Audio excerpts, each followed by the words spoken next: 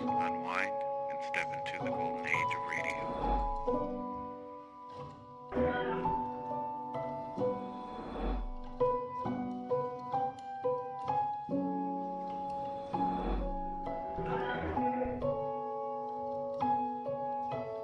You're now listening to Golden Radio Hour. And now, stay tuned for the mystery program that is unique among all mystery programs. Because even when you know who's guilty, you always receive a startling surprise at the final curtain. In the Signal Oil program, The Whistler.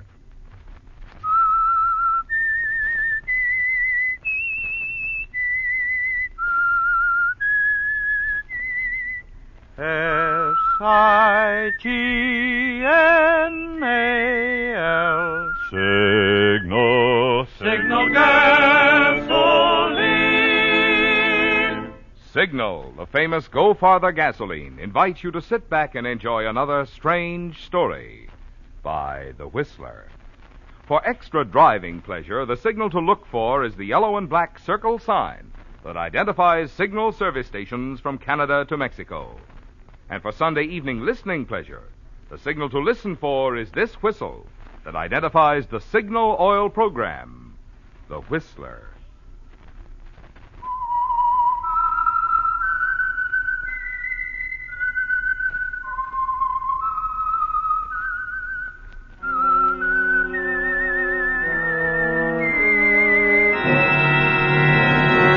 I am the Whistler, and I know many things, for I walk by night. I know many strange tales hidden in the hearts of men and women who have stepped into the shadows. Yes, I know the nameless terrors of which they dare not speak. And now, the Whistler's strange story, The New Mrs. Devlin.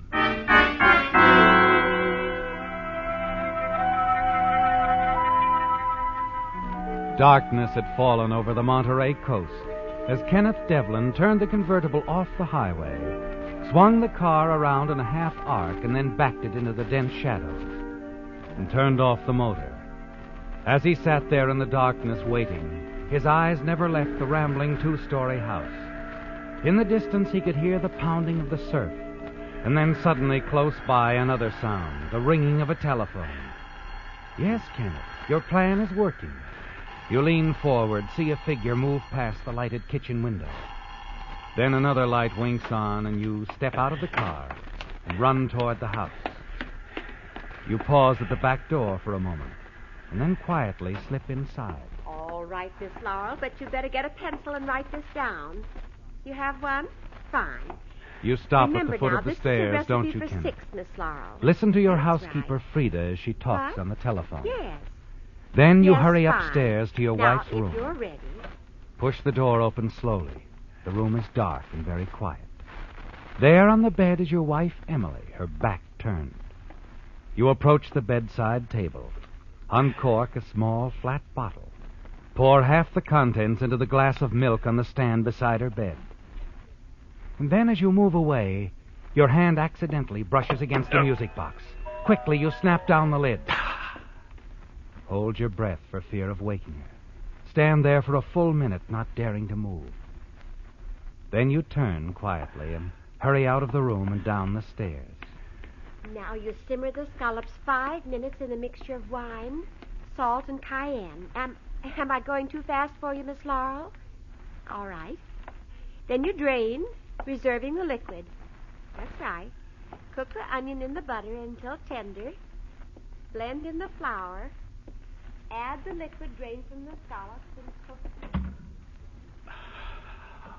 It's done, isn't it, Ken? No one even knew you were there. You've poisoned your wife, Emily, haven't you? And soon you'll be free to marry the beautiful Laurel.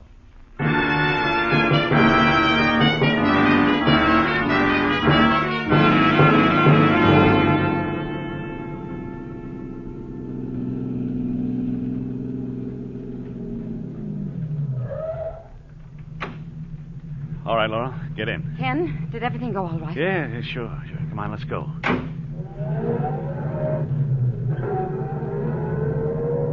Hey, your phone call was perfect, honey. Had all the time in the world. Ken, are you sure everything went all right? Of course. Why? Frida left the phone for a moment. She what? I couldn't help it. She said there was something on the stove. How long was she gone? Not more than a minute or so. Well, I'm certain she didn't see me. If she had, I think she would have spoken. Now, we better separate. All right, darling. I'll drive you up to the highway and you can take a bus home. I'll get in touch with you later. And don't worry, Laurel. I'm sure we're in the clear.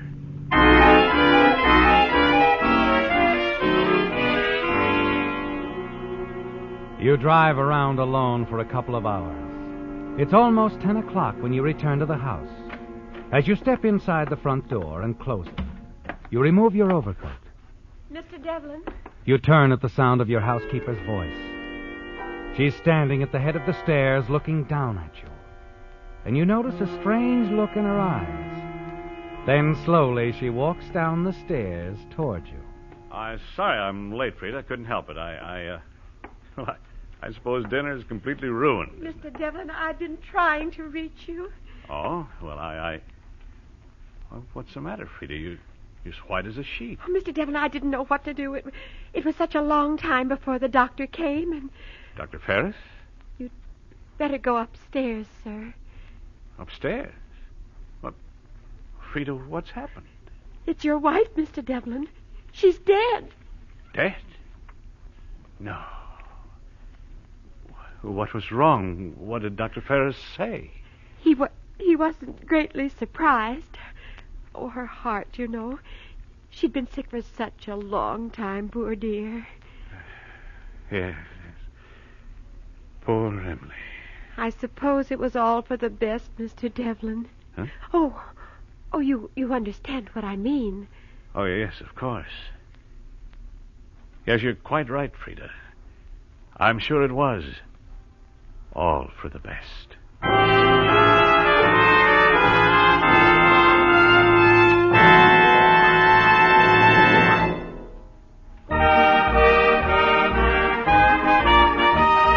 Tonight's $20 Signal gasoline book goes to Carl A. Truitt of San Francisco for this limerick.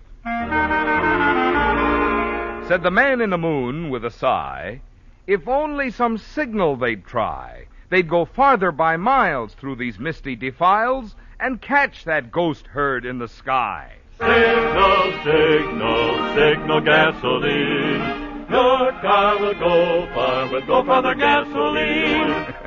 Well, even though catching that ghost herd in the sky isn't one of your ambitions, I'm sure you'll find plenty of use for the good mileage that has made Signal famous as the Go Farther gasoline. And at the same time, you'll enjoy the other benefits that naturally go hand in hand with mileage. I'm talking about Signal's fast, cold weather starting, Signal's proud pickup, Signal's smooth, effortless power.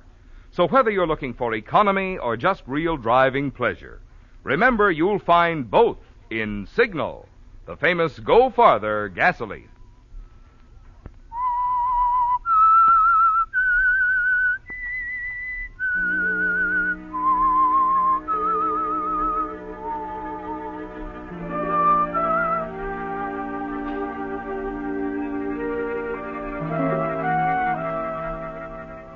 It's over, isn't it, Kenneth? Your wife, Emily, is dead. And you're sure no one suspects you poisoned her. Not even Frida, your housekeeper. Dr. Ferris stated it was her weak heart. The cremation service for Emily makes it certain now that no one will ever find out how she died. And you're in the clear. Weeks and then months pass. And finally, in the fall, you marry Laurel. Bring her back to the house overlooking Monterey Bay. Now life is amusing, pleasantly exciting, isn't it, Kenneth? Yes. Laurel, Emily's wealth, the prizes you gambled for are yours at last. And you're immensely pleased with the way things have turned out. That is, for a while you are. And then gradually you begin to notice a change in Laurel, and it bothers you. There's something on her mind, isn't there, Kenneth? And one night as you return from the office. Good evening, Mr. Devlin. Hello, Frida. Here, take these things, will you? You've been shopping again, sir. Indeed I have. Indeed I have. I put these things in the living room, sir. Dinner'll be ready in half an hour. Oh, dinner? Well, didn't Mrs. Devlin tell you we were going out tonight? She changed her mind, sir. Changed her mind, but... where is she? In the library. All right. Laurel? Oh, hello, Ken. Have a drink? Oh, thanks, no. What about the party tonight, honey? I thought you'd be all ready to go. I'm not going, Ken. You're not? But we can't. Why, Pete and George are my best friends. It's their wives. Whisper, whisper, whisper, always whispering in corners. Oh, now, look, honey, what would they be whispering about? Can't you guess? Can't you guess, Ken?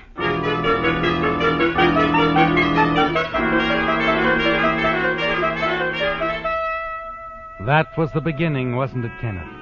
The first indication of trouble ahead. She's afraid people will find out you poisoned your first wife, Emily. You find yourself becoming jittery, irritable. And there are unpleasant scenes that end only in driving you further apart. Then another evening in the library as you sit reading the newspaper. Ken, Yes? let's move away from here. Move? What on earth for? I just want to get away, that's all. This house. Why? What's wrong with the house? I thought you liked It's just that, well, being alone here all day. Alone? Oh, Frida's here, isn't she? Yes, Frida's here. Well, what in the world? It's Frida, the house, everything in it reminds me of Emily. Oh, now, Laura. I can't help it. People are talking about us. They suspect us. Nonsense. It's just your imagination is working overtime. They don't know a thing, and they never will. As long as you keep your head. But Ken... You've got to take hold of yourself, Laura. Nothing to worry about. Now forget about it. Please. All right.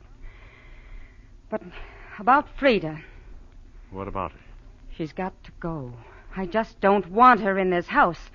She watches everything I do, listens to my phone conversations. That's ridiculous. It's not ridiculous. She suspects us, Ken. Please, you've got to dismiss her. No, Laurel. Frida's staying. And that's final. I see. You feel sorry for her, don't you? Sorry? She's in love with you, of course. You know that. In love with me? Oh, don't be silly. I noticed it a long time ago, the way she looks at you. Even before Emily died, she was in love with you. Laurel, I tell you, the way it's she utter- follows you around, always doing things for you. Oh, it's all very clear, Ken.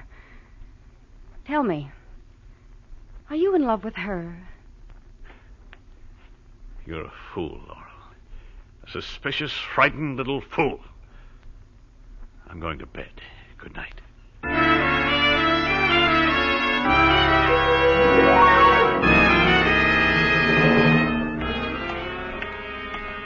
Well, good morning, Ken. Oh, George, how are you? Fine. Yeah, great morning, isn't it? Yeah. On your way to the office? Yeah, I thought I'd walk it for a change. Say, how come we don't see you folks anymore? Getting antisocial or something? Oh, no. Well, Laurel's not been feeling too well lately, and then I've been pretty busy. Sure. Just kidding. Laurel going on a trip? Trip? Yeah, I saw her about 10 minutes ago heading to the bus station. Laurel? Yeah, carrying a suitcase. Oh, yeah. She's going to visit a girlfriend of hers. Well, I thought she was going to drive the car up. I guess she changed her mind. Yeah, well, maybe we can get together some night, huh? Play a little poker with the boys? I'll phone Pete. Yeah, sure. We'll do that. Excuse me, George. Excuse me. I'll have to go back to the house. I forgot something. Yeah, okay. See ya.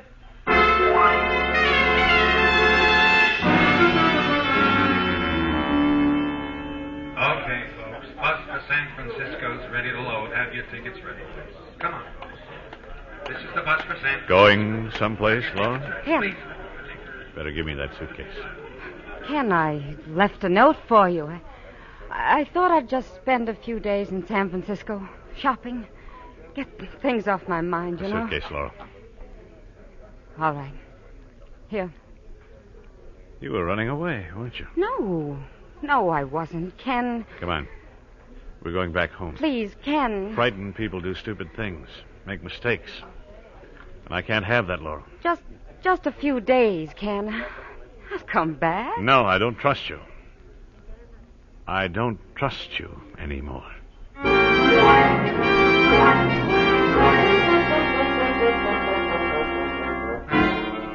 Marriage to Laurel was a mistake, wasn't it, Kenneth? You realize that now.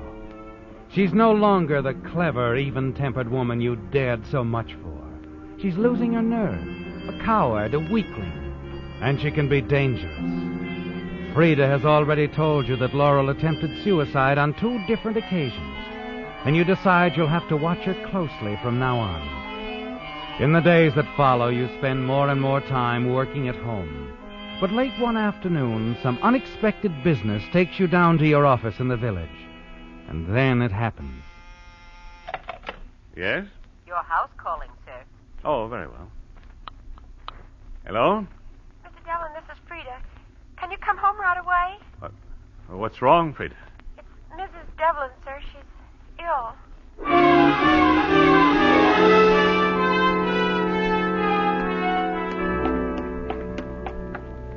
Now, if you'll just rest quietly, Mrs. Devlin, and take that medicine every half hour. See that she does, huh, Frida? I will, Doctor. Yes, well, I shall look in again this evening. Goodbye. Oh, Ken. How is she, Doctor? Oh, nothing to worry about. She'll be all right. Just nervous, upset stomach, but I'd watch her for a while. Frida told me she's attempted suicide once or twice. Yes, I know. She told me, too. I'll watch her, Doctor. Very closely.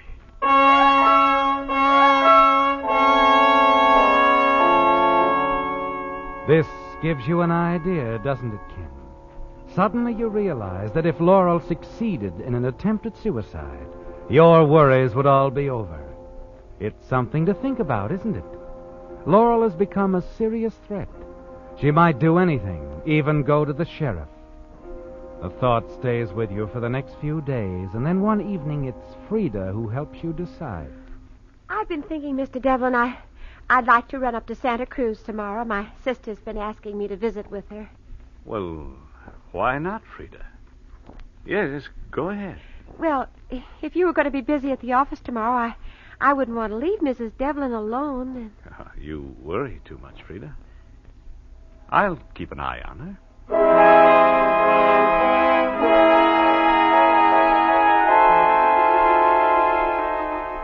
It's an opportunity, isn't it? And you don't hesitate to take advantage of it. Laurel will be alone in the house. It's got to be done, you tell yourself. And it might just as well happen tomorrow. Later that night in the attic room, you open an old trunk. Take out a small flat bottle, the same poison you used for your first wife, Emily. As you stand there staring at it... Oh, Mr. Devlin, I didn't know you were here. What is it, Frida? Well, I just came up to get some things I'd stored away, some presents for my nephew, but I won't disturb you if you're... Oh, it's quite all right. I was just leaving. Oh, Mr. Devlin. Yes? About breakfast in the morning, I'd planned to catch the 8 o'clock bus. Now, don't worry about us. I'll manage. You run along.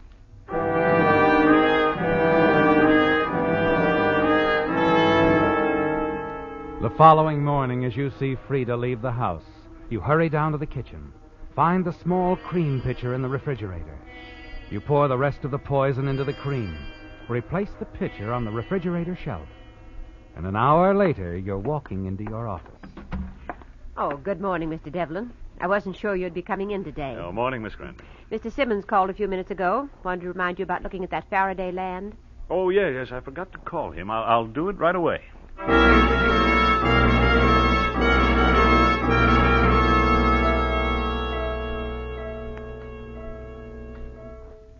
After you phone Mr. Simmons, put in several other calls. You make a pretense of being quite busy, but your eyes keep wandering to the clock. 9:30. Laurel's waking up now.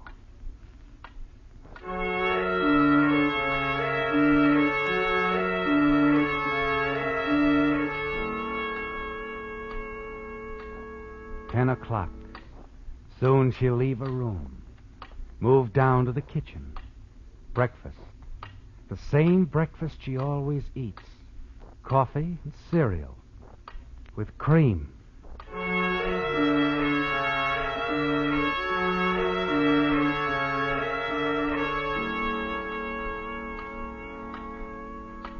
11 o'clock. And now you reach for the telephone. Yes, Mr. Devlin? Will you call my home, please? Yes, sir. You've waited an hour and a half, haven't you, Ken? 90 long minutes. More than enough time for Laurel to dress and eat breakfast. The poison should take effect immediately. You get up from your desk, pace the office. It had to be done. There was no other way, was there, Ken? Coldly, simply. First, Emily, because you wanted her money. Now, Laurel, because she threatened your security. And everything is once again in your favor.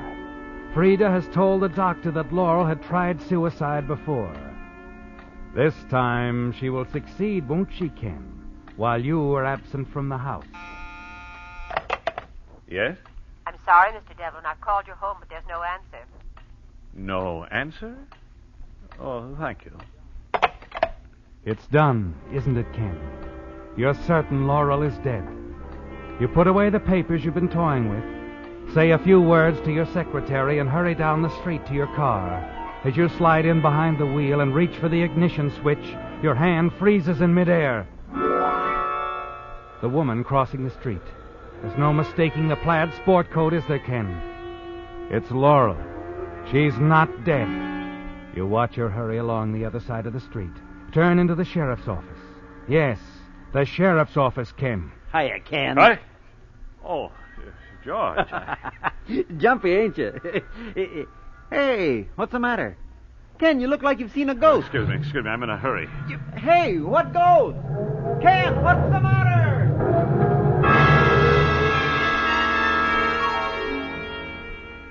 Laurel is going to tell the sheriff everything, isn't she, Ken?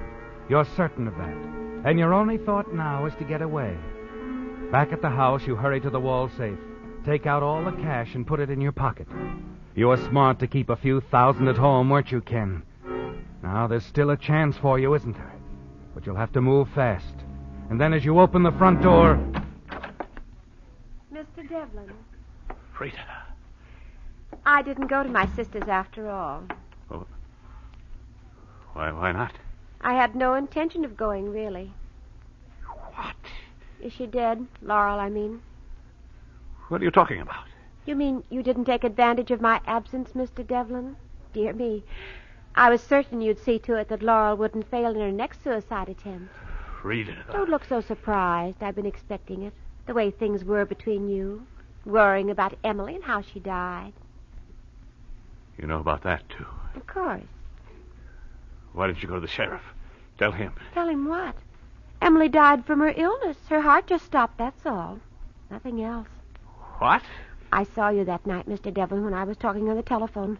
I followed you upstairs, saw you drop the poison in the milk.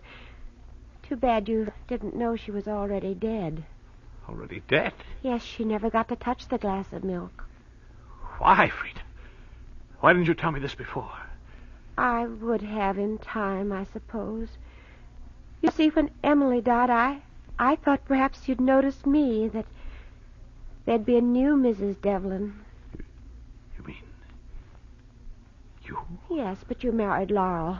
That took me by surprise. And I only wanted to hurt you, you and Laurel, to make you suffer. And she has suffered. Yes, she has. She must have if she tried suicide. Oh, no. She never tried to kill herself. But the doctor said... Well, you told me, I too. planned it that way because I thought it would help you if it were established in advance that she had suicidal tendencies, in case you decided you'd be better off without her. Oh, you don't know what you've done, Frida. You've ruined things. Laurel's at the sheriff's office right now telling him I poisoned Emily. I'm sure of it. Well, that's all right. I can tell him differently. Will you? On one condition. What's that? I love this house. I want it to be mine. Ours, Kenneth. I see. I want to be the next Mrs. Devlin. Laurel... She doesn't love you, and you don't love her. She'll make your life miserable. You could send her away, divorce her. And if I do? I'll tell the sheriff the truth, and you'll be free. Well, if the sheriff's coming, you better make up your mind, Kenneth. Soon.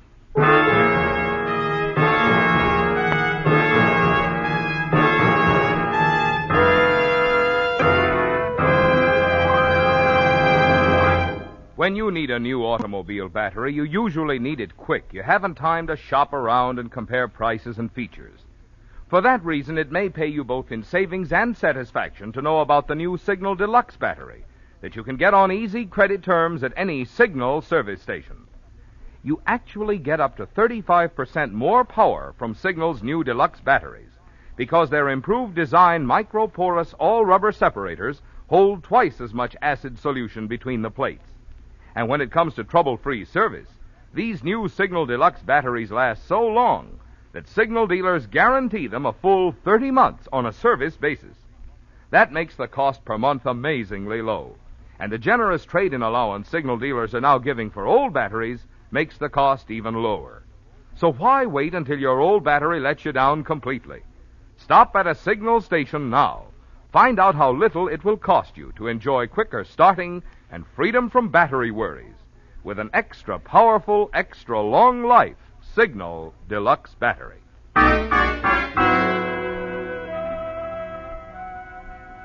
So you have a decision to make, Ken. You can reject Frida's demand and face a murder charge. Or you can accept and be cleared of a crime you planned but really didn't commit. You move out to the patio alone to think. But your mind is already made up, isn't it?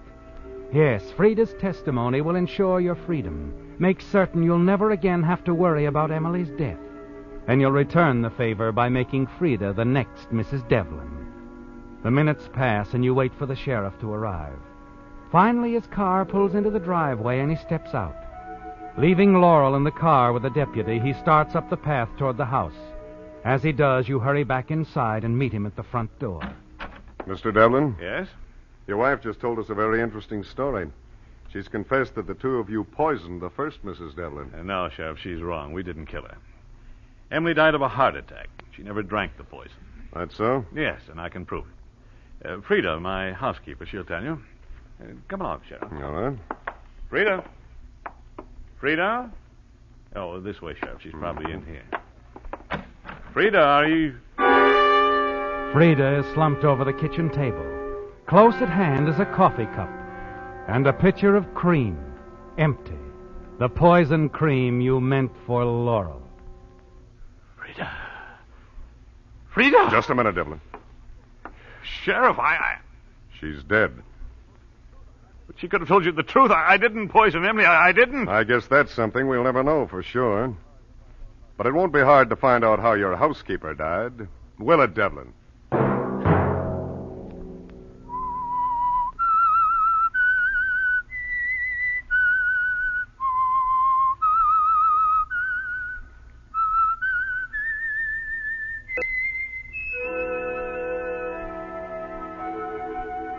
Let that whistle be your signal for the Signal Oil program, The Whistler, each Sunday night at this same time. Remember, if you would like the fun of having your friends hear a limerick of yours on The Whistler, the address to which to send it is the Signal Oil Company, Los Angeles 55, California. All limericks become the property of the Signal Oil Company. Those selected for use on The Whistler will be chosen by our advertising representatives on the basis of humor, suitability, and originality. So, of course, they must be your own composition.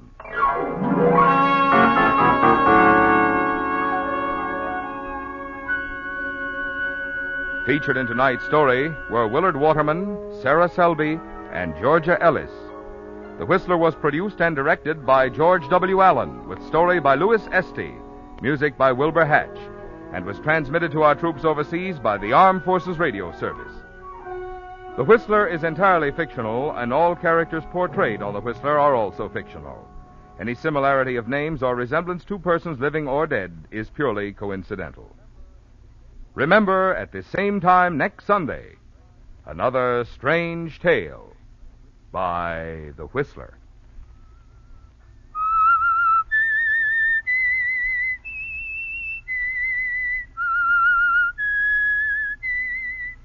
S-I-G-N-A-L Signal, Signal gasoline. Don't forget, when you give to the community chest, you're helping not just one organization, but many worthy causes that directly benefit 4 out of every 10 families. Think of that when you're deciding how much to give to the community chest. Marvin Miller speaking. This is CBS, the Columbia Broadcasting System. The Signal Oil Program, The Whistler.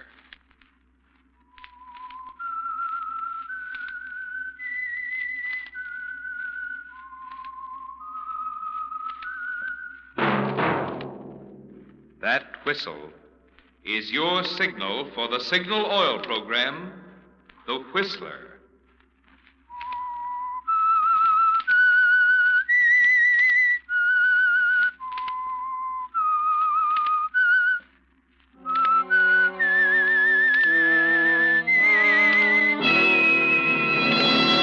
I am the Whistler, and I know many things, for I walk by night. I know many strange tales hidden in the hearts of men and women who have stepped into the shadows. Yes, I know the nameless terrors of which they dare not speak.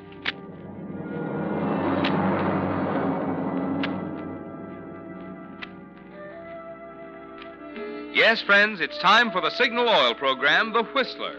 Rated by independent research, the most popular program on the West Coast.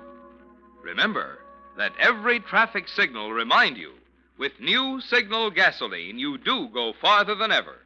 Look for the familiar big yellow and black circle sign that identifies those popular signal stations in 7 western states from Canada to Mexico. And now the Whistler's strange story. Poison is quicker.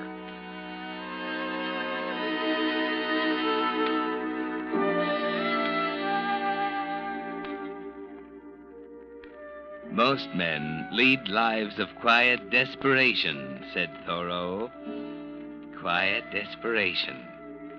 How well little Alfred Smithers, who never read a word by Thoreau in all his life, knew the meaning of that phrase.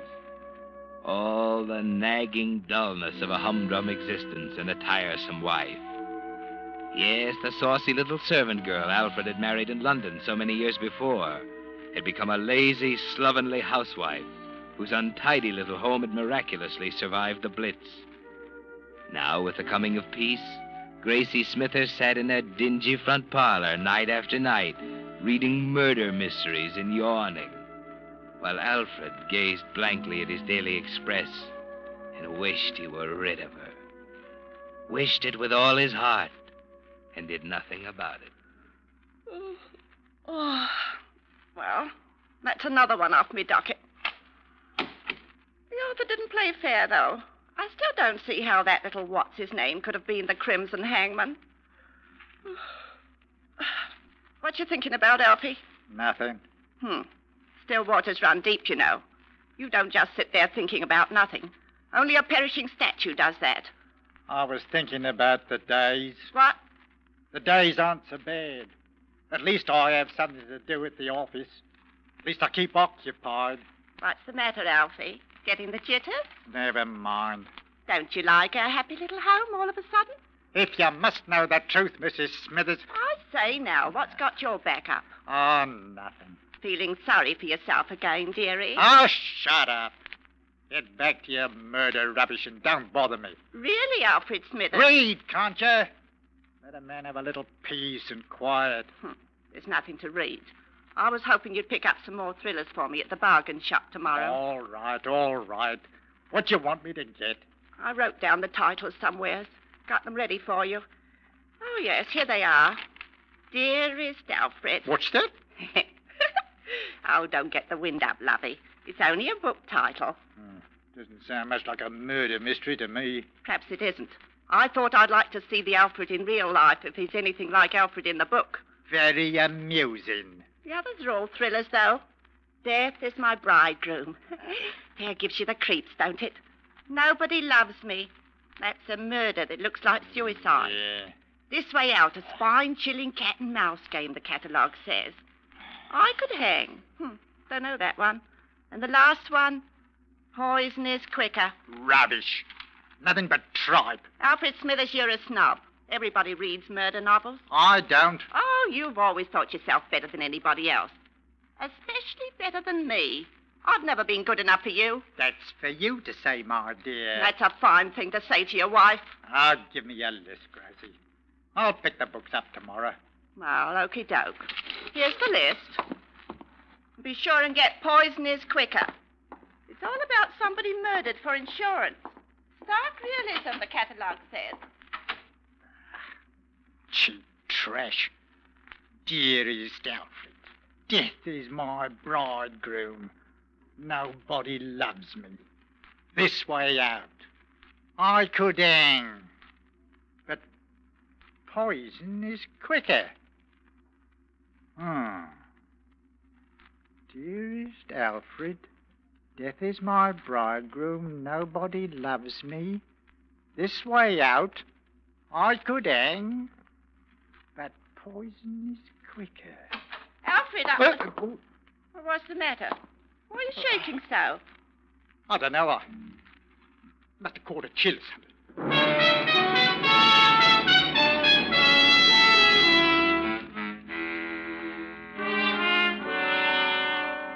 Almost like a note to you, isn't it, Alfred? The barely coherent elliptical style of a suicide note. If Gracie were dead and that note were found beside her body, you try not to think of it. Why, it's monstrous. You're thinking of murder. You want to be rid of her, but not that way. Still, if you simply left her, you'd have no money. And Gracie does have insurance. But poison is quicker, she said. Poison. That arsenic powder you used in the garden. The thoughts in your mind all that night and all the next day. It's coming out now from its hiding place deep inside you. And then when you return home that evening, it happens. The little push that makes you a murderer. Well, where are they? Where's what? My books, dearie. You said you'd bring them home with Oh, you. I'm sorry, Gracie. I forgot all about them. You forgot? Yes, Gracie. They had things on me mind. Other things on your mind. Such an important little man, aren't we, Elfie? Can't keep a promise to your own wife. I couldn't help it, Gracie. They slipped me mind. Like fun they did. You done it deliberate. I know you did. Gracie, don't raise your voice. It's vulgar. Oh, so now I'm vulgar, am I? Well, if I'm not good enough to do things for, I'm not good enough to do things for you. You can make your own tea and toast tonight. Don't shout at me, Gracie. Don't scream. Oh, don't. I'm sick and tired of getting the frosty eye from you, dearie. You're not so high and mighty. Just a miserable little clerk in a dirty little office. That'll do. Oh, just a second, Your Highness. Gracie! Don't. You'll only upset yourself. I'll make tea for the both of us. You'll make none for me. That wishy-washy, weak stuff you'll brew for yourself. I'll make me own. All right. For once I'll do it your way. Eh? Tonight I'll make it the way you want it, Gracie. Just as strong as you like.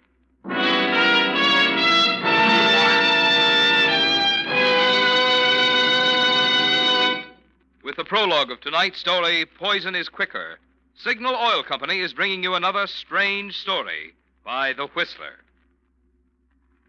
Inflation. You hear that word all around you these days. But in the midst of higher and higher prices and dollars that buy less and less, it's gratifying to find a product that actually offers more quality than ever before in history, but still sells at its pre-war price. Yet that's just what you get in new Signal gasoline. Of course, improvement isn't new to Signal gasoline. Since that day 14 years ago, when Signal Oil Company introduced the first guaranteed anti-knock gasoline at no extra price, Signal gasoline has been constantly improved to give you the benefit of every latest development in the automotive and petroleum industry. But today's Signal gasoline, in which the atoms in gasoline molecules have actually been rearranged to create amazing new power, is so superior to pre-war gasolines, it's really a completely new type super fuel. To discover what thrilling performance there's still left in your car, try just one tankful of new Signal gasoline. When you step on the accelerator, you'll know why Signal products, although still young in years, have grown and grown in popularity. Until today, those friendly stations displaying Signal's yellow and black circle sign now serve 7 western states from Canada to Mexico. And now, back to the Whistler.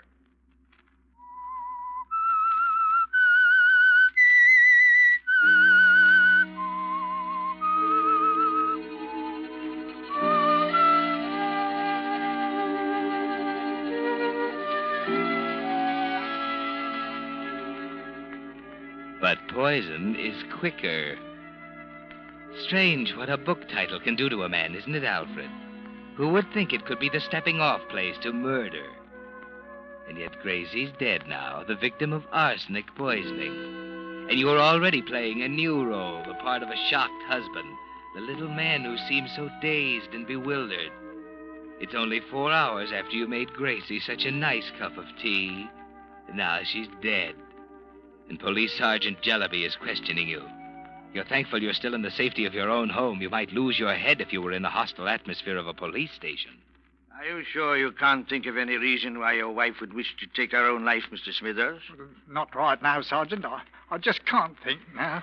I'm sure you understand we must get to the bottom of this unfortunate affair. Of course. Now, about the question of motive, then. Well, the books. Might have been the books. Books? But it's such a tiny thing. You'd better tell me about it, Mr. Smithers. Well, my wife is very fond of reading. Last night she asked me to pick up some novels for her in the city today, and I was so busy that I forgot all about them. She was rather upset when I come home without them. Upset enough to kill herself, Mr. Smithers? Oh, good heavens, no. At least I didn't think so then. You quarreled about it? Oh, no, we never quarreled. She was upset, as I said, and it disturbed me. In what way? Oh, I felt rather guilty about failing her, so while she was making our tea, Your wife made tea after your little incident? Oh, yes, she always done that. She said I made such horrible tea. Our neighbours can tell you that. Who are they? Well, there's Mrs. Applegate next door. She's a widow, and then there's Henry Small across the road. I see. Go on, Mr. Smithers. You said you felt guilty. Oh, yes, so I did. So while she was making the tea, I decided to surprise her. Make up for what I'd forgotten to do, like, you know. In what way? Well, I remembered the rental library on the Queen's Road might still be open, so I thought I'd better take a quick walk over there and pick up a few novels for her. I left the house without a word. Wanted to surprise her, like, see? How long were you gone? I left at 6:30. It was foggy, you know the way it gets this time of year. So I was longer than I'd bargained for. Over half an hour I was. And these are the books you got her? Yes, Embers of Desire and Love in the Desert. Sort of thing most women like to read. Did your wife read this sort of thing as a general rule? I don't know. I never much thought about the books she read. What books did she ask you to get for her in the city? Books? Yes, what titles? Oh, well, I know it's absurd, Sergeant, but I simply can't remember. Are you quite sure? Well, I just can't think of them. I mean, to say, I forgot about them in the first place, and now I'm so mixed up. Perhaps it'll come to you later. Now about the note. Yes? Doesn't it strike you as rather odd? I don't think I know what you mean, Sergeant. Well, it isn't coherent, for one thing, and she didn't sign her name to it for another. I thought of that. My wife, she must have been under great mental strain when she wrote it. I can see that. Decided to take her life on a sudden impulse, eh? Must have thought you'd left the house in a fit of anger, then hurried about the business of writing the note and putting the arsenic in her tea. It's a terrible thing to think about, ain't it, Sergeant? Right. Arsenic poisoning's not the most pleasant of deaths. Since you weren't here to prevent it, perhaps it's just as well you didn't get home until it was all over. Yes. Is that all, Sergeant? Yes. You'll be notified when to appear for the inquest, Mr. Smithers. I'll see you then. Good night.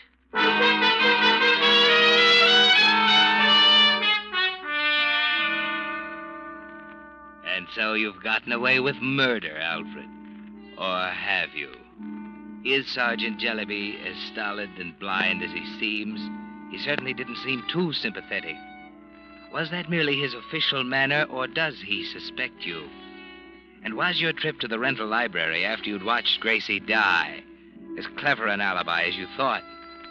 You had to lie about the type of novel Gracie read. You deliberately brought home those trashy love stories to ward off any questions about the suicide note. But if Henry Small or Molly Applegate should remember that Gracie read mystery novels... you made a mistake there, Alfred. But it's too late to rectify it now. All you can do is attend the inquest with Molly Applegate and Henry Small on either side of it. A nasty business, this, Elf. It'll soon be over, though. I hope so, Henry. You think that the coroner's jury could have made up their minds by now.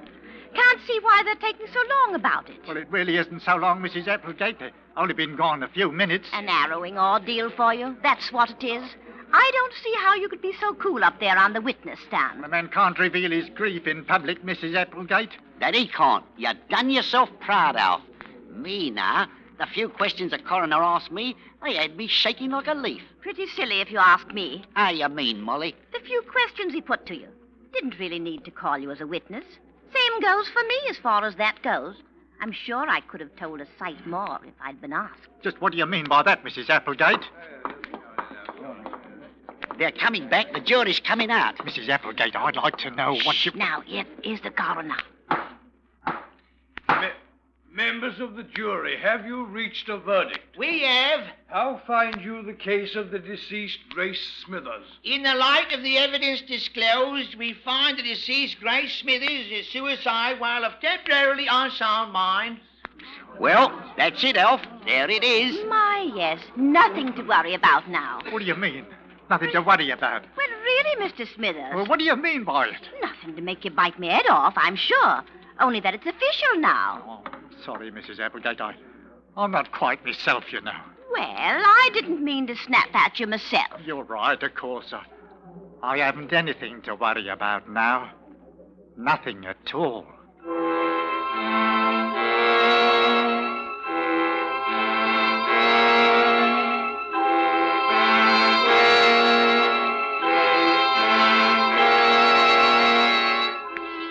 Nothing to worry about, Alfred. Then why is fear so clammy and cold inside you? You've always been afraid of so many things. And now you've actually killed Gracie, you're afraid you'll be found out. That's the greatest fear you've ever known. Murder was so easy, but that was only the beginning. What about Molly Applegate? What more could she have told if she'd been asked? The question haunts you all during the funeral, and through the next day, and the day after, when the insurance man calls at the house. Just one more question for our files, Mr. Smithers. I don't see why I have to answer any more questions. You can get all your information from the police records. It's a formality we have to follow, Mr. Smithers. My company's not in business for its health, you understand. But surely I told you everything you want to know. Just one more thing. What really made your wife take her own life? That's in the evidence at the inquest. It's available to you. My instructions are to get it in your own words. You want your wife's insurance, don't you, Mr. Smithers? No sense in going to pieces, you know. If I were in your shoes, you know what I'd do? Take a trip. If you was in my shoes. Yes, do you good. Now, what about your wife? I guess the war was too much for her. She finally gave way after it was all over. Sergeant Jellyby told me you said that. Then you seen the police. Well, it's part of my job, you know. Is that all you want? I think so. The money will come through in due time, Mr. Smithers. Good day.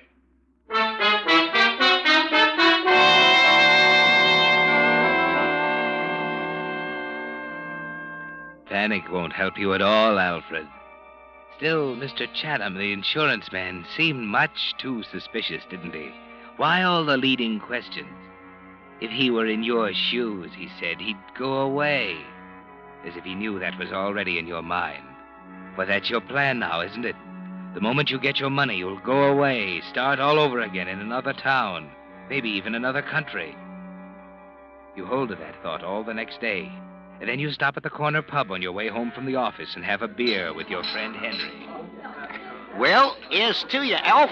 A long life and no slip-ups. No slip-ups? Accidents. Hope nothing ever goes wrong for you. Cheerio. Cheerio. Oh, that's a bit of all right, what? Yes, it is. Ran into that insurance bloke this afternoon, Chatham. You did?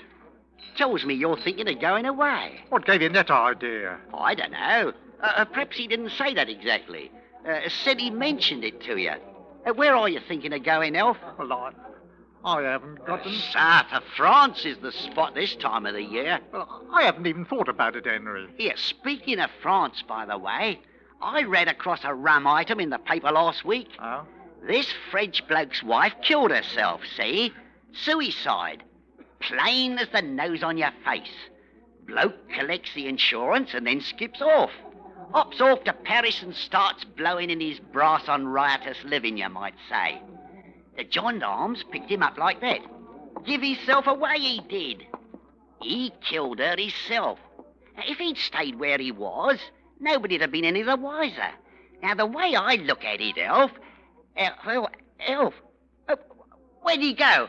I say there, Peg... Looking for your friend, Mr. Small?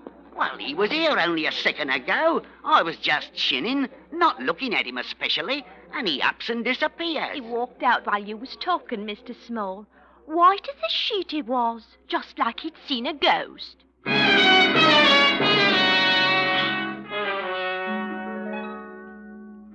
It wasn't a ghost you'd seen, was it, Alfred? Merely the folly of trying to go away. Henry Small's right. People would immediately start to talk. Wait, though. Henry Small never invited you to have a beer before. And why did he tell you that story about the Frenchman? It's very suspicious. As frightening as Molly Applegate's remarks at the inquest. What was the information she could have given the coroner? The question beats at your mind again as you walk home from the pub, trying to hurry through the fog that's come up. Mr. Smithers? Oh. I hope I didn't startle you, Mr. Smithers. You did give me a bit of a turn, Mrs. Applegate. I didn't notice you waiting at the doorway. Thought you'd be along about now. I've been waiting for you. Waiting for me? I know how it's been for you since Gracie passed on. I thought perhaps you were tired of having your tea alone by now, eh? Oh. Well, I haven't thought about it much, Mrs. Applegate. As a widow, I know what it's like to be lonely myself. I just got some lovely fish and chips at the shop, and I left tea on at home. So if you'd like to come in... Well, really, I thought we might have things to talk about. Things to talk about? I'm a woman what keeps her eyes open. I know how things were with you and Gracie. What you mean? In our mystery books. Well, what about them? Believe me, I understand. Understand what? What is it to understand? You can trust me not to breathe a word to anyone. Mrs. Applegate, I'm sure I don't know what... Alfred, you've known me long enough now to call me by my right name. You can call me Molly if you want to. Oh, I'm sorry. I really must be getting home. Oh, but our tea. I don't want no tea. I'm not hungry, Mrs. Applegate. Good night.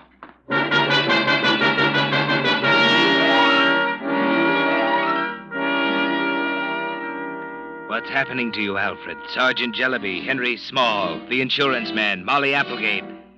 They've all talked to one another about you. Are they playing a cat-and-mouse game with you? You've got to find out how much they know.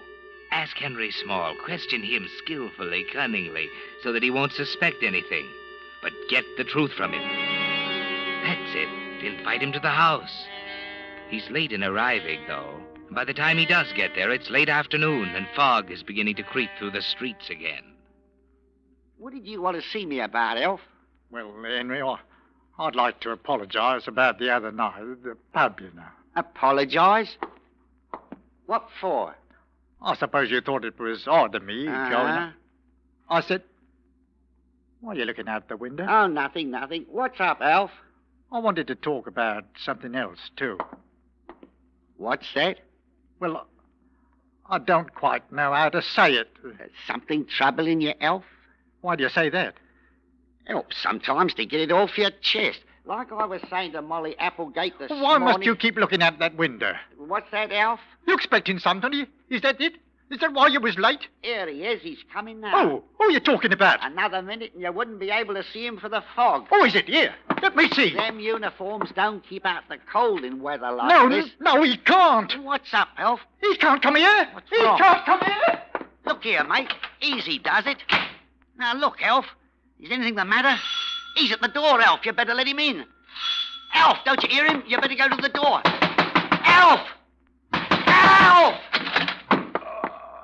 Good heavens. Elf, what have you done? Here, let me help you. You can let him in now, Henry. You all thought you were so clever. But poison is quicker.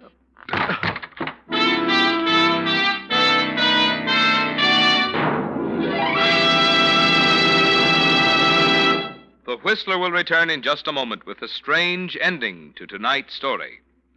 Meantime, a word about a sight that's becoming more and more common these cold mornings. Somebody trying to start his car, but no luck. The reason? Another war-weary battery has gone dead. So that this can't happen to your car, I'd like to suggest that you take advantage of your Signal gasoline dealer's complete battery service. At least every 2 weeks, stop in to have him check the water level and remove destructive corrosion from the terminals. If your battery seems run down, your Signal dealer has the latest equipment to tell its exact condition, as well as to give you a thorough recharge job. In the event that you need a new battery, he has top-quality Signal batteries, fully guaranteed for long, trouble-free service. And I might add, Signal dealers also have America's finest spark plugs, Champion spark plugs, which play such an important part in cold weather starting. So stop in at your Signal dealer soon. You'll find he's much more than just a place to buy Signal's famous Go Farther gasoline and fine lubricants. For wherever you see Signal's yellow and black circle sign, there you'll also find complete Signal service and accessories to help your car run better, look better, and last longer. And now, back to the Whistler.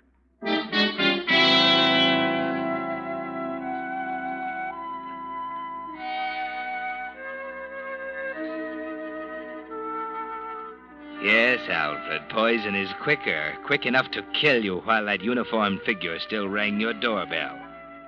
The cat-and-mouse game is over.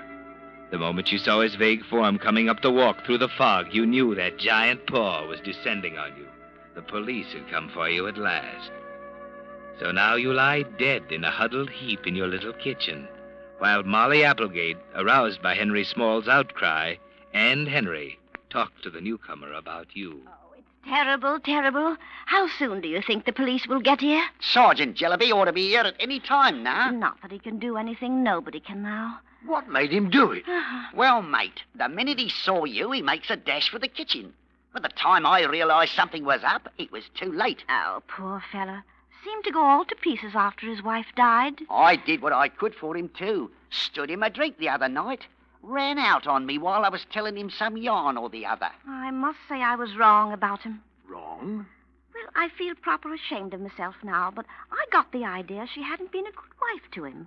I tried to tell him so. Poor old chum. Ain't it funny how he jumped on the edge the minute I spotted you coming up the walk? Thought you might be bringing me a quid or two on the football pool this week. Instead, you called on old Alf. What gets me? Why does he do it just when I'm ringing the bell?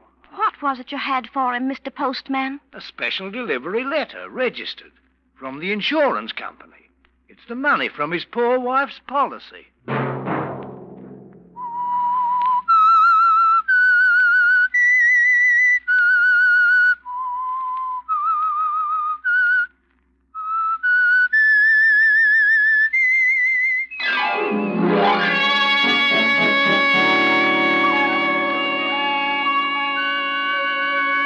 Monday at 9 o'clock, The Whistler will bring you another strange tale.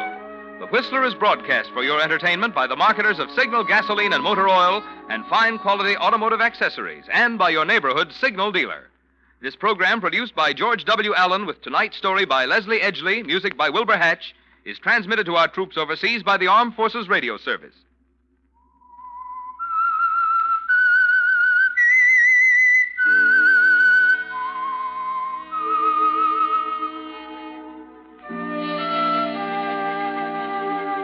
That whistle is your signal for the Signal Oil program, The Whistler.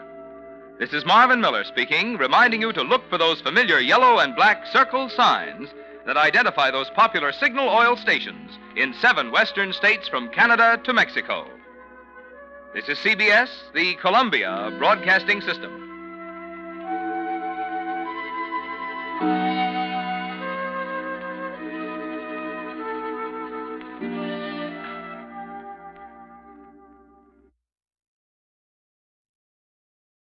The Signal Oil program.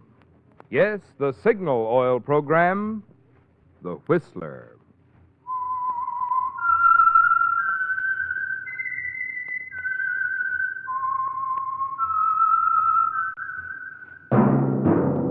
That whistle. is your signal for the signal oil program, The Whistler.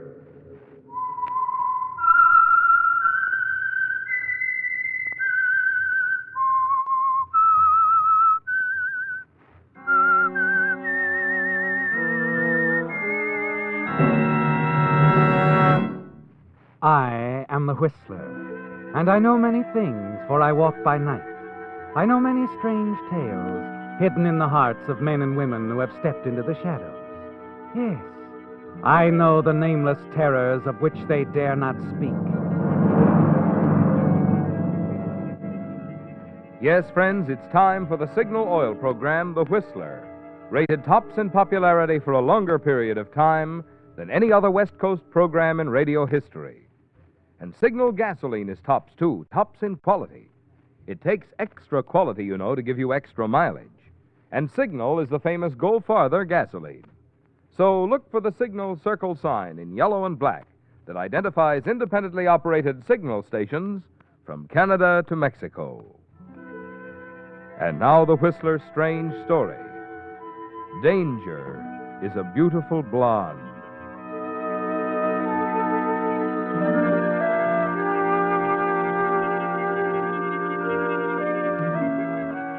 Like anyone else, Van Barclay gave little thought to the precarious nature of everyday living. Had he had occasion to probe the fact, he might have acknowledged that danger is always present and that it can strike quite suddenly. Only Van Barclay wasn't thinking about such things. Perhaps he was too restless to care. A young engineer, unmarried, can get restless. Working in a new, strange city, he can get lonesome, too. Van Barclay was one or the other, or both of these things, on a Saturday night that he came out of a movie and went for a stroll along the Santa Monica Palisades in preference to going back to his hotel room. On a corner, he stopped to light a cigarette. That's when he first noticed it. The car was big, a Nash convertible. It cruised by him, came back around the block, moving slow. The third time around, he was standing on the curb, staring openly at the girl behind the wheel. She was very nice. Young, blonde, considerably more than attractive. And she was looking at him just as obviously. Hello. Hello. You've opened a door before, no doubt. In other words, isn't it a beautiful night for a drive? Well, isn't it? Yeah, that's what I said. You weren't going somewhere important. No, not at the moment. In fact, I was faced with a rather gloomy prospect of an evening at a hotel alone. And it is a beautiful night for a drive. I suppose it was on the golf course at Biarritz, What? where we met. That's as good a place as any. Yes, only I've never been there. But I have a good imagination. And then, I remember so well those evenings at Monte Carlo when you'd say to me, Van, you must sit beside me at the casino tonight. You bring me luck. You called me Van in those days, remember? Never Mr. Barclay. And I used to call you, what was it I used to call you? It might have been darling, mightn't it? Yes, might have been at that. Or maybe the mystery woman, huh? Beautiful, fascinating, and unpredictable. Especially unpredictable. Oh, that's not very flattering, Mr. Barclay. You might have said especially beautiful. Yeah, I might have, and meant it. Okay, you win. You're not only beautiful and fascinating and unpredictable, but you're too fast a worker for me. How come? How come what? All this. You're not happy about taking a drive with me, Mr. Barclay? I'm delirious. But why me? What have I got? Well, you're not unattractive, you know. Yeah, but baby, you never saw me before. How do you know what I'm like? Perhaps I like to take chances. Didn't your mother ever warn you about picking up strange men on the street? My mother was rather unusual, Mr. Barclay. She taught me that when I wanted something, there was only one thing to do. Get out and find it. Uh-huh. Okay, who's kicking? You'll pardon me if I pinch myself. This is something I wouldn't have believed. Sort of like an angel from heaven dropping in your lap. Oh, I'm no angel, Mr. Barclay.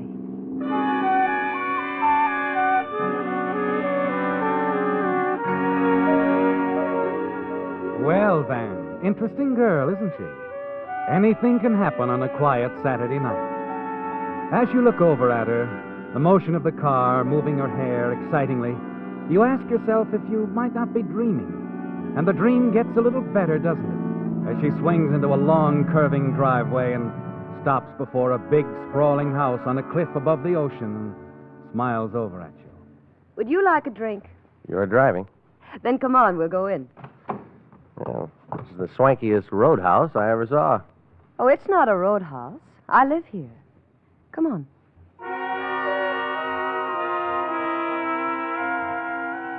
Inside, it's even more unbelievable, isn't it? The big hall, lush carpets, and on the walls, a treasure in fine art. Not a bad little place to hang your hat. Hang it, then. We like it here. Probably have 2 or 3 scattered around the country. Oh, no. Just a cabin at Lake Anderson. Mm-hmm. Well, I gather you're not worrying much about any wolves howling at your door. Not that kind, anyway. The guy that owns this place must be a movie producer. Your father? My father. And he's not a movie producer, just an art collector. Perhaps you'd like to take a look around. We have some very nice paintings scattered all over the house. You think we can find our way without a guide? There's no one else here, if that's what you mean. We only have one servant now. This is her night off. Cozy, isn't it? The whole place to ourselves, all 50 rooms. Oh, it's not that bad. We'll take a look as soon as we have that drink I promised you. You feel like pinching yourself, don't you, Van? This is the kind of thing that just doesn't happen. But it's real. She's real. And she's even more attractive than she looked in the car. And it isn't the cocktails you've had. Finally, she leads you into the library. Like this room, Van? Very much. Always wanted something like this. The right sort of library is good for a man. I designed this myself. Mm-hmm. Even no interior decorating, huh? You're, pretty complete. Mm-hmm. Thank you. Van, fix yourself another drink. The decanter is over there. I'll be right back. Well, take your time. This is all very pleasant.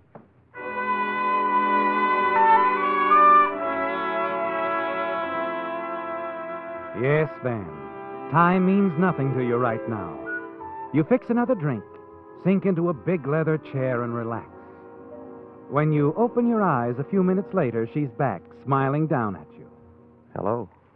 Hello again. Oh, I see your glass is empty. Well, that's easily remedied. I'll pour you another one. Well, this is nice work, if you can get it. Here you are. Thank you. Nice perfume you're wearing. Like it? I like everything about you. Good. Then you won't mind doing something for me, will you? Anything, short of murder. Walk over here. To the closet? Yes. Yeah. Now, open the door. There's something I want you to see. Okay, I'll play games with you. Hey, I thought you said we were alone. We are, Mr. Barkley. Because you see, the gentleman in the closet is quite dead.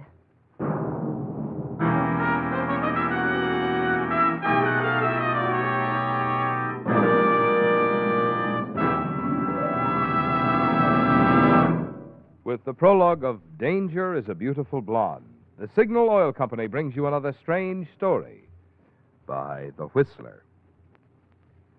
When you Whistler fans are on a trip some distance from home, have you found yourself wondering at what other points on your car's radio dial you can tune in The Whistler and your other favorite network programs? You'll know if you have one of the handy radio logs for travelers, which is included in Signal's brand new road maps just off the press. Or on weekend drives, have you tired of the same old scenery and wish there were some different places to go? Just consult the guide to interesting places to visit, which is another extra feature of Signal's new maps. Their large size makes these colorful new Signal maps easier to read, but because of their improved type accordion fold, they're also easier to handle. Obviously, Signal went all out to make these free maps the very finest obtainable. And I might add, this insistence on top quality is typical of all the products and services you'll find at those friendly independent dealers throughout the Pacific Coast states who feature Signal, the famous Go Farther gasoline.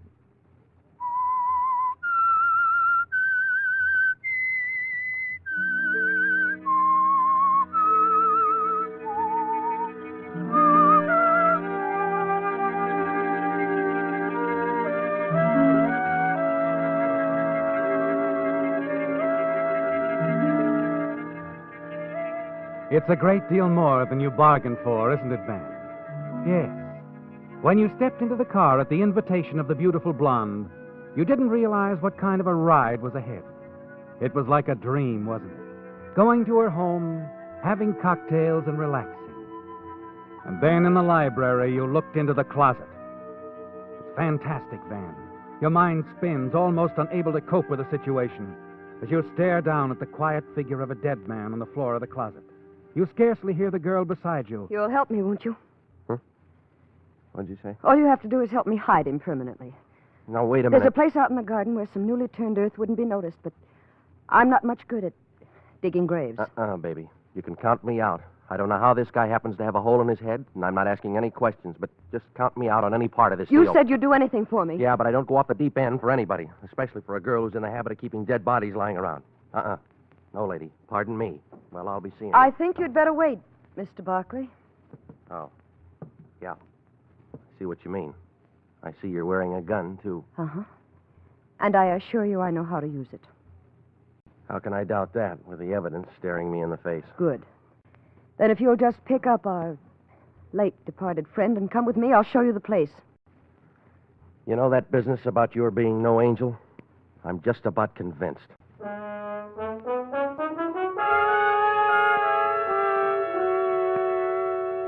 Well, Van, you're in deep, and there's nothing you can do about it, not with a gun in your back. You carry the body downstairs as she demands and go out into the garden. There's a shovel. Start digging. Like I said, dig it big. Sounds like a beach near here. The back of the yard drops off to the beach. But never mind, you've got other things to do.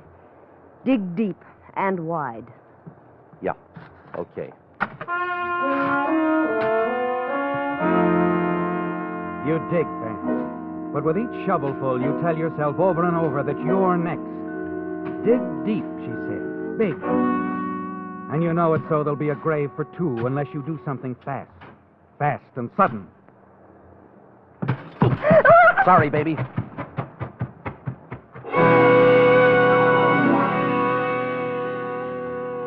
A heavy shovelful of dirt in her face knocks her off her feet. At the same time, you're leaping clear, racing for the drop-off at the back of the property. It's a wild, frightening scramble down through the rock and brush until you hit the beach, running hard. There are no shots, no footsteps. You're away, Van. Free. Far down the beach, you work your way back up to the highway, catch the bus for town in the safety of your hotel room. You're too upset to decide what to do that night. You want to call the police, but the memory of that blonde hair and those pale blue eyes stops you. You want to be sure before doing anything that will send her to the gas chamber. You turn in without deciding. Next morning, when you go downstairs, the desk clerk hands you something. Good morning, Mr. Barkley. Morning.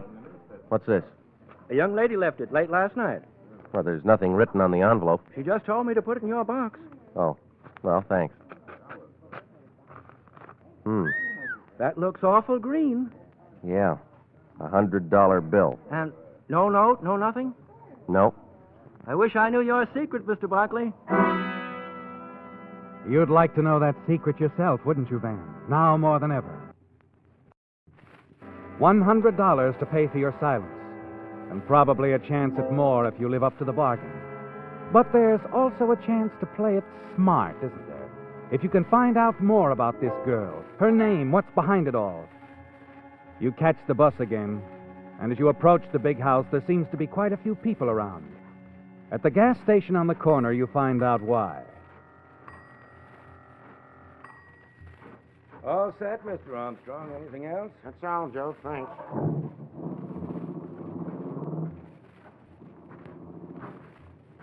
Hi there.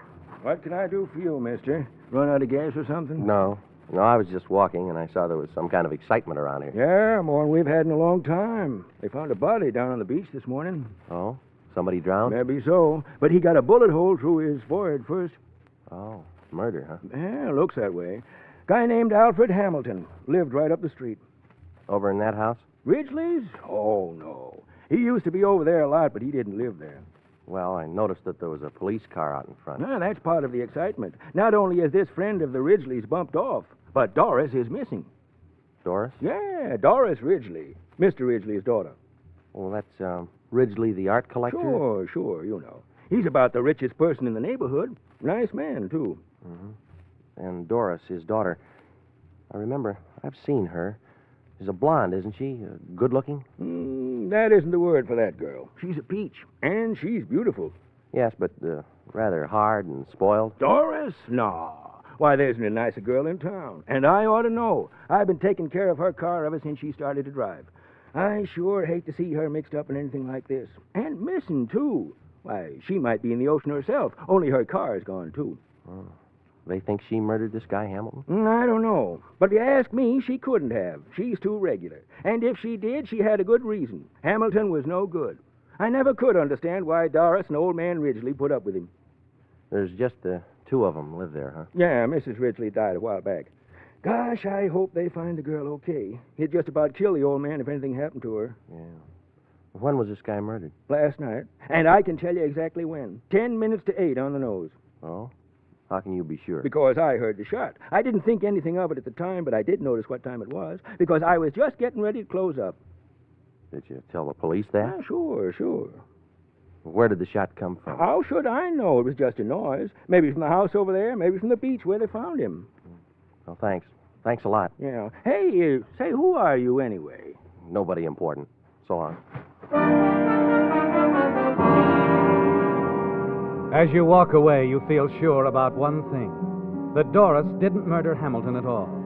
She was covering for somebody else, wasn't she, Van? And you've got to find her and bring her back. But where is she? Suddenly it hits you. The cabin she mentioned. Yes, at Anderson Lake. You decide quickly, Van. Next stop, Anderson Lake.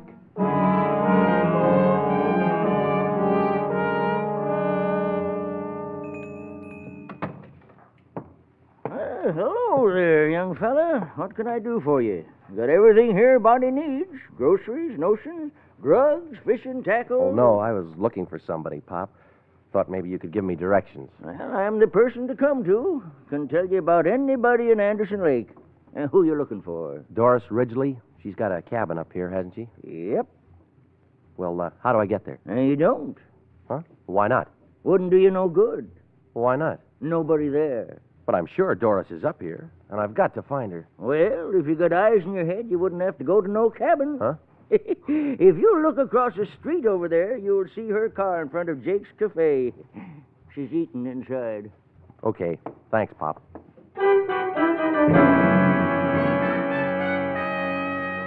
Yes, she's in Jake's Cafe. And you wait outside until she comes out. As she gets into the convertible, you slip around the other side and open the door. Hello, baby. It's a nice day for a drive, isn't it? Mr. Barkley. Don't reach for your bag. I'll take it instead. I'll take a look inside, too. Yeah, just as I thought, the gun. You still got it. Well, I'll just keep it this time, if you don't mind. Look, Mr. Barkley. Now, just a minute. I'll do the talking this time. First, I'll give this back to you. Even if I had a price for this sort of thing, it wouldn't be $100. It's all I had last night. I said even if I had a price. I don't. I'll keep my mouth shut until I'm ready to talk.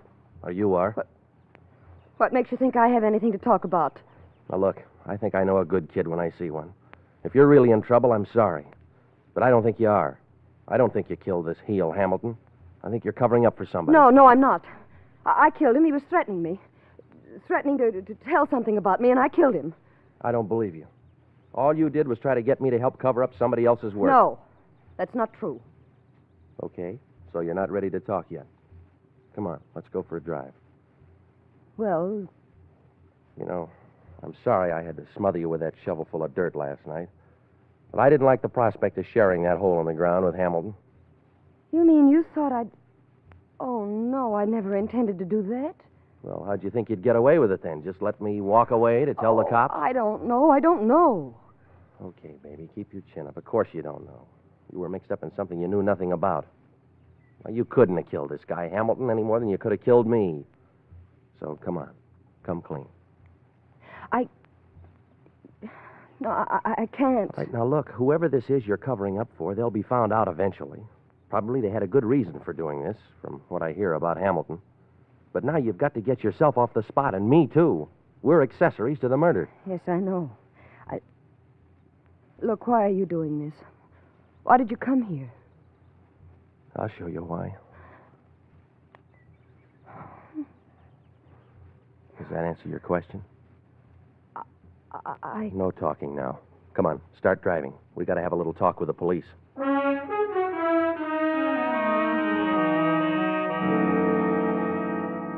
Well, Van, you found her, and she's grateful. You can see that.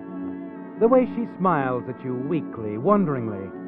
And perhaps later, when it's all over, you can pick up the dream where it left off. You think about it as you drive back to the city with her. Then, as she swings the big convertible into San Vicente Boulevard, she suddenly slams on the brakes and pulls up beside a police squad car. Hey, what's the idea, baby? We don't want a squad car. We want to go to police headquarters. Officer! Arrest this man. He's wanted for murder. And be careful. He's got a gun. You can't believe it's happening, can you, Van? But it is. And later at police headquarters, your dream is turned into a nightmare as Doris pours out a wild story to the chief of the Homicide Bureau. Yes, they were both at my house last night. They left together. Then I heard a shot. When I went out looking, I found Mr. Barkley standing over Hamilton's body down on the beach. He'd taken his wallet. What? You'll find it in his pocket right now. The officer here already has the murder gun. Are you kidding? Why, I haven't any wallet. I don't have a... Easy now. Well, seems you do have a wallet, Mr. You Barkley. see, Sergeant? Yeah, but she put it there. She slipped it into my pocket while we were driving. This is Hamilton's wallet, and this is the same caliber gun that killed him, Barkley. But I tell you, I didn't kill him. It's all a lie. Oh, hello, Mr. Ridgely. Thanks for coming right over. The lad's right, Sergeant. He didn't kill him. Dad. It's no use, Doris.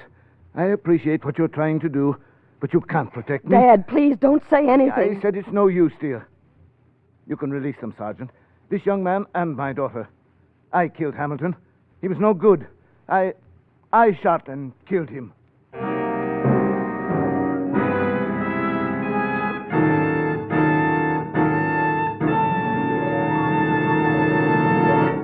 The Whistler will return in just a moment with a strange ending to tonight's story. Some drivers prefer to learn things the hard way, such as the condition of their fan belt or radiator hose. They never give these items a thought until one day, and it usually happens when they're miles from nowhere, zowie! A steaming radiator tells them their fan belt has broken or their radiator hose has sprung a leak.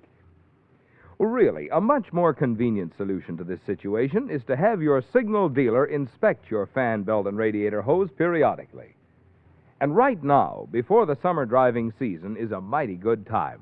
The inspection is free. And if your signal dealer finds that your fan belt or radiator hose are the worse for wear, he has fine quality new ones that he can install while you wait. These, incidentally, are just 2 items from your signal dealer's complete line of recognized quality accessories that include Lee tires, Champion spark plugs, Rainmaster windshield wiper blades, and Purolator oil filters. Like Signal gasoline, you'll find that all Signal products and services are designed to help your car run better and go farther.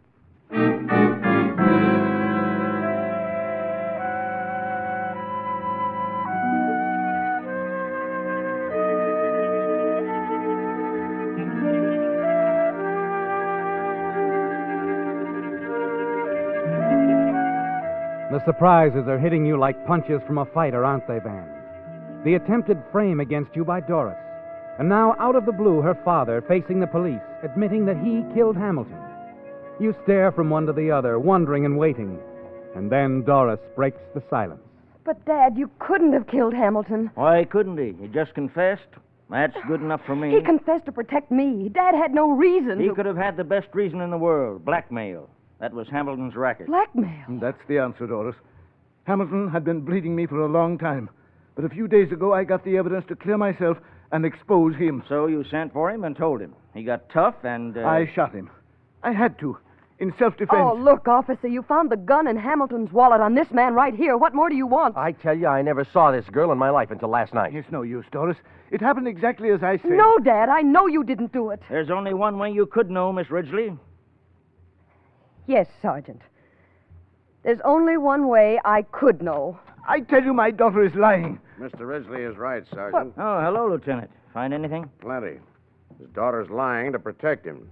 We know from the gas station attendant's testimony that the shot that killed Hamilton was fired last night at 10 minutes to 8.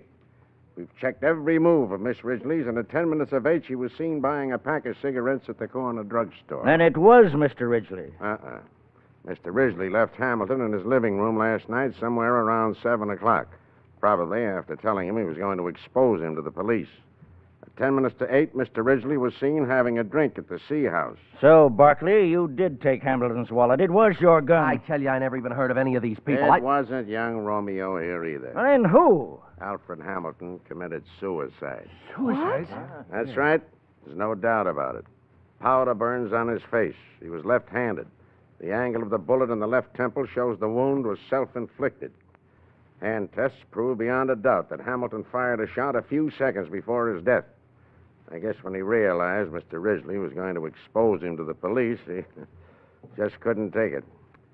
And now, Mr. Ridgely, if you'll come into my office a minute, I'll show you the reports. Dad, we'll wait in the car. I'll be along in a minute, Doris.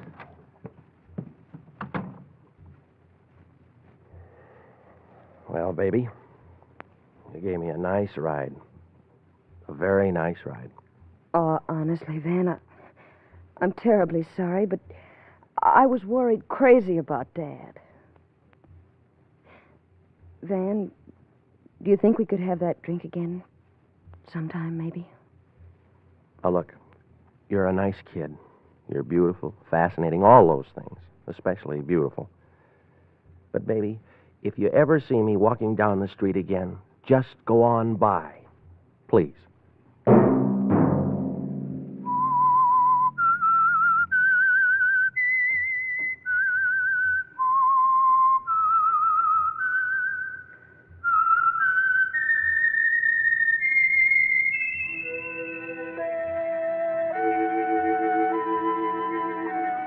Let that whistle be your signal for the Signal Oil program, The Whistler, each Sunday night at this same time. Brought to you by the Signal Oil Company, marketers of Signal gasoline and motor oil and fine quality automotive accessories. Signal has asked me to remind you, to get the most driving pleasure, drive at sensible speeds, be courteous, and obey traffic regulations.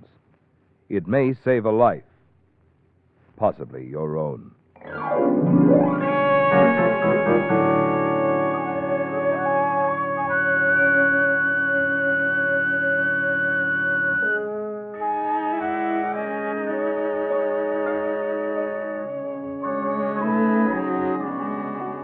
Featured in tonight's story were Jack Webb and Joan Banks. The Whistler was produced and directed by George W. Allen, with story by Hazel Lytle and John Dunkel, music by Wilbur Hatch, and was transmitted to our troops overseas by the Armed Forces Radio Service. The Whistler is entirely fictional, and all characters portrayed on The Whistler are also fictional. Any similarity of names or resemblance to persons living or dead is purely coincidental. Remember at this same time next Sunday, another strange tale by The Whistler. Marvin Miller speaking. This is CBS, the Columbia Broadcasting System.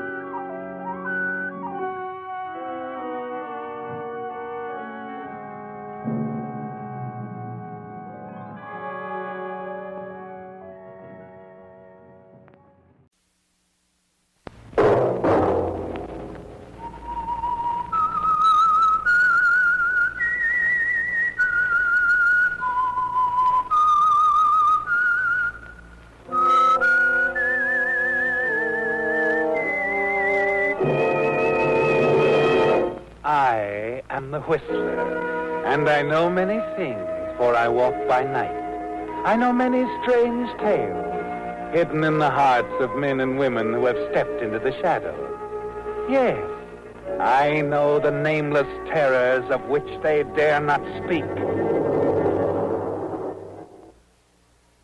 And now, The Whistler's Strange Story, fading star.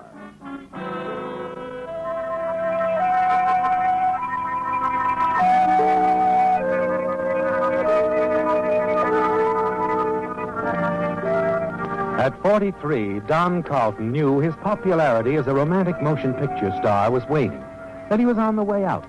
He knew that he must do something spectacular, ensuring national publicity and a sympathetic reaction by the public. So you decide on marriage, don't you, Don? Marriage to lovely young Dulcie Winslow, whom you're certain will soon be a top star. You're equally certain that marriage to Dulcie will be a great boon to your box office value.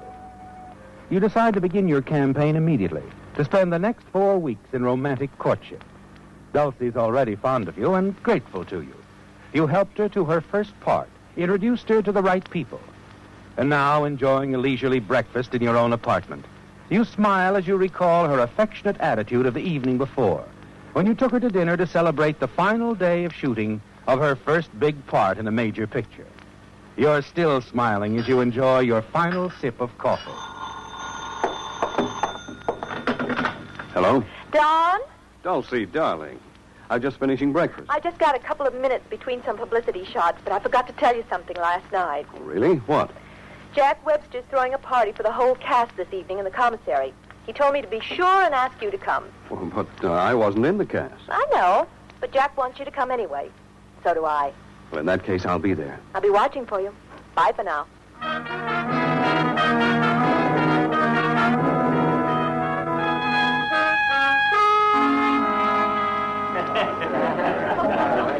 Well, it's quite a party.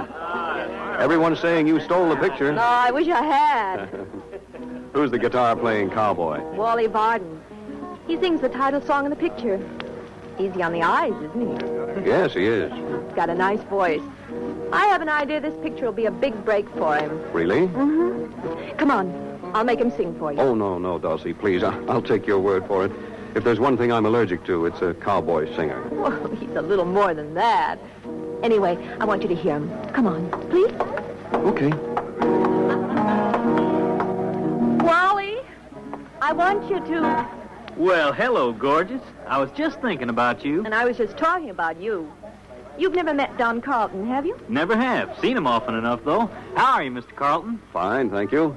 Dulcie was just telling me that Sing that number you did in the picture for him. Will you, Wally? He don't want to hear me sing. Well, then sing it for me. Oh, whatever you say, honey child. For you, I'd do anything. In the West, most men are young men, adventurous, ruthless, and bold. They fight for their fun and live with a gun. Just a few ever live to be old. Some men come west to forget what they've been. Some come to look for gold. A man named Slade shot his way to good pay, but I hear that he's getting old. He's always been smart and quick on the draw, laid lots of bad men out cold. But there'll soon come a day when they'll cart him away, 'cause I hear Jack Slade's getting old. Well, was I right, Don? Yes, I'm afraid you were. He's really quite good. Thanks, Mr. Carlton. Look, Dulcie, this party's nearly over. How about you and me going out in the town and celebrating? Well, I'm sorry, Wally. Don's taking me out. How about tomorrow night, Dulcie? I'd love it. It's a date. I'll pick you up about 7. Take it easy, Dad.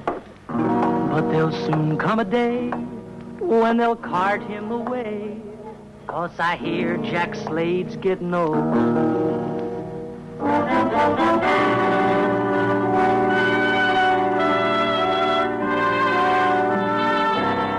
Wally Barden's needling you about your age was a jolt, wasn't it, Don? Dulcie's obvious interest in him jolts you even more.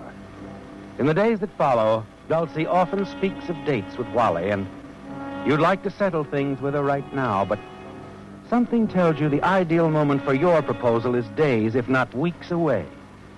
You wish you could find some way to break up their friendship. And a week later, at a party in the home of producer Jack Webster, an unexpected opportunity presents itself. Just before Martha South, famous singing star of Edco Films, takes her position at the piano to play her own accompaniment for some of her old favorites, you see her remove one of her famous diamond rings, wrap it in one of her gloves, and place it on a chair beside her fur coat. As the 40 or more guests, spellbound by her charm, edge ever closer to the piano, it's a simple matter for you to remove the ring, unobtrusively cross the room to the side of Wally Varden, and drop it into the side pocket of his coat, and then drift quietly into the group.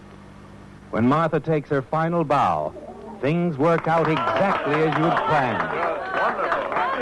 Just wonderful, my dear. Oh, good heavens, my ring! My ring! Huh? What about it, Martha? My ring's gone. Just before I went to the piano, I put it inside my glove.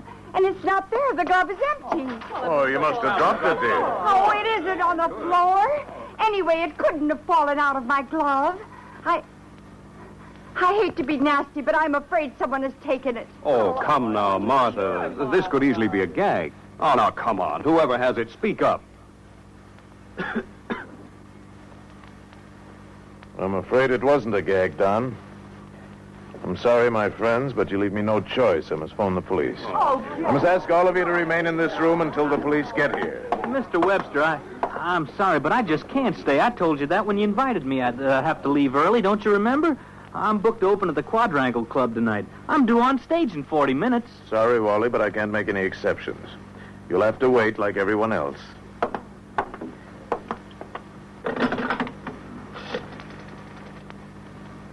Operator, give me the police department, will you please?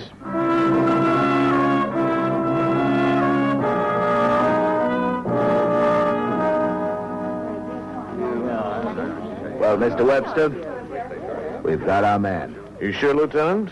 I don't see how we could be any more sure. This young fella had the ring in his coat pocket. Wally, no! I didn't steal it.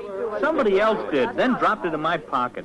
I don't know why, but they did. Oh, but why, Wally? What could they hope to accomplish? I don't know. Maybe they got scared, changed their mind. All I know is that I didn't steal that ring. I know it's hard to believe my saying I had to leave to fill that club date just when I did. It makes me look bad. I'm afraid it does, Wally. Very bad. Oh, wait a minute. You mean this man wanted to leave before we got here? Yes, Lieutenant. Said he was due on stage at the Quadrangle Club. I am. You better get your hat, Varden. Things worked out even better than you'd hoped, didn't they, Don? Suddenly you get another idea, one you're certain will endear you to Dulcie forever. As Wally and the police lieutenant start toward the door... Just a minute, Lieutenant. For you too, Jack. Let's not act too hastily. Now, this young man could be telling the truth. I believe he is. I'm sure he is. I haven't known Wally very long, but That's the whole trouble, Dulcie. None of us have known him very long. He's the only person here we haven't all known for years. Mr. Webster. Hmm? Excuse me, Mr. Webster. Can I say something? Yes, of course. What is it, Bill? This young fella never took that ring. Oh, wait a minute. How can you be so sure? 'Cause I saw him the whole time Miss South was singing. He was standing right over there against the wall. Never moved once. You're positive of this? I sure am. I opened a little crack in the door and peeked in. Saw the whole thing. Did you see any of the other guests near him at any time? 3 or 4 of them. A lot of them was kind of walking around between songs. But you sure this young man, Wally Varden, didn't leave his position on this side of the room? Positive. Well, thank you, Bill. You can go back to the kitchen. You've kept us from making a bad mistake. Yes, sir. Shall I go back to my work? Yes. Unless the lieutenant has some further questions. No, nothing more. You're excused, Bill. Thank you, Captain. Well, what do you know? Well, it looks like we're right back where we started from. How about me? Does anyone still think I stole that ring? Oh, of course not, Wally. She was... I never did think so, Wally. I heard you say so, Mr. Carlton, and I sure appreciate it. I'll never forget it as long as I live. Is it all right if I leave now, Lieutenant? I think I can still make it on stage in time. Oh, certainly. We've no evidence to hold you. Well, then I think I'll be going. Good night, everybody. Good night, Wally. Sorry. Well, I might as well be leaving too, Mr. Webster. There's nothing more I can do. Good night. Good night, Lieutenant. And thank you very much. I think I'd better go, too, Jack. I've sort of lost my party mood. We all have, I expect. Well, we'll start over some other night real soon. Shall we? Sure, Jack. It's a good idea. Good night. Can I drop you off at your place, Dulce? You surely can. Come up for a nightcap if you have time. I want to talk to you, Don.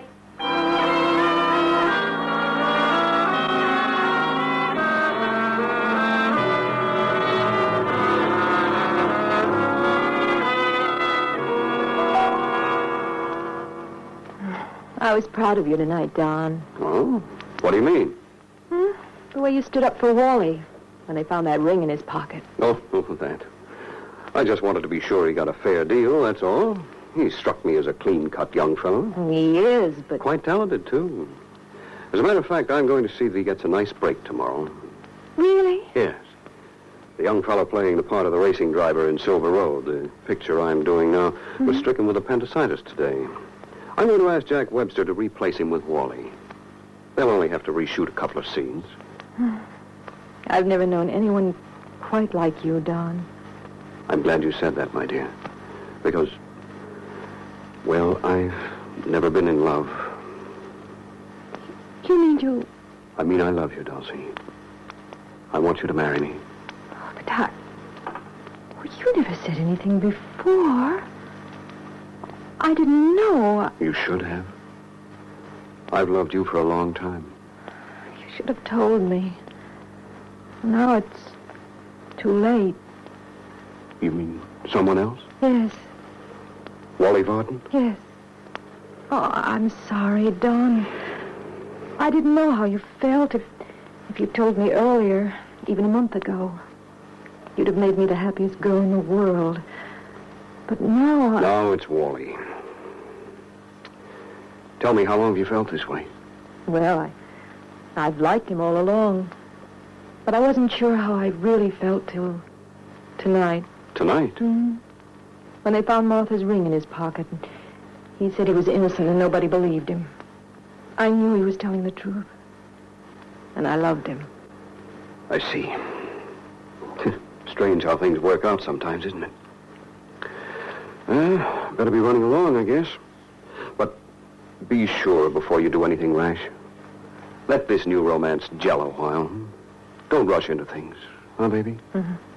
I won't. Your attempt to frame Wally Varden boomerang, didn't it, Don? And you curse yourself for your stupidity. At long last, you realize you're in love with Dulcie. That marriage to her means even more than the money it would bring you. Though that's still important, too, isn't it? And you're sure you can still win her if you can just eliminate Wally some way. Anyway, your jealousy toward him has turned into a murderous hate, hasn't it? And time is now a vital factor, isn't it? Even though Dulcie assured you she wouldn't rush into things, you learned long ago that women often change their minds. And whatever you do, you must do before Dulcie decides the time has come to marry Wally Varden. A few evenings later, in the living room of Jack Webster's, you're certain you see a sure and simple solution. Bound, this is going to be the greatest chase you ever saw. Now, you'll be chasing Wally along that cliff road where we shot those scenes from the big car a couple of years ago. You remember the spot, don't you? Oh, sure. I've passed it 100 times since. I know every foot of it. Well, then you won't have any trouble finding it. I'll change the shooting schedule so you and Wally can drive up tomorrow, okay? Sure, fine. That's good. We can use a couple of foreign cars, convertibles. Now, that stretch of road's pretty dangerous. It'll be a cinch. I know every turn. Well, you'll have a few hours tomorrow afternoon for some trial runs. That's why I'm sending you up early. Good. We'll be able to run it blindfolded, huh, Wally? If you say so. I'll have the cars checked from A to Z tomorrow morning. Put on special tires and tubes. You and Wally can pick up the cars any time after 11 tomorrow. 11:30 okay with you, Wally? Sure, fine. I'll bring the crew up early next morning. We'll be set to shoot at 9. You'll be there at 8. And use the trailer for a dressing room. 8 it is. Oh, you better stay at that little place we stayed in last time, the Casa Lodge. I might want to get in touch with you.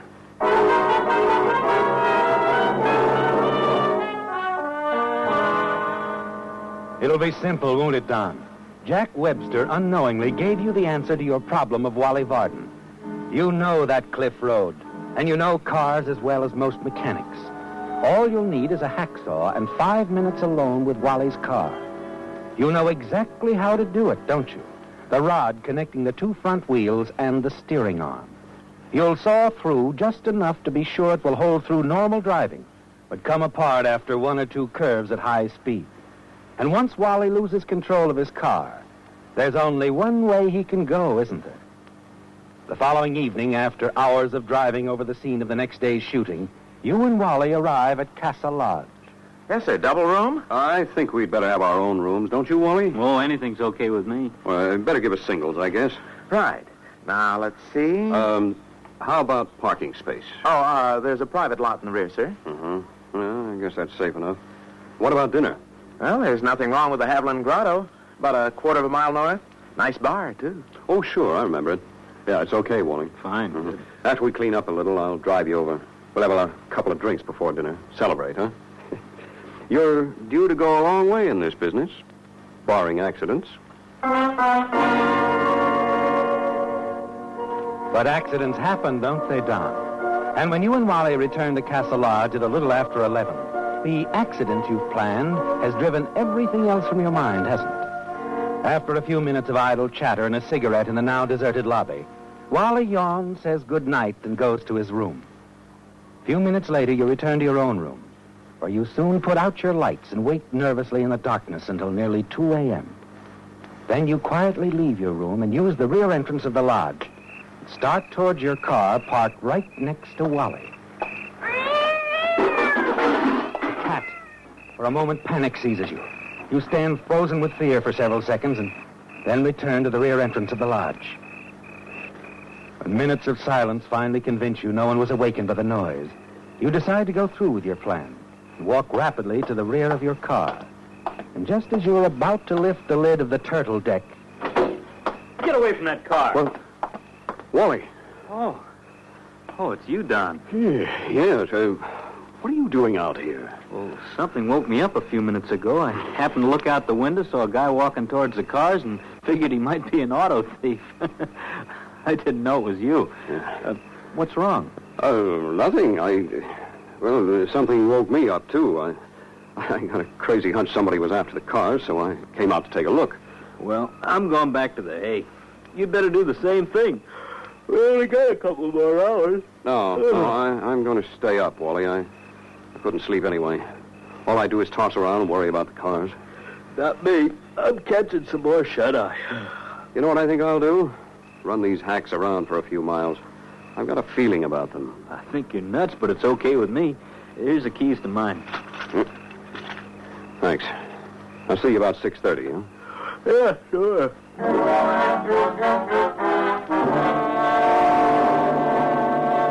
Now it'll be easy and certain, won't it, Don? As soon as Wally re-enters the lodge, you take your toolkit and your flashlight from the rear of your car, slide behind the wheel of Wally's, and drive quickly away. A half-mile or so from the lodge, you turn into a quiet side road, and in a matter of minutes, your mission is accomplished.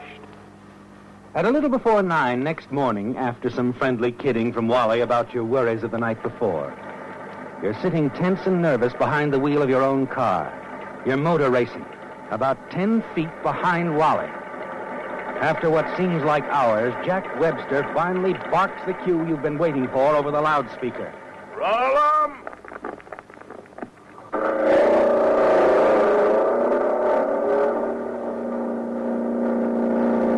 Pick it up! Pick it up!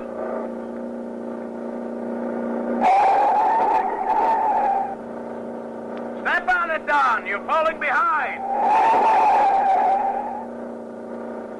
Close the gap on this turn, Don. Wally! Wally, what's wrong? Look out, Wally!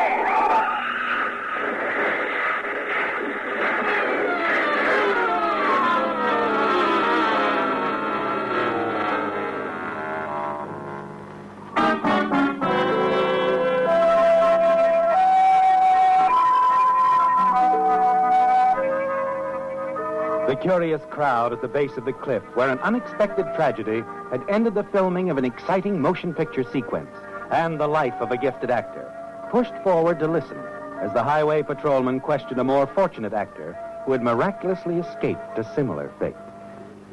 You say your car went out of control, huh? Yeah, officer, just after I made that last turn. I was straightening out the wheel, and all of a sudden I was in a spin. Why I didn't turn over, I'll never know. What I'll never know is how you kept from going over that cliff. Probably the rod connecting the two front wheels and the steering arm. When it breaks, it often causes a spin. Well, I would have it that, I guess, if Don Carlton hadn't sideswiped me when he tried to pass me while I was spinning. He knocked me over against that boulder, but he bounced off my car, and that was it. Greatest guy I ever knew, too. That's too bad, but these things happen, you know. Don't let it get you down, son. Just remember your own good luck. I do, but, well, Don Carlton was such a great guy to me. I'll never forget how he spoke up for me at a party a couple of months ago when everybody else figured I was a thief. He got me my part in this picture. Don helped my wife a lot, too.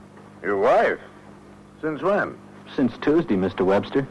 You weren't shooting any of my stuff that day, so we drove down to Mexico and tied the knot. We were keeping it a secret, but from now on, I want everybody to know about it. Maybe you've seen my wife on the screen, officer. Her stage name is Dulcie Winslow.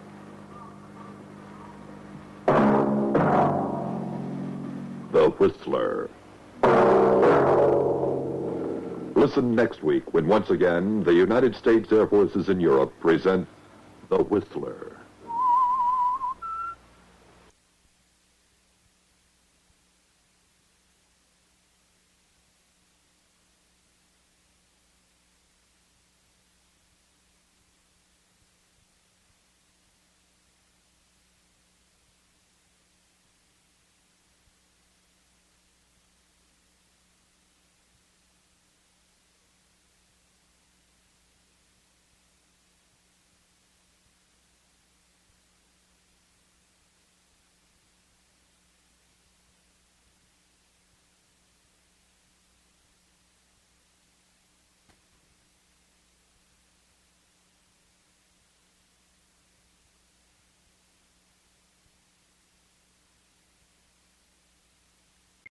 Signal gasoline. Let every traffic signal remind you, you do go farther with Signal gasoline. Yes, you do go farther with Signal.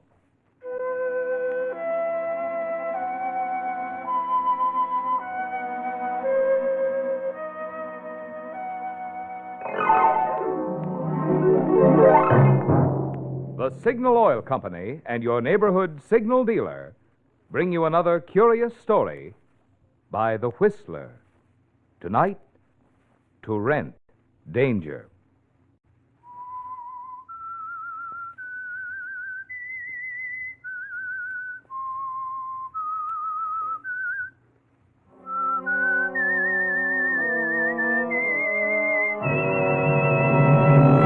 I am the Whistler, and I know many things, for I walk by night. I know many strange tales hidden in the hearts of men and women who have stepped into the shadows. Yes, I know the nameless terrors of which they dare not speak.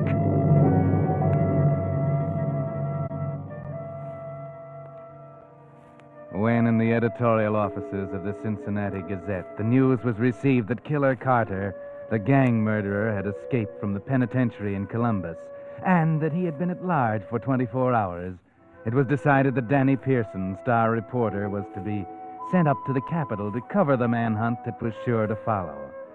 Danny borrowed a car from Clem Tracy, the rewrite man, and headed north late on Friday afternoon. Car trouble held him up, and at 1 o'clock he was still far from his destination. He was getting too sleepy to drive, so when he saw the tourist sign in front of the lonely farmhouse, he made his decision. He'd stop, get a few hours of sleep, and continue into Columbus in the early hours of morning. He pulled in the lane, parked the car, and went up onto the porch.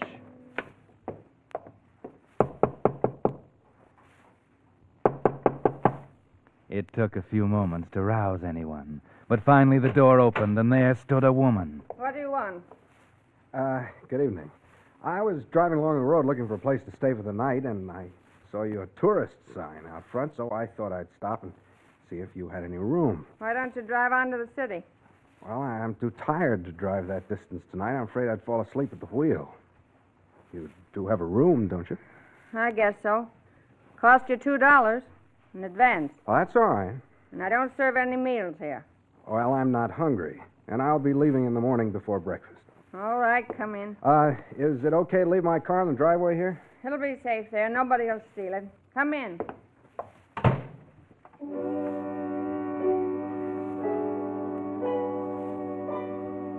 She certainly isn't very friendly, Danny, is she? But a room is a room, and it'll be nice and quiet here for the night. The house is large and dingy and eerily quiet. Almost too quiet. Here it is. You'll find everything neat and clean. There's a bathroom to the right of the bed and plenty of towels and soap. Oh, thank you. Looks fine. Did you leave your luggage in the car? No, I don't have any luggage with me. I'm traveling light. Well, I guess anyone who drives an expensive car like yours can do anything he likes. I'm going to bed myself right away, so if there's anything else you want, you'd better think of it now. Well, thanks, but there's nothing else I need. Good night, Mrs. Good night. Oh, fine.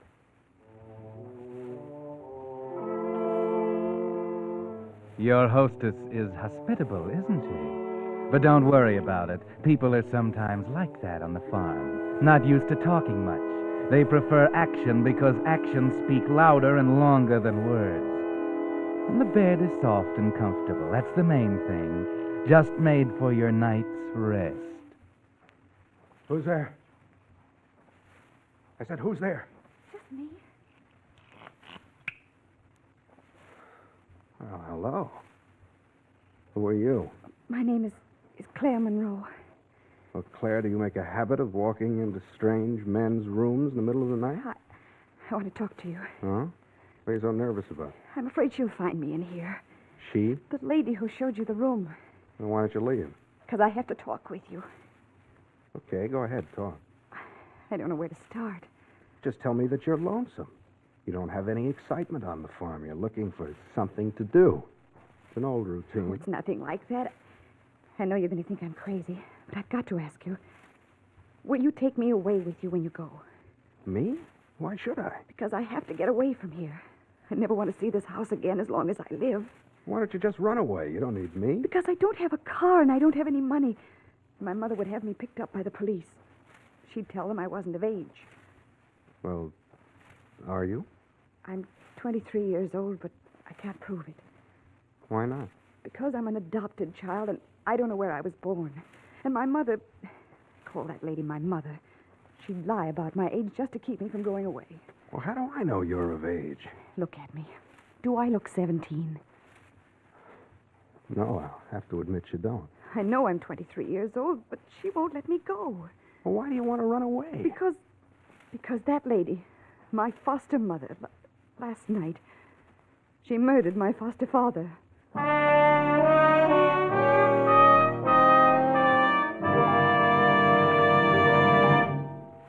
Whistler fans, we members of the cast certainly owe you a great big thanks tonight. In fact, two of them.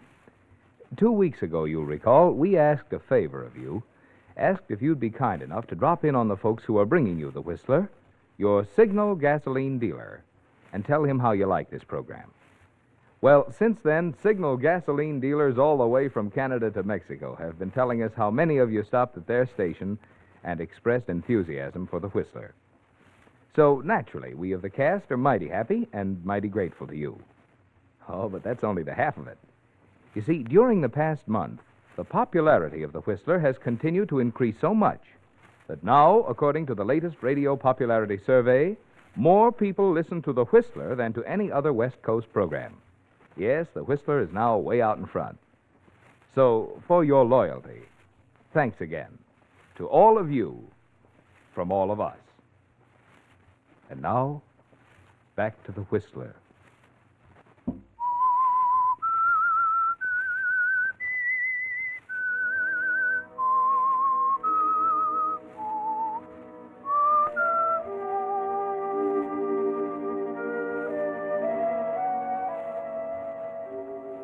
Danny Pearson had driven up from Cincinnati looking for a murderer, but he hadn't expected to find one so soon, nor to find another one than the one he was looking for.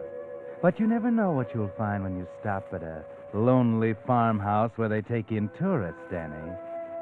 You lie there in your bed, as a good-looking young girl asks your protection from her murdering foster mother. If this is a gag, it's a pretty rugged one. Look, baby, let's break this up. I don't feel like playing games. I got to get some sleep. You don't believe me, but I'm telling you the truth. Ever since they adopted me, they've done nothing but fight with one another. You've seen my mother. You can tell how cold and strong she is. Well, my father was just as weak as she is strong. She bullied him for years, mostly because he didn't make a lot of money. All she cares about is money. And because we never had any, she hates everything and everybody, especially my father. But how do you know she killed him? Did you see her? No, she threatened more than once to kill him, though. Last night I was in bed and I heard a shot. I wasn't sure whether or not I dreamed it, so I didn't get up to see. But when I came down this morning, she said that he had left and wasn't coming back. That he'd gone out west somewhere. That didn't sound like him because he was born and brought up in this part of the country and he wouldn't leave it for anything. Well, how in the world do you know he's dead? You know, in law, you have to produce a body. I haven't seen it, but I think I know where it is. Oh? Where? Today I was walking out on the farm and I noticed a patch of grounds up in the edge of the woods that was recently dug up. And when she saw me out there, she got very angry. Ordered me into the house. I'm positive she killed him and buried him there. Oh! What are you doing in this man's room? I was just talking to him, that's all. Up to your father's tricks, weren't you? You're just like She was just talking to stealing from the guests, sneaking in to rob them or worse. No, I only wanted to talk. He was just telling me about the shows and things in the city. Get back to your room and stay there. Get. If I catch you in here again, you'll wish you had stayed there. And as for you, young man, you'd better watch your step or you'll be in trouble. Oh, now, look. Wait, Justice.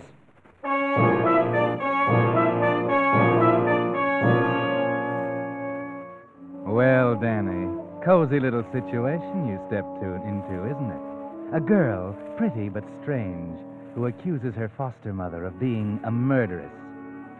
Mrs. Monroe, in turn, accuses the daughter of being like her father, who evidently made a habit of robbing his tourist guests in their sleep. And how about that, Danny? She did sneak into your room. Did she come to talk, as she said? Or to rob you? And what's it all about, anyway? Who can you believe? But there is one thing, you know. You're going to get up, get dressed, and get out of this place as fast as you can. That drive into town doesn't look half as far now. But just as you're about to leave, you see something slip under your door. A piece of paper, a note. Go on, Danny. Pick it up and read it. Please, you've got to believe me. I need your help. My room's across the hall. Claire. Oh, no. That's right. Crumple it up and throw it away, Danny. But wait a minute. Suppose she is telling the truth. Suppose she is in danger. You couldn't go off and leave her like this. Especially not as pretty a girl as Claire.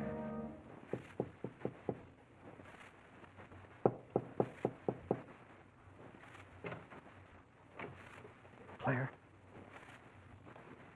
Claire? Yes? It's me, Danny Pearson. Don't put on a light. Get dressed and come on with me. I am dressed. Oh, come on. Where are we going? You're going to show me where you think your father was buried.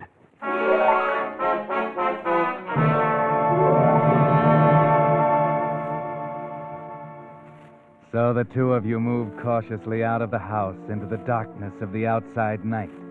You pick up a shovel at the barn and start up the path through a field of sharp, tough hay. You keep looking over your shoulder, afraid that she might see you and come out of the house after you. Why should you be afraid of her? Well, if she killed a man once, she could do it again. Finally, you reach the woods, and Claire points out the patch of ground she thinks her mother made into a graveyard. This is it. Right here. I wish we could see a little better. We'll see too well, I'm afraid. This ground isn't very hard. The shovel sinks right into it. Told you it would. If the boss could see me now. Why I'm doing it, I'll never know. Maybe it's because you like me. What? Well, what makes you think that? Because you'd have run away or gone back to sleep after she took me away. Back to sleep? Hey, tell me. Is what she said about your foster father true? You mean about him stealing from the guests? Yes. She hounded him about money so that he finally took to that to satisfy her. When tourists came, he'd wait till they were asleep and then slip in and rob them. Yeah, but Didn't anybody ever catch him? Not that we ever knew of. He only took part of their money, not all of it. So they didn't miss it until they'd left. And then they had no proof. Sweet little racket. Maybe somebody caught on, and that's why he went out west. I don't think so. Because we didn't have any tourists here last night. At least not that I know of. It's possible, though, isn't it? Could have taken somebody in after you were asleep. Yes, it's possible. Then he might have tried to rob them. And they caught him, and he had to leave hurriedly. That could account for his disappearance. Yes, but... Hey, I just hit something. Oh, Danny. I got hold of it. Here it comes. It's his coat. My father's coat. Yeah? Just when I had it figured out another way. Danny, don't dig anymore. I'm getting scared. I couldn't stand to look at it. Don't dig anymore. Just fill it in. We found out what we wanted to find out. Please fill it in. Take it easy, baby. I don't like this any more than you do. I'm just doing it because you wanted me to. I couldn't bear to look at it. Don't dig anymore. Okay, I'll fill it in. I guess we've seen enough to know you were right.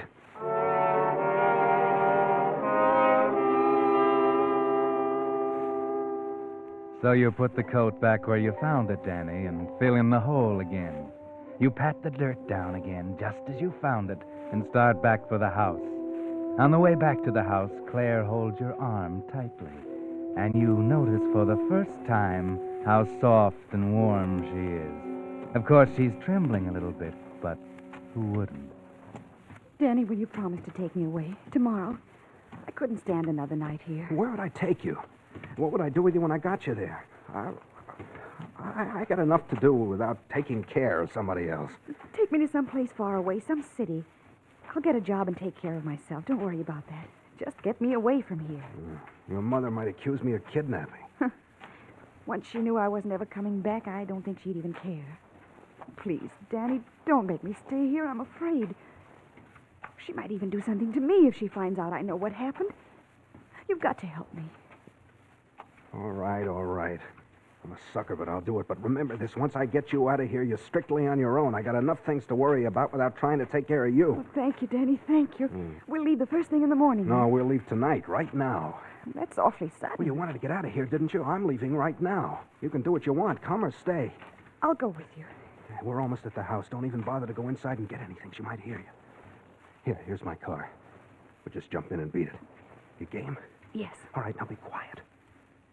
We'll get in the car and let it roll backwards into the road. Just a minute. Surprise? You didn't think I'd let you get away, did you? Hey, put that shotgun down. It might go off. It might if you start anything. Now listen here, Mrs. Monroe. You thought I was asleep, didn't you? I had better sense. I watched you leave the house together, and I had a pretty good idea you weren't coming back. So what? What do you think you're doing with that gun? Maybe I'm protecting my daughter from a fast-talking stranger. I can take care of myself. That remains to be seen. And as for you, young man, I want you to get back in your car, drive off, and never come around here again. That's a very good idea. I'll buy that. Should have left here a long time ago. I'm going with him. You stay where you are. I'm old enough to do what I want to do. I'm going to leave, and you can't stop me. You don't think so? You wouldn't dare pull that trigger. Put your foot on that running board and try me. Hey, now look, girls. You keep out of this. Maybe I'm doing this as much to protect you from her. I don't need any protection. Wait. Listen, somebody's coming. It's a car. Yeah. Hey, looks like they're turning into your lane. Both of you get in the car, quick. Keep your lights out. Drive it in the barn. Show him where it is, Claire, and shut the door after you.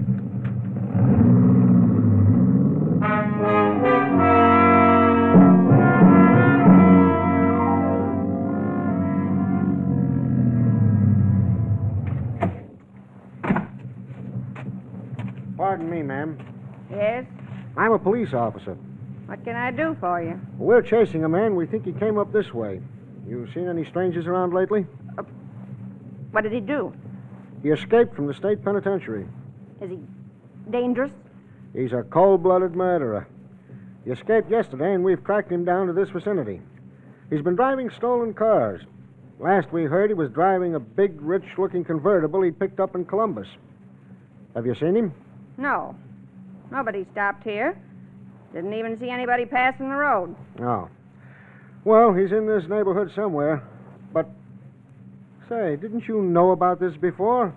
I mean, I thought you did when I saw you with your shotgun here. Oh, no, I just saw you coming up the lane, and I like to be prepared for strangers this time of night. Yeah, sure. It is pretty late. You ought to be in bed. Now, don't let this keep you up. You needn't worry about Carter. We'll get him. I won't worry. Oh, that's fine. Say, what are those tire tracks on the ground? Where? There, where my flashlight's pointing. They go toward the barn. Those are tractor tire marks. Oh. Well, I'm sorry that I bothered you, ma'am, but, well, we've got a job to do. That's all right, mister. Wish I could have helped you some. We'll keep looking. Good night, ma'am. Okay, Al, let's go.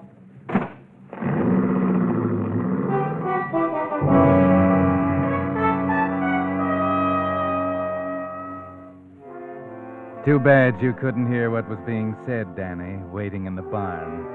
But while the lady and the officer were talking, you had some things to say to Claire. What are we going to do now? Nothing. Just wait. You see who that is out there? A man got out of a car and he's talking to her. Do you know who he is? No, but he's got a flashlight. Wait a minute. Something on his coat lapel flashes. I think it's a badge. It must be the police. What are we going to do? I told you, nothing. Murder is a matter of proof. Until we can prove that your mother murdered your father, we don't have a leg to stand on. Anyway, I told you I don't want to get mixed up in it. I got enough to worry about myself. It's all right with me. All I want to do is get out of here. Okay, well, just figure some way to get that gun away from your mother. Danny, the men are leaving. They're driving down to the road. She's coming back to the barn. All right, just sit tight and wait. They're gone. Oh, so they're gone. I suppose you're breathing easier now? Maybe I am, and maybe I'm not. Will you stop pointing that gun at us? I will when I've finished what I'm going to do. You won't get away with shooting anybody. You ought to know. I don't intend to stand here talking all night. Now, here's what I want you to do. I want the both of you to get in that car and drive to Kingdom Come if you can. I never want to see either one of you again as long as I live. You've changed your mind. That suits me. Come on, Danny, let's get out of here while we've got the chance. Heaven knows what she might do. Okay, let's go. Just a minute. What? Before you go, Claire, I think there's something you ought to know about your fine new friend. I know all I want to know about him. Do you know what he really is? He's a murderer. He escaped from the state prison yesterday, and the police are looking for him. They'll get him sooner or later. They always do. What do you think of that? I don't believe it. And even if it were true, I don't care. Where did you pick up this routine about me being a murderer? Don't listen to her, Danny. I believe you. What if I was a murderer? It wouldn't make the slightest difference in the world to me. Because, Danny, I'm in love with you. Do you know what you're saying? Yes, I know what I'm saying. Come on, let's get out of here. She gives me the jitters. Don't I, though? Okay, if that's the way everybody wants it, we'll go. I don't know what we'll do, but I'll figure out something. You better think hard. Hurry up, Danny. Yes, hurry up. You'll get caught quicker that way. All right, everybody stand where you are. Put that gun down, lady. Andy? Yes? You and Al go around the other side of the barn. All three of you stand over there. Dave, see if they have any guns. No guns on that one. No guns, Sheriff. No guns, huh? Good. Now, don't misunderstand me. There might not be anything wrong here, but I had to come back and take a look. It's pretty unusual for a woman to be walking around outside at 2 o'clock in the morning with a shotgun. Now, out with it. What's going on? What are you hiding in the barn for? Who's this car belong to? Come on, start talking, somebody. Here's the murderer you're looking for. There he is, and there's the car. Why didn't you tell me that when I was here before? Because I thought there might be a reward for him, and I wanted to collect it myself. She didn't because she was going to let him get away. Who are you? My daughter, Claire Monroe. All right. Now, who are you? Danny Pearson. Do you have to use that light? Keep him covered, Dave. What are you doing here? Stopped here for the night. They rent rooms to tourists. I don't recommend it. Where do you live? Cincinnati. What do you do for a living? Newspaper reporter. I was on my way here to cover the Carter break. Here's my press card. Now, let's see. Mm-hmm. Daniel J. Pearson, Cincinnati Gazette. How are you? All right, take it back. Where'd you get this car? I borrowed it from another reporter in Cincinnati. Okay. I told you he was the man you're looking for. Don't let him fool you with a good story. He's not fooling us, lady. He's not the man we're looking for. The guy we want is at least 45 years old. This fellow isn't even 30 yet. Well, I guess I made a mistake all around. Just a minute. Sheriff, you looking for a murderer? I'm always looking for a murderer. All right, then. Go ahead, Claire. Tell him. What? Oh, Danny, Go ahead. Has to come out sooner or later. Come on, young lady. If there's anything to tell, let's have it. Well, that woman, my foster mother, murdered my father. What? Are you crazy? No. No, last night I heard a shot. And then this morning when I came down, she said he'd gone away, out west. He wouldn't do that. He wouldn't. But he did. I found the note he left on the old typewriter in the hall when I came down this morning. Did you hear the shot, too? I don't know. I thought I dreamed it. She heard it all right. She killed him. Danny and I just found the body buried up in the woods. What? Oh, no. No. All right. Keep her covered, Al. Wait a minute, officer. If this woman had murdered her husband, why did she take the chance of giving me a room tonight, knowing that I might learn something? Why wouldn't she have run away? Or killed the girl, too, to cover up? But, Danny... On the other hand, Claire here never once mentioned going to the police about the murder. She was willing to run away with me a few minutes ago, even though she thought I was a murderer. And she knew exactly where the body was buried. She could have written the note to her mother. Danny, you mean you think I... Yes, I do. Officer, this is the woman you want. She murdered her foster father.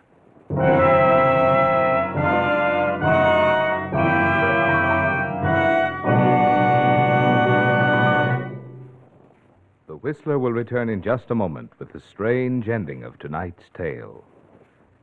Meantime, because yesterday marked the opening of a 6-week drive to check auto brakes, sponsored by the International Association of Chiefs of Police, Signal Oil Company believes you'll want full information on just what this drive means to you.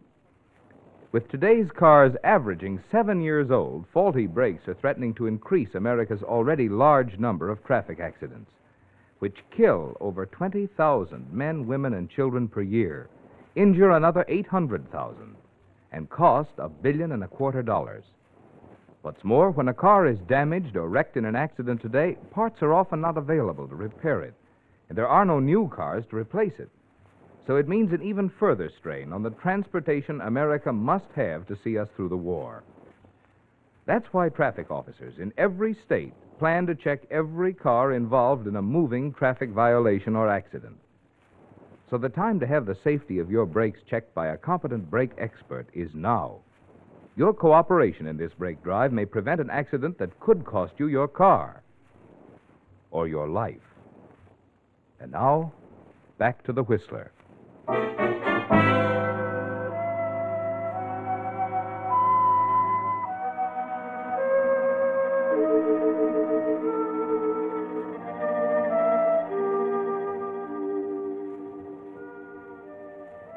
Well, Danny turned out to be quite a detective, didn't he? He saw through Claire all the time and figured the whole thing out. But wait, did he? Well, not exactly. Because, you see, when they dug up the grave at the edge of the woods, they found Mr. Monroe's clothes, but the body was someone else's. In fact, when the police identified it, it was the body of Killer Carter. Yes, Killer Carter, escaped convict. And when they'd put out a dragnet and caught up with Claire's very much alive foster father, they got the whole story. Danny had figured it exactly right once. Killer Carter had stopped at the tourist home late that night. Neither Claire nor her foster mother knew about it. When the old man started to pull his usual robbery, Carter caught him. In the struggle, Carter was shot and killed in self-defense. But not knowing who his victim was, Mr. Monroe got scared, buried him after changing clothes with him, wrote the note to his wife, and took off in Carter's stolen car. Knowing nothing of Carter's presence in the house, Claire had suspected her mother, and Mrs. Monroe had suspected Claire of murdering a man who wasn't dead and was a fugitive from a crime that wasn't a crime in the police books, the killing of an escaped convict in self-defense.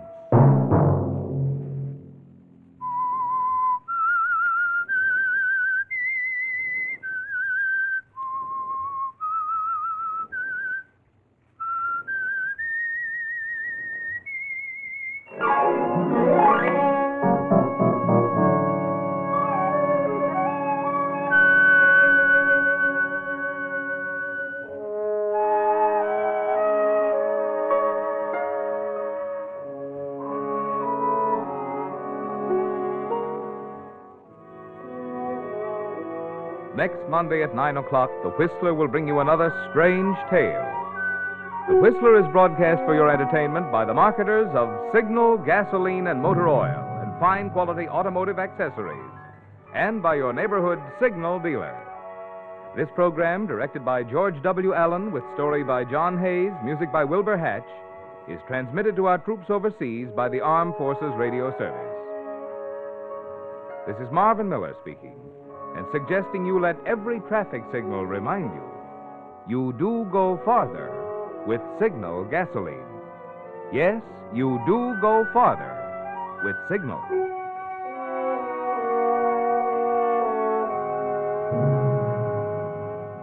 This is CBS, the Columbia Broadcasting System.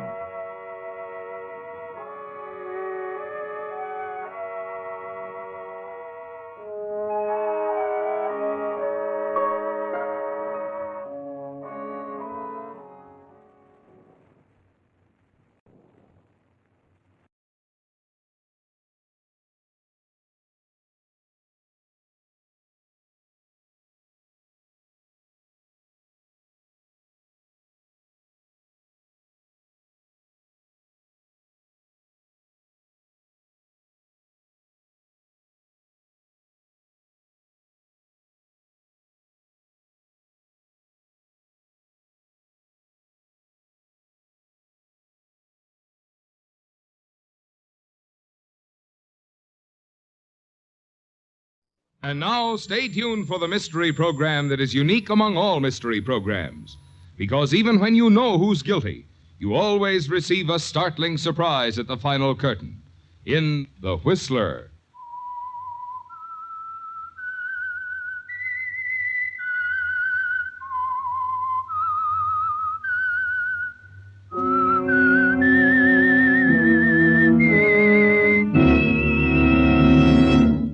I am the Whistler, and I know many things, for I walk by night. I know many strange tales hidden in the hearts of men and women who have stepped into the shadows.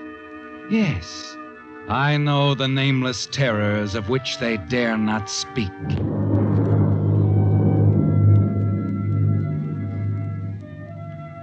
Yes, friends, it's time for The Whistler, rated by independent research the most popular West Coast program in radio history.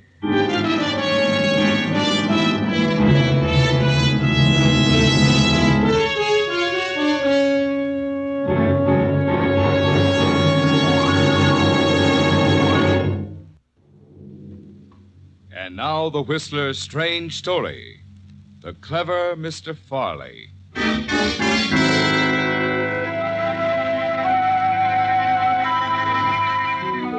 Dan Farley removed his topcoat, glanced out the window of his compartment on the luxury streamliner as it headed west from Chicago, placed his suitcase on a seat, tossed his briefcase on top of his suitcase.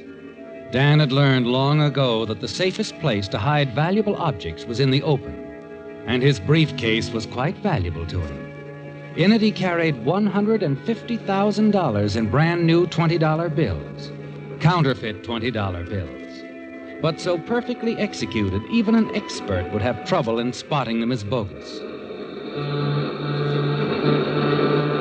As the train began to speed up, Dan smiled. He was glad to get underway. In his work, he didn't spend too much time in one place, and he'd been in Chicago much longer than he intended. Ticket, please. Come in. Oh, hello, conductor. Here we are. Through to Los Angeles. Compartment C. Mm-hmm. Not so many traveling today, huh? We'll pick up some more in Kansas City. Oh. I guess this does it. Hope you enjoy your trip. Thanks, I will. I always do.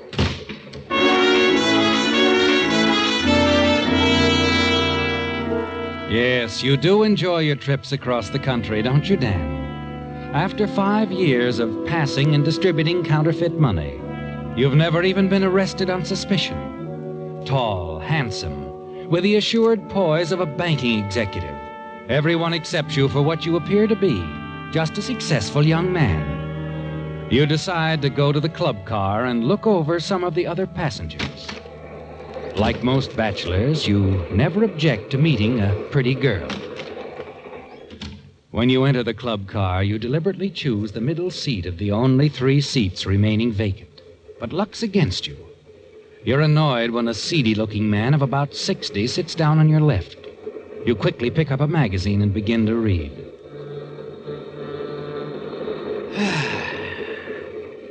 Quite a train, huh? Mm-hmm. I don't have occasion to ride very many trains, especially a modern train like this. Going as far as Kansas City? Uh-huh. Traveling on business? Yes, that's right. Salesman? Nope. I kind of thought you were. I guess it's none of my business anyway. You know, I can't make up my mind whether to stop over at Kansas City or go on through to Los Angeles. Ever been to Kansas City? Never have, no. I guess it's no different than most cities. I'm not sure I'll even stop over. Come to think of it, though, I might have to. My reservation's only good that far. You think I could get my accommodations on this train extended if I decided to go on through? The conductor can tell you. Yeah. You going straight through? I haven't decided. Oh, I'm sorry. I'm so inquisitive. Care for a drink? No thanks, no. I guess I'm boring you, son. Excuse me for being so talkative. I'm sorry. I didn't mean to be rude. It's just that this article Yeah, is... sure. You want to read. Yeah. But speaking of articles, son, if I was a young fella, I'd be a lot more interested in the little article coming this way than I would be in a magazine. I think you've got something. Yeah. She's going to have to sit down right next to you. Go ahead and get acquainted with her. I'll go get me a drink. Maybe I'll see you later. Okay. Au revoir, Pop.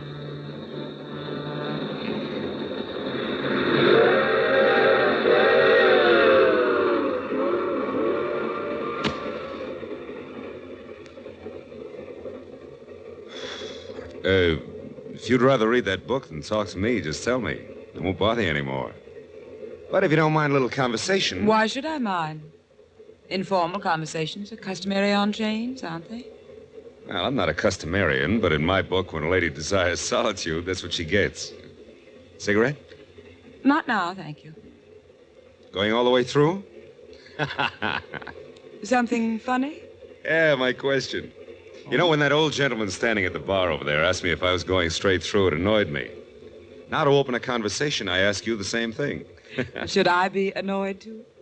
Well, not unless I affect you the way he did me. Well, I guess this is the wrong answer, but so far you haven't affected me at all. Yeah, I was afraid of that. Well, that's the way life is, huh? Besides, we've got quite a ride in front of us. Maybe 24 hours will make a difference. Maybe. Leave your husband in Chicago? No. Oh, meeting him at the other end, huh? No. Don't tell me you're not married. I won't. I won't tell you that I am, either. In other words, what's it to me, huh? Mm-hmm. Well, do you mind telling me your name? Not particularly. I'm Judith Barnes. Judith. That's a pretty name. Chicagoan? At times. Oh, woman of mystery, huh? Have to be. I'm a spy. You haven't asked me who I am. No, I haven't. I'm going to tell you anyway. Name's Dan Farley. I'm a spy, too.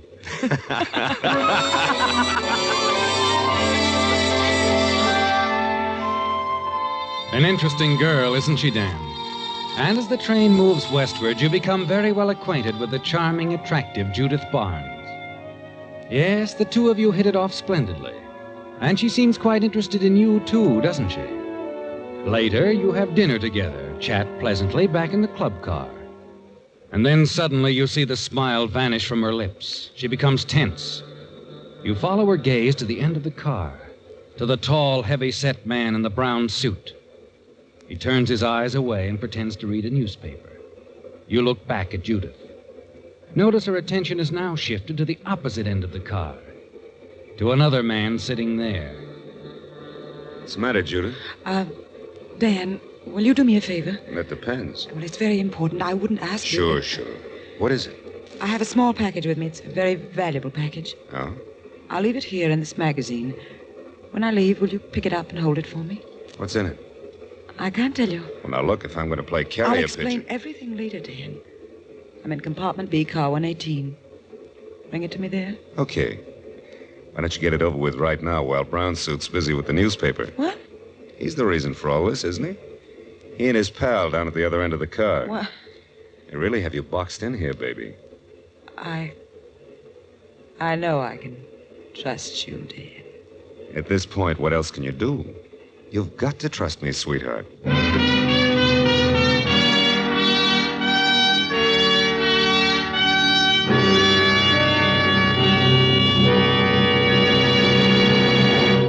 Back to the Whistler.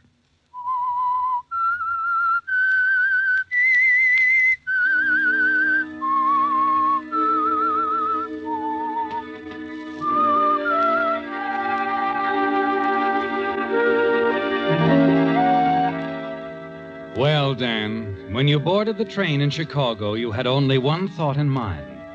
To get your package of counterfeit $20 bills to your contact in Los Angeles as quickly as possible. But your meeting with Judith Barnes in the club car has altered your plans, hasn't it? As the train speeds on into the night, you wonder what's in the package Judith has placed in your care. Why she's afraid of the two men who station themselves at either end of the club car. You watch her as she leaves now, walks past the man in the brown suit. He makes no move to follow her. You lean back, light up a cigarette, finish your drink. Then finally you get to your feet, move past him, stroll toward the next car. As you do, you turn around. The man in the brown suit is following you. Quickening your pace, you hurry into the next car. Somehow you've got to shake him off. And then suddenly up ahead, a door to a compartment partially open. You're about to hurry by when you notice the man sitting inside. The gentleman you met earlier that afternoon in the club car. Hello there. Huh? Oh, hello, son. Figuring on catching a few winks? Yeah, was figuring on it. Say, how'd you get along with the young lady? Oh, all right. Thought maybe I could buy you a drink, a nightcap. Well, thanks, but... I was pretty rude this afternoon, huh? Oh. I didn't mean to be, really. It's just that I had things on my mind. Oh, that's all right, son. I talk too much anyway. Oh, no, you don't. I tell you what. Let's have lunch tomorrow, and Yo, wait a minute. You're stopping over in Kansas City, aren't you? Have to. Reservations on this train are all taken, and the conductor tells me there's a waiting list ahead of me. Yeah, I think you're lucky. They tell me Kansas City's quite a place. I think I'll stop over myself. I thought you said you had reservations through to the coast. Oh, I have, but I'm afraid it's Kansas City just the same. You remember a while back when you asked me if I was a salesman? Yes, I do. I guess I was a little nosy. No, you weren't. No, I was pretty brusque. But I had a reason. You see, my work is, sort of confidential. Detective? Well, not exactly. I'm a federal man, work for the government. My name's Farley. Government man, huh? Mm-hmm. Say, I'm Seth Williams from Junction City, Iowa. Certainly pleased to meet you, Mr. Farley. I've always wanted to meet a G-man. Well, I'm not a G-man, exactly. I'm with the Customs Department. Frankly, that's why I'm getting off at Kansas City. Glad to hear that. Then we can still have lunch together. Well, no, not in Kansas City, but we might see each other on the train again if we take the same one out of Kansas City. How long are you figuring on stopping? Just one day. Oh. I figure on taking the same train tomorrow. Well, I had the same idea. I'll make my reservations as soon as we get in. Good. I will, too. Something to do with one of your cases, huh? Yeah, that's right. Oh, by the way, do you mind if I step in here and wash my hands? I don't know where I picked this up. Probably newsprint. Go right ahead, son.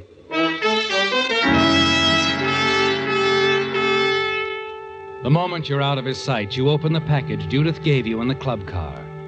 Your hand trembles as you pick up the piece of jewelry. A diamond brooch, exquisitely fashioned. Breathtaking, isn't it, Dan? Yes, and you're certain it's worth a fortune. You're certain, too, that Judith stole it. And if you can get it away from her, it'll even the score. You hate to part with the brooch, don't you, Dan? But there's nothing else you can do at the moment with the man in the brown suit and his friend, probably searching the train for you. Quickly, you make up your mind. Replace the brooch in the package. Step back into the compartment. You feel confident you can trust Seth Williams of Junction City. Oh, Mr. Williams. Yeah? I wonder if you'd do me a favor. Why, be glad to.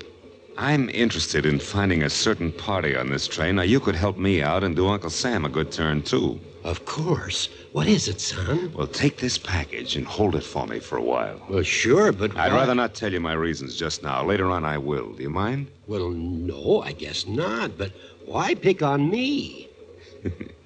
Want to know the real truth, Mr. Williams? Well, of course. Well, it's because you look like that place you come from, Junction City. You know the old saying, you can take the boy out of the country, but you can't take the country out of the boy? Yeah, a lot of truth in it, I guess. Yeah, there is. You'd be the last person on a train a smart crook would pick on. Well, you're not very flattering, but you make sense. I like you. I'll keep your package for you. Go ahead, look through the car. Thanks. I won't be gone long. You feel better now, Dan. Certain that the brooch is safe with old Mr. Williams. Somehow you feel you can trust him, don't you? As you leave him, step into the corridor. The man in the brown suit is nowhere in sight. You hurry through the cars to compartment B, car 118. Dan. Hello, sweetheart. Dan, please, get away from here quickly. Yeah, let him come in, baby. Let him come in. Oh, well. Nice of you to show up, chum. Save us the trouble of coming after you. What's this all about? So the two of you are working together, huh? You know, first we thought maybe you were just making a play for the lady here. I'm afraid I don't follow this gentleman. Maybe we ought to make it clear to him, Joe. Now, wait a minute. Which one of you has the brooch? Well? Brooch? What are you talking about? We don't have it, either one of us. Look, lady, we were hoping we wouldn't have to get rough. I tell you, we don't I hate to get rough with a lady. But a man's a little different. Maybe after a little treatment, your boyfriend will feel like talking. Don't you think so, Joe? I'm sure he will. Now, just a minute. You boys are mixed up. I don't think so. We'll see, anyway. Come here. He has nothing to do with this. I know when I've lost, I'll give you the brooch. You stare at her, bewildered, unable to understand what's happened. You watch Judith open her suitcase, take out the brooch, hand it to the man in the brown suit. You're certain it's the same brooch you handed to Mr. Williams a few minutes ago. Yet here it is. Now you're being smart, sister. Thanks. Yeah, very smart. And we'll be in KC before long. I think you better stay right here in your compartment, lady. Don't make a move. All right. That might be a good idea for you, too, handsome. Oh, you don't have to worry about me. I don't know what this is all about, and I don't care. It's none of your business. Is that it? That's it. Keep it that way. Come on, Joe. You've got a great sense of humor. That brooch was just paste. A phony? Yes. I figured something like this might happen, so I had an imitation made. A perfect imitation. Well, then why did you carry the real article with you? Because I was sure they'd search my compartment instead of coming after me. Oh? I recognized the man in the brown suit as Joe Franklin, one of the best-known jewel thieves in the business. That's why I was so worried when he showed up in the club car tonight with his partner. So you dumped the real brooch on me and then left hoping they'd tail you to your apartment and grab the phony brooch. That's right. Well, it worked out anyway. Though you did give me a bad moment turning up here the way you did. If they'd searched you... They wouldn't have found a thing. What? I had a hunch they'd frisk me, so I hid it. Where? In the club car. That was careless. Oh, quit worrying. It's practically locked up. You'd better get it right away. Use your head. Suppose those two guys find out that bauble you gave them's a phony. They're liable to come back. What do you suggest we do then? Leave it right where it is. Sit tight. If nothing happens, those two guys will get off at Kansas City. Once they're gone, I'll bring you the brooch. How do I know you won't double-cross me, Dan? You don't. But you had to trust me before, remember? All right. We'll play it your way. But there's something you'd better remember, Dan. Yeah? You'd better come through. If you don't, you're going to be awfully sorry.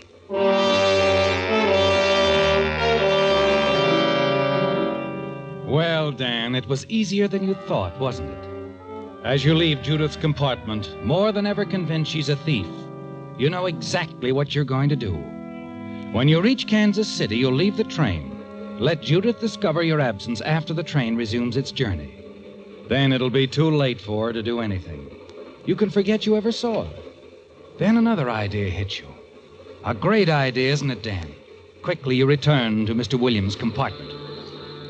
Had your party all right, son? Yeah, I did. Are you still figuring on leaving Kansas City on tomorrow's edition of the same train? Mm-hmm. Already wired for my reservations. Good. I'll take the same one. Now, meantime, if you can help me still further, that is, if you will. Well, I guess so. Well, I want you to keep that little package for me while you're in Kansas City. You can give it to me when we see each other again on the train tomorrow, huh? How do you know I'll show up? I don't. I just believe in you, Mr. Williams. All right, son. I'll do it.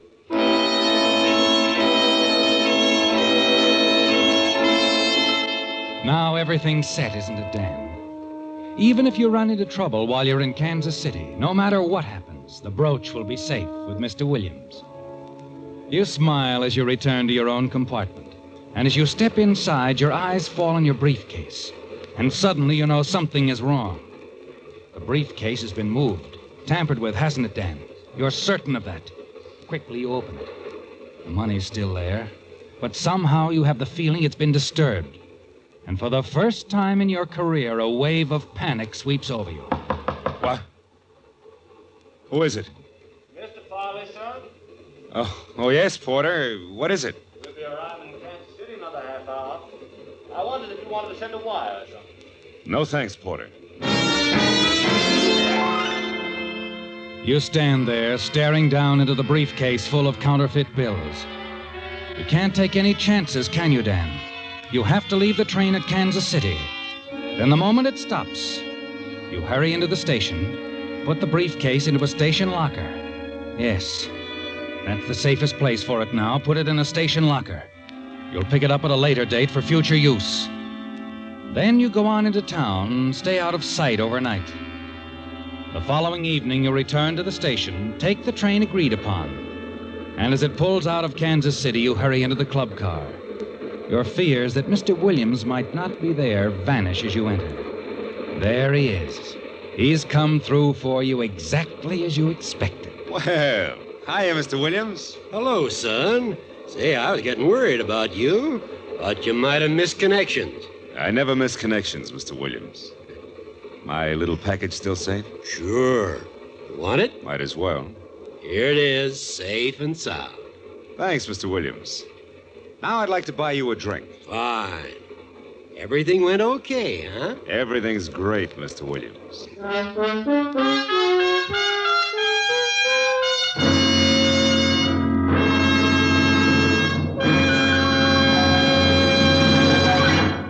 The Whistler will return in just a moment with a strange ending to tonight's story.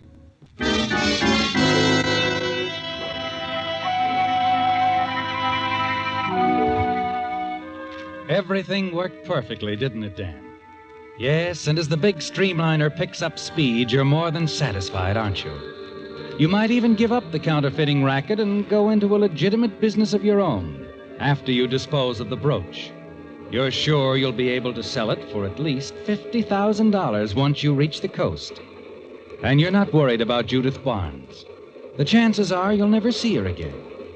And the elderly Mr. Williams came through for you exactly as you were certain he would. Yes, sir, Mr. Williams. You did me quite a favor. Well, I was glad to do it. Would you like to see what you've been holding for me? It's very pretty. Yeah, I would. Okay, I'll show it to you.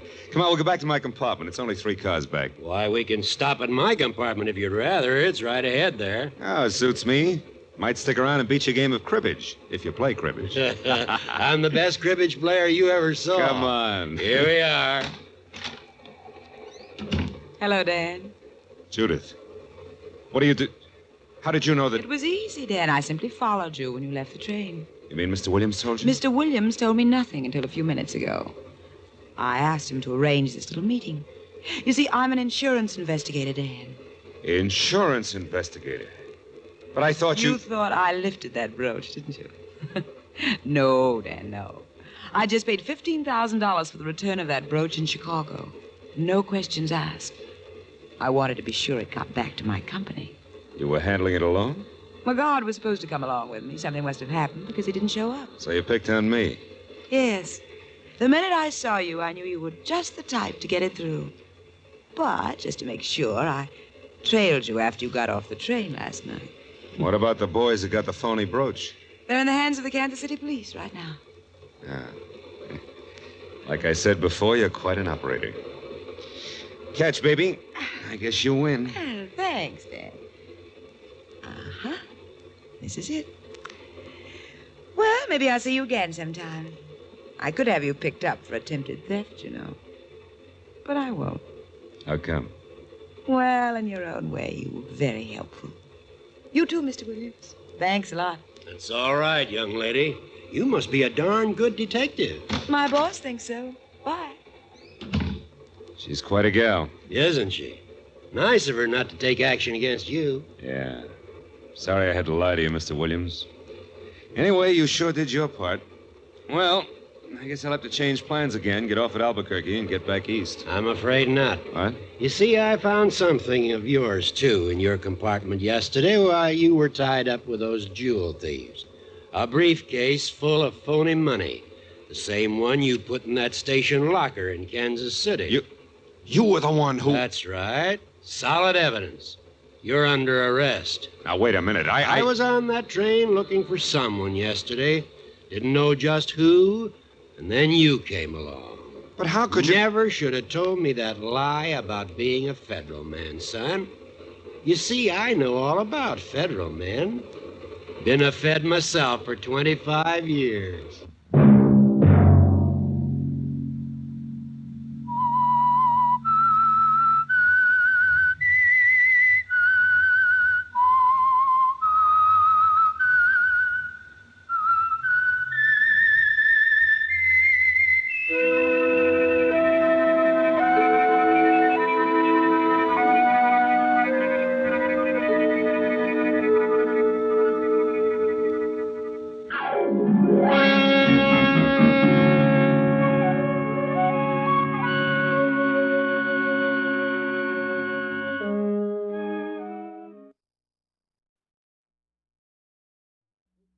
The Signal Oil Program, The Whistler.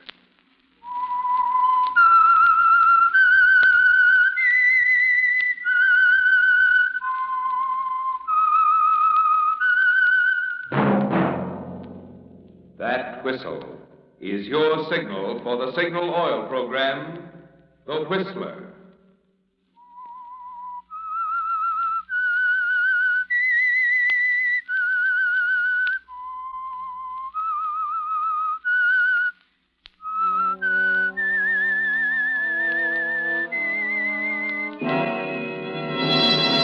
I am the Whistler, and I know many things, for I walk by night. I know many strange tales hidden in the hearts of men and women who have stepped into the shadows. Yes, I know the nameless terrors of which they dare not speak.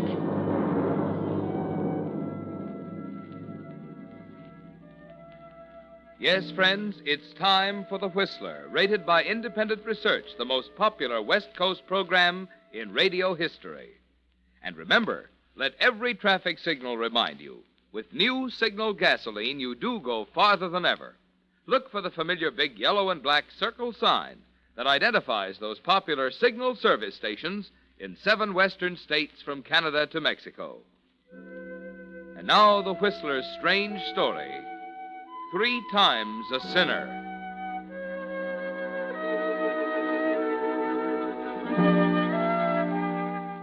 Lydia Hunter stood alone in the kitchen, watching the coffee bubble in the electric percolator. She knew Gerald would want his coffee when it was over. He always did when anything excited him. And she reasoned quite correctly that nothing excites a man more than being told by his doctor that he's going to die. The attack had come in the early evening, while Gerald was seated at the organ playing a Bach fugue. The music had suddenly stopped. She'd run from the library into the study to find him unconscious on the floor. She'd called Dr. Farmer, and then had made Gerald as comfortable as possible until the doctor arrived. Everything Gerald could expect from his dutiful wife. She stared down at the coffee bubbling in the glass top of the percolator, waiting. Then... That was just like him. The examination was over, and he was back at the organ again. She filled his coffee cup and hurried to the study.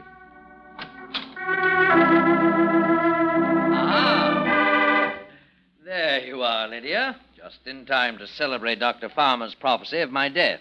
Oh, and coffee. My obedient wife is bringing me my coffee. No coffee for me, thanks, Lydia. I must be going now. But it's raining, Doctor. You see, Richard, I've implied to my wife that I'm dying, and she immediately goes into a report of prevailing weather conditions. Tell me, Doctor, is Gerald just being dramatic, or is there something seriously wrong? Gerald is a sick man, Lydia. And I don't recommend too much of that coffee. Oh, nonsense. Coffee's my mainstay. Then it's true. Oh, Gerald. Oh, Gerald. Oh, come, Lydia. Dry those crocodile tears. They stain your makeup. Furthermore, you know you're deliriously happy. Why, just think. I can slip off at any moment now. Don't talk like that, Gerald. It may take years, old man, if you take things easy.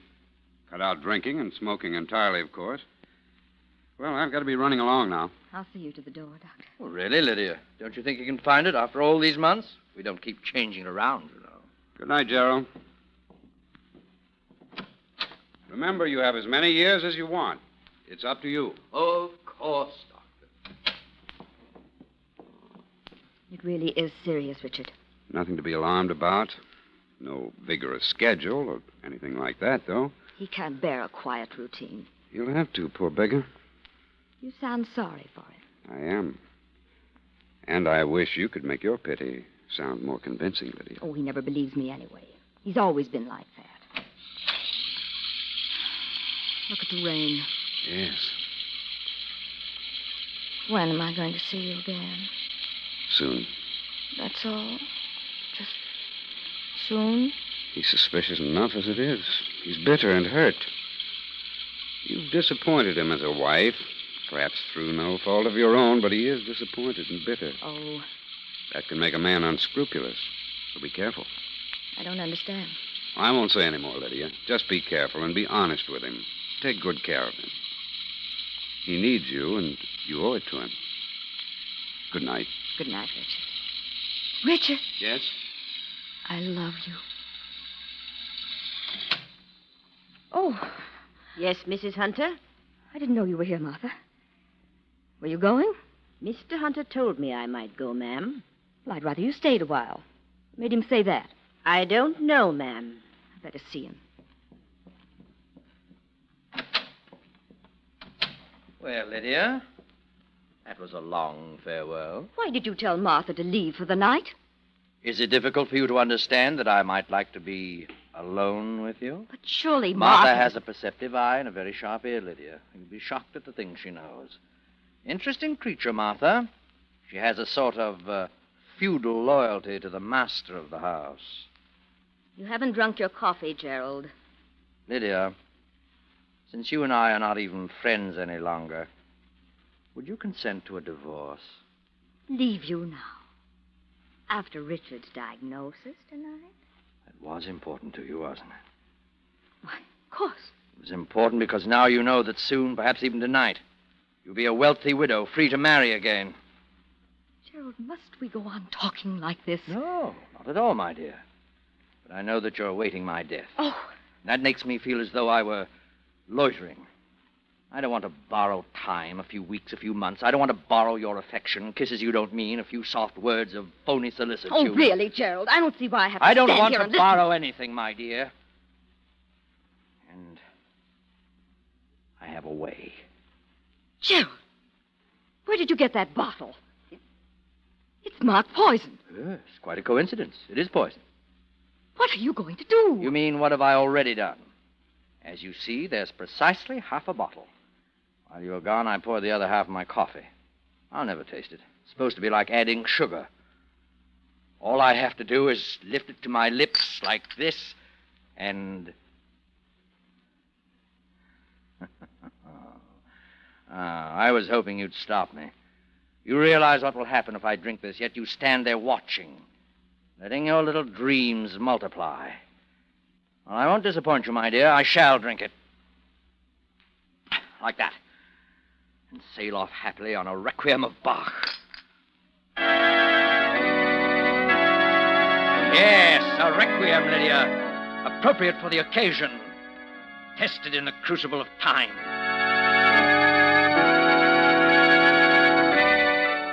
You can hardly believe it, can you, Lydia? Here it is, happening before your very eyes. You hardly know what to think. All you can do is stand there, speechless, staring at him as he plays on and on. Then...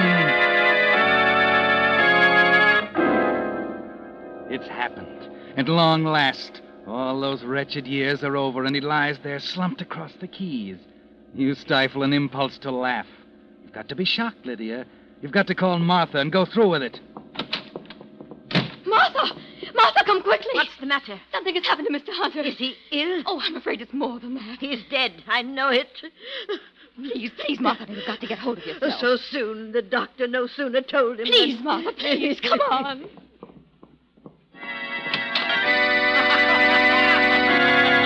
Gerald! Mr. Hunter! Oh, Mr. Hunter! Oh, here they are. My servant and my bride. My servant weeps bitter tears over my corpse, but my wife, oh, hers have been lost. The woman who does not blush also does not cry. My dear, you have disgraced your sex.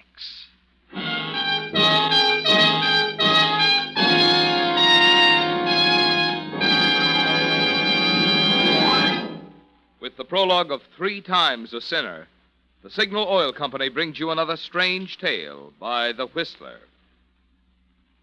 Today being April 1st, I'd like to bring you this timely warning. April showers bring May flowers, but they also bring accidents. Here's what I mean. Of the deaths caused by autos, 1 out of 5 occur when roads are wet or slippery. 1 out of 5 when drivers' vision is obscured. Fortunately, precautions can be taken to help prevent these 2 types of accidents. For instance, tires that are worn smooth tend to skid more readily. But a deep, heavy retread job, the kind Signal gasoline dealers are prepared to give your tires, will restore their grip on the road, help you stop more quickly. And if a worn windshield wiper is leaving streaks across your vision, Signal gasoline dealers will install a fine new Rainmaster blade while you wait. So next time you're at your neighborhood Signal gasoline dealers, have your tire tread and your windshield wiper checked. You'll feel a lot better knowing your car is prepared for any kind of weather. And it may help save a life, possibly your own. And now back to The Whistler.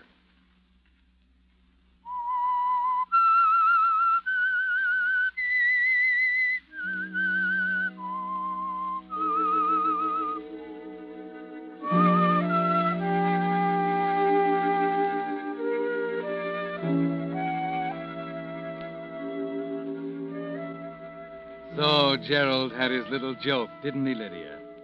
Watching you out of the corner of his eye as he slowly raised the cup of coffee to his lips, putting it down for a moment to tantalize you a little more, raising it again, chuckling to himself when you couldn't keep the eagerness from showing in your face.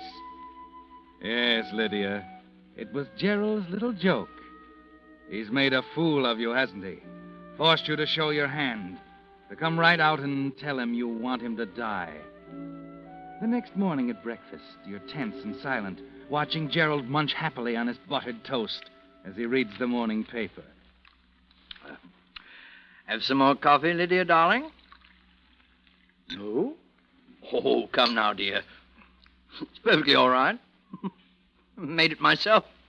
Not a drop of poison in it. Will you be quiet? Oh, Lydia, Lydia. You're such a comfort to me in my last hours. The beautiful, dutiful wife offering peace and consolation to her lord and master in his declining days, giving freely of her strength. I've had all I can stand, Gerald. Now, that's enough. Very well, my dear. There's a half bottle of poison on the shelf in the medicine cabinet. Oh, here. Let me butter you a piece of toast. I'm not hungry. When are you going to kill me, my dear? Oh, pass me the marmalade, will you? Thank you. Gerald, why did you do it? You, didn't answer my question. When are you going to kill me? I can't stand this never! Sit down, Lydia. There. That's better. I'm very happy about last night, you know. Yes, it brings things right out into the open. I've known for years that the only thing you wanted was my money. Awfully good marmalade. Won't you have some? What did you do with a half bottle of poison that's missing, Gerald? I poured it into the fireplace. Still half left, though. Ought to do the job quite nicely. I signed for it at the pharmacy myself, if you're wondering. Told them it was for the moths. So, you see, it's all ready for you, Lydia. Any time you feel in the mood. What do you want me to say, Gerald? Well, nothing, Lydia. Very well. I'll go. Where? I have an appointment at the hairdresser's. Oh, Lydia, Yes? give Dr. Farmer my regards, will you?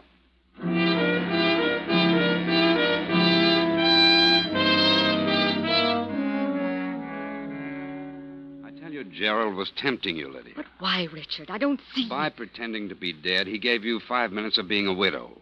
He wanted you to enjoy that feeling. At the same time, he's shown you how simple it would be to kill him. Practically put poison in your hands. Now he wants you to kill him with it. He wants to die, don't you see? No, I don't. It's very simple. He wants that death on your hands, so you'll die with him. Oh, I can't believe that. Not even of him. You'll hang on until you're desperate. But be careful. Don't let him trick you into it. Into what, Richard? Murder, darling. Murder.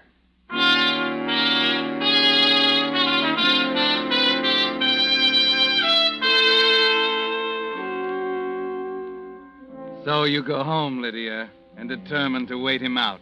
He can't last long. There's no point in thinking about it anymore. Time will take care of everything. Get your mind off it, Lydia. Don't think about it anymore. Murder, darling. Murder. The words keep coming back like the thought of a new toy to a child. And you can't surrender like a child and turn to thoughts of other new toys. Murder is the only toy you want, isn't it, Lydia? As the days pass, it keeps returning unconsciously. The bottle on the shelf in the medicine cabinet, half full, bought in Gerald's name, flaunting its power at you every day. Murder, darling. Murder. And finally, the night comes when you can't resist it any longer. You go into the medicine cabinet and take the bottle, hold it tightly in the palm of your hand, and walk back into the kitchen. When the coffee's done, you pour a cup and add the contents of the dark little bottle. No sugar, Lydia. Gerald has told you the poison is sweet. Now, a little cream. That's it. You're ready now. The bottle is in your pocket, empty. You're ready for Gerald playing on the organ in the library.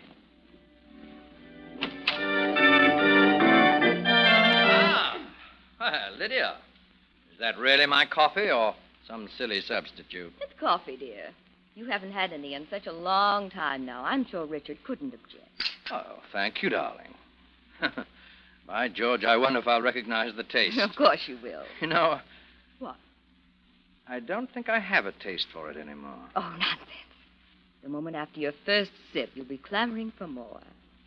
Habit's funny, though. Once you've broken it, it's lost. Friendship, marriage, coffee, all the same. Oh, aren't you joining me? No, Gerald, I've been too nervous lately. Mind if I go ahead? Please do. What's making you so nervous? Well, I don't know, Gerald. Past few weeks have been rather strange. Maybe the awful weather, eh? Well, cheer up, my dear. Spring's on the way. Your spirits can improve overnight, eh? I suppose so. Well, here goes. Good Lord, woman, what are you trying to do? Kill me? Kill you? What are you talking about? This is hot, Lydia. It's hot. Oh. Shall I cool it down for you? No. Oh, no. What's the trouble? Oh, it's my heart again.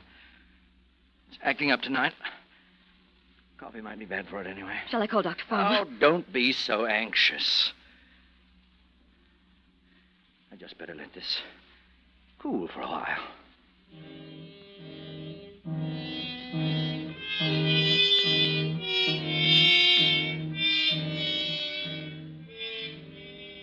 Gerald, Huh? your coffee's getting cold. Oh, yes. I forgot all about it. I say, Now, what is it? this is sweet. You sure you haven't put too much sugar in it? It's just your imagination. I suppose. That does taste good. Now, my dear. Yes? You may put the empty bottle on the organ. What? That will make it look like suicide. If they don't find the bottle by my side, you'll be suspected of murder. Go on, put the bottle on the organ. I'm going to play for a while as I wait for it. So you know. And you're not at all embarrassed. Not the faintest sign of a womanly blush. You're the worst kind of sinner there is, a deliberate one. You sinned when you married me for my money. You sinned when I tried to commit suicide and you didn't attempt to stop me. And now you've sinned again because you've tried to kill me. Do you honestly think, my dear, that anyone 3 times a sinner can escape punishment? In a few moments, you'll be dead, Gerald. Perhaps.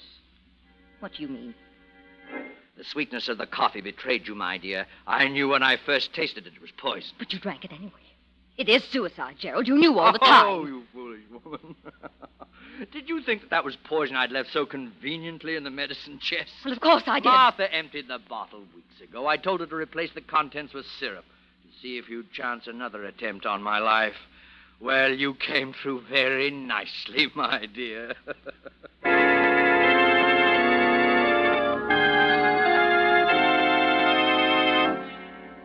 Well, Lydia, he's trapped you again. But why? Why, Lydia? He wants you to die for his murder. You're sure of that. He wants to let you go through all the motions, time and again, only to be frustrated at the last moment. He wants to build you slowly into a rage that will lead you to a crime of violence and a sure conviction. It's clear now, isn't it? Somehow you manage to keep calm, to appear unconcerned as he sits there, playing on that infernal organ.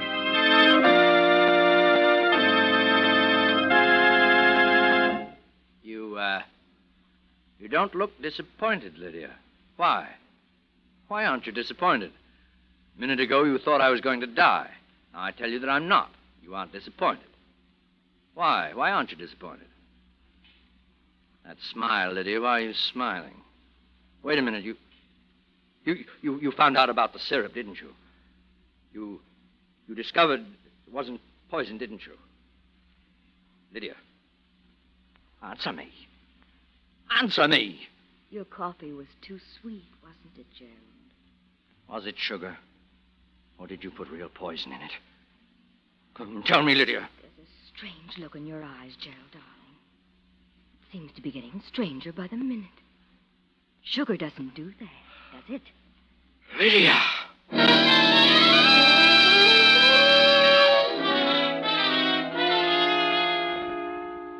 You're taking a new tack, aren't you, Lydia? There's no poison in the cup, but there's a new, deadlier one that you hadn't counted on until now. The poisonous power of suggestion. He actually believes he's dying, and you're making the best of it. The real poison is sweet, Gerald. Remember? You're lying, Lydia. You didn't do it. But I did. Did you actually believe I'd let you make a fool of me again? When did you buy it? Yesterday. Should have known. Getting hold of you, Gerald, inch by inch. No. Here's the bottle. Here, I'll put it beside you on the organ, just as you said. Give me that bottle. Give to me. There.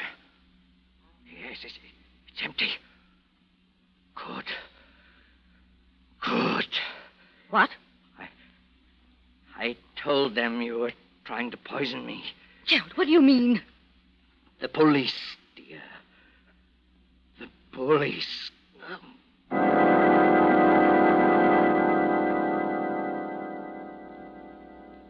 Well, Lydia, for once you're a step ahead of him. So he told them you were trying to poison him. You can't resist now. You've got to laugh about it. Relieved, free at last. Gerald slumped over the organ keyboard, dead. It's so much simpler now. Death of a stroke. No poison, no suicide, no prying medical examiners. Just one thing, Lydia. The bottle. That would cause suspicion, wouldn't it? When there's nothing to be suspicious about. So you take the bottle from Gerald's hand, go down into the basement and crush it to tiny bits with an axe. There's nothing left now but a few fragments of glass. Then at long last...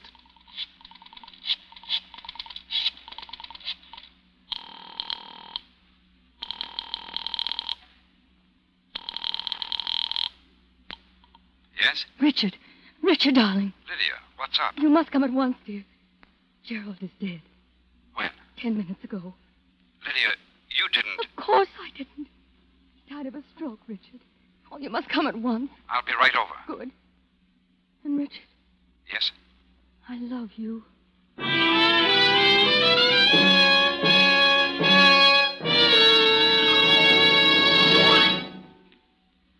The Whistler will return in just a moment with the strange ending of tonight's story. Meantime, a word about those big red and yellow signal billboards you've been seeing that tell you now go farther than ever with new Signal gasoline. Unfortunately, there isn't room on those billboards to tell the rest of the story, the finer performance in new Signal gasoline that makes this good mileage possible. Here's what I mean. New Signal's quicker starting naturally saves gas. Signal's smooth, fast pickup saves gas. And Signal's effortless anti-knock power that sends your motor purring up the steepest hills saves gas. So you see, the features in gasoline that make driving a pleasure are the very same ones that add up to more mileage. That's why we say your speedometer is the best proof of gasoline quality. If you want the tops in performance from your car, the logical place to find it is the new Super Fuel that now helps you go farther than ever. New Signal gasoline. And now, back to the Whistler.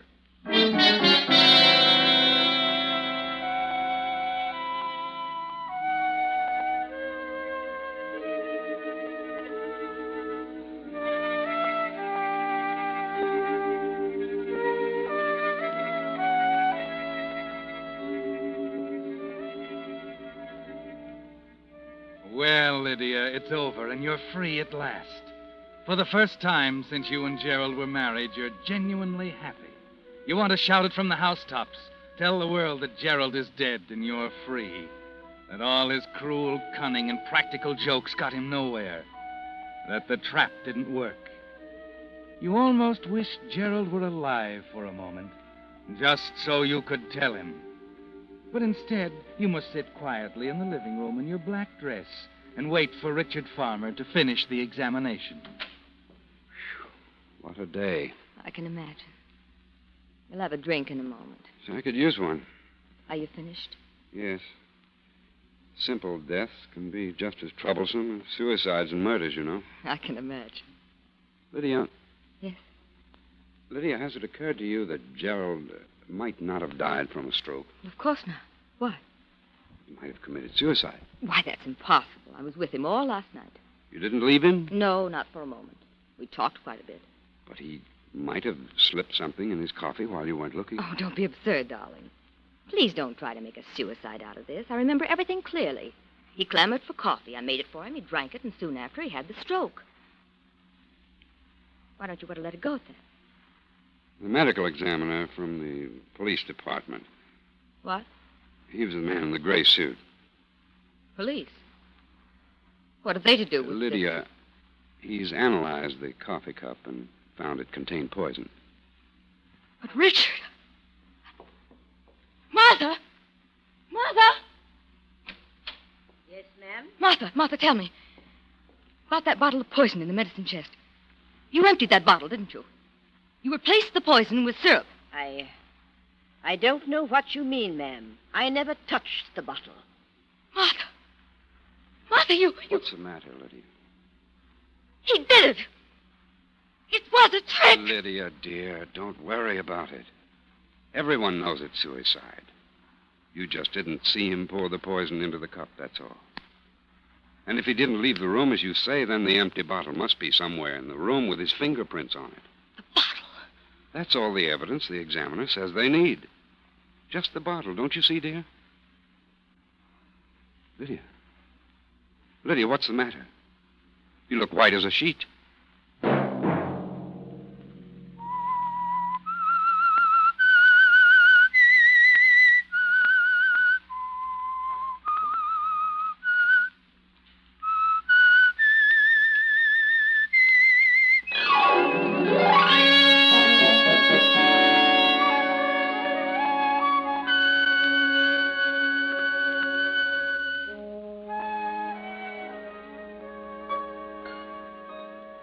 Next Monday at 9 o'clock, The Whistler will bring you another strange tale.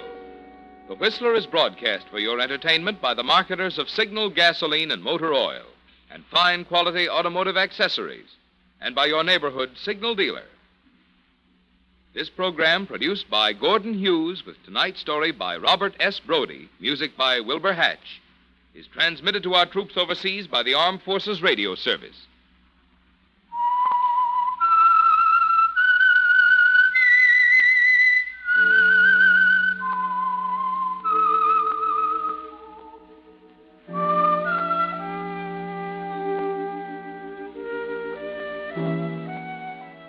That whistle is your signal for the Signal Oil program, The Whistler. This is Marvin Miller speaking, reminding you to look for those familiar yellow and black circle signs that identify those popular Signal oil stations in 7 western states from Canada to Mexico. This is CBS, the Columbia Broadcasting System.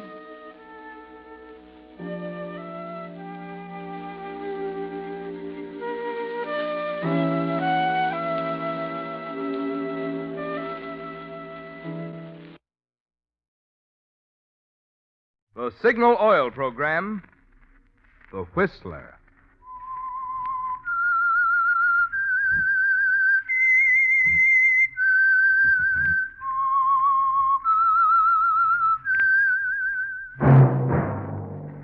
That whistle is your signal for the Signal Oil program, The Whistler.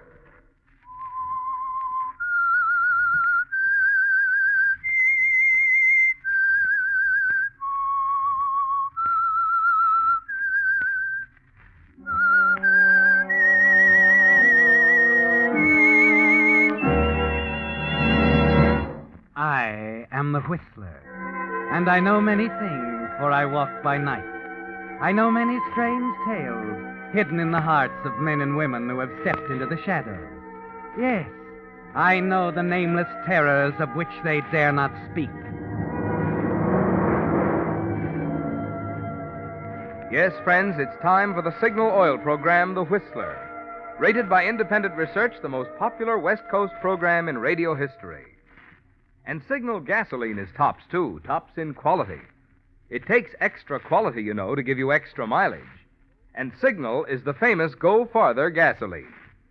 So look for the Signal circle sign in yellow and black that identifies friendly dealer-owned Signal service stations from Canada to Mexico. And now the Whistler's strange story. A case for Mr. Carrington.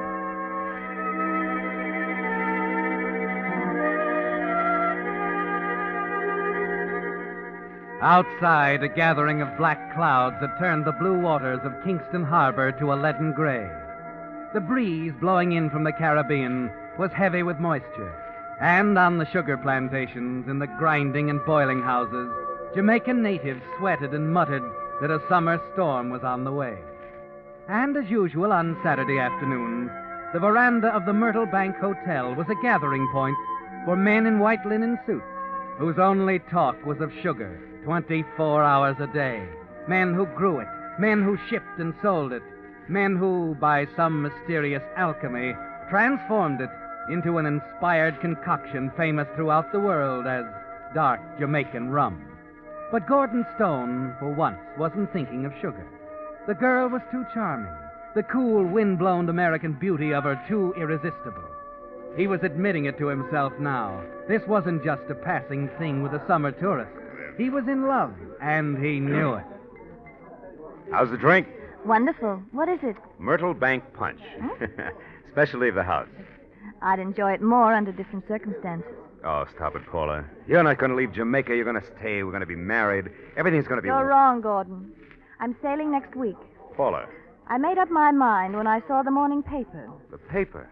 There was an item about you and Mr. Wakefield.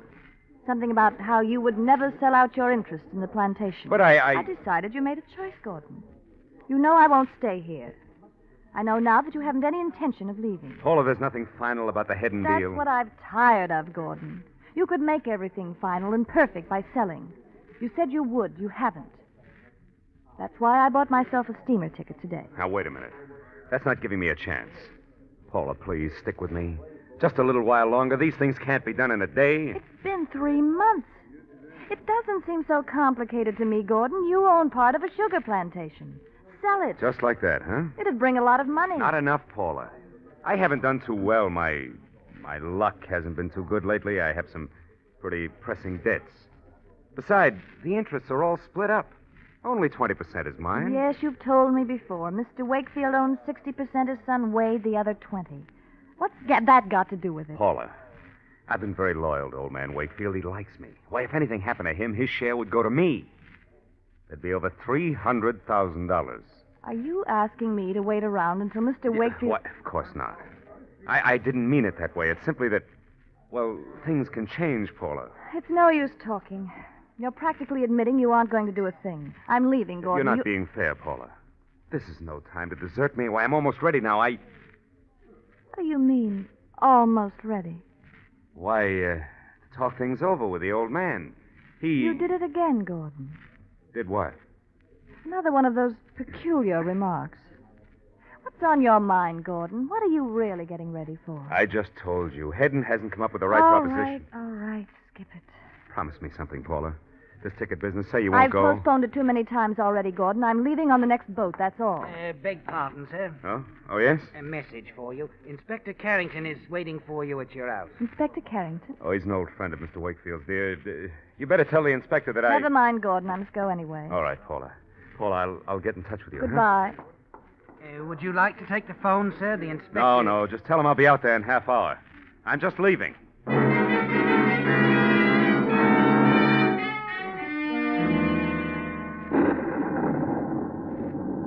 The rumble of thunder sounds overhead as you guide the car through the outskirts of town, down the road bisecting tall fields of cane on the flatland to the north.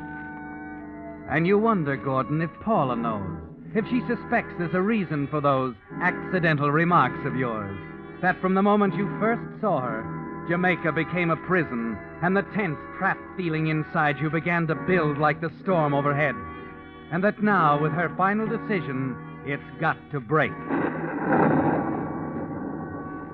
By the time you arrive at your house on the plantation, you've decided it doesn't matter much whether Paula suspects or not. You brace yourself a little as you walk in to meet your guest. Yes, Gordon, Inspector Charles Carrington is the last person on Earth who should suspect you're planning a murder.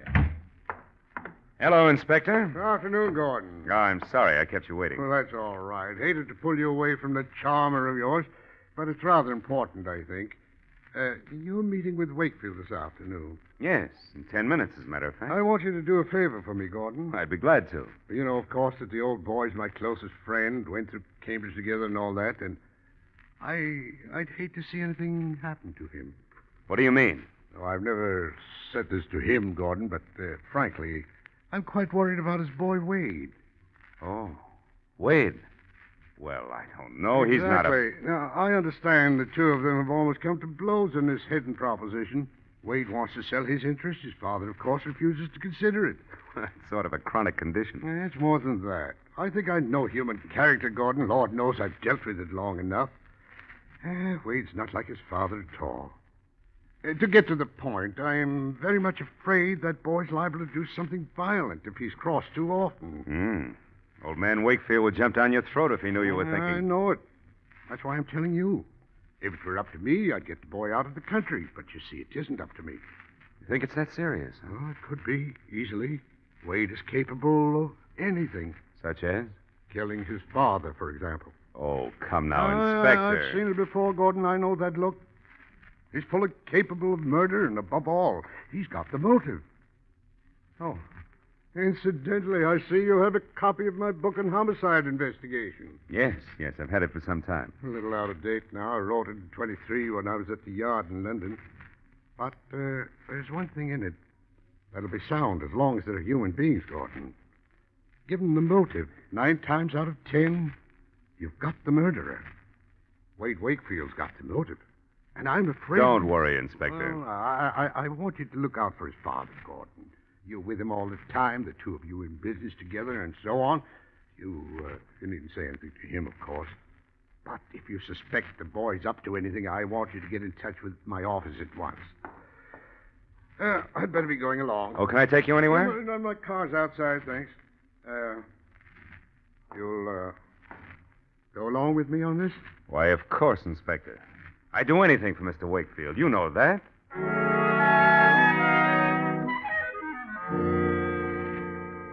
You see him to the door, then walk thoughtfully back into your study. Take his book on homicide investigation off the shelf. Flip the pages to a passage you've studied many times, underlined in red pencil.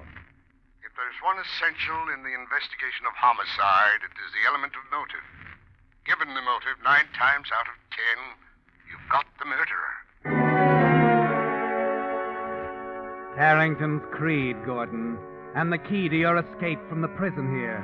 The open sesame to New York and Paula, and the $300,000 in proceeds from the sale of the plantation that will come to you if old Mr. Wakefield, your partner, dies. And above all, the thing that will send his son Wade to the gallows for a crime that you committed. Your mind is made up now. There couldn't be a better time, Gordon. The storm, the inspector. It's going to happen tonight.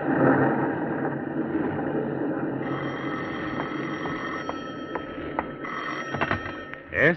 Gordon, Oh, yes, Mr. Wakefield. Wade's here. You'd better get over right away. It looks as though I may need some help. I see. Yes, sir. I'll be right over.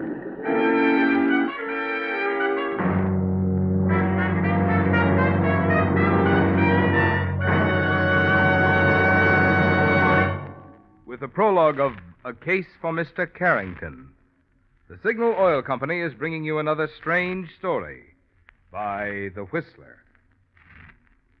But now, since cooler weather is here to stay for a while, I'd like to say a word about an item that's going to have a lot to do with your driving pleasure from now on. Batteries. How's the condition of yours? One way to find out, of course, is to wait until your battery refuses to turn the motor over some chill morning. But a much better way is to stop by your Signal service station regularly for a battery inspection. Your Signal dealer will keep the battery water at the proper level for long, efficient service. If your battery has run down, Signal dealers have the latest equipment for safe recharging. And should you need a new battery, mister, you've come to the right place. For the new batteries that Signal dealers feature are not just another battery, no, sir. Signal batteries are very special batteries, built to exacting standards that Signal Oil Company is proud to stand back of. They're rugged, they're packed with power, and they're guaranteed.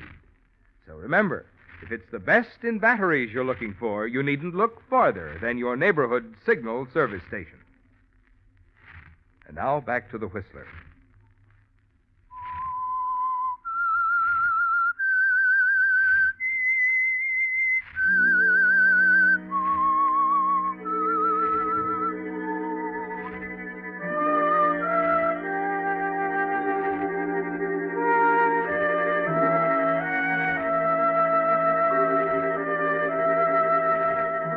The downpour has turned the plantation road into a pair of muddy ruts as you slog along in second gear toward Wakefield's big house on the high ground near the gate.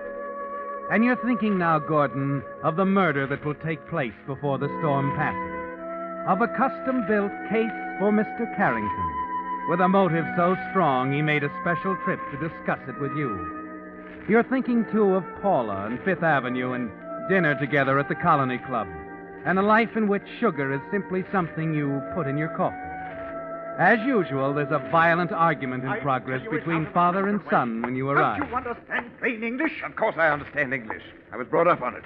But I can't understand stupidity. I've operated this plantation for 30 years without your help. Easy. Take it easy. Gordon. You'd better run along, Mr. Stone. My father and I are having a private conversation. And maybe you'd better shut up. Who do you Did you hear what I said? You're going to say that once too often, old boy. When that happens, let me know. Now, what is it? The same old thing. He wants to sell his 20% to Hedden. I thought we'd settled that. You were wrong. Now that you're both here, I might as well tell you. Well, go on. I instructed your clerk yesterday afternoon to draw up the contract. Mr. Hedden and I have already had an understanding. What? The deal, in short, is made. Wade. I'm of age, Father. My interest, my money, and my decision. Get out of this house.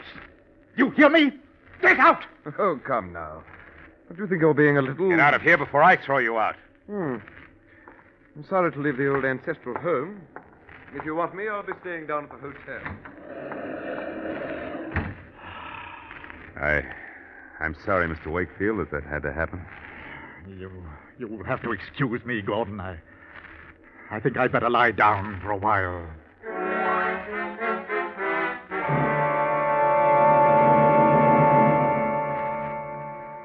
As usual, exhausted by the argument, the old man goes to his room to rest, and you leave quietly by the back entrance. Walk across the mushy turf to one of the field office buildings. Little Mr. Knowles, the chief clerk, looks up from his desk as you enter. Mr. Stone, I've been waiting to see you, sir. I can't take any time right now, Knowles. If you don't mind, I'll have that agreement, the partnership arrangement with Wade. But that's what I want to ask you about. You drew that up yourself, you know.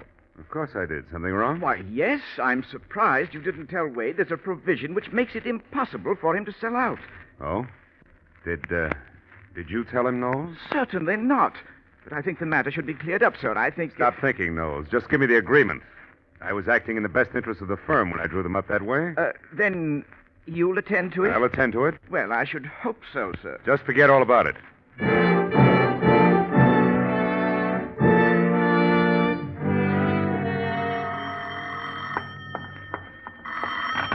Yes? Gordon, Yes, Paula. I've been trying to get you for an hour. Oh, I'm sorry, dear. I was tied up I a bit. know. I just wanted to tell you my sailing's been moved up. The boat leaves tomorrow night. Oh? You haven't... Listen, dear, I'm going to see you tomorrow. We can discuss it You all haven't then. told me, Gordon. Are you going to sell? Well, I can't tell you now, Paula. I'm sorry. So am I. Goodbye, Gordon. Paula, That's all right, Angel. You'll feel better tomorrow.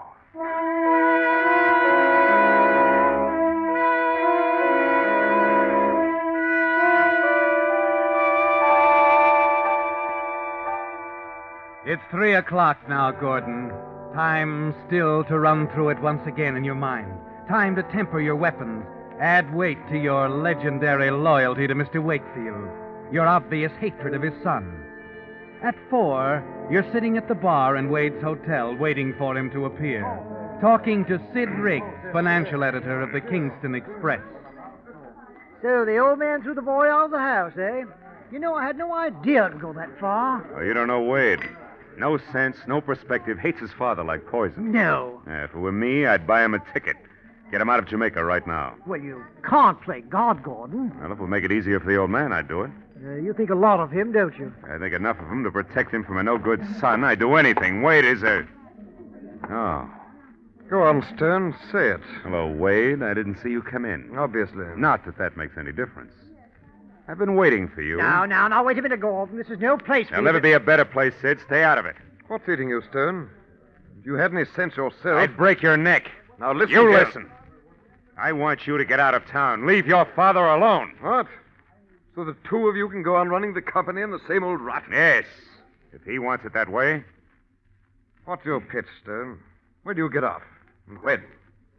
There's got to be more to it than loyalty to a stubborn old man who... What's going on? Another crack like that and I'll kill you. Hey, cut it out now, Gordon. Cut it out. Leave him alone.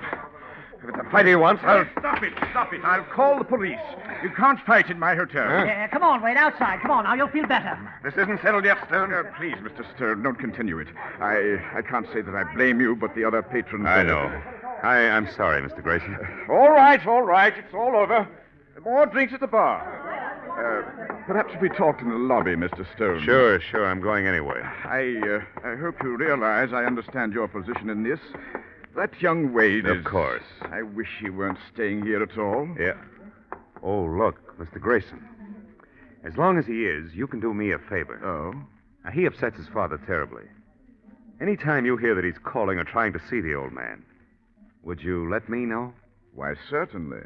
Thanks. And, I'm sorry about what happened in there. It's all right, Mr. Stone. Give them something to talk about over their drinks, but I hope it won't happen again. I hope it won't be necessary. Good night, Mr. Grayson.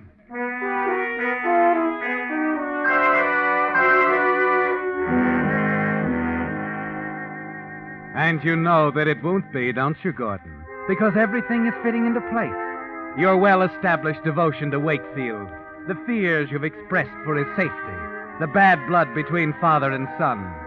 All that remains now is to bring the two of them together, and you know how to accomplish that. At 8 o'clock, you pull up in front of the big house, reach into your pocket for the agreement the little clerk gave you, and go inside. You find Wakefield in his study, and as he reads the contract, you know exactly what his reaction will be. And Wade can't sell out. Gordon, you're a wizard, an absolute wizard. Well, I thought there ought to be some out. Just a matter of tracking it down. You certainly found the answer. Wade can't make a move. And will I enjoy telling that young... I wouldn't be too hard on him. After all, he's got to learn. If he's ever going to be worth anything, he's got to learn. Yes. When are you going to talk to him? I'm going to get him over here tonight. But the storm and the way he feels, he may not want to come over. Oh, don't be ridiculous.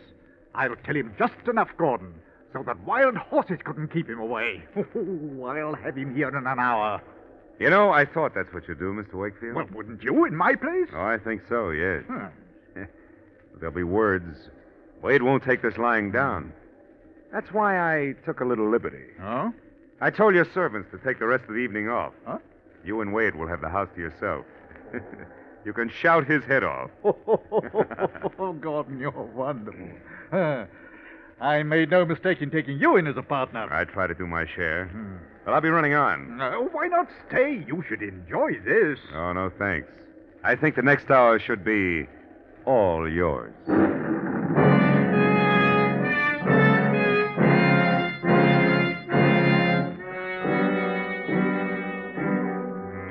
The drive across the plantation to your own quarters is pleasant, isn't it, Gordon? In spite of the mounting wrath of the storm. There's a tense, expectant feeling, some nervousness, but not enough to destroy the excitement. It's going so well. If there were any doubt that Wade would come out to his father's house, it's erased as you let yourself in, fumble across the storm-darkened room to answer your insistently ringing phone. Hello? Mr. Stone? Speaking. This is Grayson at the hotel. Oh? Mr. Stone, you asked me to call about Wade. What happened? His father telephoned a while ago from the place out there. Shortly after that, Wade left. I'm sure that's where he's going. I see. I hope there isn't anything to be alarmed about, but, well, the way he rushed out of here and all, You did the right thing, Grayson. Glad you called. I'll get right over to the other house. I don't believe you can get there before he does, Mr. Stone. I've been calling... I'll do my best, Grayson. Don't worry about it. You hang up, smiling, knowing that your timing is almost perfect. But you'll have to hurry, Gordon. Wade can't leave that house before you arrive. You've got to murder Wakefield only a few moments after the two men argue and Wade drives off, heading back to town. You've got to go through with the one thing that can bring you and Paula together.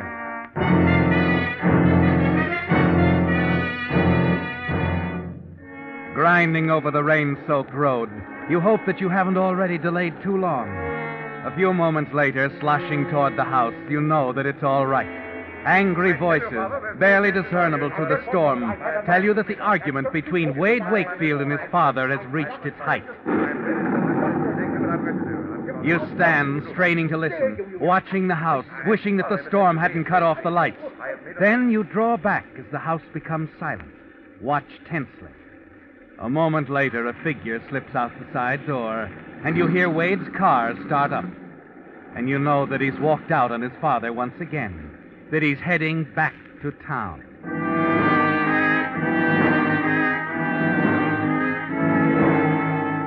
It's simpler than you planned, isn't it, Gordon? Knowing the two of them so well makes it almost mechanical. You even know where to find Wakefield in the dark house. And you swing onto the veranda, climb easily up to the bedroom window, where he's certain to be lying down, exhausted from his own anger. You peer in cautiously, see him on the bed, moving restlessly. Slowly, you ease the window up. You lean into the room slightly. Take careful aim at the sleeping figure of Mr. Wakefield on the bed.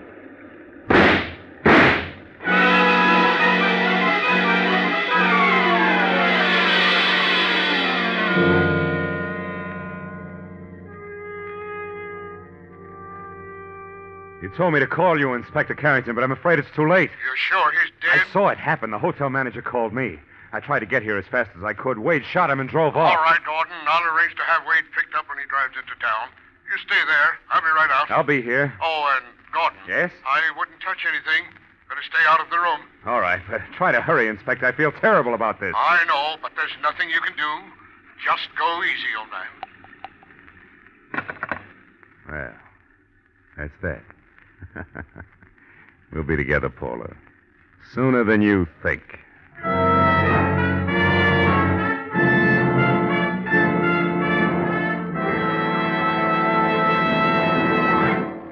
The Whistler will return in just a moment with a strange ending to tonight's story. Meantime, 2 points it'll pay every driver to remember if you want to be sure of the tops in quality when you buy gasoline. 1, In gasoline, it takes extra quality to go farther. and 2, Signal is the famous Go Farther gasoline. yes, it's a fact. Mileage is the best yardstick of gasoline quality. After all, there's only one way any gasoline can give you quicker starting, faster pickup, and smoother knock-free power. That's by helping your motor run more efficiently. And when your motor runs more efficiently, naturally you see proof of it on your speedometer in mileage, the very thing Signal gasoline is famous for. That's why we're so proud of Signal's good mileage, which has made Signal gasoline known from Canada to Mexico as the Go Farther gasoline. And it's why we say, to be sure of the tops in gasoline quality, there are just 2 things to remember. 1, In gasoline, it takes extra quality to go farther. and 2, Signal is the famous Go Farther gasoline. and now back to the Whistler.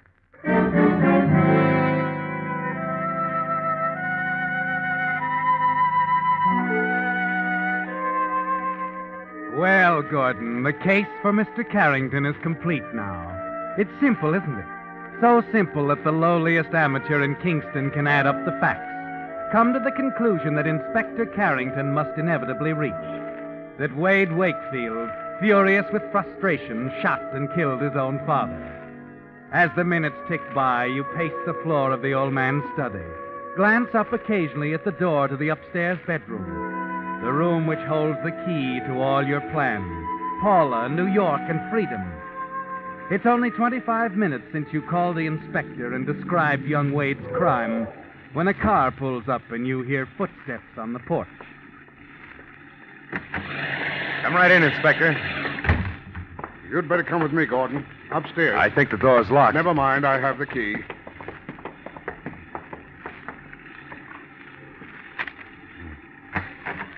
Here we go. Dead all right. Shot through the head. Yes, it's just as I told you. I saw Wade raise the gun and... A flash of lightning illuminates the room, and you get a good look at the body on the bed.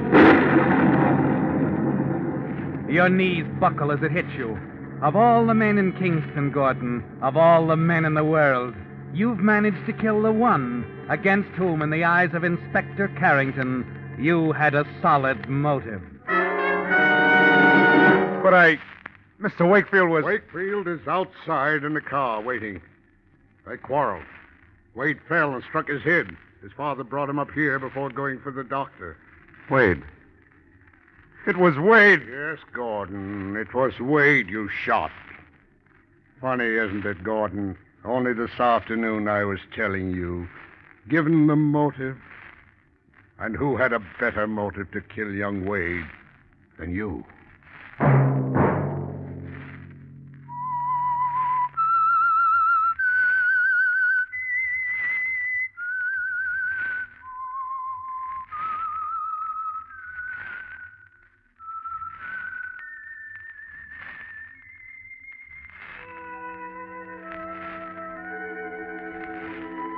Let that whistle be your signal for the Signal Oil program, The Whistler, each Wednesday night at this same time. Brought to you by the Signal Oil Company, marketers of Signal gasoline and motor oil and fine quality automotive accessories. Signal has asked me to remind you to get the most driving pleasure, drive at sensible speeds, be courteous, and obey traffic regulations. It may save a life, possibly your own.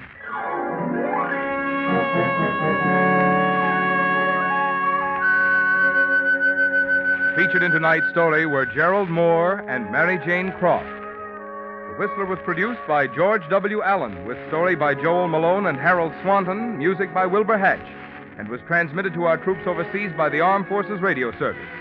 Next Wednesday, for a full hour of mystery, tune in a half hour earlier. Enjoy The Saint as well as The Whistler. This is Marvin Miller speaking. This is CBS, the Columbia Broadcasting System.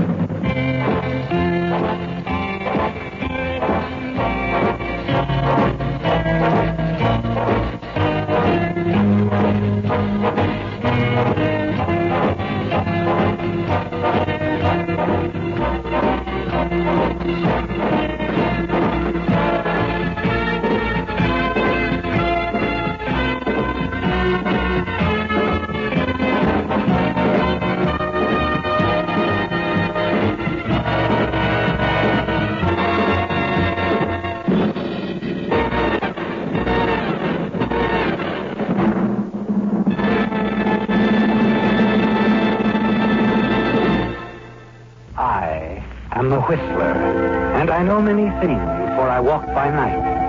I know many strange tales hidden in the hearts of men and women who have stepped into the shadows. Yes, I know the nameless terrors of which they dare not speak.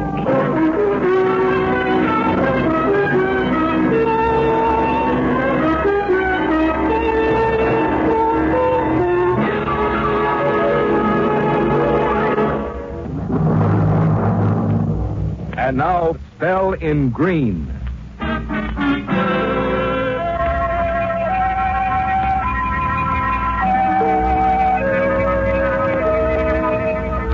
The quiet of the late night was broken only by the rapid click of a woman's heels on the sidewalk of the street that only an hour before had bustled with traffic and passing pedestrians. Nola Norton stopped for a moment and looked up toward the light from a third-floor apartment. From it to the package she carried under one arm. Then she sighed, resumed her steps, and turned up the walk to the apartment building. She opened the front door and then made her way up to Chuck Williams' apartment on the third floor. Chuck! Chuck, it's Nola. Hi, Nola. Come in. Is your coffee ready? No, my copy is never ready. Nola, my dear, dear Nola. Can it be that you've come calling with a gift? Now, it's more of a bribe. I thought if I brought this along as a reward, I might be able to deliver your column on time for once. Ah, my brand, too. And the seal isn't broken. I'm sure you can take care of that. Looks like I'm just the man for the job.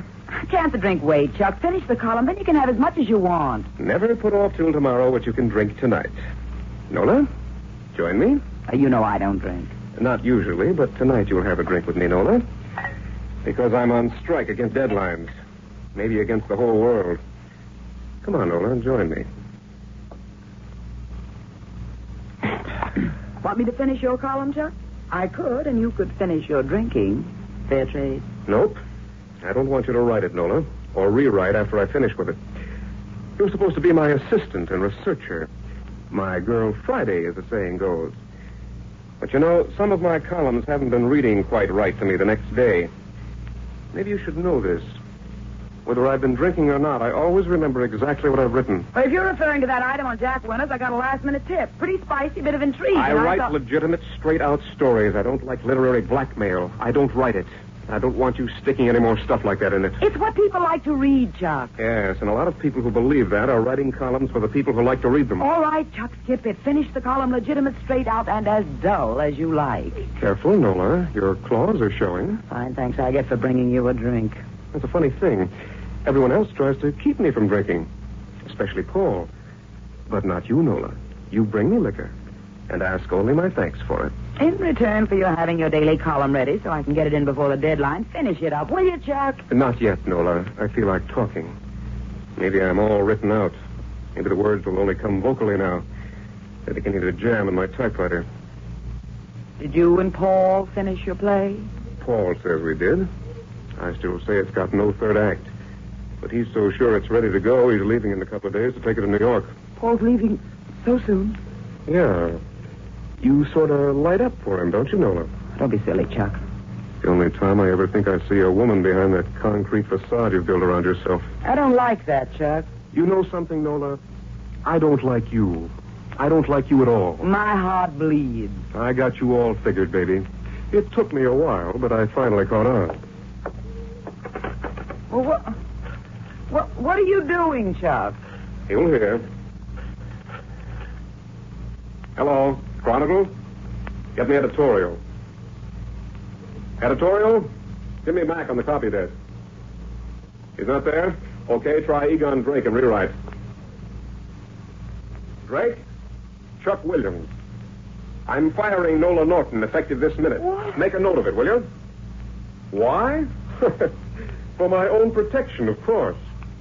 I'll explain to Mac in the morning. What on earth? Like I said, I got you all figured, and I don't like you. You must have had a few before I got here. Not one. Come here, Nola. Come out on the balcony with me. I want to show you something. Chuck, you're not making any sense. I never made such good sense. Look at it, Nola. The whole beautiful city stretched out before you. Take it. It's just lying there waiting for your greedy little hands. Take it, Nola. All of it. But leave Paul alone. And leave me and my little column alone, too. Okay, Chuck. I'll take it. And Paul, if I want him. And your column, too, Chuck. Nola, be careful. Look out. Nola!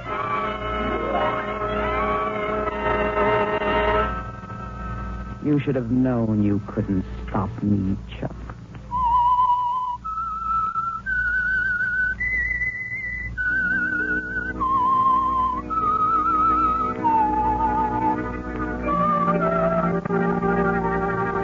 Well, Nola, it all seems a long time ago, doesn't it? Chuck Williams' tragic fall from the balcony of his apartment was judged accidental by the authorities. And in the months that follow, you try to forget that haunting moment when you pushed him to his death. The panic that accompanied your escape out the back entrance to the building. And the frozen fear that engulfed you when you reached your own apartment to find that you'd lost one of your emerald earrings. But that's all behind you now, Nola. You're sure you must have lost the earring in your hurried flight to your apartment because it was never mentioned in the investigation following Chuck's death. And that was 6 months ago. Since then, you've had another one made to match. And you wear them almost daily as you sit behind Chuck's old desk at the newspaper office, writing Chuck's old column. But it's your column now, isn't it, Nola? Whoever you are, go away. I'm busy. If I'm bothering you, I'm delighted. Well, Paul Wallace. Oh, you can't be here. You're in New York. That's the advantage of having a split personality. Anyway, I got back from New York about a week ago. A week? And you're just now looking me up? I must be pretty far down on your list. Well, depends on where you start reading, Nola. Besides, I've been busy. Planning a party. Want you to come. I'd love to. How long do you intend to go on without kissing me? This is Chuck's old office. It reminds me too much of him. Oh. Well, I have an apartment. I'm at the Midway Castle. So you finally have your castle, huh? Well, always knew you'd get it, one way or another. Castles get lonely sometimes, Paul. Well, I'd like to rescue the lonely princess. How about Wednesday? That's when I'm giving the party. Well, that's also 3 days away. The best I can do, Nola. All right. Wednesday, then. But why a party? Why not just the two of us? We're celebrating the flop of our play. Oh, darling, how novel to celebrate a flop. But isn't it rather ghoulish, considering... Considering the co-author is no longer here? No. No, that's exactly what Chuck would have wanted. He always claimed we never get out of Boston without a good third act. Is that why it didn't go over? Who knows? Chuck was the brains behind it. The play took a dive, and I'm broke. So we'll celebrate. Who's coming? Lots of people. A select group, of course. Janet Kimber? Sure, Janet. Who was a better right than the leading lady to toast the flop of a play? Oh, indeed. But we'll need you at our little soiree, Noah. I'm flattered, Pet. Really flattered, but the notice is rather short. I'm booked up for weeks. Riding high, huh? With a pencil for a broomstick. If that's the kind of dialogue you and Chuck had in your play, no wonder it died. Still the same sweet Noah. Twice the readers Chuck had. So I've heard. But be careful. Don't let the column jinx you. Now, what's that supposed to mean? Nothing much, I guess.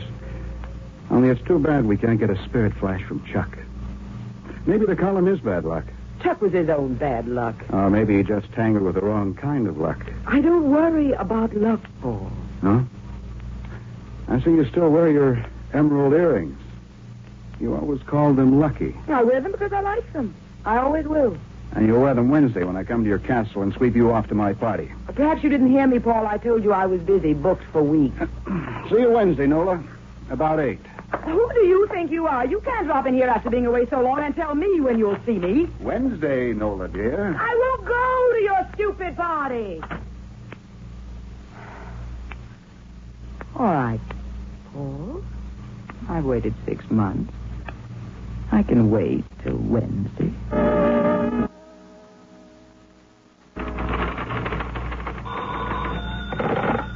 Yes?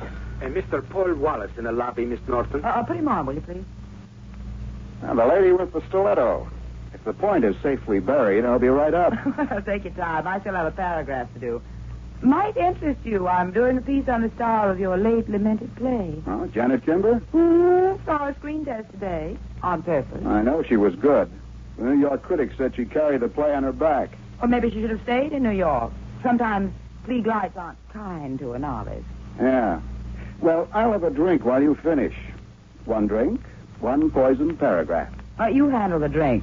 I can still manage the paragraph.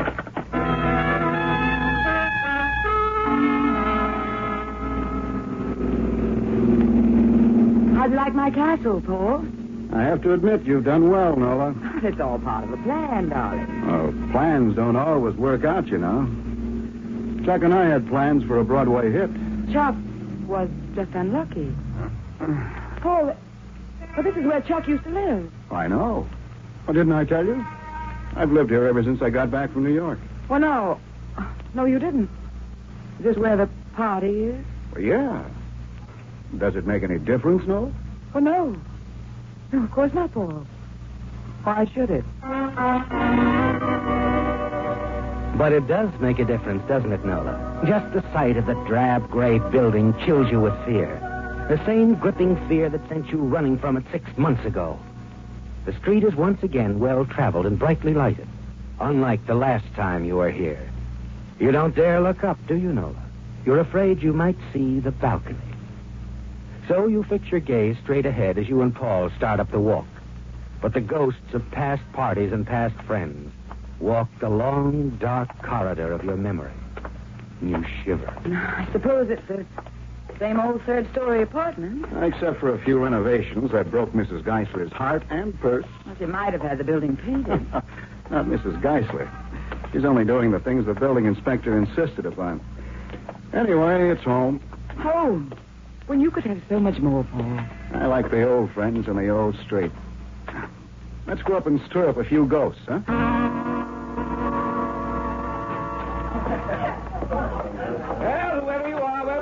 I'm fixing... Egan Drake, how could you get away from the rewrite desk? Oh, I can always find a way to take in a party by Paul. I'll get us a drink, Nola. It's good to see you again, Nola. Your success has made you exclusive.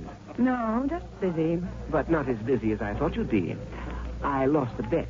Nobody thought you'd come tonight. Why? I can't wait to see the old gang. The gang or Paul? I figured in 6 months you'd forget him, too. It just explains how little I know women. It also explains why you're still in rewrite. Eh, Nola? At least no one will ever want my job. What's that supposed to mean? Oh, don't be so edgy, my sweet. In my usual muddled way, I was just trying to rewrite the past. Just between the two of us, Nola, do you really think Chuck's death was an accident? Of course I do. Why? Well, I've been thinking there was Chuck's play. True, it flopped, but who knew that 6 months ago? It could have been a success. You forget half the play was always Paul. I'm remembering that. But according to Paul, it all belongs to Paul now. I think people like you should never think it could be dangerous. And it could be you'd do anything for Paul. I remember how you handled the police 6 months ago when they questioned you. You keep your nose in rewrite, Drake. That's where it belongs. I'm going to see what Paul's doing. You start toward the balcony. It draws you like a magnet, doesn't it, Nola? Then you suddenly stop and turn into the bedroom. Despite its fascination, you're not going out on that balcony again, are you? Alone in the bedroom, you realize you must be especially clever tonight. You glance in the mirror as you leave the bedroom and smile as the light catches the brilliance of your lucky emerald earring. Oh, there you are, Nola. Oh, yes, Paul. Oh, I want you to meet Janet Kimber. Janet, this is Nola Norton. The two women in my dissolute life. Well, I'll leave you two alone so you can compare notes on me. Well, I'm thrilled to meet you, Miss Norton. Paul's told me so much about you. Well, I'm surprised he had time to remember me when he's producing a play. Incidentally, the critics were very kind to you. And now you're launched in a brand new career. Well, just barely launched, I'd say. Oh, on the contrary, I feel you're destined for smooth sailing. Well, perhaps that depends a little on you, Miss Norton. Oh, then Paul told you I'm doing tomorrow's column about you. Yes, he did. Or perhaps you'd like a peephole preview. There's no point in prolonging the suspense, is there, Miss Kimber? Oh, well, I would like to know, of course. Well, let's let everyone in on it. Everybody! Everybody! Miss Kimber is dying to know what I'm saying about her in tomorrow's column. I think I can remember it word for word. Here it is, verbatim.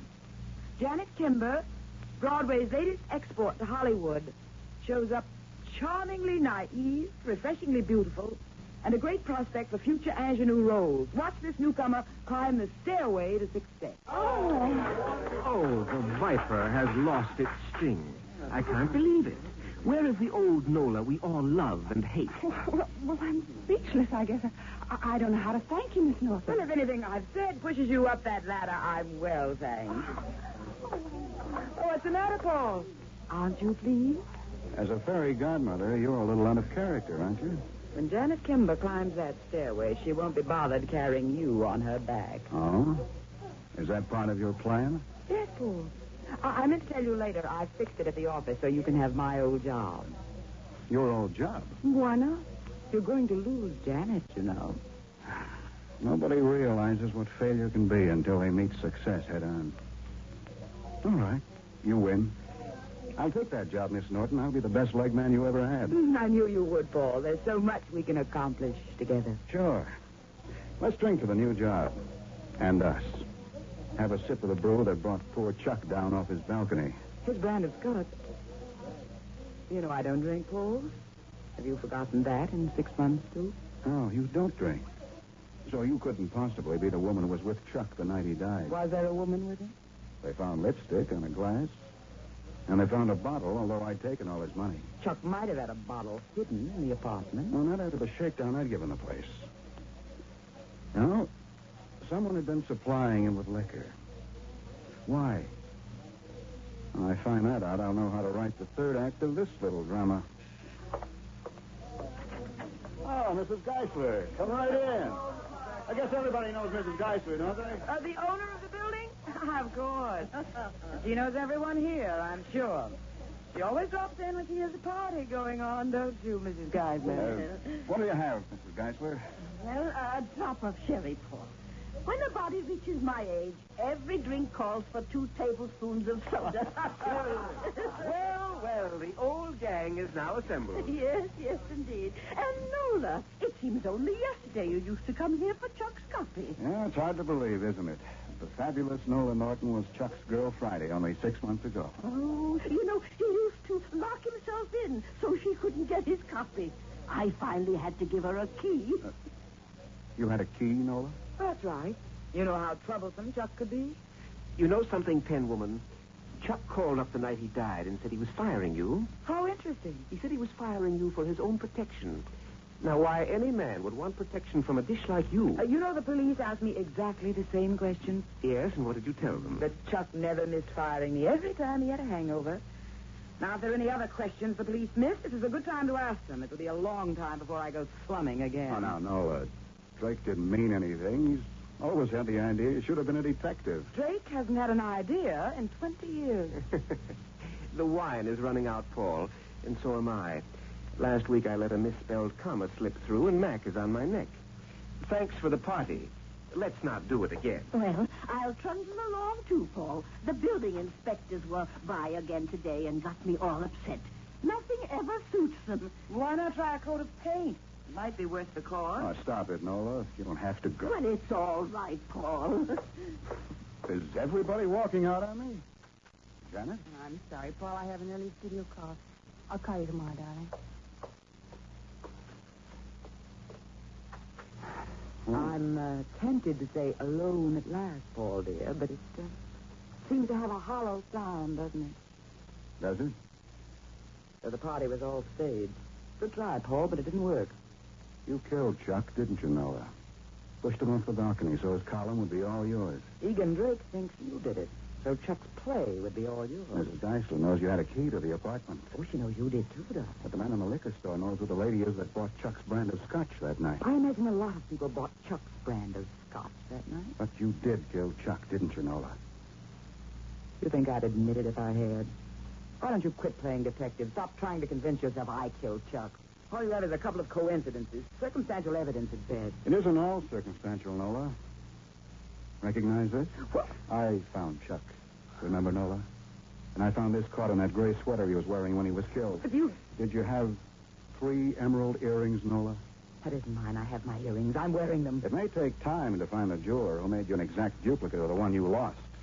But I have time. And the police have time. Oh, I'm not afraid of the police, Paul. You should be, though. You've withheld evidence. That earring. And more than that, if you really want to play that way, I'll say that you stole one of my earrings shortly before Chuck was killed, and that's why I had a duplicate made. It'll never work, Nola. Oh, it's a standoff. We both had a motive for killing Chuck. You forget it, Paul, dear. I'm going now. I'll see you at the office. You know I'm not going to work for you. You better. Janet Kimber's going to bypass you, dear. You need something to fill your time. I'll be glad to do that. There's so much you don't know, Nola. Janet and I have been married for 3 months. I couldn't believe it. You couldn't have married her. Oh, but I did. The only reason I'm living alone here is because we decided to keep it a secret for a while, to help Janet's career. Oh, how the two of you must have laughed at me. Well, I'm laughing now, Paul, and I'll keep laughing all the time you're in prison. Take that earring, Paul, and no one will find it this time. Nola, give me that earring. Wait, what are you doing? I'm telling the world you tried to kill me like you killed Chuck. I'll scream it from the balcony. I'll scream as you're trying to do it right now. No, wait. You can't. Can't I through these flimsy doors? I'll show you.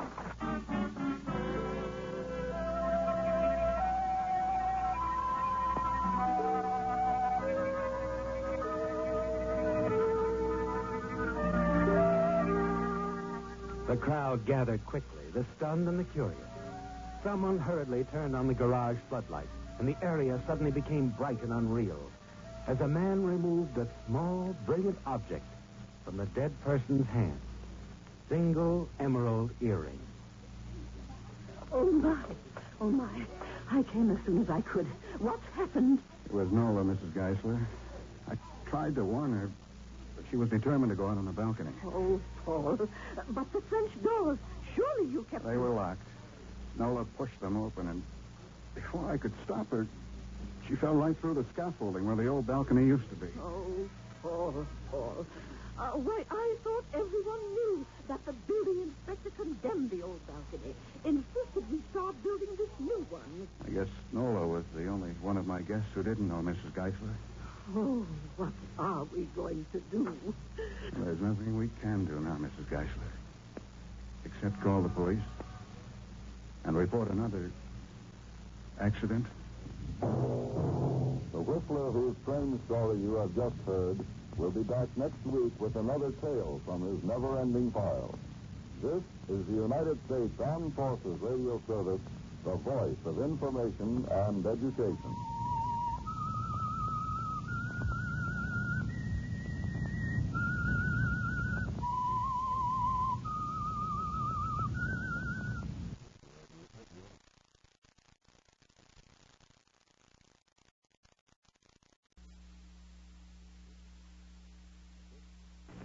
The Whistler.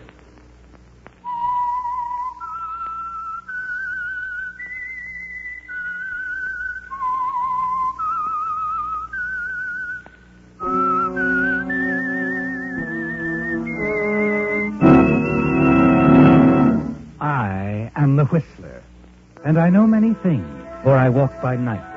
I know many strange tales hidden in the hearts of men and women who have stepped into the shadows. Yes, I know the nameless terrors of which they dare not speak. And now, the Whistler's strange story, Borrowed Future.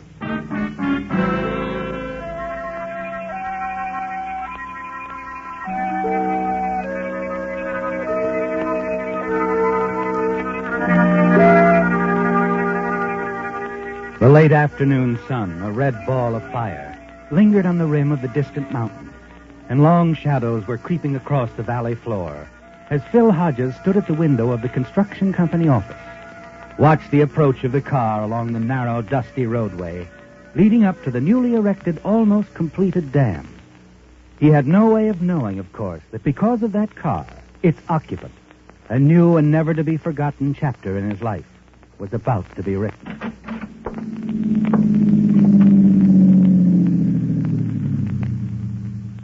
Hiya, fella. Well, what do you know? Jim Welch. How are you, Phil? Say, this is a surprise. What brings you around? Business, my boy. Stopped by your rooming house over at Willow Pass. The doll told me I'd find you here, and oh, boy, what a doll. Yeah, that'd be Claudia. Hey, what's she doing in a hick town like Willow Pass? Don't tell me she runs a boarding house. Her mother does. Mrs. Hackett. Wouldn't care to put in a good word for an old pal, would you? With Mrs. Hackett? Sure. The doll, Buster. Never mind Mrs. Hackett. Hey, lay off. That's my territory. Oh. So that's it, huh? I figured. You want to look around? See some of the old gang? Yeah, later. Is Pop Dunnigan still your night watchman? Yeah, he sure is. That boss of yours around? No, Mr. Grayson's up in Portland on business. Won't be back for another week. Speaking of business, can we go inside, talk? Sure. Come on. How you been doing, Jim? So-so. I knew the going would be a little rough when I left this outfit. Started in business for myself, but I've managed. Yeah, I'm glad to hear it. Made a lot of contacts, too, Phil. One of them's about to pay off big. Good. Yeah, I got a bid in on a job in Nevada. A big one. Chance I've been waiting for. I'm sure I can land it, only I'm going to have to get some heavy equipment. Swell. Remember old man Faraday? Yeah, sure. He's still in business? Yeah, the old warhouse is going to retire, though, and I can pick up a lot of his stuff for a song. How much? 20,000. You're whistling quite a tune, pal. I can manage about half of it. I'm looking for a guy who can put up the rest. That's why I came to see you, Phil. Me? You're kidding. Well, I'm sure I can get the financing elsewhere, but I wanted to give you a crack at it first. Well, thanks, Jim. I know you felt for a long time wanting to get out on your own. Remember how we used to talk about it in the old days? Yeah, just pipe dream. For me, at least. Doesn't have to be. I'm offering you a chance to come in with me. A partnership. A partnership? Yeah, be your own boss. I'm going to set up an office in San Francisco. Want you to take over. Look, Phil, no more long road trips, staying in crummy hotels, cheap food, hick town. Oh, stop. You're killing me. Listen, Jim, you know I'd go for it in a minute, only I just don't have the money. Well, couldn't you borrow it? How about that uncle of yours? Your old Uncle Fred. Remember the last time I hit him for a few bucks? Well, sure, but that was to pay off a gambling debt. You've been a pretty steady boy since then. This time it's different. It's a chance for you to go into business for yourself. Yeah. You know, Jim, maybe you're right. He might come through. How soon would you need the money? Well, I'm on my way over to the coast. Should be passing back this way in a couple of days. All right, Jim. I'll see what I can do.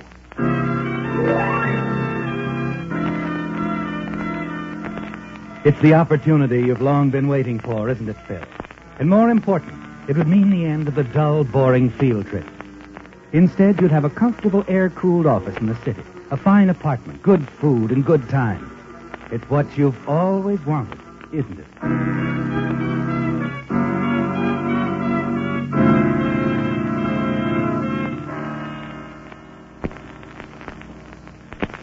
That evening, you're at the boarding house, pacing back and forth along the front porch.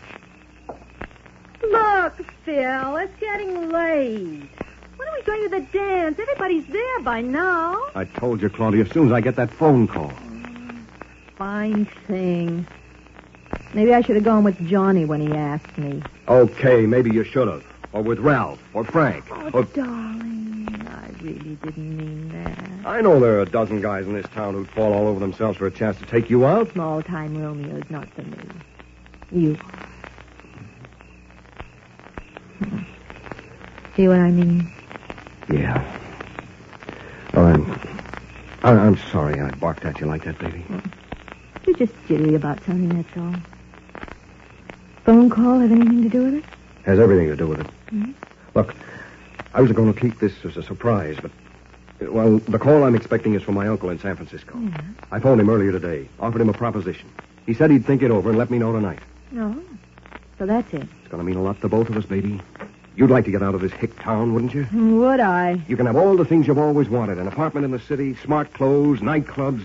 Uh-oh, that could be Uncle Fred now. Wait here, baby. And keep your fingers crossed.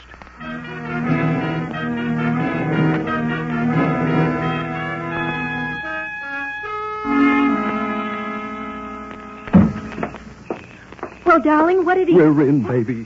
The old boy is going to let me have the money. He's sending me a check in the morning. You're on your way now, aren't you, Phil? Yes, the realization of a dream. And the future looks bright for you. For 2 days, you wait eagerly for your uncle's check, but it doesn't come. And then on the morning of the third day, Jim Welch returns from his trip to the coast and stops at the boarding house. Oh, look, Phil, maybe the old gent changed his mind. No, he gave me his word, Jim. I know Uncle Fred. He'll send it. Okay, but I've got to get up to Medford and close that deal with Faraday. Look, I've been trying to get my uncle on the phone, but there's no answer. Can you give me till this afternoon? Sure. Sure, Phil. I'll check it at the hotel. I could use some shut-eye. A trip to the coast pushed me. Call me when you get some word, huh? I will, Jim.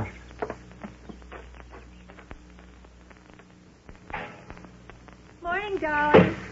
Hello, baby. I thought I heard you talking to somebody. Yeah, a fellow I was telling you about. Huh? Jim Welch. Oh. He asked for the money? Yeah. Mailman's been here and gone. No check. Oh, Phil. That was such a wonderful chance for both of us. Yeah. But there's nothing to do now but forget about it. But you can't forget about it. You can't let an opportunity like this slip by. The check's been delayed, that's all. Probably over at the main post office in Twin Falls right now. Yeah, I thought of that. I got to run over there anyway. I'll ask. Well, that's right. You have to drive over to the bank there, don't you? Yeah. Pick up the company payroll. Phil, when are you leaving for Twin Falls? In a few minutes. Why? Oh, thought I'd ride over with you. Oh, sure. I just feel like going for a drive, and besides, I have an idea I'd like to talk over with you.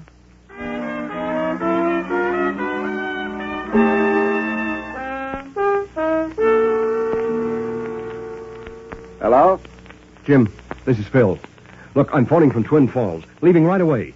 I should be back in Willow Pass by 2 this afternoon. Wait for me? Yeah, you get the check from your... No, but I've made some other arrangements. I have the money for you, Jim. All of it. 10 grand. In cash.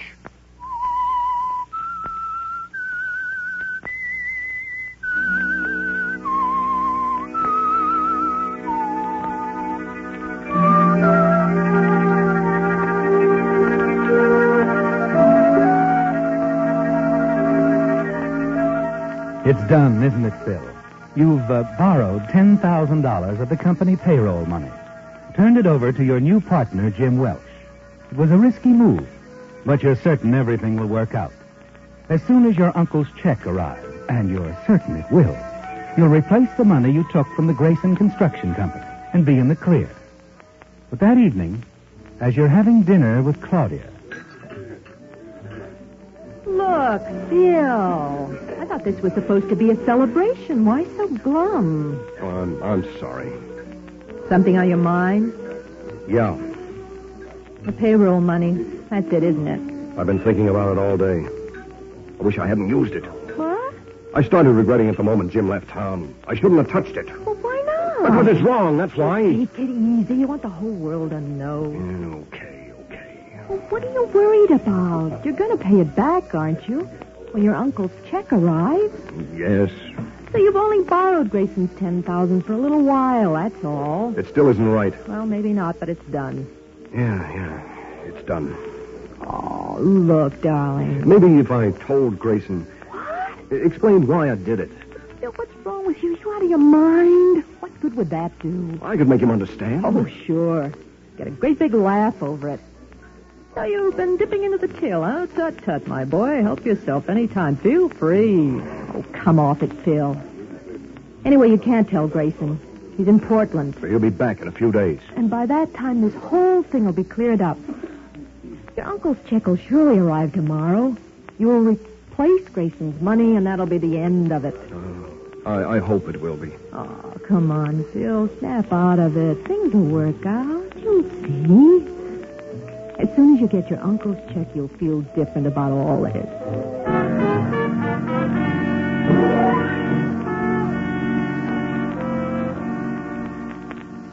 Yes, perhaps Claudia is right again, Phil.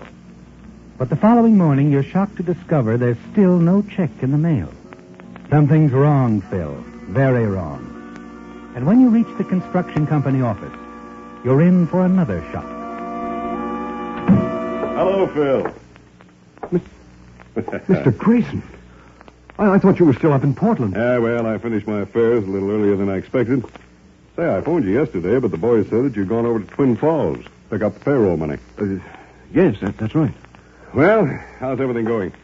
Fine. Just fine, sir. Oh, good. Think we'll be out of here by the end of this week, Phil? I'm sure of it. Excellent. Right on schedule, huh? You really know how to run an outfit, my boy. Thanks. Well, I think I'll run up to the dam, have a look around. See you later, eh, Phil? Sure, Mr. Grayson. Sure.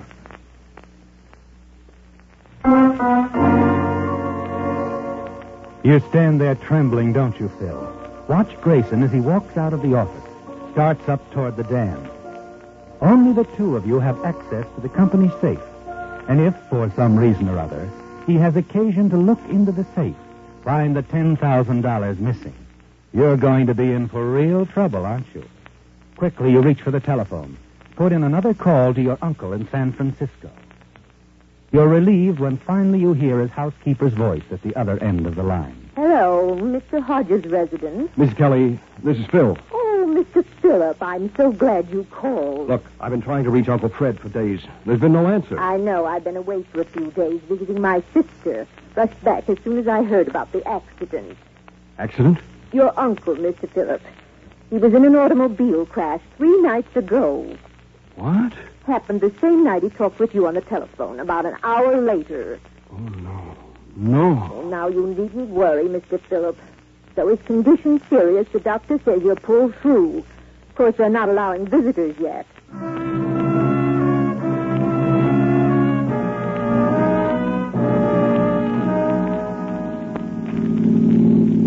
All right, Phil, all right. So it's my fault. I didn't say that, Claudia. I just wish I hadn't listened to you, that's all. I'm in a real jam. Well, I would have suggested you use the payroll money. Only you were so certain your uncle would send that check. Sure. But how was I to know he'd get himself banged up in a car crash? I don't suppose there's a chance he did mail that check. Before the accident, I mean. If he had, I'd have gotten it by now. No, let's face it, Claudia, the check isn't coming. Well, what are you going to do? I don't know. I just don't know. Well, we just can't spend the rest of the night driving around going nowhere. Maybe we should be going somewhere. What do you mean? Just keep going, as far away from Willow Pass as possible. Run away? What else can I do? Tomorrow is payday. What's Grayson going to say and do when he opens the safe and finds $10,000 missing? I've got to leave. Well, then you'll have to leave alone, Phil. You're a nice, great, big, handsome boy. I like you. But no running from the law for me. Hey, wait a minute, Phil. This pal of yours, Jim Welch, he has the money you gave him, hasn't he? Sure, but he's up in Medford. Well, call him up. Tell him the whole deal's off. You want the money back. We can drive up there in a few hours and pick it up. Don't you think I'd follow that? I don't know where he's staying. Besides, he's probably closed the deal by now. Maybe, maybe not. Doesn't Jim have any friends around there? People he might be staying with? I don't know. We were on a job there a couple of years ago, and... Hey, wait a minute. You think of someone? Yeah. One of the boys in our outfit married a gal in Medford. Stayed on when we finished the job. Ben Adams. Yeah. Jim's sure to look him up. Okay, so it's worth a try. Well, there's a signal station up ahead. You can call him from there.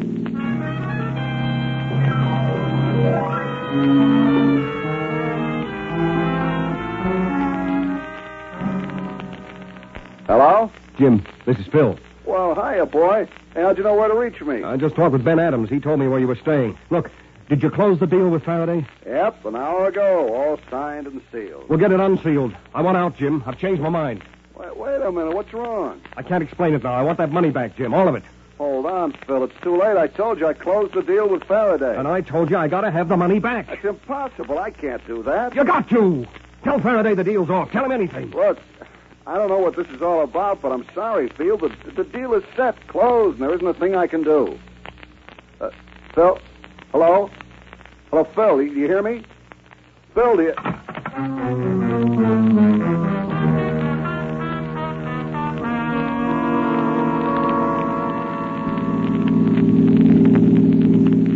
What's on your mind, Phil? You've been pretty quiet since we left that gas station back there. I've been thinking things out, Claudia. I got to find a way to gain time to get that money from my uncle. And I think I figured it out. Funny. Hadn't occurred to me before. You better tell me all about it. I'll tell you all the details later. Your mother is still up. Yeah. You run on in the house like a good girl and keep her company, huh? Aren't you coming in? No. I have an errand to do. But Phil, what are you up to? Never mind. Phil, tell me. All right. It's very simple. Somebody is going to rob the safe at the office. What? I'll set the whole thing up. Make it look like a robber took that money. But what about the night watchman, Pop Dunnigan? He'll be around, won't he? Probably in the office. So how do you handle him? Oh, I have to get him out of the way. Oh, now, wait a minute. Oh, don't worry. I'm not going to hurt him. I'll slip up from behind, tap him easy, just knock him out for a little while. Think you can get away with it? I got to take the chance. It'll give me the time I need to repay that money. I don't follow. In a week or so, I'll drive down to San Francisco, get the check from Uncle Fred. I'll cash it there and bring the money back. And then what? You intend to simply return the money to the safe? Look, that won't... No, I'll figure something else. Arrange for the money to be found somewhere. A locker at the bus depot, maybe. An anonymous phone call to the police. It'll work, Claudia. No, it sounds crazy enough to. You're really worried about what you've done, aren't you, Phil? Taking Grayson's money. Yes.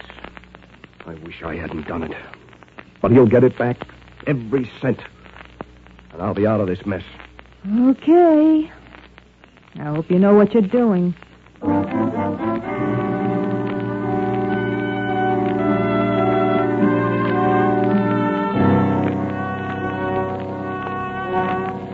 10 minutes later, you park your car in the shadows not far from the construction company office and hurry toward the small building. You press back against the wall, tip over a gas tin to attract Pop's attention. There's only one thing that worries you, Phil. Pop Dunnigan is an old man, and you must be careful not to hit him too hard. 1,000 confused thoughts race through your mind. Your knees are trembling, your heart pounds furiously as Pop comes out of the office. Who's that? Your hand tightens around the wrench. But suddenly you're unable to move, to think, to do anything but stare. And then Pop turns towards you. Hello, Pop. Oh, hello, Mr. Hodgins. What you doing around here this time of night? I had an important matter to attend to. Forgot it this afternoon when I left. What you got in your hand? Oh, well, this? A wrench. I found it on the ground over there. Somebody's getting kind of careless. I'll take it, Mr. Hodges. Yeah. Here you are. You couldn't do it, could you, Phil? At the last split second, you discovered you couldn't bring the wrench down in the back of the old man's head. Inside the office, you sit at your desk, pretend to work, cast sidelong glances at Pop, sitting across the room reading his paper. You've still time to carry out your plan, but it would mean hitting old Pop. And you just can't do it, can you, Phil? Hey, you're really putting in some overtime, Mr. Hodges. What time is it? Almost 2:30. All through? Through? Yeah, Pop. I'm all through. Finished. Good night.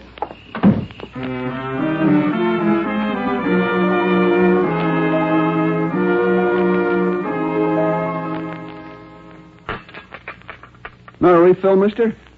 Yeah, sure. I'm sure glad you dropped in. Don't get many customers this time of night. You heading on a trip? No. Coming back, maybe? I just sort of been driving around, that's all. Oh. You got problems? A problem. Well, things have a way of working themselves out. This problem, a woman, maybe? She's part of it. Just walk away from it, pal. There's some other things you can't walk away from. You just have to face the music. Is that what you're going to do? Yeah, that's what I'm going to do. Face the music.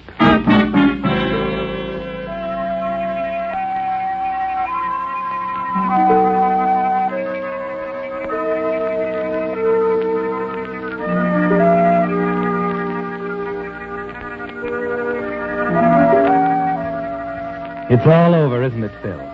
You've made up your mind to that. You've decided to return to Willow Pass. Tell Mr. Grayson everything. How you, borrowed the $10,000 from the company safe and gave it to Jim Welch. It's early morning when you arrive at the construction office. The work crews are making ready to move on up the hill to the dam. Oh, good morning, Phil. Morning, Mr. Grayson. Hey, there was a phone call for you a few minutes ago. Woman who runs the boarding house, Mrs. Hackett. Oh? Mm-hmm. Wanted to know if you were here. She seemed concerned because you hadn't been to the boarding house all night. Well, guess you better get the money out of the safe, Phil. Starting the payroll, huh? Mr. Grayson, I'd like to talk to you. Yeah, sure. But, look, can it wait 5 or 10 minutes? I want to catch Thorgerson's crew before they go on up to the dam. But, Mr. Grayson... No, I won't be long.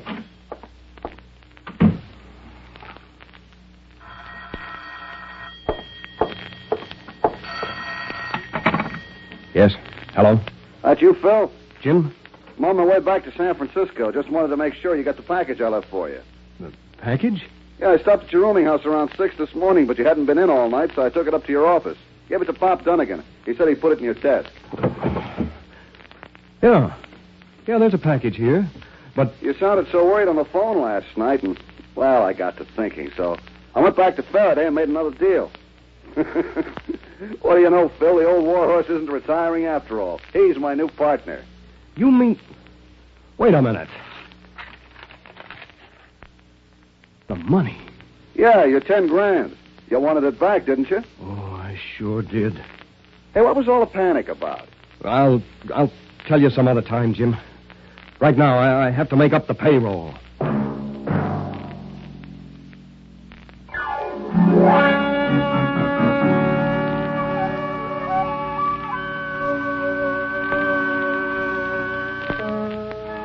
Featured in tonight's story were Bill Foreman as the Whistler, Les Tremaine, Gene Bates, Hy Averback, Bill Boucher, and Britt Wood.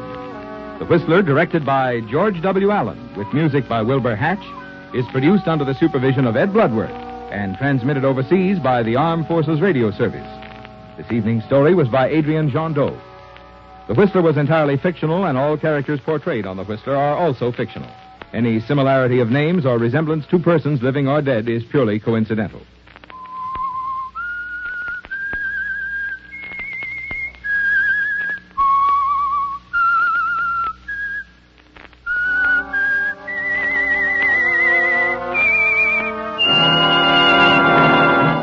The Whistler has just brought you another of his strange tales. This is the United States Armed Forces Radio Service.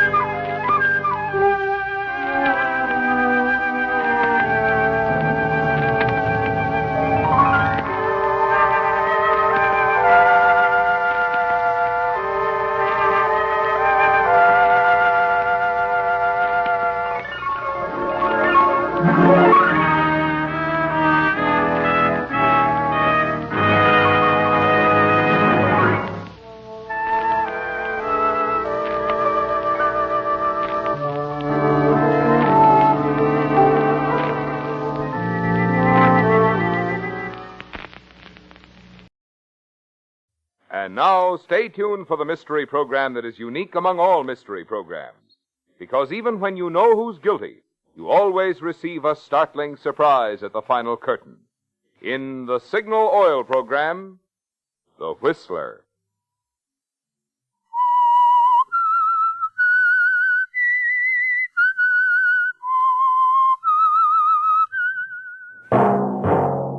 Signal, the famous Go Farther gasoline, invite you to sit back and enjoy another strange story by The Whistler.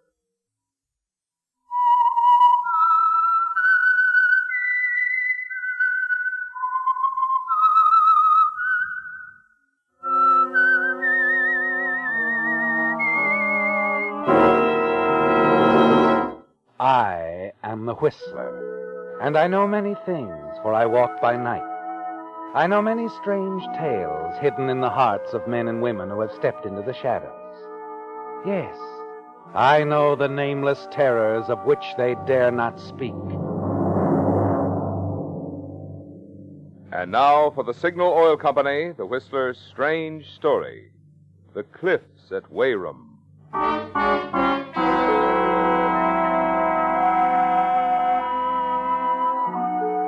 The early morning fog moved in and about the scene in swirling, misty patches. Beneath it, adding its own lonely rhythm of sound, was the sea. The cliffs rose high above, dominating it all.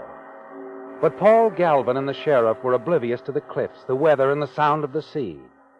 Their attentions were focused on the still, limp form of the man who had been Mario Lovetti. Paul Galvin had made the discovery and sent for the sheriff. Mario Lovetti. Ever hear the name, Paul? No, he's a complete stranger to me. I'm sure he's a complete stranger to the village of Weyrum, too. I know it's odd that he'd come here to kill himself. Well, it could have been an accident, I suppose. Uh-huh. Yeah, it looks like he fell from a spot very close to your place. Paul, was Mr. Galvin expecting anyone last night? Any visitors? Uncle Kurt? No, not that I know of, Sheriff. Of course, you can come up to the house and we'll ask him. Yeah, it might be a good idea. Anyway, I can call from up there. Have the body removed. Yeah, come on. We can take the path up the cliffs.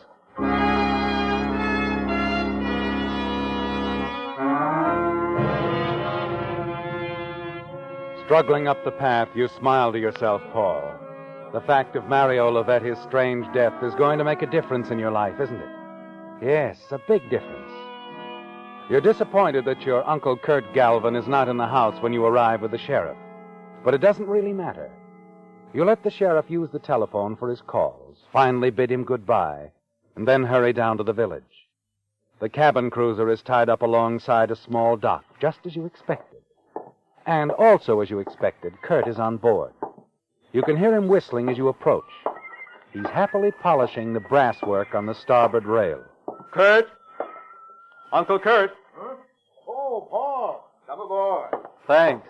What brings you down here? There's, been an accident, Kurt. Accident? Yeah, a man fell from the cliffs. Happened during the night. Is that so? That's too bad. Yeah, isn't it? Not only for Mr. Lovetti. What are you talking about? You know, Uncle Kurt, things are going to be run a little differently around the old homestead from now on. Very differently, I should say. Oh? Yes. You see, I've wanted to take over the management of the Galvin interest for some time now. Handle my own money.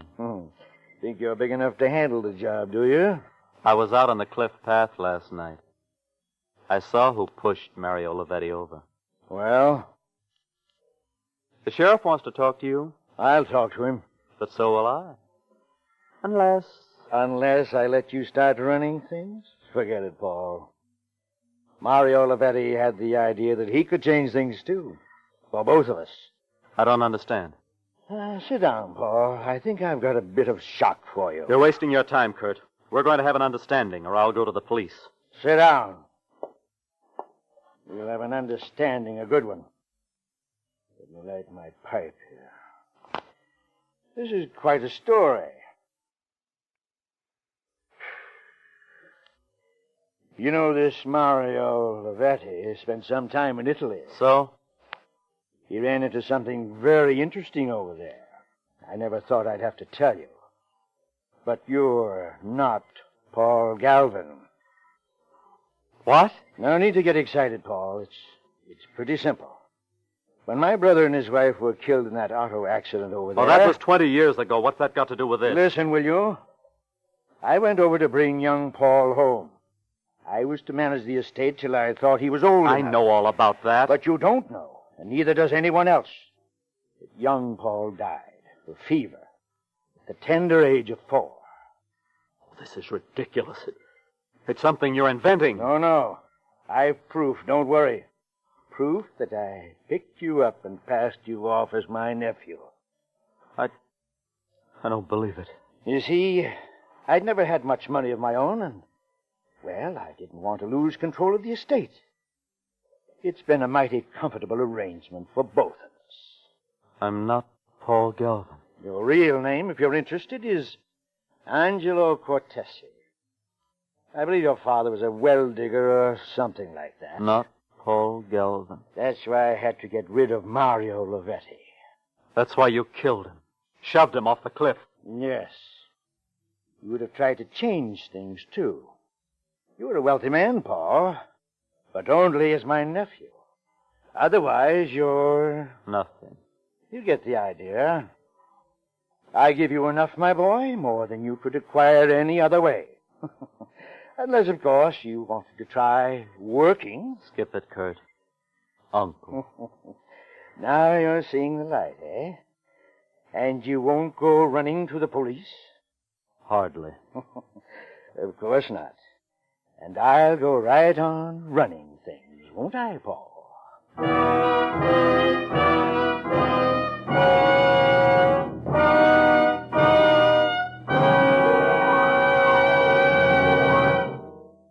You're likely to be passing a lot of signal service stations during your summer vacation driving. So it occurred to me that you might like to know a little more about this friendly organization, which brings you the Whistler. Well, first of all, Signal products have always been sold through independently operated stations. The reason? Signal Oil Company believes that a man who has his own business naturally has more incentive to serve you better. Secondly, because you want top-quality products for your car, each and every Signal station is backed by an organization which serves the many hundreds of Signal dealers throughout the western states, with facilities to bring you every latest advance in petroleum science.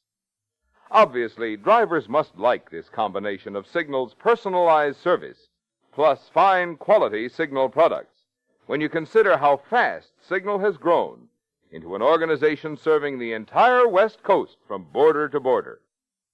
To see for yourself one of the good reasons for this increasing popularity, drop into a Signal station tomorrow.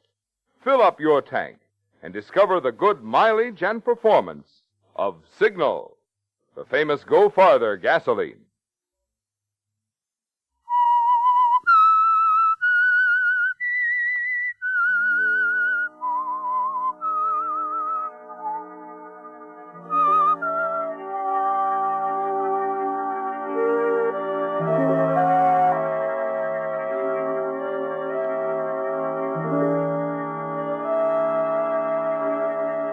Well, Paul, you're back in your same position.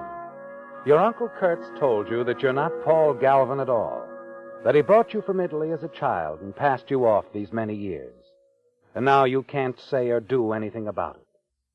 It doesn't seem possible, does it, Paul? Especially as you stand in the great hall of the house on the cliffs. Stare up at a pair of oil paintings which until now you believed to be portraits of your own parents. And as you stand there, one of the servants provides you with another shock, as he mentions what he thinks is simply a bit of news to you. Yes, Mr. Paul, that's what I heard, that this Mario Lavetti wasn't alone in the village the other evening. Nick, you say someone saw him driving in a car? Yes, with a woman. The sheriff is trying to find her.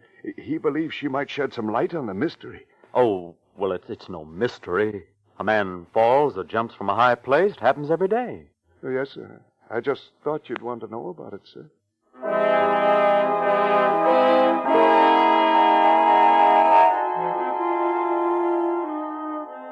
Yes, Paul, you do want to know about it. And Kurt must be informed right away.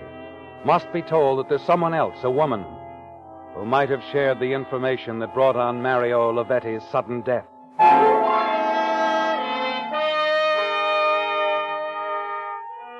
And then you remember that Kurt is away on one of the many trips he takes. And you curse his irresistible love for the sea. As long as you can remember, he has come and gone with the tide. But his wanderings might make such a difference at the moment. You wait impatiently for the end of the week and Kurt's return, and then hurry to the pier. Kurt's cruiser is tied up there, but when you get aboard, you find he's already gone ashore. And then from inside the cabin, you happen to glance out a porthole, stare puzzled at a girl who's advancing along the pier towards you. You hurry up on the deck and wait. Looking for somebody? Oh, no, I just saw this boat. She looks pretty.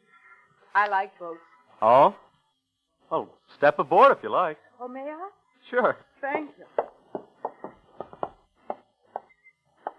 Oh, my, she is a trim little craft. Yeah. I'm vacationing down here. Rented a cottage in the village. Oh, nice. Oh, I'm Paul Galvin. I'm Eva Williams. You have that big house on the cliffs, don't you? Why, yes. Oh, it's beautiful. And this is your boat? Oh, it's my uncle's, Kurt Galvin. But how did you know I lived up there? Oh, the Galvin estate was pointed out to me. There was an accident several days ago, wasn't there? A man fell off the cliffs? Yes, he was a stranger. You didn't know him? Know him? Me? Why should I? Oh, no reason. It's just that we don't have many visitors down here. I don't understand that. I like it here very much. People are friendly. Ask other people aboard their boats. Well, I could be friendlier than that, Miss Williams. Eva. Eva? Yeah, I'd like to show you about the place, such as it is. Perhaps tomorrow afternoon. You'd care to have me drive into the village and meet you? Oh, I'd like that very much. You haven't a car yourself? No, I haven't. Well, I'll drive in about 2. Where are you staying? At the Shore Cottages. Number 5. Shore Cottages, number 5. I'll be there, Eva.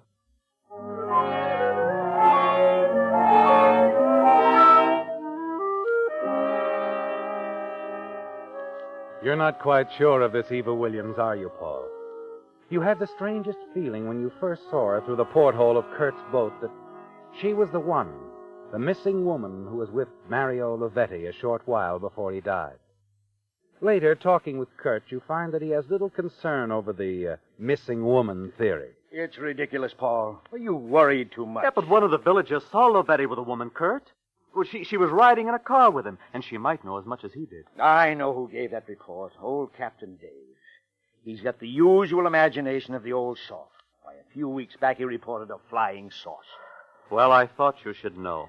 I'm pleased you told me, Paul. Proves you're aware of the situation, that we're together in this.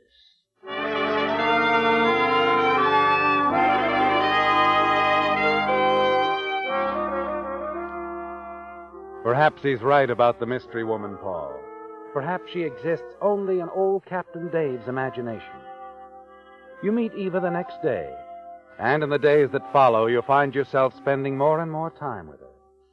She's an attractive girl, isn't she, Paul?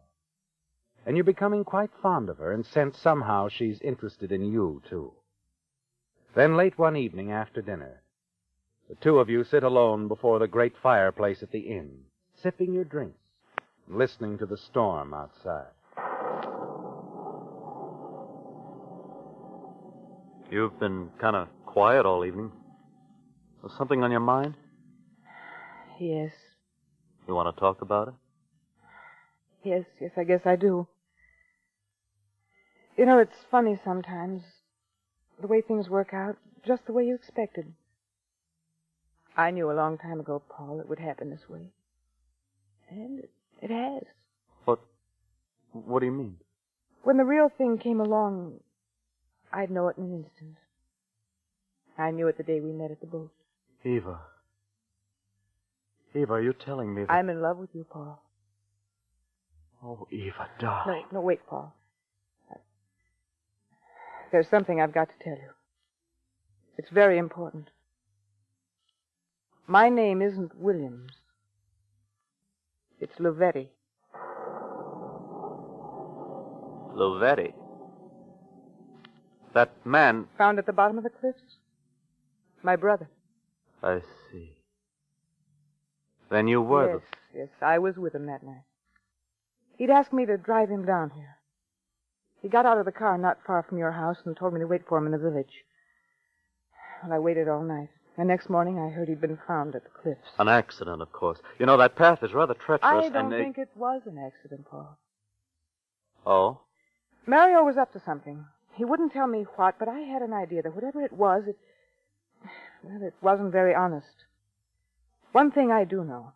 He was to meet a man named Galvin. He told you that? Yes. And then when I heard someone named Paul Galvin had found him, I began to wonder. Oh, now, see here, Eva, let me finish, Paul, please. That same morning, I drove back to town to Mario's apartment. I didn't know what I was looking for, but, well, it was a hunch. And that's when I found the letter. Letter? Addressed to Mario.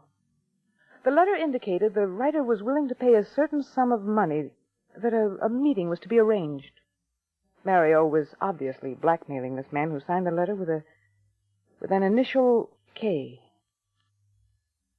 K, that could be Kurt, couldn't it, Paul? My uncle? Oh, really, Eva, you can't mean that you think... Yes, that's why I came back here, to see him. Instead, I ran into you first. And it happened to me. Just like that. Look, Eva, I'm sure Kurt had nothing to do with your brother's death. But that letter could make it look like he... Oh, darling, please, you've got to destroy it. I'm afraid it's too late for that, Paul. What do you mean? I mailed the letter to the sheriff's office this morning. You know this sudden turn in the tide of events is the beginning of the end, don't you, Paul? You sit there staring into the fire. It had all gone well until now, hadn't it, Paul? But now that Eva's mailed that letter to the sheriff, you know it's only a matter of time before Kurt is arrested. And when he is, you're certain he'll expose you as an imposter. The Galvin fortune will slip from your grasp. You can't risk losing that fortune, can you, Paul? You know now you'll do anything to save it. I'm sorry, Paul. I had to do it. As much as I love you, knowing it could mean the end of everything for us, I had to do it.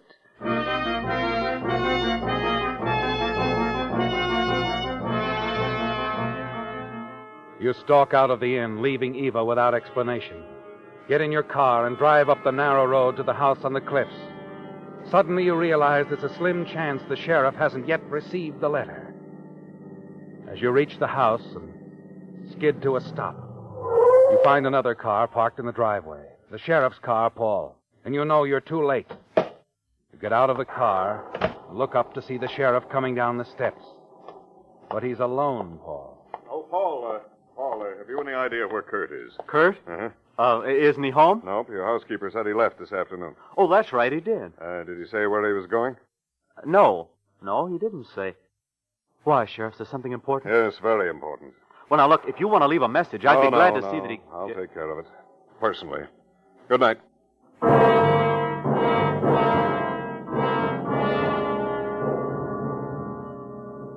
You remember now, don't you, Paul? Kurt told you he was driving into the city, having dinner with an old friend tonight. But you couldn't tell the sheriff that, could you? You hurry into the house, to Kurt's desk in the study. You're looking for the small black book of telephone numbers when your hand closes over the gun. Kurt's gun. You pick it up, stare at it, and suddenly a thought strikes you. You see a way out, don't you, Paul?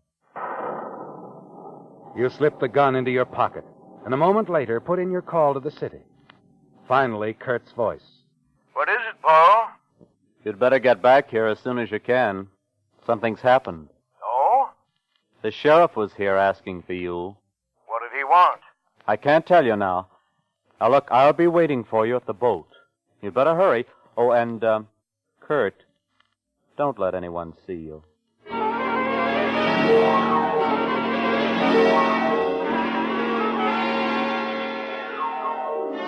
A quarter of an hour later, you step aboard Kurt's boat, tied up along the end of the pier, and settle down in the darkened cabin to wait. Time drags. Midnight. There's still no sign of Kurt. Then 1 o'clock, 2, and the panic within you grows with each passing minute. Finally, you hurry off the boat, and as you start down the pier, you see someone approaching. Kurt? That you, Paul? What kept you so long? Road's blocked off 5 miles back. Landslide. Had to take a detour. What's up? That girl I told you about, Eva. She's Lovetti's sister. I see. She found a letter you'd written to Lovetti about the blackmail and the meeting with him.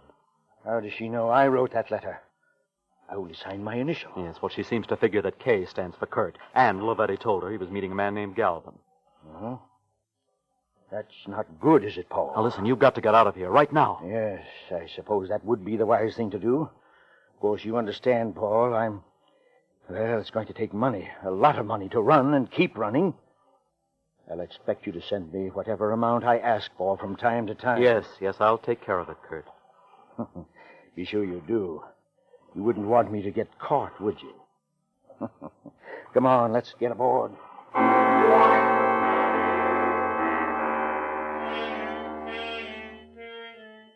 You watch Kurt as he steps aboard the boat and disappears into the cabin. And you know that as long as he's alive, your secret is in danger. There's always the possibility he'll be caught someday and reveal you as an imposter. And you don't want that, do you, Paul? You pull the gun out of your pocket.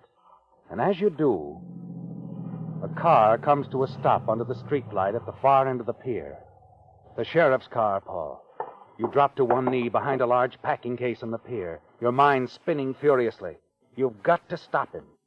You know what your next move must be. A move you're sure will solve all your problems and enable you to take over the Galvin estate immediately. The sheriff is halfway down the pier when you pull the trigger. As he crumbles on the pier, you whirl, jump aboard the boat, and rush into the cabin. What the devil was that? Who? Paul, what are you doing with that gun? You've just killed the sheriff, Uncle Kurt. And now you're going to commit suicide. What are you talking about, you fool? It's all very simple. The sheriff came to arrest you, and you killed him. Then you turned the gun on yourself. Now, wait a minute, Paul. Don't...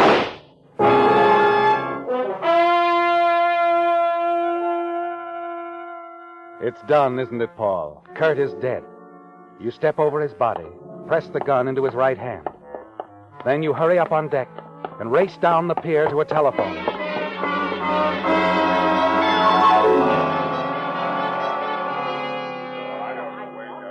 Five minutes later, the pier is alive with excited villagers gathered around the still form of the sheriff.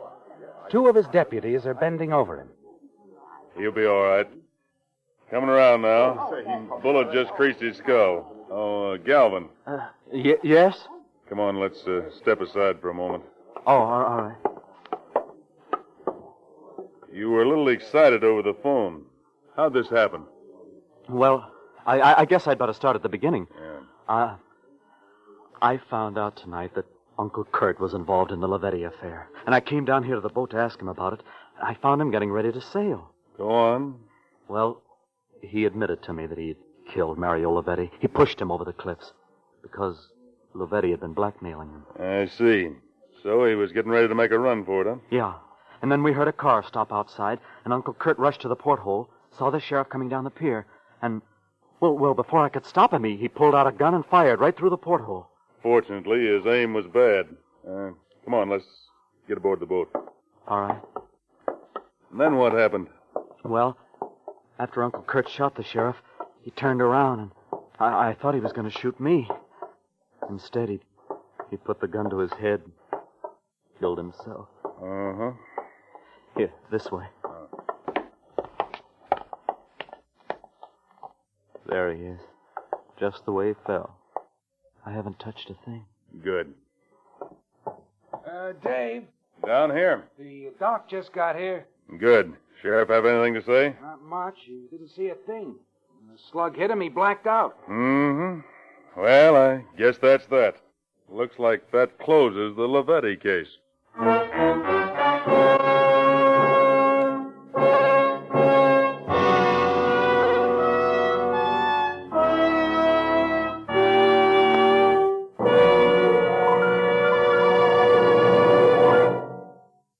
Here's some hot weather mathematics for drivers. Take the temperature of the day. Add 2,800 degrees, the temperature inside the cylinder head of the average motor. That adds up to a lot of heat. Good reason why your motor needs the protection of the improved type Signal oil that's engineered to stand up under heat. Signal Premium Compounded Motor Oil. You see, in addition to its 100% pure paraffin base, Signal Premium contains scientific compounds that do things which oil alone cannot do. One of these compounds, for instance, keeps Signal Premium from breaking down at high temperatures and forming harmful gum or varnish. Another compound prevents bearing corrosion, and still another compound actually removes carbon. That's why we call Signal Premium the oil that does so much more than just lubricate.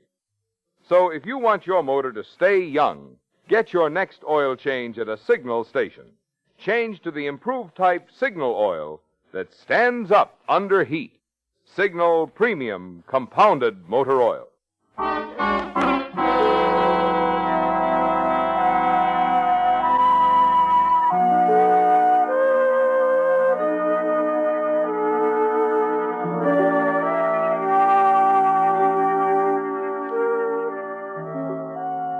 As you stand there in the cabin of Kurt's boat looking down on his body, you're sure you're in the clear, aren't you, Paul? Certain that the deputy sheriff believes your story. Yes, Kurt first tried to kill the sheriff, then turned the gun on himself, committed suicide. And in the deputy's own words, it looks like that closes the Lavetti case. You turn away now and look up at him. If you don't mind, I'd like to run along. I'm not... Just a minute, Paul. Afraid I'm going to have to ask you to come down to headquarters. Headquarters? What for? Paraffin test. Ever hear of it? I want to see if there are any traces of gunpowder on your hand. I think there will be. What are you driving at? I'm pretty certain now that Kurt didn't fire that shot at the sheriff. And that he didn't commit suicide. Oh, that's crazy. I tell you, That was a pretty solid story you gave me, Paul. Except for one thing. You tell me your uncle was standing at the porthole. Fired a shot through it at the sheriff. Yes. Step over here, will you? Look, I don't know what you're trying to prove. According to you, this all happened not more than 10 minutes ago. That's right. Take a look out of the porthole. Well, sure, but I don't understand what... Yeah. You're looking right at the pilings of the pier. No. Oh, no, it can't be. This porthole is at least 2 feet below the surface of the pier. You didn't figure on the sea when you dreamed up your story, did you, Paul? The tide's been going out for the last 3 hours.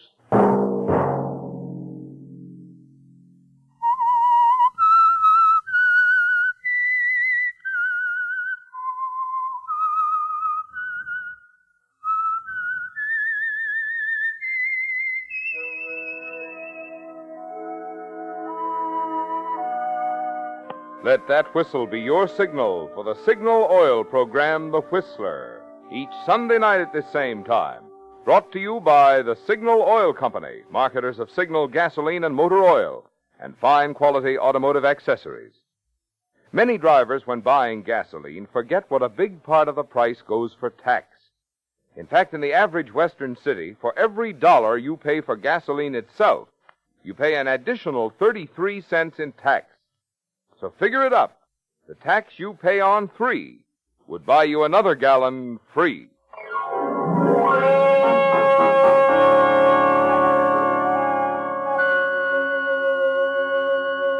Featured in tonight's story were Bill Foreman, Jack Edwards, Joe Gilbert, and Leo Cleary. The Whistler was produced and directed by George W. Allen, with story by Adrian Jondeau, music by Wilbur Hatch, and was transmitted to our troops overseas by the Armed Forces Radio Service. The Whistler is entirely fictional, and all characters portrayed on The Whistler are also fictional. Any similarity of names or resemblance to persons living or dead is purely coincidental. Remember, at this same time next Sunday, another strange tale by The Whistler. Marvin Miller speaking for the Signal Oil Company. This is CBS, the Columbia Broadcasting System.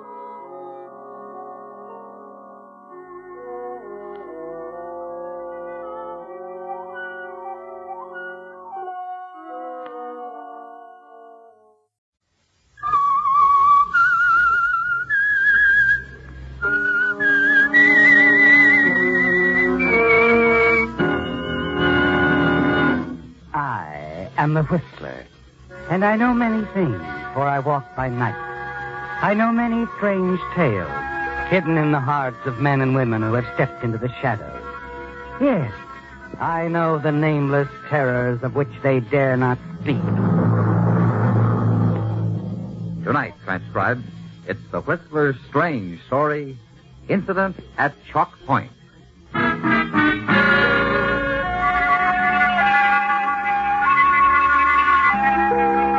Chalk Point is a tiny strip of land that extends into the Pacific, and at land's end stands Yeager House, a large and gloomy old structure built at the turn of the century. Barely visible now in the swirling mist, the heavy fog that clings to the coast of Northern California. And in that fog, strolling casually along the beach, Kay Fallon, young, attractive, a polo coat wrapped tightly around her, shutting out the chill of the evening. And then suddenly she stops and peers ahead into the gray shadows. A man. Yes, the figure of a man walking in from the sea, moving through the fog towards you, Kay. And then he staggers and falls on the beach. What's wrong? Are you hurt? Ship. We're down. A shipwreck? Well, when did it happen? Where? Up the coast. We hit the rocks. What ship were you on? Schooner. Star of Shanghai. My ship. She's gone. All hands gone. Take me to the house. My house up there on the point. Your house? Gotta get back. Get back home.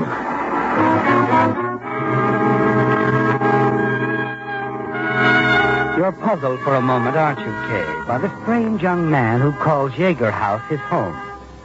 You've been employed by the owner, Mrs. Yeager, as her secretary companion for over a year now.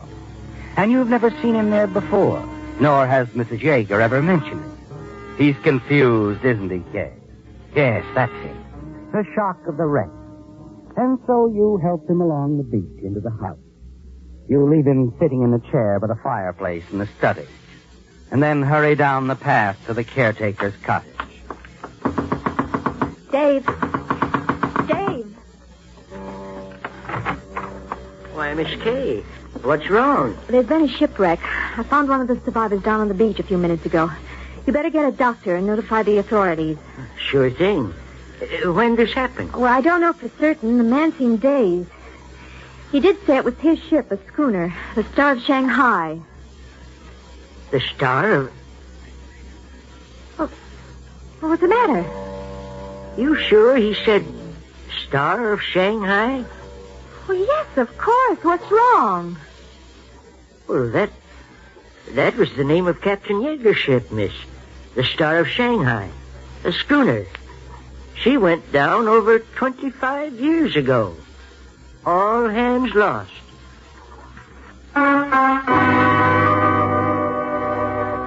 Back inside the house a few moments later, you stop in the entry hall and stare at the oil painting on the wall.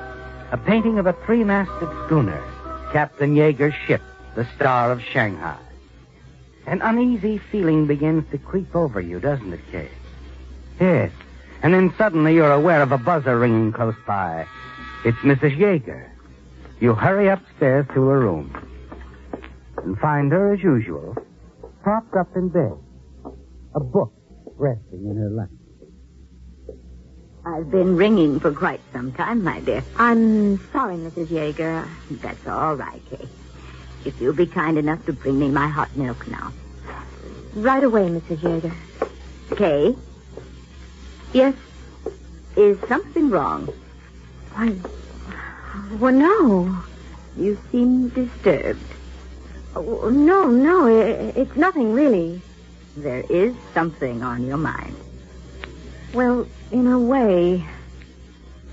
Mrs. Yeager, your husband, his ship was lost at sea some 25 years ago. Yes, that's right. On a night very much like this one, Kay. Strange you should ask about it now. Oh? For some reason, he's been in my thoughts all evening. It's the fog, I suppose. The horns and all. Where was the ship lost? Not far from here. Up the coast. My life ended that night, my dear. I was very much in love with my husband. Have you never seen a photograph of him? No, I never have. The album there, dear. Hand it to me, will you? Here you are, Mr. Yeager. Thank you, my dear. Here. The captain. This photograph was taken shortly after we were married. Look, Kay. Wasn't he handsome? You take the album, and your hand begins to tremble as you stare at the faded photograph. You can't believe what you see, can you, Kay? The man in the photograph is the image of the man you found on the beach just a few minutes ago. Why, Kay, what is the matter, my dear? Nothing. Nothing at all, Mrs. Yeager.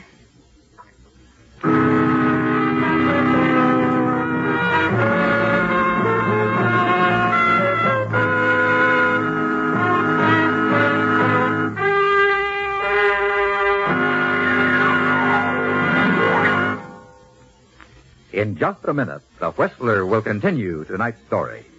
All of us are proud of our hometowns, and rightly so. In this brief moment before we continue with our program, we'd like to offer a salute to one of our hometowns in America, Salt Lake City, Utah.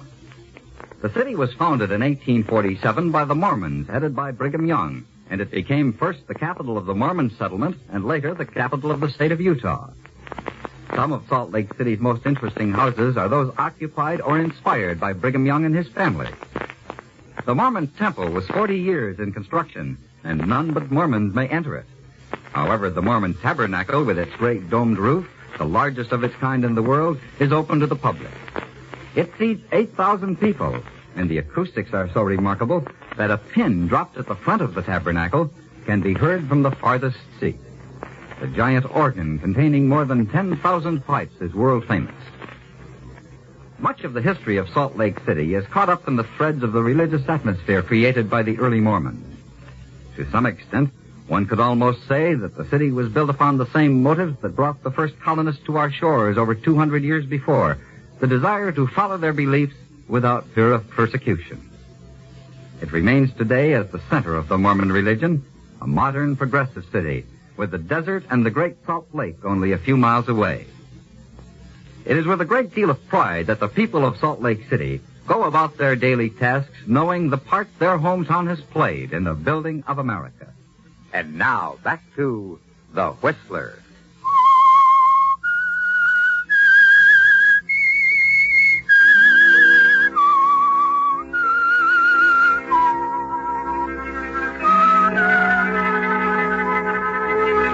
It was a shock, wasn't it, Kay? Discovering the photograph in the album. A photograph of Captain Yeager, lost at sea some 25 years ago. And yet you're certain it's the same man you found on the beach off Chalk Point just a few minutes ago, very much alive. A man who seemed dazed, spoke of the wreck of a ship named Star of Shanghai, the same as Captain Yeager's old ship. You leave Mrs. Yeager in her room and hurry downstairs. Doorbell.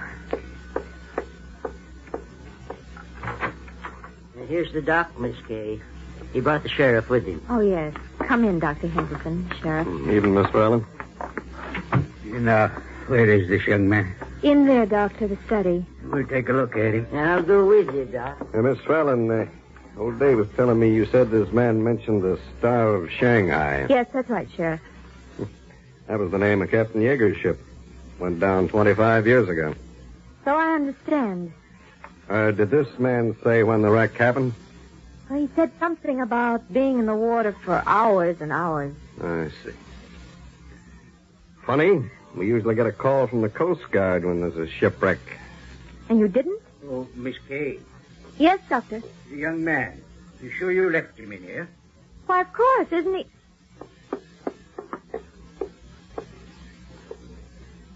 Well, he was sitting right there and... Well, he's gone.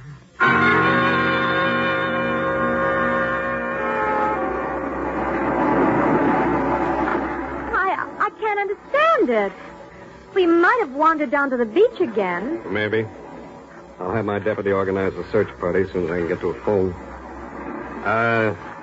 You're a writer, aren't you, miss? In my spare time. Old Dave tells me you just finished a novel. Some sort of a sea story. Right? Well, yes, that's right. Why do you ask? Oh, I just wondering, that's all. What is it, Sheriff? For your sake, I hope this isn't just a publicity stunt, Miss Fallon. A publicity stunt? Now, see here, Sheriff. If Captain Yeager was still alive, he'd have made himself known years ago. But the photograph in Mrs. Yeager's album, it's the same man. I know it. Sure. But I tell you, Good night, Miss Fallon.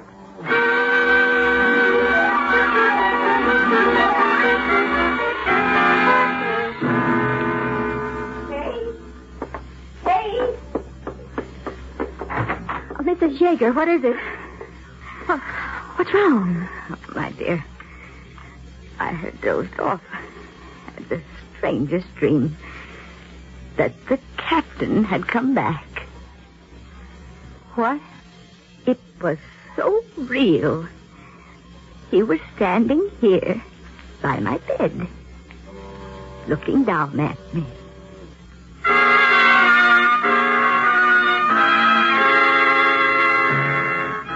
You stare at the floor near Mrs. Yeager's bed. There you see something that sends a shiver through you. Yes, Kay. There on the carpet. Footprints. A pair of wet footprints. There's little sleep for you that night, is there, Kay? You're puzzled, frightened. The following afternoon, you drive into the village, determined to get at the bottom of this mystery. No, Miss Fallon, we couldn't find any trace of the man. I see, Sheriff. Oh, checked with the Coast Guard, too. They don't know anything about a shipwreck. The only schooner called the Star of Shanghai they ever heard of went down 25 years ago.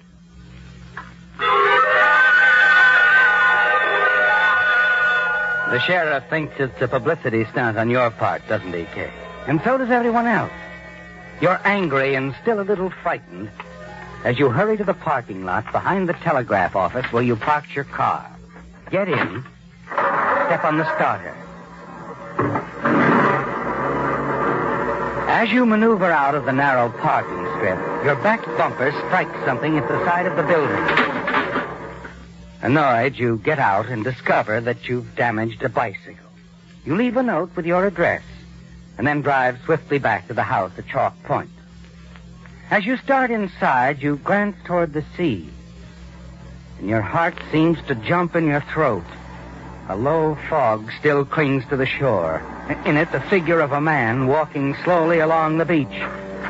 You hurry down the path, your heart's pounding now. He's vanished, hasn't he, Kay? Nowhere in sight. Suddenly, you hear a familiar voice behind you. Hello, Kay. Oh, Jeff. Sorry, I didn't mean to startle you. Oh, that's all right. I'm glad you're here. Just thought I'd come down and take a look around on my own. I'm only the deputy sheriff, but, You mean you believe my story of what happened last night, Jess? That you found a man on the beach? Uh-huh. Why shouldn't I, Kay? But as for it being Captain Yeager, well... Of course it wasn't Captain Yeager. But the photograph in the album, it's the same man. I wonder if you could get that photograph for me. Quietly, that is. We don't want to alarm Mrs. Yeager. Yes, I think so. I'll have to wait till she goes to sleep tonight. I'll bring it to you in the village in the morning. Okay. Oh, got a few minutes now? But yes. Let's walk down the beach, huh? I'd like you to tell me what happened last night. Exactly the way it happened. Every little detail you remember.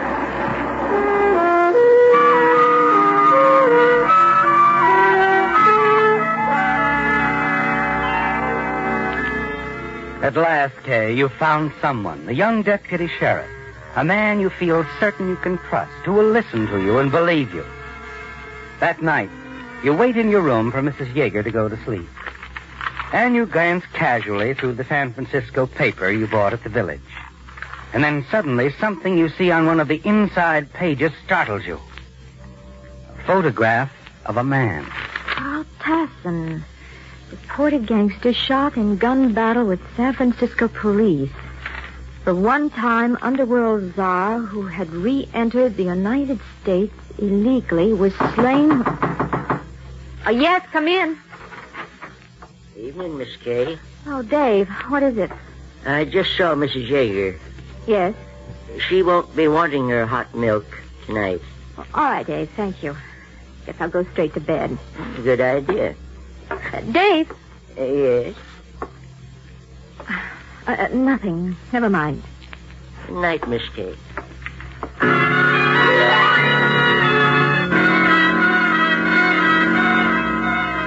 It suddenly occurs to you, doesn't it, Kay, where you saw Carl Tasson before. You saw him with old Dave 2 weeks ago. You bumped into them accidentally one night as they were leaving his cottage, and you remember how they hurried away when they saw you. You wonder about the whole Chalk Point setup, and things begin to fall into place for you now as you sit there thinking it out. Then quickly you tiptoe down the hall to Mrs. Yeager's room and listen. You hear a voice, a man's voice, but you can't make out what he's saying. And then... Miss Kay. Dave. Too bad you were listening, Miss Kay.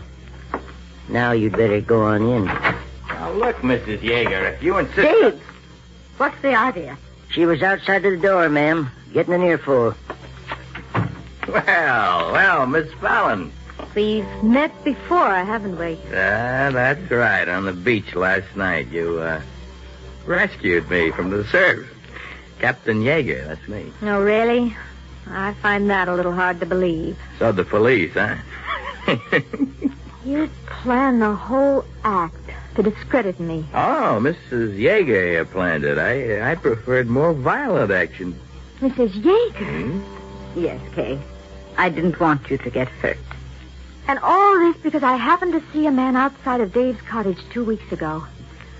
A gangster you'd smuggled into the States, Carl Tasson. That's it, isn't it? That's right. After Tasson got himself knocked off, we figured you'd probably see his picture in the paper.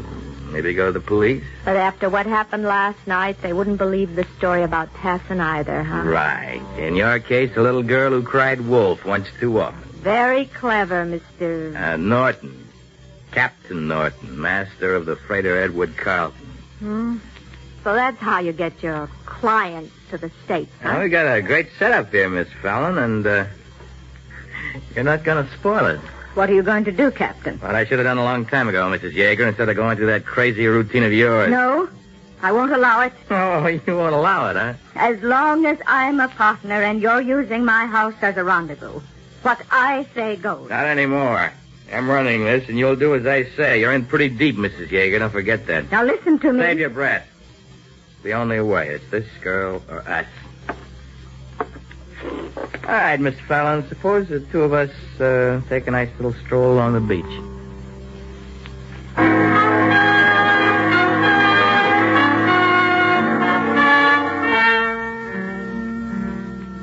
He's going to kill you, isn't he, Kay? Yes, because you know too much. As you walk through the downstairs hall, you glance at the clock. A few minutes after 9. You move out of the house, Captain Norton right behind you, the gun in his hand. And the two of you go down the path to the beach. All right, Miss Fallon, this is as far as we go. Listen to me, Captain. Like I told the old lady, save it. You know, you're a nice-looking doll, Kay. I really sort of hate to do this. Well, you gotta think of that easy dough I'm making. Those suckers who pay $5,000 to have me ease them into the States. Please, I wouldn't tell anyone. Oh, sure. Yeah, I bet you wouldn't. Sorry, baby. Sorry.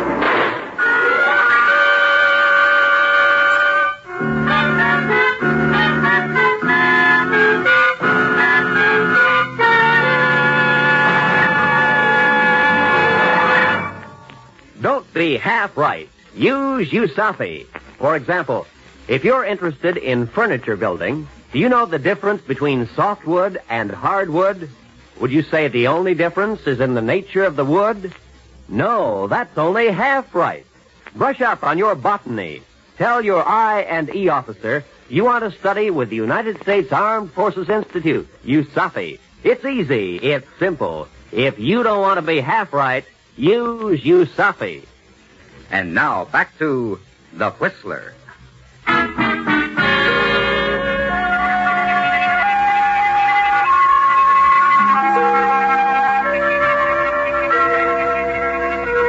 It all seems like a nightmare, doesn't it, Kay?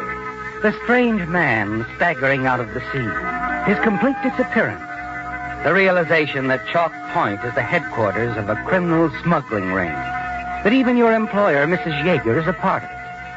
And then the walk to the beach with Captain Norton, the head of the organization, his decision to kill you.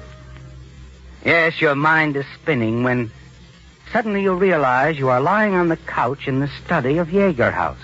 Your friend, Jess Williams, the deputy sheriff, is standing close by, looking down on you, smiling. Hi, Kay. Feeling all right? I think so, Jess. How did I get here? What happened? You fainted. How about Captain Norton? Easy now.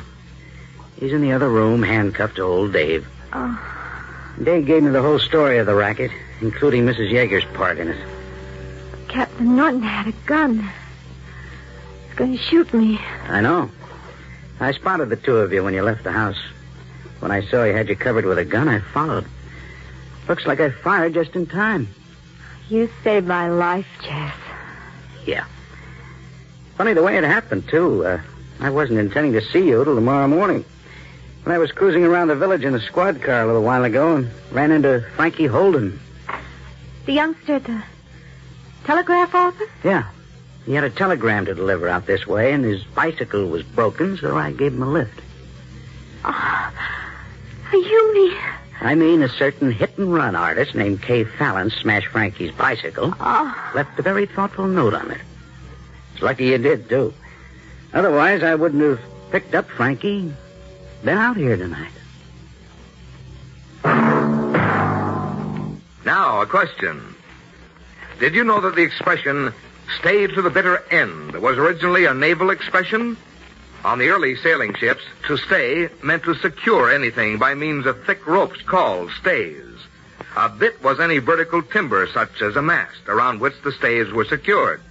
For example, when sails were hoisted, the tail end of the rope which was tied to the bit was called the bitter end. Thus the expression, stay to the bitter end, meant simply to play out a length of rope and secure the end of it to a bit.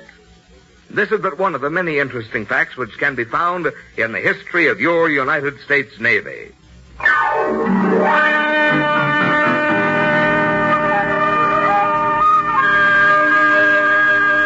Featured in tonight's transcribed story were Bill Foreman as the Whistler, Gene Bates, Lamont Johnson, Fred Howard, Vivi Janis, Jack Moyles, and Bill Boucher.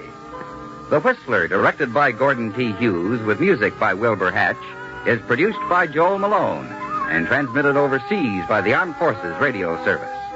This evening's story was by Adrian Jandot. The Whistler was entirely fictional, and all characters portrayed on The Whistler are also fictional. Any similarities of names or resemblances to persons, living or dead, is purely coincidental. This is George Walsh speaking and reminding you to listen again next week for another strange tale by The Whistler. The Signal Oil Program, The Whistler.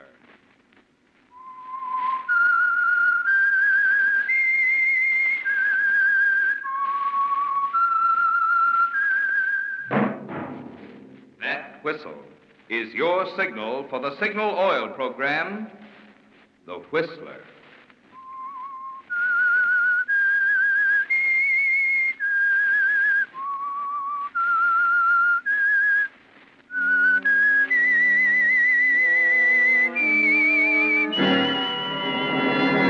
I am the Whistler, and I know many things, for I walk by night. I know many strange tales hidden in the hearts of men and women who have stepped into the shadows. Yes, I know the nameless terrors of which they dare not speak. Yes, friends, it's time for The Whistler. And remember, let every traffic signal remind you, with new Signal gasoline, you do go farther than ever. Look for the familiar big yellow and black circle sign that identifies those popular Signal service stations throughout the West from Canada to Mexico. And now, The Whistler's strange story, Bulletproof.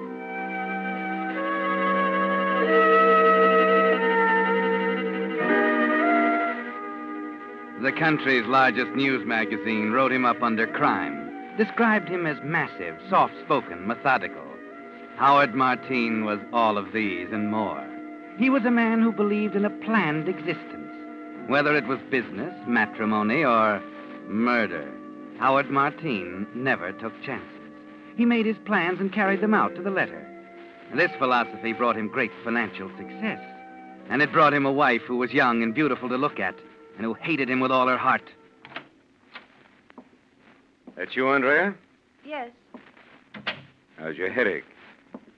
What? Your headache. That's why you went to your room, isn't it? Oh, yes. It's better, thank you. Howard, I've come to a decision about... Us, my dear? Yes. I'm going away. Oh, now, really, Andrea, we've been all over that before. I'm getting a divorce, Howard. There's nothing you can do about it. You make it very difficult for me, Andrea. After I explained I can't afford to lose you just now. No, it wouldn't be good for business, would it? Exactly. Oh, that sounds very callous, I suppose. Well, I was in love when I married you, Andrea. In my own peculiar way, I tried hard. I imagine we both tried. But quite apart from that, my marriage to you was the best merger I ever closed. When we met, I was a fly-by-night bond salesman. Now you own a corporation. No, we own a corporation. Don't worry, you can have my share. Now, that's very generous of you, my dear. Typically feminine. But I'm afraid without you, there wouldn't be any share. What do you mean? One of your most endearing charms, Andrea, is the fact that you have a great many rich friends. Naturally, when you married me, they felt called upon to make some sort of gesture, to show that I was being accepted as one of them. So they entrusted their investments to the firm of Howard Martine Incorporated, and very wisely, too. Now, what do you suppose would happen the moment the news got around that you were divorcing me? Well, I don't think it has anything to do with it. Well, don't be naive, Andrea. You think I'm going to lose everything I acquired by marrying you?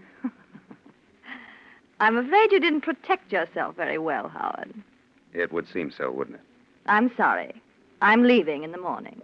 If you sue for divorce, Andrea, you'll make a fool of yourself. You're bluffing, Howard. You've no grounds for contesting. You can't prove a I thing. can prove enough to stop you cold. Hey, if you don't believe me, come here.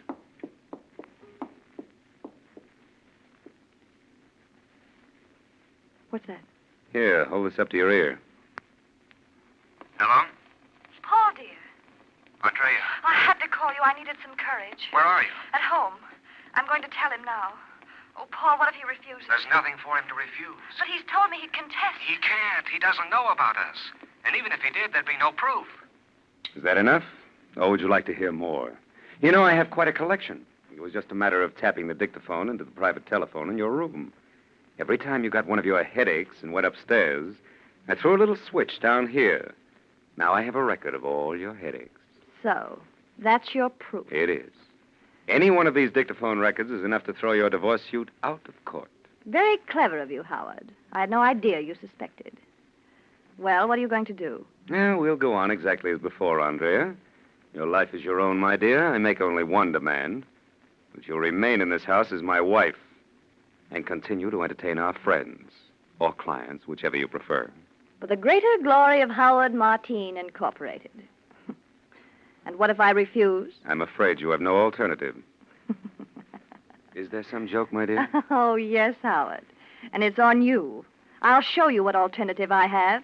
When I get through with you, you'll beg for a divorce. That's a rather embarrassing prospect. I'll go to them, Howard. I'll go to every one of my rich friends, as you call them, tell the entire story. The truth, Howard. How you married me for their money.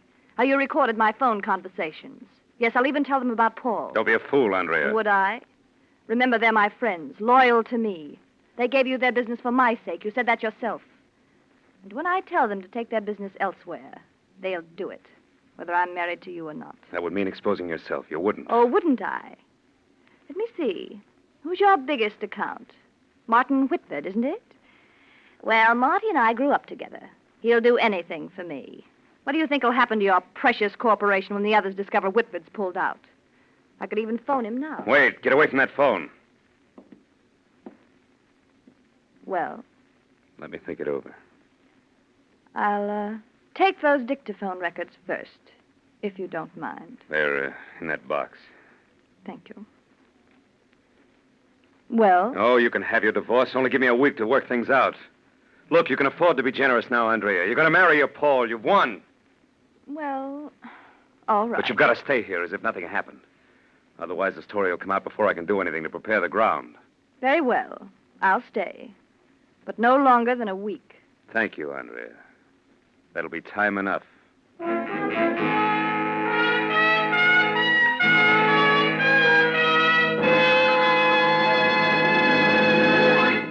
With the prologue of Bulletproof, the Signal Oil Company brings you another strange story by The Whistler. It takes extra quality to go farther. Yes, it takes extra quality to go farther. And Signal gasoline has the quality that has made it famous throughout the West, from Canada to Mexico, as the Go Farther gasoline. But even more important to you than Signal's good mileage are the performance features in Signal gasoline which make that mileage possible. You see, by rearranging the atoms in gasoline molecules, science gave new Signal gasoline quicker starting, faster pickup, and quieter, higher anti-knock. And it's because of this, because it helps your motor perform more efficiently, that you now go farther than ever with new Signal gasoline. Now, that's an important point to remember.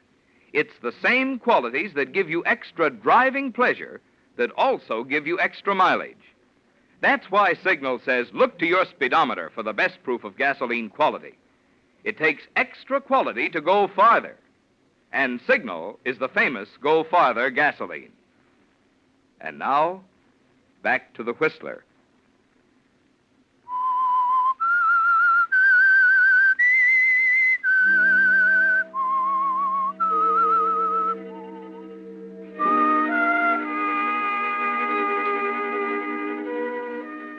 It was like a game of chess, wasn't it, Howard?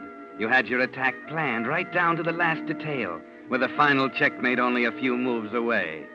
But as it often happens, you were so absorbed in the plan of attack that you completely overlooked the obvious, simple countermove that Andrea would be bound to make, that you would go to her friends and tell them the truth. All you could do was try to control the rage inside of you until she left the room.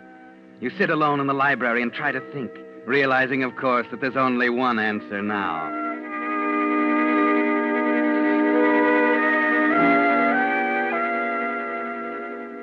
It's midnight when you decide you'll have to stop thinking about it for the time being.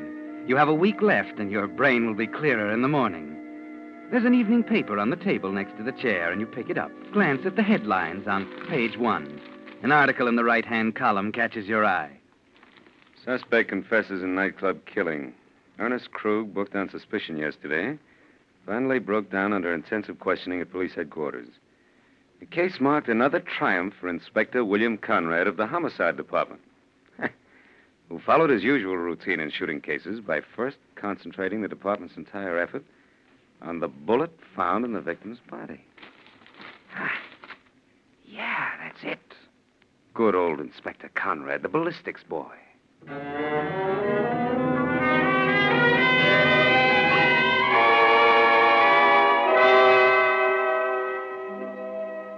Well, you have a plan now, haven't you, Howard? The next morning, you're quite chatty with Andrea over the breakfast table. Of course. There's no point in holding grudges, is there? Particularly since the poor girl hasn't much of a future. You begin by dipping into your past, the shadowy past of a one-time confidence man named, not Martine, but Marin, Joe Marin. That was your name in the old days when you used to play around on the fringe of the law, always ducking out just in time to let the other fella take the rap. As Joe Marin, you pay a visit to an old friend in his dingy little gun shop in the slums of the city. What'll you have? Hello, Sam. You went up on me, mister. Oh, you're not forgetting your old friends, are you? Marin. Joe Marin. That's better. It's been a long time, Sam. Almost 8 years. From where I said it felt longer. Oh, that little stretch of yours hasn't seemed doing you any harm? Nah, I had the time of my life. Kept wishing you was with me. Oh, I got out from under Sam, and you didn't quite. After all, I didn't tell everything I knew, huh? If I did, you might have got the chair. That's why I want you to do me a favor. You're killing me. I can pay for it, Sam. Enough to buy back 8 years? You always were a man for a grudge, but you're an expert gunsmith, and I need you. I want you to fix this .45 so it'll shoot .22 caliber slugs. It's, for a friend of mine. I'm learning something new every day. What's the idea? You're not supposed to know why, Sam. Only how. Well? Looks like a waste of good gunmetal to me. Let's see the rod. Can you do it? Yeah, I can do it. But I ain't gonna. No? Why not? I ain't exactly my own boss. I gotta be careful. Oh, yes. I know all about that. You know, that's why I'm so sure you're going to do this for me? I don't get you. Well, being on parole kind of fences a guy in, doesn't it? Or does it? Listen, Marin, I don't know what you're talking about. I ain't done anything to violate my parole. That's not the way I heard it. Well, I'll try somewhere else. See you in a little Wait a minute. Well? Shakedown, huh? What do you know, Marin? I don't know a thing, Sam. Not a thing. When do you want this? Day after tomorrow. Pretty short order. It'll be worth your while. Okay, Mr. Big.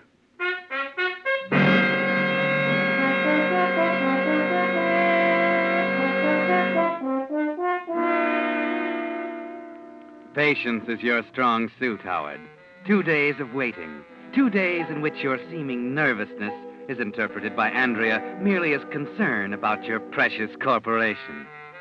Finally, you return to Sam's place and pick up your package. Andrea arrives late that evening and goes straight up to her room without a word to you. You wait alone in the library until you're sure the servants are asleep in their separate quarters. Then you walk quietly up to Andrea's room.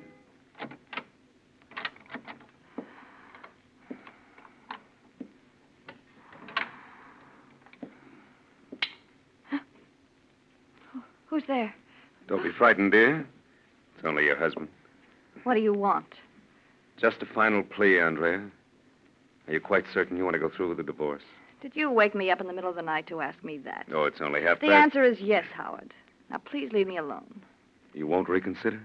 Good night, Howard. Well, I tried. I did everything in my power Howard, what to... are you doing? Howard! No!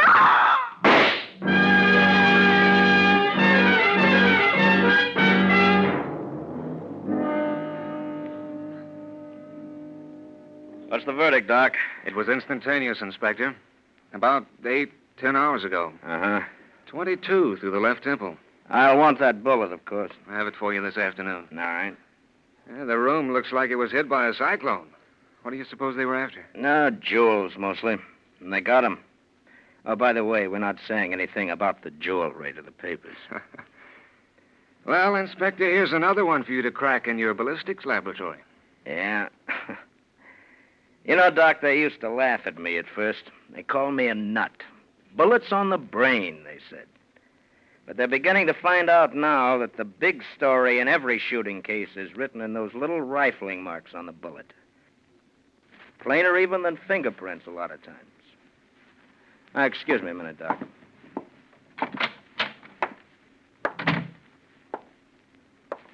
I just got the doctor's report, Mr. Martin. Oh, yes, Inspector?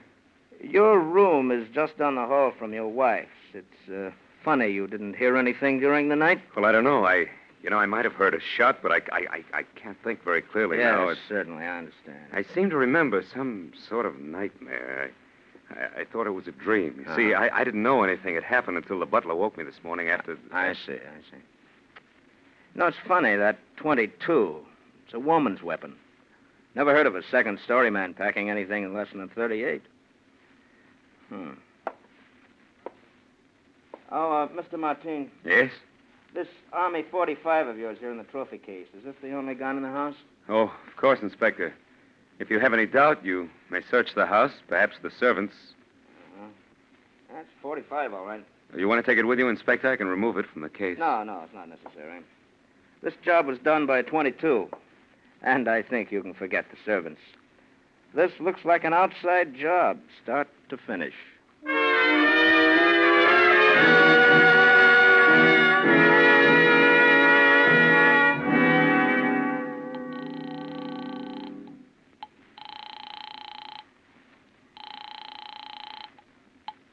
Homicide, Conrad speaking. Oh, hello, Inspector. Howard Martin. Oh, yes, Mr. Martin. I'm sorry I haven't been much help to you during the past few days. Well, I understand. I just called to see how you were coming along. Well, I'm afraid we haven't much news for you yet. We'll really get a move on, though, once the killer dumps those jewels. And he'll have to do it sooner or later. I see. Well, thanks very much, Inspector. Call me if there's anything I can do, huh? I certainly will. Good night. Good night. So far, so good. Pardon me, sir. Yes, Edward, what is it? There's a gentleman in the library. Who is it? I don't know his name, sir. He was quite insistent. All right, Edwards, thanks.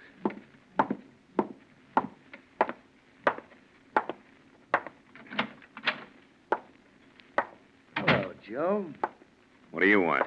Relax, Joe. Pour yourself a drink. Hope you don't mind. I just helped myself. Pretty good bourbon. You're just going to stand there? Sit down. Go on. All right, Sam, what is it? Well, I want to offer my condolences, first of all. Tough, ain't it? What happened to your wife, I mean? Yeah, quite a shock. You know, I said to myself, there's something to think about. All I got is a newspaper to go by, understand? Page 1. Society dame knocked off during robbery.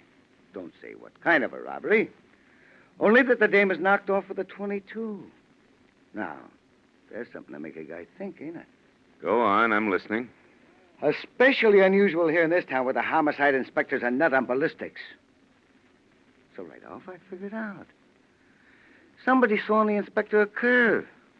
That's when I think of old Joe Marin, threatening to frame me on a parole violation if I don't play nice and fix his Army 45, so she'll shoot like a 22. Marin. Martin. Same guy. I put 2 and 2 together, the bell rings, and out comes $100,000. That's what it's going to cost you, Joe. $100,000. I haven't got $100,000. I'm a reasonable character. What have you got? I can't do it, Sam. I can't. You better start thinking, Joe. Wait a minute. I have got $100,000 in jewelry. How hot is it? Oh, not hot at all. It belonged to my wife. Now, look, you can turn it into cash in 10 minutes if you want to. Let's have a look, huh? Right.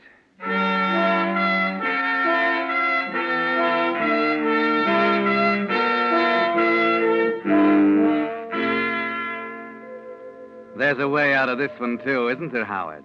The paper said nothing about the stolen jewelry. And by the time Sam finds out, he'll be behind bars as the #1 suspect. Meantime, you can find another gunsmith somewhere and have the incriminating .22 caliber barrel removed from the .45 Army automatic in your trophy case. Then it won't matter how much Sam talks. He has a record. He was caught with the goods. No one will believe him in a million years. Yes, Howard, you found a way out. Well, what do you think, Sam? Diamond brooch?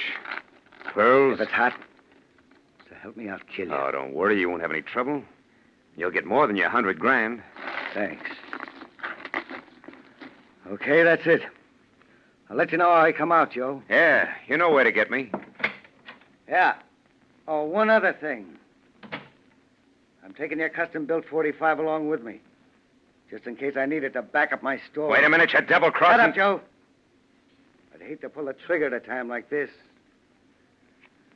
Good night, Joe.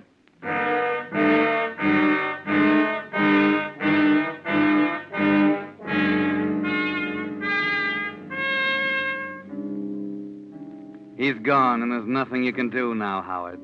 Once again, you became so wrapped up in your own plans, you forgot the obvious countermove. This time, the Army .45 in the trophy case, Sam's ace in the hole.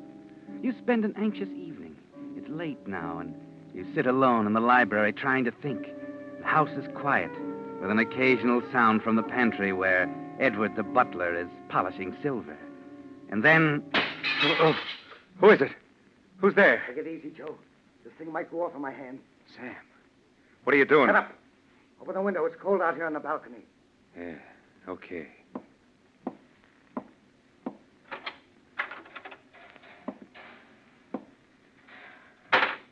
You dirty, double-crossing skunk. It wasn't hot, huh? Now, listen, Sam, You knew that jewelry was hot? You knew it was bait to catch your wife's murderer. Pretty neat. Lucky I knew the fence. He tipped me off. You always was a rat, Joe. Strictly a rat. There's only one way to handle a rat. You got it all wrong, Sam. Don't try to talk your way out of it. I'm going to give it to you, Joe. Just what you deserve. Oh, Edward, how did you get in here? Edward, huh? Here, give me that gun. I tell you. Give it away from me. No. Now, just what were you saying, Sam? Okay, it's an old one, Joe. I guess it's still good. Yeah. By the way, where is Edward? It doesn't concern you. I'm going to kill you, Sam. Self-defense, made to order. Yeah? Yeah. I don't think so, Joe. Say, No, Joe. You see, the minute you pull the trigger of that little pea shooter, you put the rope around your neck. What do you mean? Don't be stupid, Joe. Just give me the rod like a nice boy. You ain't going to pull that trigger and hang yourself, are you? Because that's what you'd be doing, Joe. The minute Conrad found another .22 slug in my body, same as the one that killed your wife, it'd be all over, wouldn't it? You see, Joe? Get what I mean? Don't come any closer. You won't pull that trigger. You can't, Joe. One more step, Sam. I'm warning you. Besides, you haven't got it.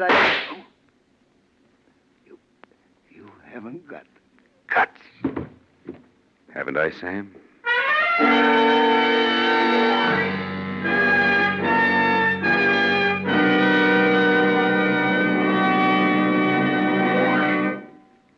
The Whistler will return in just a moment with the strange ending of tonight's story. But right now, since most folks never see how or where the gasoline they use in their car is made, it occurred to me that you might be interested to look in on the organization that brings you the Whistler and those fine Signal oil products. It all started not long after World War I, when a small group of young Westerners got together to form their own independent oil company, Signal Oil and Gas Company. In the face of what seemed overwhelming competition, these determined young men succeeded in bringing to Western motorists the first anti-knock gasoline at regular prices. Being independent themselves, they naturally sold Signal gasoline only through independent service stations, just a handful of them at that time. But motorists liked Signal products, liked them so well that the signal organization grew and grew until today independent signal dealers serve 7 western states from Canada to Mexico. Now, obviously, there must be good reasons why so many motorists have switched to signal. You can discover these reasons for yourself by just stopping at your own neighborhood signal dealers.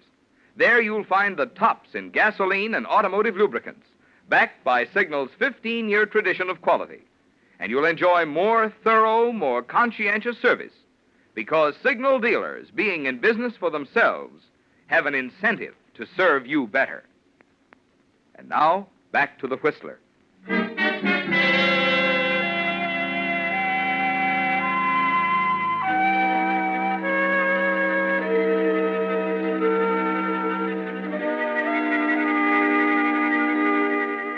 Well, Howard, he's dead now, isn't he? Quite dead. And shooting Sam down with the same gun you used to kill Andrea was just like writing a confession to Inspector Conrad. Yes, he'll find the .22 slug in Sam's body and it'll all be over. Unless you can get rid of the body first.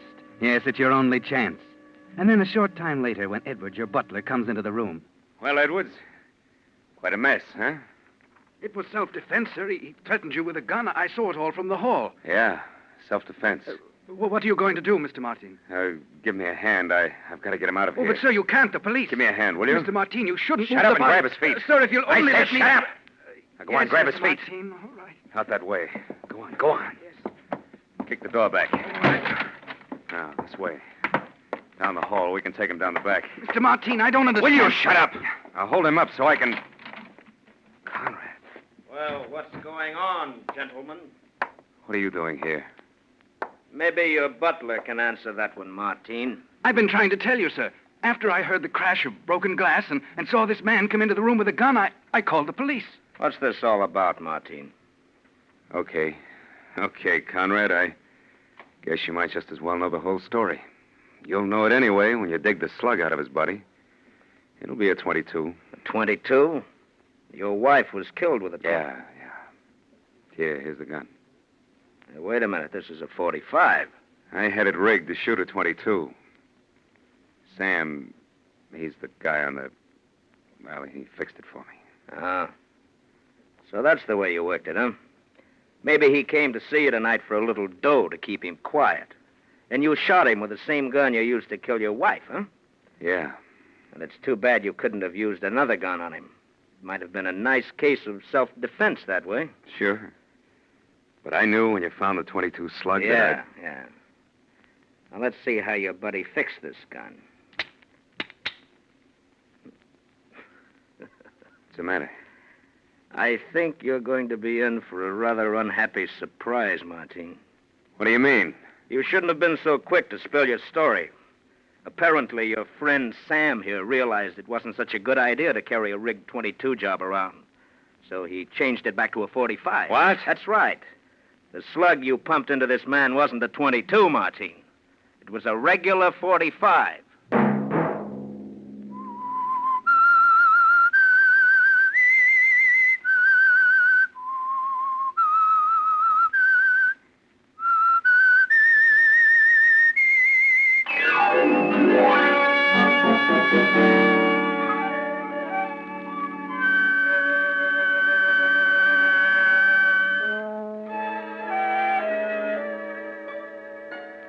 Next Monday at 9 o'clock, The Whistler will bring you another strange tale. The Whistler is broadcast for your entertainment by the marketers of Signal, gasoline, and motor oil and fine quality automotive accessories, and by your neighborhood Signal dealer. Featured in tonight's program were Gerald Moore and Mary Jane Croft.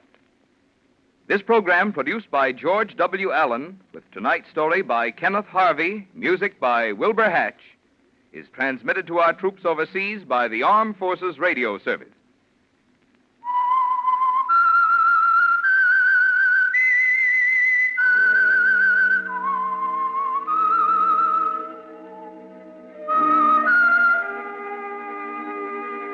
That whistle is your signal for the Signal Oil program, The Whistler. This is Marvin Miller speaking, reminding you to look for those familiar yellow and black circle signs that identify those popular Signal Oil stations throughout the West from Canada to Mexico. This is CBS, the Columbia Broadcasting System.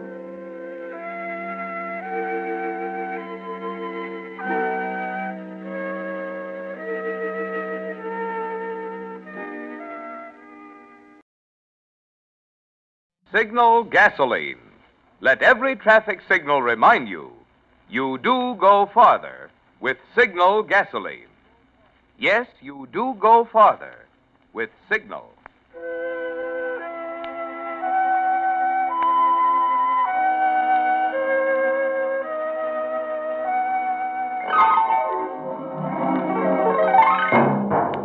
The Signal Oil Company and your neighborhood Signal dealer bring you another curious story by The Whistler. Tonight, meet Mr. Death.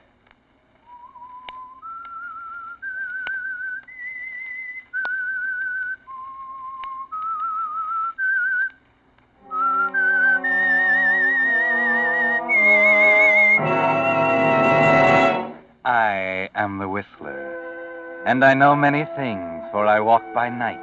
I know many strange tales hidden in the hearts of men and women who have stepped into the shadows. Yes, I know the nameless terrors of which they dare not speak.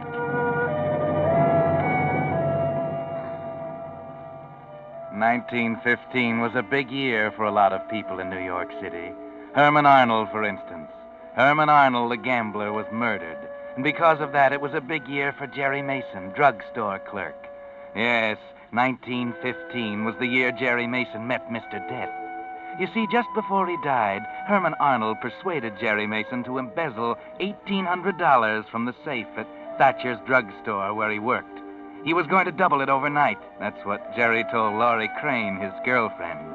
Only then the news came. Arnold was murdered. The money was gone. And all Laurie could say was, Jerry, maybe we better run. Leave town. Are you crazy? They'd catch us sooner or later. I'll think of something now. Let me alone. yes, if it hadn't been for Herman Arnold and his foolproof scheme for doubling that embezzled money, Jerry Mason might never have met Mr. Death. But the meeting was in the cards that night in April 1915. Everything that happened was in preparation for the meeting. Herman Arnold's death, Mr. Thatcher's coming back from his vacation, and after Laurie's phone call. Hello? Oh, sorry I kept you waiting. The phone... Yeah. Got some aspirin? Yeah, sure. There you are. 25. Open kind of late tonight, aren't you? Here. Yeah, I was about to close up when you came in. That's 25 out of... Hey. What's the matter? Well, you gave me a $1,000 bill. Yeah, I know. There's something else I want to buy besides aspirin. Well, I can't make change for this. You can keep the change. Huh? And there are 4 more just like that one for you when you deliver. I don't get it, mister. We alone? Well, wait a minute. Yeah, we're alone. You're pretty hard up for dough, ain't you? Small matter of $1,800. Who told you? Never mind, I know. There's something we want to buy, Mr. Mason. You're the only guy in town who sells it. Yeah? This ain't ordinary merchandise, Mr. Mason. I understand you have a regular customer by the name of Ted Townley. Yeah, the newspaper columnist. What's he buy here? Has his prescriptions filled. What kind of prescription? Chlorohydrate. He can't sleep at night without it. Pretty powerful drug, ain't it? Not in small doses. I put it up for him in capsules. I see. What about large doses? What do you mean? I mean, if he was accidentally to take a capsule, well, it was loaded with maybe 3 times as much as usual. Oh, well, that wouldn't happen. I'm very careful. 8 grains is all Suppose you accidentally loaded one of them capsules, Mr. Mason. Oh. Get it? I see. You want to buy a murder? It's only murder when you get caught. Now, if Mr. Townley was to be found the next morning dead with an overdose of chloral hydrate in him, what would you say? That is, if you was holding the post-mortem. Well, I'd check the rest of the capsules in the box. Uh-huh. And suppose you found them all kosher. Then I'd say he took more than one on purpose. Is it worth $5,000? I don't know. $5,000 just to load one capsule and slip it in his next prescription? All right, I'll do it. You're smart, Mr. Mason. I'll have the other $4,000 for you within an hour after Mr. Townley wakes up dead. Good night, Mr. Mason. $5,000. I'm okay. I better close up now. Pardon me. What? How'd you get in here? Well, I came in through the side door. I've been looking at the magazines over there behind the rack. I'd like to purchase this. How long issue. have you been here? Oh, half an hour or more. I hope you don't mind. That man who just left? Yes, I saw him. I didn't want to interrupt. You both seemed to be so interested. You heard what we were saying? Oh, I didn't pay much attention. You see, I'm quite excited. I'm going on a trip to Europe. I'll take this issue of travel, if you don't mind. It has a remarkable article on Syria. Have you ever been to Europe, Mr. Mason? How'd you know my name? Oh, I happened to hear that gentleman call you Mr. Mason. Is that all you heard? Well, what's the matter, Mr. Mason? I'm dreadfully sorry if I eavesdropped, but it was entirely unintentional. I see. Magazine's 25 cents. Yes, there you are. Thanks. I'm so excited about my trip I can hardly close my eyes at night. It's a good thing I don't do this very often. They say a large proportion of American businessmen die prematurely because they can't sleep at night. What made you say that? Why, it's true. You know, Mr. Mason, this will be the first time in my life I've left New York State, except for a trip or two to Jersey City, of course. No wonder I'm excited, eh? When are you leaving? May 1st. Oh, say, I wonder if you'd do me a favor. What? Well, the next issue of Travel has an article on English inns. I wonder if you'd be kind enough to put one aside for me. Okay, I'll save you one. Oh, I'll come in for it. It should be a week or so, shouldn't it? Or just before the 1st of May. Thank you. Thank you so much. I'll be going now. I'm sorry about being so touchy. You know, that other customer, he kind of had me on edge, kept talking in riddles. You hear what he was telling me? Well, just a word now and then. Enough to... To what? To know it was none of my business. Good night, Mr. Mason. I'll be back on April 30th for the magazine.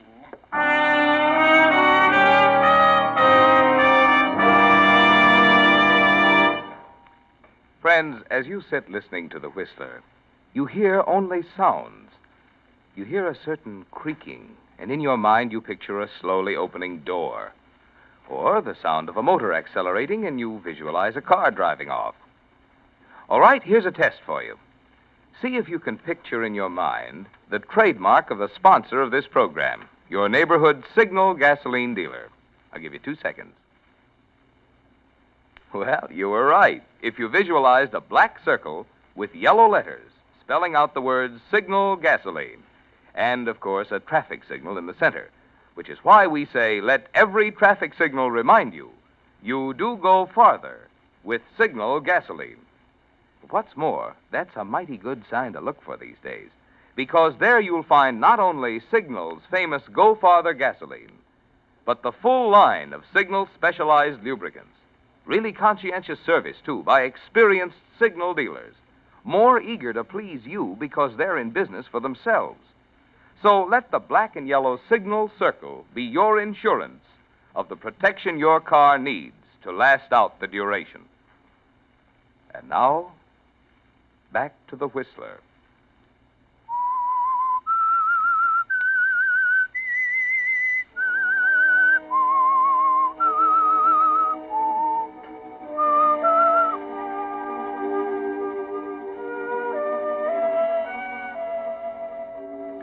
So Jerry Mason didn't close the store that night after the little man had left with his travel magazine. He just stood there at the counter thinking for a long time. Then he went back to the pharmacy department and took down a jar of chloral hydrate and a few gelatin capsules. Yes, it could be done easily. Simple as ABC. The easiest $5,000 he'd ever make in his life. Or perhaps the hardest. That little man with the travel book. How much had he heard? You watched him carefully, Jerry. There wasn't a sign he knew anything. Go home and get some sleep. Forget about Laurie waiting for you at her apartment. Forget about the little man. Just go home and get some sleep.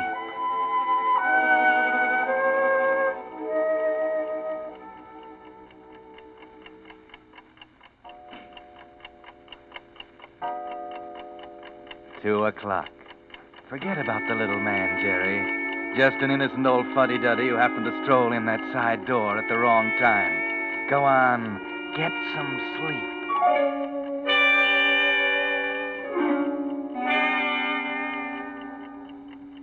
He knows. He must know. He knew your name, didn't he? If he could hear that, he could hear the rest. That is, if he was listening. Wait a minute. Get hold of yourself. Are you going to toss over $5,000 because of a crazy hunch and go to prison for embezzlement when Thatcher starts looking for that 1800? Are you yellow? Don't be stupid. Get some sleep. Yes, get some sleep.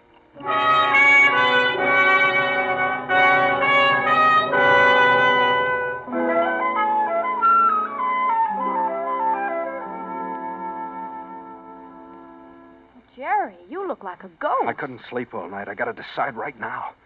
Townley will be in here for his prescription any minute. We made a wrong guess, Jerry, about the 1800. I know. I love you, Jerry. Don't let them drag you down any farther. But what about Thatcher's money? Jerry, it's murder. If I get caught, it's murder. I just can't get that guy with the magazine out of my mind. Townley's a big man, Jerry. They won't pass it off without a question. He knows too much about too many people. Well, there can only be one answer, I tell you. The guy's an addict, and everybody knows that people like that die from overdoses every day. I'm a cinch. If that little guy with the glasses is as dumb as he looks. Oh. Morning, Jerry. Oh, Mr. Townley. How's newspaper business? Rotten, thanks. Oh, this is my fiancée, Miss Crane. Miss Crane? How do you do? A word of advice, Miss Crane. Keep 'em away from the newspaper business. Fate worse than death. How about my chemicals, Jerry? Yes, sir. If you can wait, I'll have it for you in just a minute. Okay. I really mean it, Miss Crane. You do?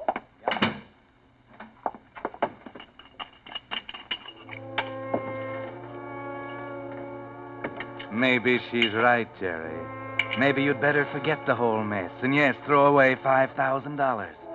More money than you'll ever have if you live to be 100. Townley's a nice guy. Be ashamed to bump him off. Maybe Thatcher will listen to reason about the discrepancy. Let you off easy.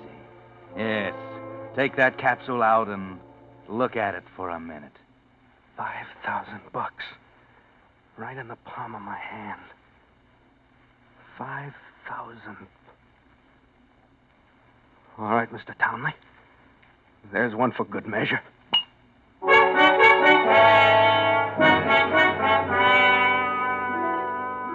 It's done, Jerry. No way of changing it now. And even you're surprised when it pays off only 2 nights later. 2 more nights without sleep, by the way. It's about midnight when you hear someone at the door. Oh, now, who could that be at this time of night? Yes? You Jeremiah T. Mason? That's right. Sorry to get you out of bed this time of night, Mr. Mason. I'm Hodges, Homicide Bureau. Homicide? Don't be alarmed. Just making a routine investigation. It hasn't come out in the papers yet, but Ted Townley, the columnist, was found dead in his apartment this afternoon. Overdose of sleeping powder. I see. Well, come in, please. Thanks. Sit down. Yeah. Well, only be a minute. I understand you're employed by the Thatcher Drug Company where Townley got his prescriptions filled. Yes, as a matter of fact, I usually put them up myself. What was the drug?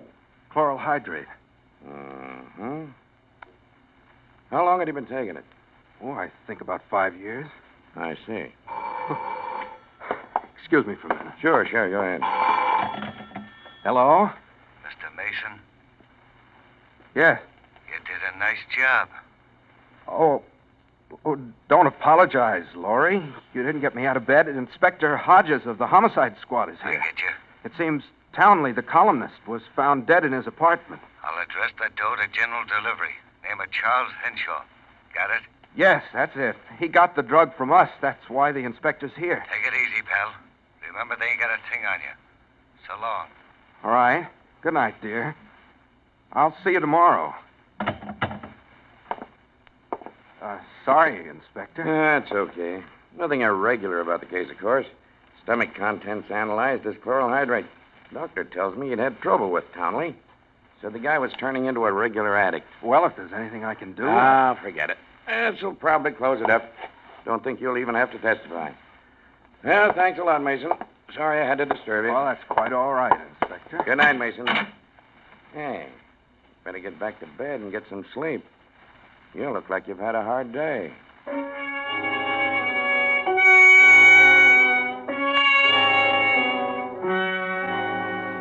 Yes, try and sleep, Jerry. You're exhausted. Your arms and legs ache with fatigue, and your brain keeps spinning like a top. It's there every time you close your eyes. Black and white circles, like a whirling rifle target, with a little man in glasses grinning at the center. Sleep, Jerry. Sleep. Sleep.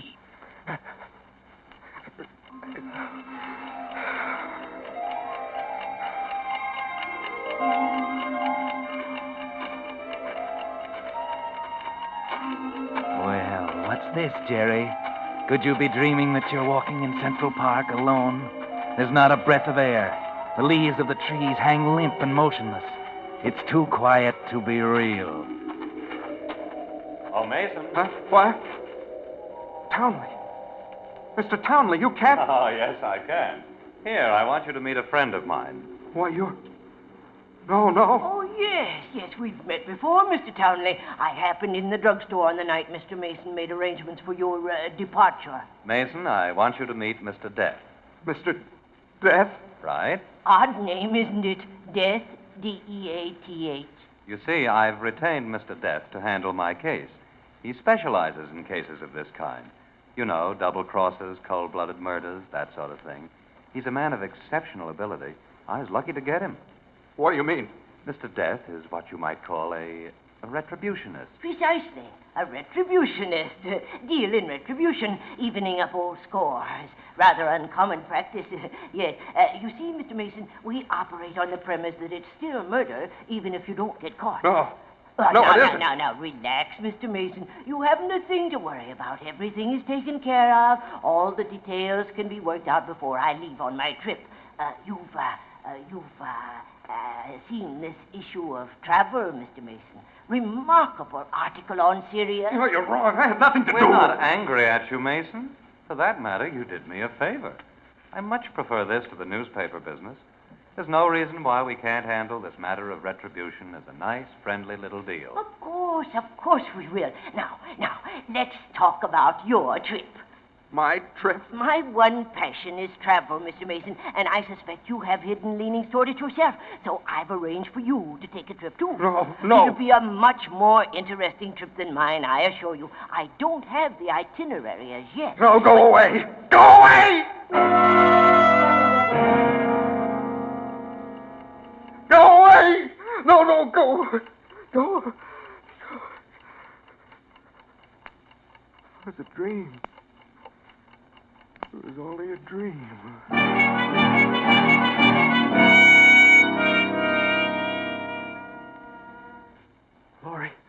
Laurie, you have no idea what it was like. They both grinned at me and talked about retribution and a long trip. Well, What? I shouldn't say I told you so, I guess. There was no other way out, Laurie. I know. I suppose I'm as guilty as you are. You just aren't a murderer, Jerry. You haven't got the right kind of a mind. This was so real. You've got to get hold of yourself. It's done, and there's nothing we can do to change it. Now, where's the money? Here. I picked it up at the post office this morning. Small bill. Good. I'll return it to the safe. Mr. Thatcher might get in early. You'll have it all ready for him. And I'll be back later this afternoon. Now, you've got to get some sleep. I know, but every time I close my eyes, I see him. Forget him, will you? I told you, it's only your imagination. All right. I'll go to sleep. Oh, before you go, fix me another bromide, will you?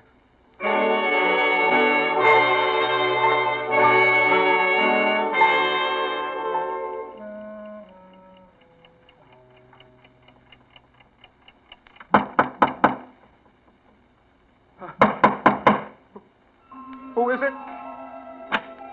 Hello there, Mr. Mason. I'm sorry to intrude, but there are still a few things we should discuss. Go away. You're not real. You're just like all the others. The others? Yes, I suppose it's just one of the problems every retributionist has to put up with. Nobody believes he's real. Purely a philosophical problem, of course. What? Depends on what you mean by real.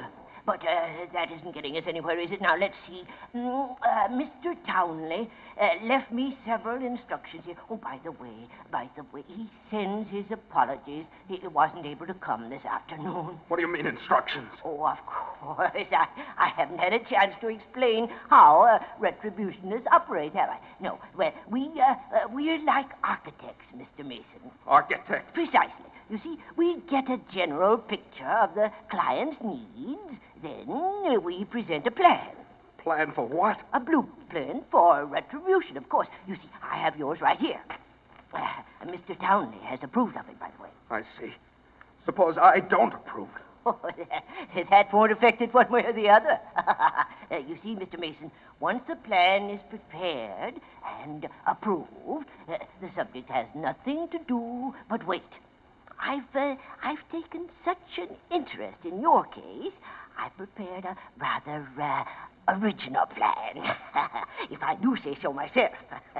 You're pretty sure of yourself, aren't you? Oh, nothing is more certain than retribution, Mr. Mason. Now, let's see. Oh, yes. I wanted to discuss the time element with you. It's been rather important in your case. We usually work over a period of years, but it happens that I want to take advantage of an unusual opportunity. Your date has been set at April 30th. That's tomorrow. Yes. The blueprint. Let me see it. Oh, I'm sorry. I'm very sorry. That's out of the question. Well, it's not a plan at all. It's a travel magazine. Give it to me. I said you can't touch it, Mr. Mason. Oh, no? All right. Try. What? You see, you can't touch the plan, Mr. Mason. All you can do is wait. Just wait.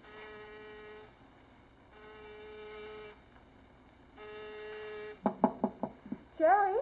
What? Jerry, it's me, Laurie. Open the door.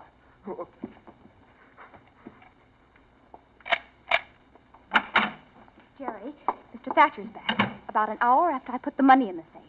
I told him you were sick. April 30th, he said. Tomorrow. Well, what's the matter? Nothing to do but wait, huh? Tomorrow, he's coming back for that travel magazine, the one I saved for him. Well, you're out of your mind. I'm okay. Listen, go back and tell Thatcher I'm going to work all day tomorrow. Tell him to stay home and unpack anything. What are you going to do? I got a date, Laurie. A date with Mr. Death.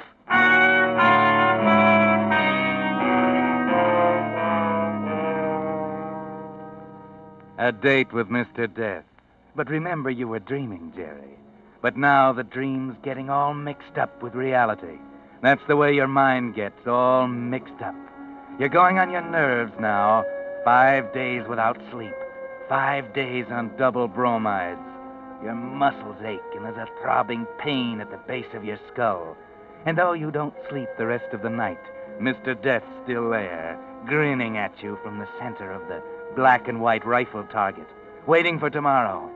He doesn't know you're not going to take it lying down, that there's something you can do besides wait, something he might not expect when he comes in as he promised he would pick up the new travel magazine.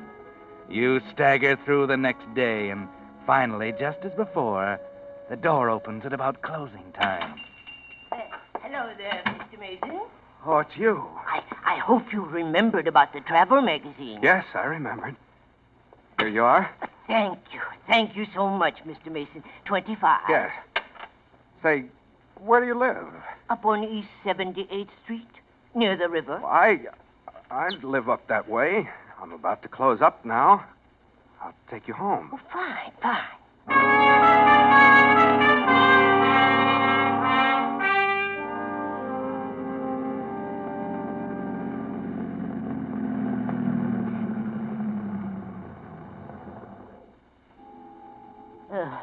Why are you stopping here by the river, Mr. Mason?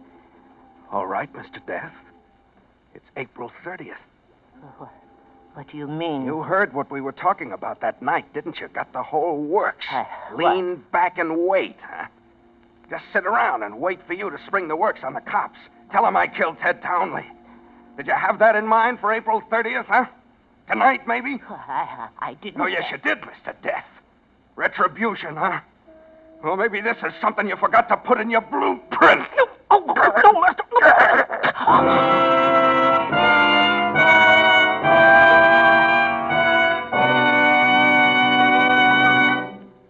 The Whistler will return in just a moment with the strange ending of tonight's tale. Meantime, a question. If you could have your gasoline tailored to order, just what characteristic would you consider most important? Well, today, under gasoline rationing, the chances are you'd say mileage, which explains why so many drivers have been changing to the West's most famous longer mileage motor fuel, Signal Go Farther gasoline.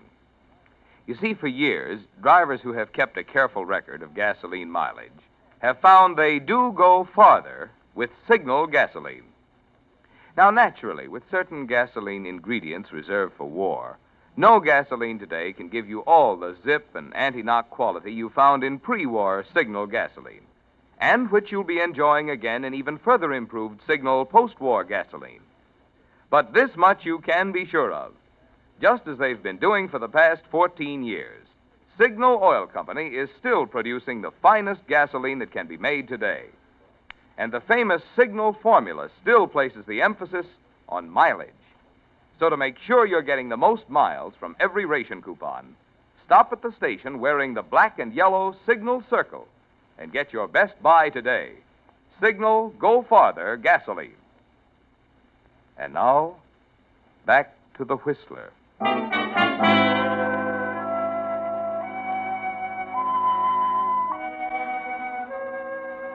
There's nothing to worry about now, Jerry. Mr. Death is out of your life for good, deep in the river with a 100-pound chain around his neck. And there are no prying friends or relatives to inquire for him. You can sleep now, and it's wonderful, isn't it? No more leering faces, no more blueprints, just the good, solid black velvet of sleep. 24 hours of it, just like a baby. The old bounce is back the next night, and you can smile again. Jerry, you're sure it was? Don't worry, baby. They'll never find him. Oh, man, I feel like $1 million. Oh, by the way, I'm going on a trip. Mr. Thatcher told me I needed a vacation. Trip? Where? Well, look what I found in Mr. Death's pocket. Complete grand tour, first cabin all the way. Well, but you can't use that ticket, the name. No, you don't know me, baby. But what about passports? Took care of that, too. Oh, you're taking a chance, Jerry. No. I wouldn't miss this for the world. After all, Laurie, it isn't every day a guy picks up a free ride on a boat like the Lusitania. Yes, you really got yourself a free ride, Jerry. But perhaps that was part of the blueprint, too. The luxury liner Lusitania and that German torpedo off the coast of Ireland.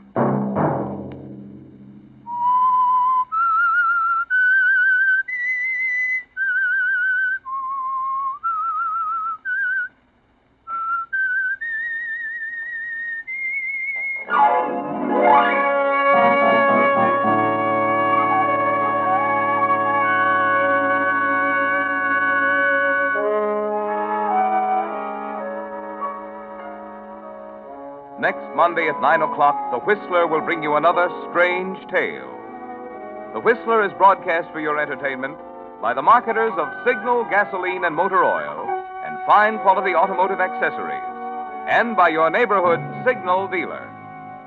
This program, directed by George W. Allen, with tonight's story by Harold Swanton, music by Wilbur Hatch, is transmitted to our troops overseas by the Armed Forces Radio Service. This is Marvin Miller speaking, and suggesting that you let every traffic signal remind you that you do go farther with Signal gasoline. Yes, you do go farther with Signal. This is CBS, the Columbia Broadcasting System.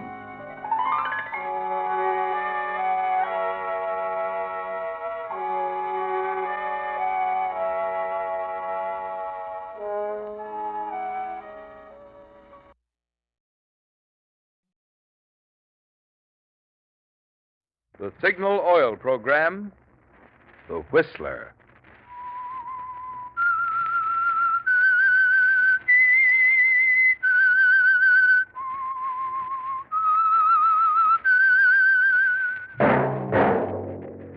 whistle is your signal for the signal oil program, The Whistler.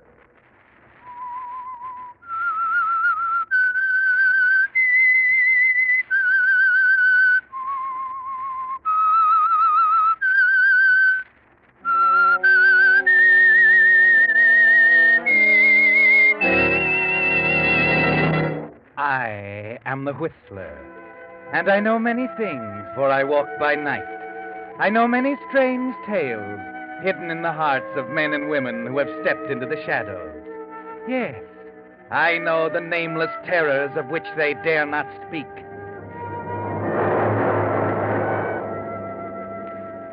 Yes, friends, it's time for the signal oil program, The Whistler. Rated by independent research, the most popular West Coast program in radio history.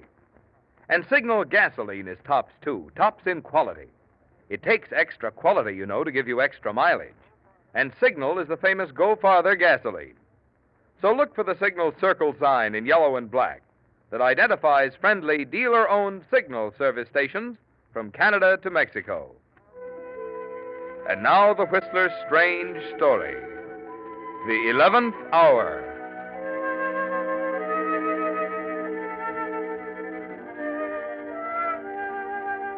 The clock on the black-paneled wall read 11 when Lord Hempley, presiding Chief Justice, straightened the folds of his robe, adjusted his powdered wig, and nodded curtly to the prosecuting attorney to open the case for the Crown. To the accused in the prisoner's dock, the time was significant. It was the 11th hour in more ways than one. Everyone in the courtroom knew already that the trial was strictly a British formality, that a verdict of guilty was only a matter of time. The prosecution will make it amply clear in terms of evidence that not only is this a crime of murder, but murder of the basest sort, willful, cruel, and premeditated. There is a story behind this crime, gentlemen, a story that had its beginning some weeks ago in Torquay, a watering place on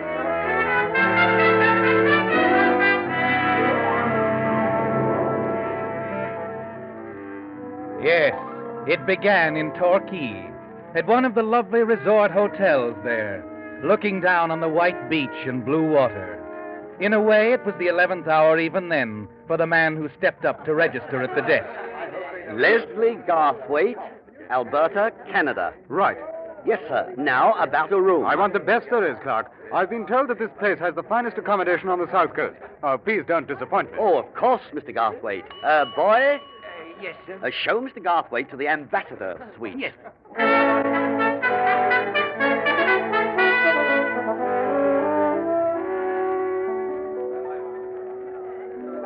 Sorry, Mr. Garthwaite. If you'd come a little earlier, sir. But all the tables overlooking the water are occupied. Oh, that's too bad, waiter. I'd looked forward to watching the sunset. However, sometimes our guests will consent to sharing tables. Perhaps that young lady dining alone in the far corner. The young lady? Oh, that would be most agreeable. If the lady doesn't mind, I should be delighted. Excellent. If you'll excuse me, sir, I will consult her wishes.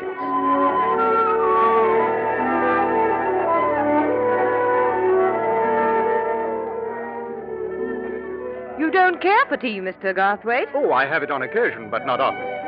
Does that shock you? Well, it seems disloyal somehow. You Canadians, I just can't understand why... Miss Townsend, when you were so kind as to share your table with me, I didn't realize that we'd be discussing such weighty matters. Can't we leave the international problems to the United Nations? You're an unusual person. Is that a compliment? I'm not sure.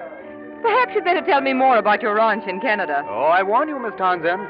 I can be a crashing bore on the subject of cattle. The head waiter's handy in case of emergency. I'll risk it. Proceed, Mr. Garthwaite. You were saying there's more to the care and feeding of a steer than meets the eye. Oh, I could go on for hours. Perhaps days. Oh? Please do, Mr. Garthwaite. Very well, Miss Townsend.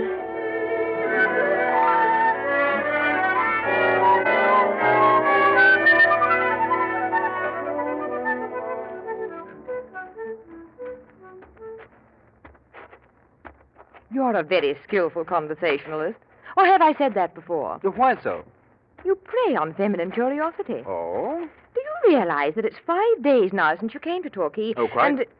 5 days to the hour. And in spite of my recognized skill at the art of cross-examination, you still remain a man of mystery. Oh, now, see here. That's not fair. Now, I've told you... Oh, yes, I know. We've gone into your Canada ranch at great length, touched for a moment on a relative or two in South Africa, Well, I think that's rather good for 5 days. but still you elude me. Like a bug I can't quite impale on a pin. Oh, frightening metaphor, to say the very least. No matter. Leslie, you see before you a frustrated woman. Thank you, Cynthia. Tell me, Leslie, are you married? Oh, yes, indeed. And who is the... Oh, 7 wives, in fact. 3 in Canada, 2 in South Africa, 1 in Australia, and the other, the youngest one, if I remember, rattling around somewhere in the Malay archipelago. Will you be serious? Are you? Why, I... Are you serious, Cynthia?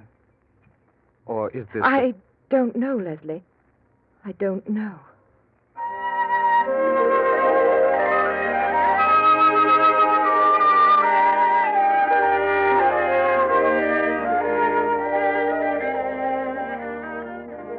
Two weeks can pass quickly in a place like Torquay with a girl like Cynthia Townsend. Cynthia crossed the table 3 times a day. Cynthia in his arms in the magic gloom of the dance floor. Cynthia by moonlight in the terrace gardens behind the hotel. And it was bearing down on him now, with the 2 weeks slipping by, with the last day rushing toward him like an express train. When it came, as he knew it must, Cynthia was there too, in the compartment of the train that was to take him away.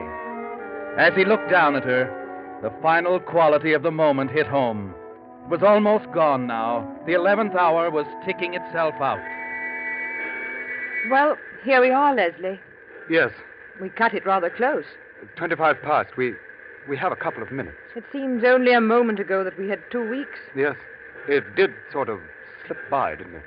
How long are you going to stay in London? I can't tell. I have a few things to clear up, and then... Then what? Canada, I suppose. It must be lovely in Canada this time of year. Oh, it is. Very lovely. I'll be going back to London in another week, Leslie. You have our address. If by any chance you can manage it. Yes, Cynthia, yes, I'll look you up. Perhaps we'd better run along now. Yes. Well, what do I say? It's been nice knowing you, Leslie. It was a delightful holiday. I hope we'll meet again somewhere and... Leslie. Oh, Cynthia, darling. I can't bring it off, dear. I can't be clever anymore. Now, please, dear, I've told you that I can't see you again. I can't let you go off like this, Leslie. You've got to understand. Tickets, please. Oh, I'm sorry. That's quite all right, conductor. Cynthia, you've got to go now. The train's about to leave. Goodbye, Cynthia. Goodbye, Leslie. Goodbye. May I have your ticket, sir? Yes. Thank you, sir. Oh, I'm afraid you're in the wrong compartment, my man. This here's a third-class ticket. Yes, I'm aware of that. My baggage is back there now. Oh? Why are you here? Oh, never mind, conductor. I'm afraid you wouldn't understand.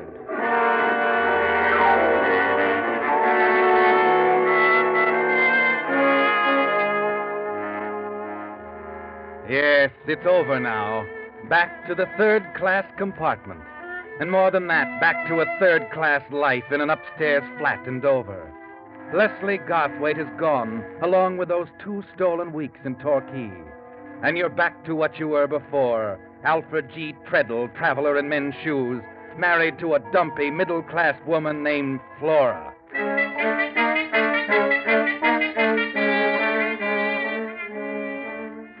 You sit across the table from her now, watching her sip her tea, the tea that has become a symbol of your life with Flora. You wait for the questions you know are bound to come. Your tea's getting cold, Alfred. I said I've had enough, Flora. Why do you keep insisting? Why, Alfred, I just think it's nice to sit down at the table once in a while with my husband.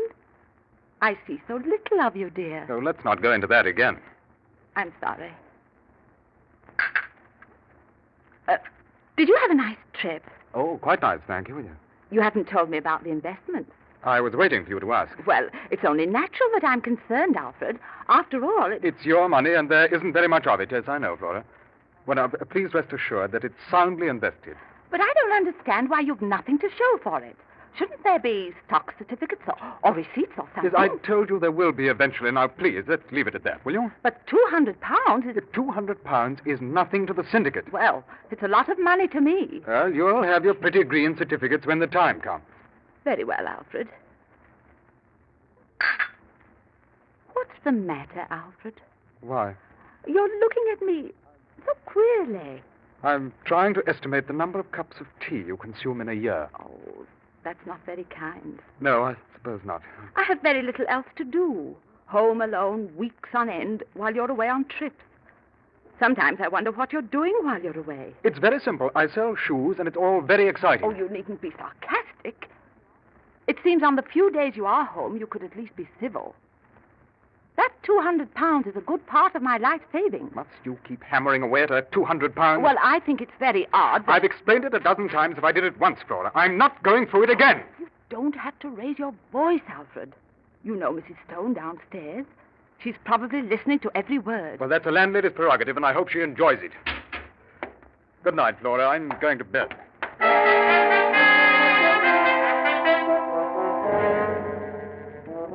Yes, Alfred. You're home for a week now between business trips. But as the days pass, you find that only part of you is here in the house with Flora.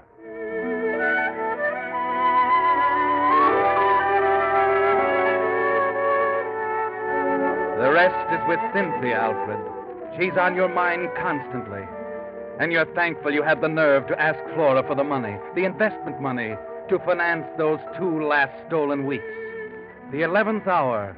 Well, there was still a little charm left, still the possibility of romance and excitement, and the love of a girl like Cynthia.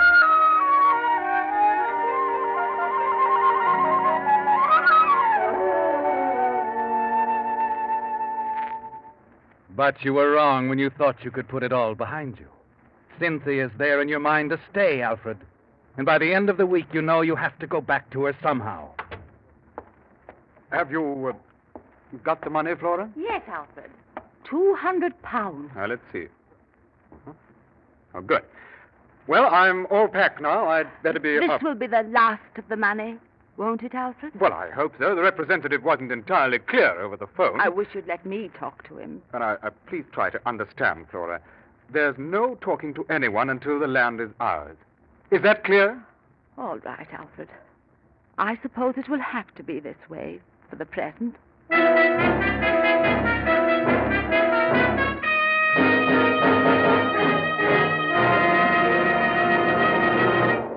With the prologue of the 11th hour, the Signal Oil Company is bringing you another strange story by The Whistler. But now I'd like to have a word with you folks who are new to the West. You've no doubt already discovered that wherever you drive throughout the Pacific Coast states, Signal gasoline is known as the Go Farther gasoline. And you've heard me tell how the Signal organization has grown from a mere handful of stations in Southern California to almost 2,000 dealer-owned Signal service stations serving 6 western states from Canada to Mexico. Now, isn't it only logical that there must be good reasons for this increasing preference for Signal? And there are. I could tell you about the extra efficiency Signal gets from your motor that makes possible not only Signal's famous mileage, but also more thrilling performance for your car. Extra driving pleasure for you. But after all, there's only one way you'll ever really know how good Signal gasoline is. That's by trying a tankful in your own car. Will you do that? My bet is that when you step down on your accelerator and feel that swift Signal pickup, that smooth, knock-free Signal power, from now on, you too will join the switch to Signal. And now back to the Whistler.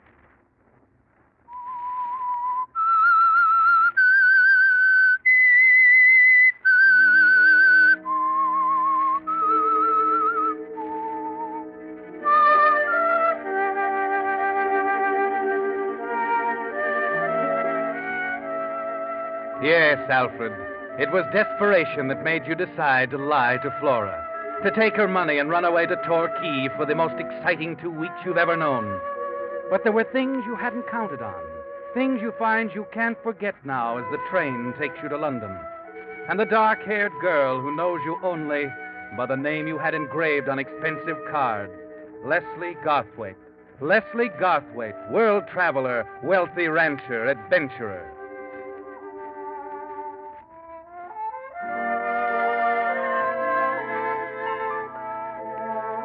Somehow you don't care about the consequences now as you dial Cynthia's number from the phone booth in Victoria Station.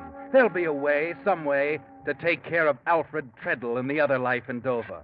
The life you forget at the sound of Cynthia's voice. Hello? Cynthia? Yes, who is... Leslie! Leslie, it's you! Yes, Cynthia, it's me. Leslie, you've got to come over. Some friends are here. We're having cocktails. Oh, I really wanted to see you alone. Nonsense. They'll love you. And you can meet Father. Please, Leslie, say you'll be here right away. All right, Cynthia. I'll be there right away.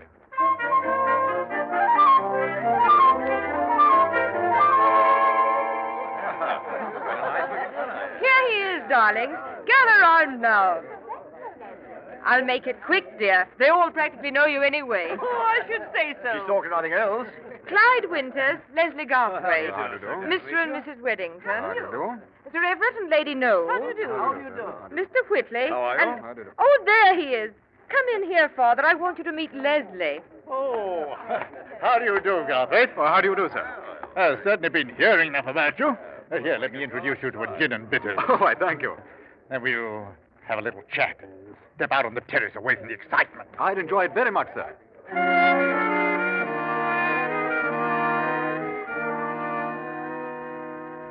Yes, Alfred, you'll enjoy it. Because you're enjoying everything about this party of Cynthia's. You fit in. Because everything you say to them is just right. Even the things you say to Cynthia's father out on the terrace overlooking London. I suppose you know, my boy, that Cynthia's quite in love with you. Oh, your daughter is a very frank person, Mr. Townsend. Yes, she gets it from me, Leslie. I'll tell you quite bluntly that I was worried when she came back from Torquay. I thought she'd run into another fortune hunter. Oh, I understand. A man in your position has to be careful. Yes, indeed. Of course, when you delayed so long in looking her up, I felt relieved. Well, the reason was a simple one, Mr. Townsend. I delayed seeing Cynthia because I, too, must beware of fortune hunters. I deserved that. Oh, you're all right, Leslie. I hope we pass muster with you. Oh, you have, sir. Decidedly. No, fine. Now tell me, where are you staying while you're here? Well, I really wasn't able to get anything decent, as a matter of fact. I thought so. Now, say no more, my boy. I've got something for you. Something fitting. Now, a chap we know is vacating the finest suite at the Berkeley Towers. Now, I can get it for you. At Berkeley Towers? Yeah, the most exclusive spot of them all, you know.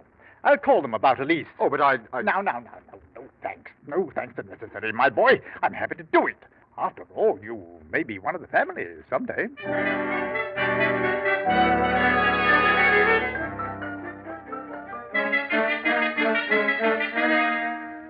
But, Flora, you've got to send the money. I tell you, we'll lose every penny if we back out now. No, Alfred. No more money. I'll not do it. It's all our savings. You're being very foolish, Flora. Very. But I won't argue with you on the telephone. I'm coming back to Dover directly. It won't do any good. Oh, never mind. We'll talk about it when I get there.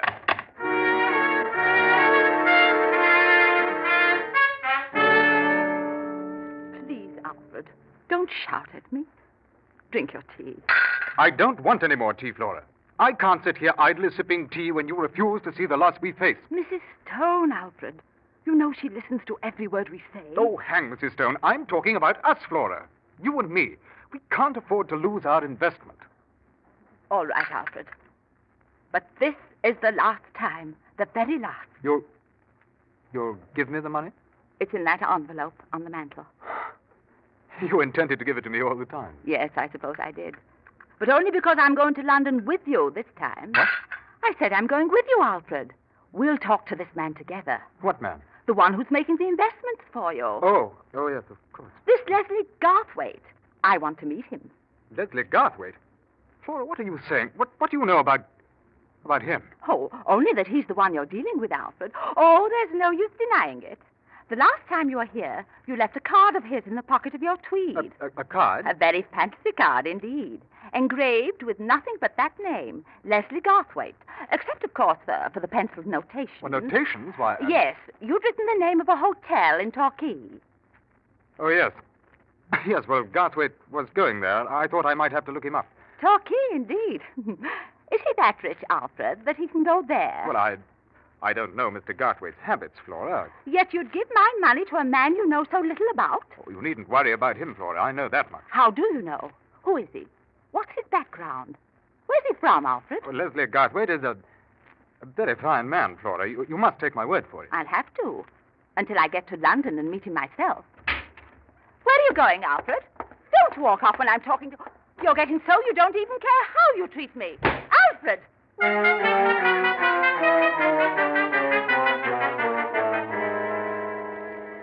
But you don't stop, do you, Alfred? No. Because if you're with Flora another minute, you're not sure what might happen. So you leave the flat and hurry downstairs, anxious to be outside to get a breath of air. It's just as you're passing Mrs. Stone's door that you hear the words that send your mind spinning wildly. How he talks to that poor wife of his. No idea at all. I tell you, it's a wonder there hasn't been a murder up there. Yes, Alfred, it's a wonder, even to the neighbors. And somehow, that puts a new light on the situation, offers an escape that hadn't occurred to you before. Part of it is clear now. Alfred Treadle is going to murder his wife and flee the country.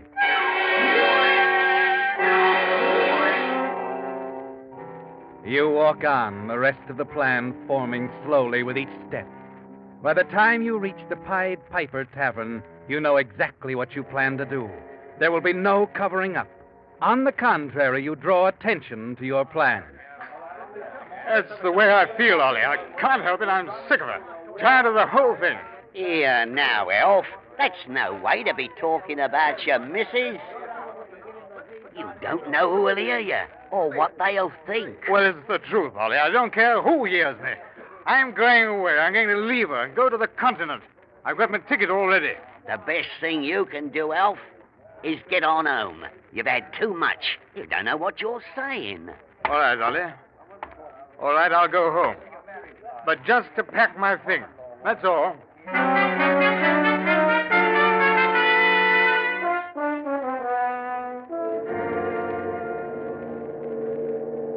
Yes, sir? Here, I think that's the right amount. I want a ticket to Calais. One way, sir? One way. Righto. She'll be sailing promptly at 10 o'clock, sir. It's just about half an hour. Now, what's the name, please? Treadle. Alfred Treadle.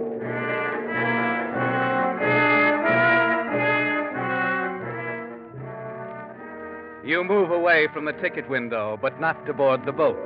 No, Alfred. You haven't any intention of getting on that boat, have you? All you want is to have that clerk remember you, so that what he has to say later will match your friend Ollie's testimony. You are going to the continent. You said so in a careless moment, and that's where they'll search for you, somewhere on the continent. Only before they discover Flora's body, the boat will have docked at Calais, and all the passengers will have disembarked. It'll be a long search, won't it, Alfred? And while they're searching, Leslie Garthwaite will be honeymooning in Canada. And it should be a simple matter, Alfred, to make the honeymoon a long one. Yes, the way is clear now, in knowing that you're not your usual self as you return to Flora. Somehow, you find yourself calm, actually polite. And when she offers you the usual cup of tea, you accept it for once without a scene. Even her sniveling self-pity leaves you unruffled. But please, Flora, don't get too excited. How can I help it when you walk out when I'm speaking to you, Alfred, and don't come back till you're ready? Now, Mrs. Stone, Flora. I don't care. It's got to stop, Alfred. There's got to be an end to it. There will be. Now, sit down, my dear, and finish your tea. Now, I've told you how happy I am that we're going to London together. You haven't been kind to me, Alfred. Things are going to be different, Flora. I promise you that. Here, now, you finish your tea and we'll be on our way. I don't want any more, Alfred. If you've finished, we'll leave now. Just as you say, Flora. You turn out the lights and I'll carry the bags downstairs. All right, Alfred.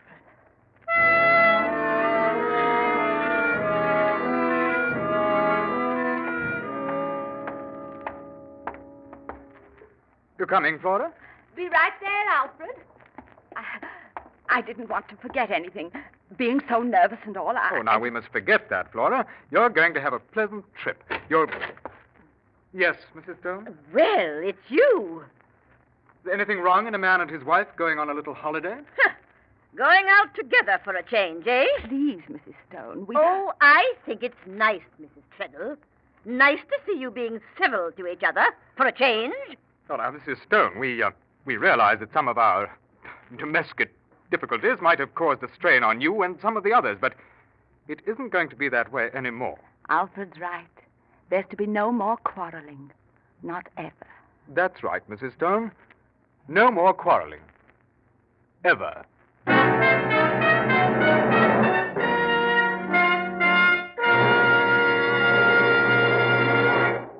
The Whistler will return in just a moment with a strange ending to tonight's story.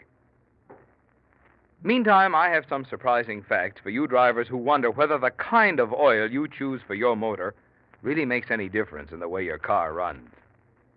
In an actual road test, 2 identical cars were run over 70,000 miles, one using today's finest straight motor oil, the other using Signal Premium Motor Oil, the new type Signal lubricant that combines 100% pure paraffin base with 5 scientific compounds. When these motors were torn down for inspection, the one using Signal Premium Oil had only 1/6 as much carbon deposit and 1/3 less cylinder wear. Now, what does this mean to you?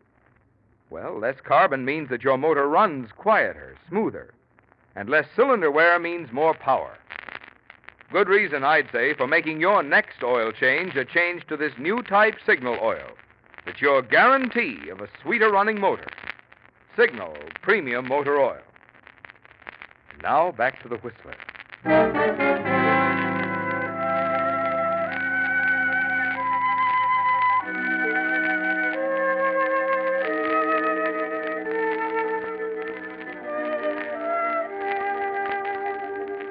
Yes, the verdict in the murder trial taking place in the courtroom of the Old Bailey was a foregone conclusion.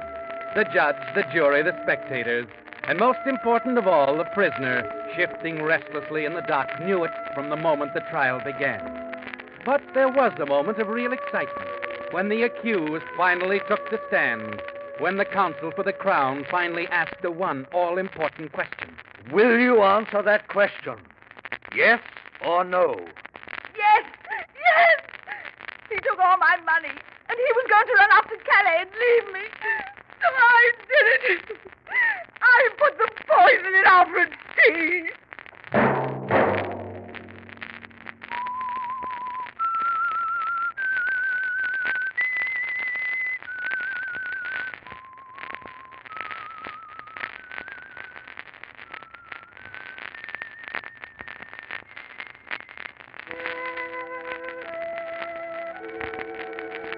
Let that whistle be your signal for the Signal Oil program, The Whistler, each Wednesday at the same time. Brought to you by the Signal Oil Company, marketers of Signal gasoline and motor oil, and fine quality automotive accessories. Signal has asked me to remind you to get the most driving pleasure, drive at sensible speed, be courteous, and obey traffic regulations. It may save a life, possibly your own.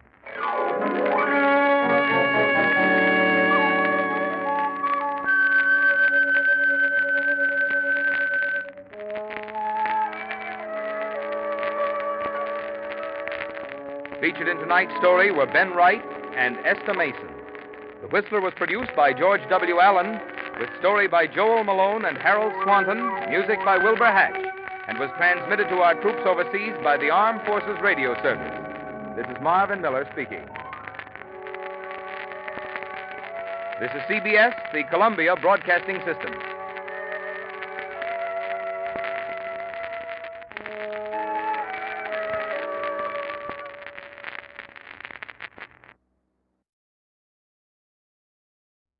The Signal Oil program, The Whistler.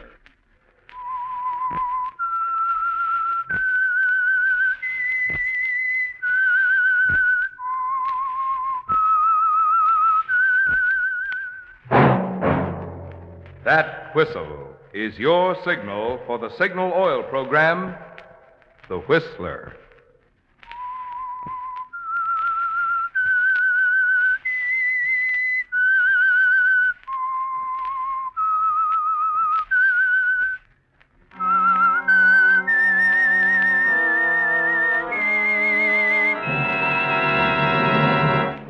I am the Whistler, and I know many things, for I walk by night. I know many strange tales hidden in the hearts of men and women who have stepped into the shadows. Yea, I know the nameless terrors of which they dare not speak.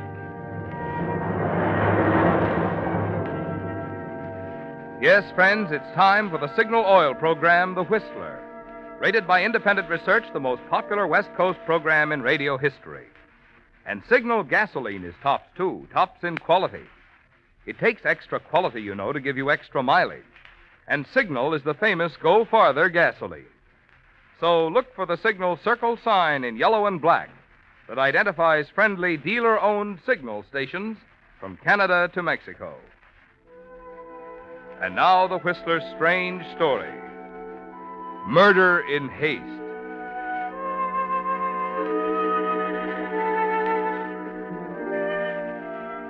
Albert Taylor was two people. To the Cafe Society crowd in Miami, he was the charming young husband of a silver fortune from Denver. To his wife, Helen, aged 45, amply mature, the silver fortune, he was something else again, an unpleasant little boy whose unpleasantness had a tendency to make the large fortune into a smaller one. This made for friction, of course. After 3 years of marriage, Helen was heartily sick of both Alberts. And Albert, too, had reached the saturation point. As a matter of fact, the unpleasant little boy was on the verge of a tantrum. Albert, is that you? Yeah. Albert, I'm awfully upset. Oh, what now? My bracelet, the diamond and emerald one. I put it in the drawer of my vanity last night after the party. Well, what about it? It's gone. I've questioned the servant. Did you call the police? No. Good. What do you mean? I told you I wanted to buy some things, Helen. I see. And what did you do with it? I sold it, of course. You sold it? That's very interesting. It didn't occur to you, of course, to consult me. It occurred to me. I rejected the idea after due deliberation. Why, you I don't want a scene about it, Helen. I took it, I sold it, period. I'm through consulting you about anything, you understand? There'll be no more sitting up and begging. That's what you want, isn't it? Come one, come all. Watch Albert, the trained terrier. Eats, sleeps, walks, talks, thinks like a human being. That's enough, You Albert. bet it's enough. I'm sick of it. I'm through with being your favorite charity. You don't know how right you are. What do you think you're doing? I'm going to call the police and tell them you've stolen my bracelet. Give me that phone. Now. I told you what I'm going to do, Albert. Let go of me. You want to watch me jump, don't you? You want to crack the whip and watch me jump. Albert, don't. Please, Well, Albert. I'm through with that, Helen. I'm through with you and your whip cracking. All through.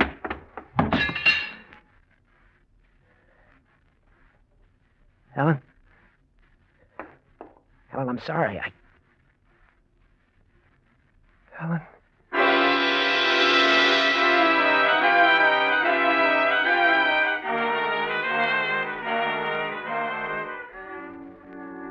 Why don't you do something, Albert? Why don't you go over there to the hearth and pick her up? Or perhaps you're not as dazed as you look standing there in the middle of the room. Maybe even now you know she won't ever get up because she struck her temple on the andiron when you hurled her across the room. Yes, Albert. She's lying there so very still because she's dead.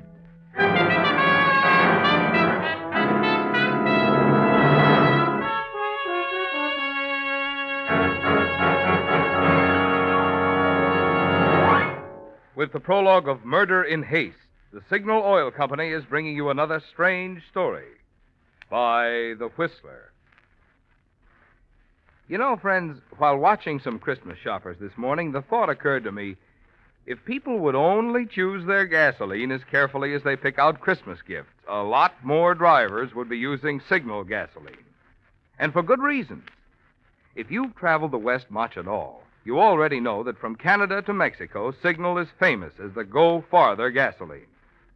But even more important to you is the quality in Signal gasoline, of which that mileage is your best proof.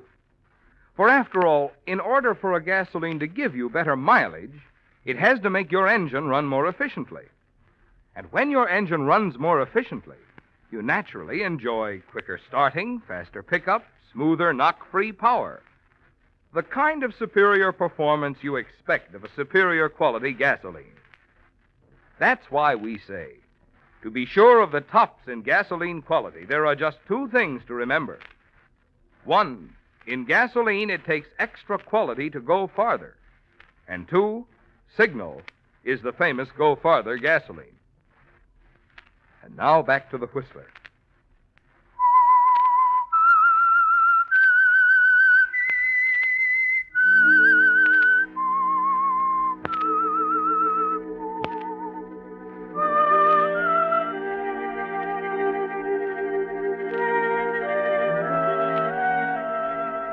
Yes, Albert.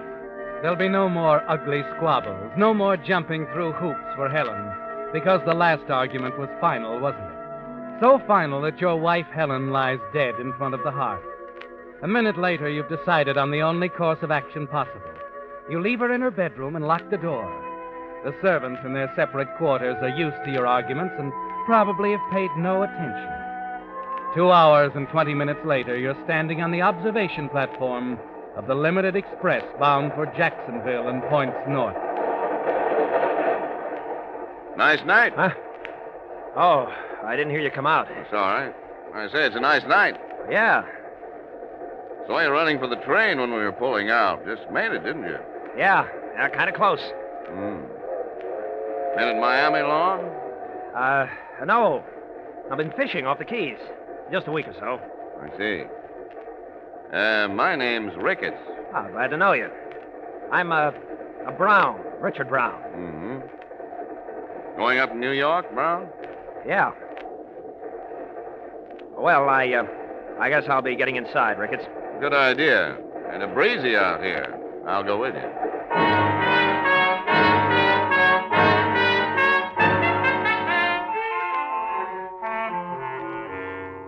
You knew it the minute he opened his mouth, didn't you, Albert?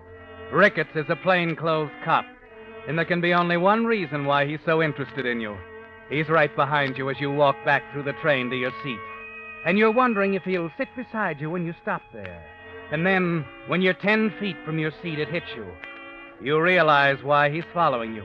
Your luggage with your initials E.T. on it is in the baggage rack over the seat. And Ricketts is just waiting for you to stop there. You hold your breath and keep on going. Brown? Yeah? Isn't this your seat? Why, no. I have a compartment up ahead. Oh, I see. Well, good night, Brown. Good night.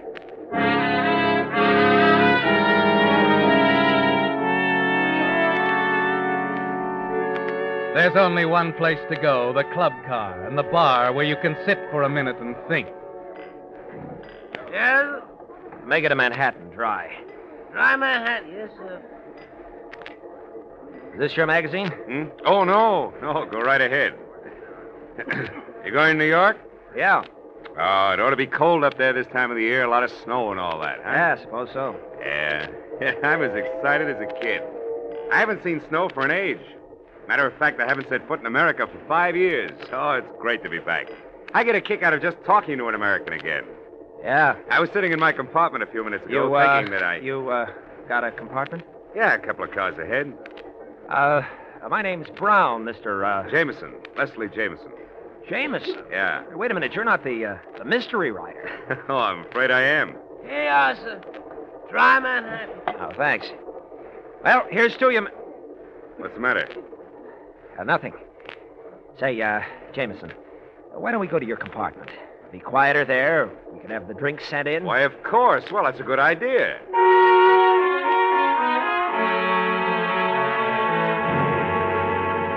Yes, Albert.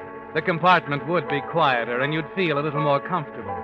Particularly since you noticed your friend, Mr. Ricketts, stroll into the bar and sit down. Still hunting for the occupant of your seat, no doubt.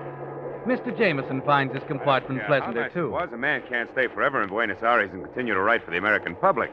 He's got to keep in touch, don't you think so? Huh? Oh, yes, of course. So, You say you left Buenos Aires? Yeah, I'd planned to anyway, but I made it a little earlier on account of that nasty business with my assistant. Oh, I see. I'll probably go back in a year or so. Say, Brown, did you ever read anything of mine? Well, I can't say I've done much reading in the detective storyline. You have a serial running in one of the magazines right now, don't you? Yeah, Murder and Haste. I don't suppose you've read it, huh? No. I'm sorry. If I'd known I was going to meet the author, I'd have boned up on it. Well, don't apologize, Brown. Hey, how about a nightcap before we turn in, huh? Why, it's early yet, Jameson. Surely you're not going to give up the ship so soon. Oh, I've got to confess, I'm a little bushed. Tell me more about your agent in New York. You were saying you've never met him personally, huh? Oh, you mean Farrell? He's a great agent. I've often wondered what he looks like.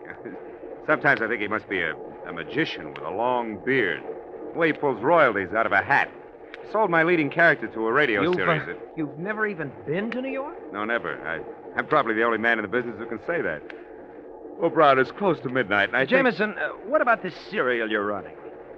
Maybe you could bring me up to date on it, and... Brown, I'll tell you about it tomorrow. Right now, I'm awfully tired. It's early yet, Jameson. Now, look here, I don't want to be rude, but I'll have to ask you... Hey. What's the matter? What's that? Hey, they're trying to stop. Sounds like something's Get wrong. off! Look out! Hey, Jameson!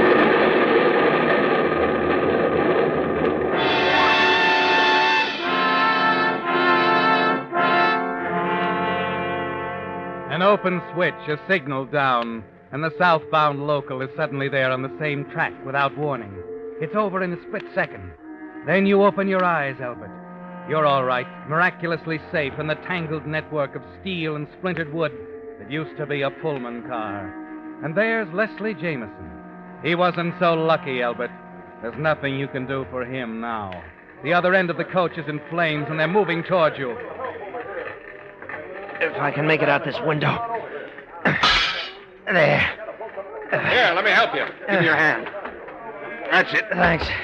You all right? Yeah, I think so. I'm a little dizzy. Scratched up, I guess. Yeah, I see you. Oh, it's you, Mr. Brown. Huh? Oh, Ricketts. Yeah, you're lucky. This car got it worst of all. Look at that fire. Yeah, just got out in time. Say, that fellow you were drinking with at the bar, went to your compartment with you? Is he still in there? Huh? My compartment? I'm pretty sure he's Albert E. Taylor. Murdered his wife in Miami. Is he still there? Why, no. He left a few minutes before the crash. Oh. Well, you better get on ahead, Mr. Brown. I got to give him a hand here. You make it up to the crossing? Yeah, I guess so. Well, take it easy. There's a highway restaurant up there. Sure, I'm okay. Thanks. Okay, Brown. Take it easy.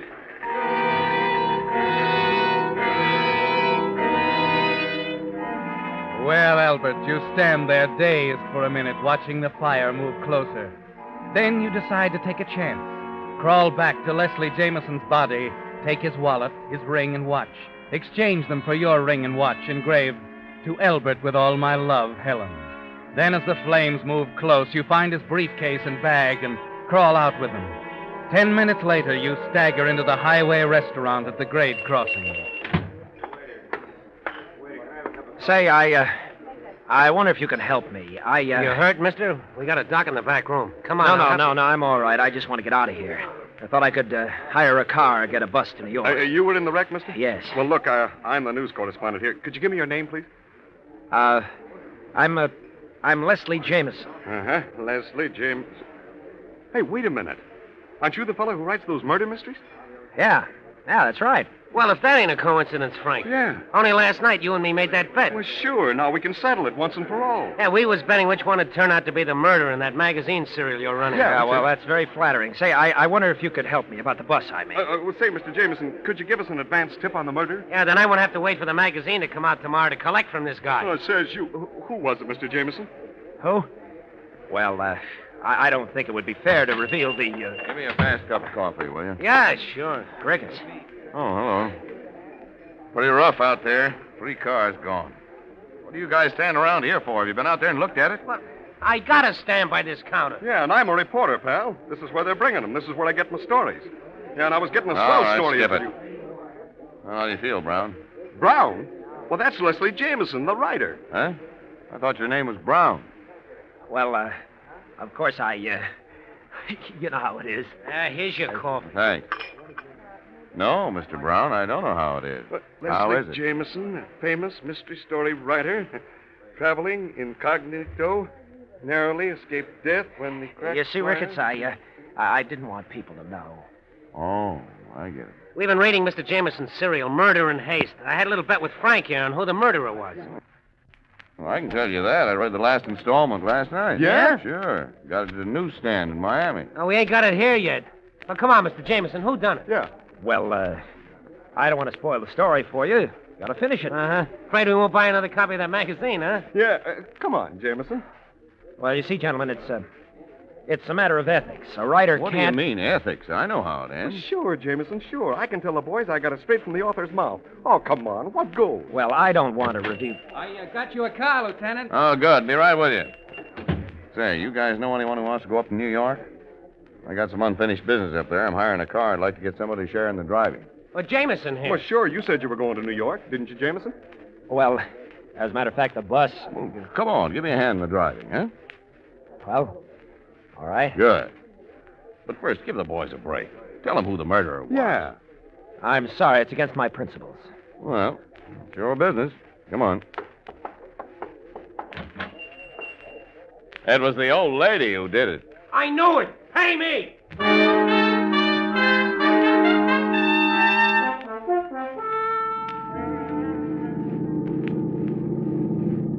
You got a hotel space in New York, Jameson? Well, not yet. I thought I'd arrange when I arrived. Oh. You haven't been around much lately, I see. Probably isn't a room to be had. Oh, is it that bad? Worse. Well, I think I might be able to fix it up for you at the Midtown. I know the manager there. Oh, I couldn't possibly. Forget it, Jameson. Glad to help you out.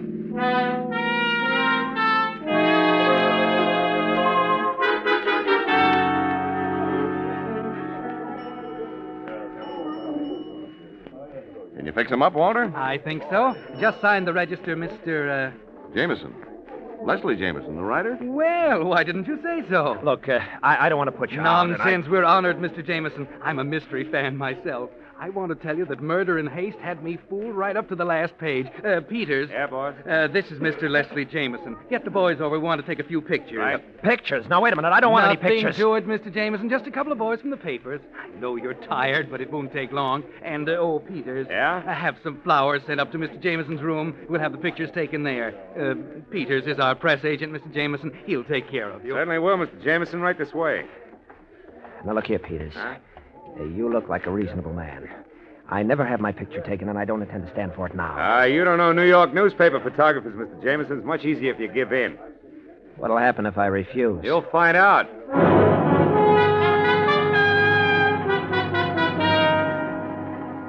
And you did find out, didn't you, Albert? You were helpless. There was nothing you could do. They came, they saw, they took pictures. And all you could do was rage and try to keep your face covered. And that only made a better story for them. They were delighted, Albert.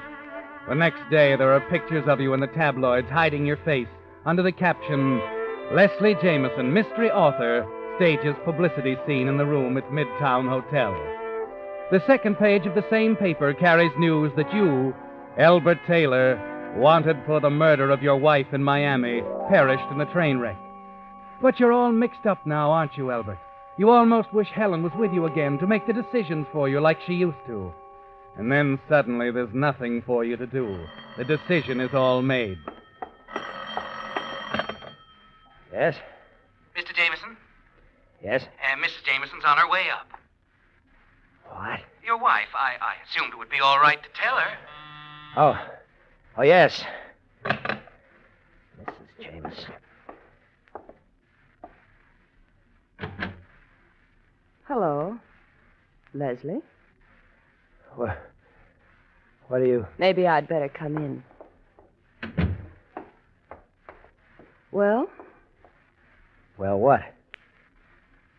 What are you going to do about it? You're an awfully simple sort, aren't you, Mr. whatever your name is? I suppose I am. How did you expect to get away with it after all the publicity? Where is he? What have you done to him? Now, wait a minute, Mrs. Jameson. I can explain everything. Maybe you'd better. Your husband was killed in that train wreck in Florida. I had reasons for wanting to disappear, so I took his identity.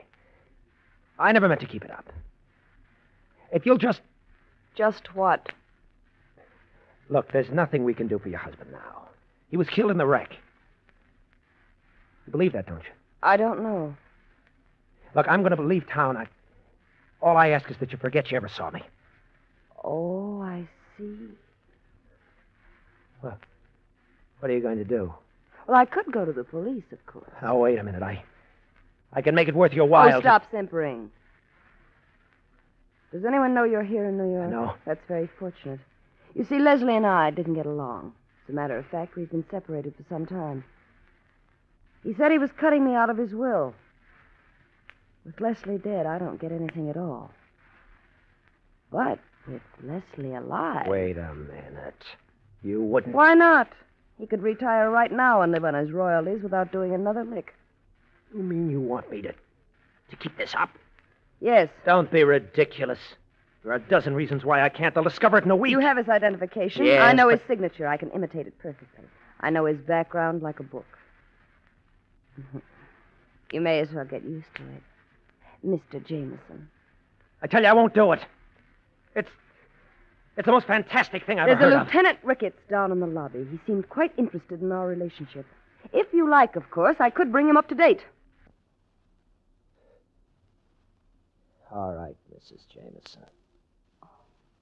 Darling, just call me Ruth.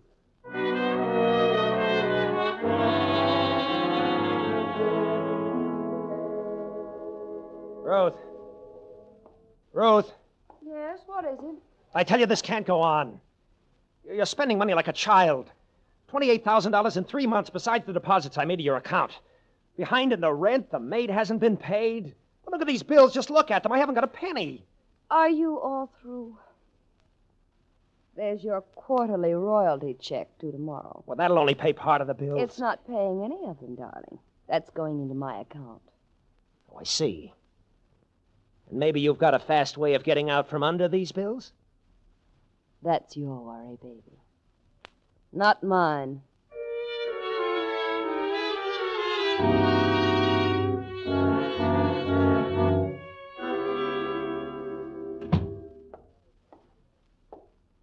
Well, what is it now? I'm afraid it's the same old thing, dear. I just can't seem to hold on to money. How much this time? Quite a bit, I'm afraid. I want $25,000, Albert. 20? What are you talking I have about? an obligation to meet. I need the money this afternoon before the banks close. And don't tell me it isn't there because the check covering movie rights to Stolen Murder was deposited yesterday. You know, you make very good sense. You'd better hurry down to the bank. It's after 2. Ruth, be honest with me. How long do you intend to carry on with this? Why, indefinitely, dear. I know when I have a good thing. There's no end? There is if you want one. There are the police. You could be decent about it, you know. There could have been plenty without bleeding me to death. I think I've been pretty fair with you. 6 months now, no sleep. Pounded day and night. Can't eat. This trying to isn't getting dodge us my anywhere. shadow. Getting nowhere. Afraid all the time. Dagger hanging over my Albert, head. what's happened to you? Get hold of yourself. No way out now, is there? Trapped. Run into a corner. No way to turn. Albert, what are you doing? Albert, get away from me!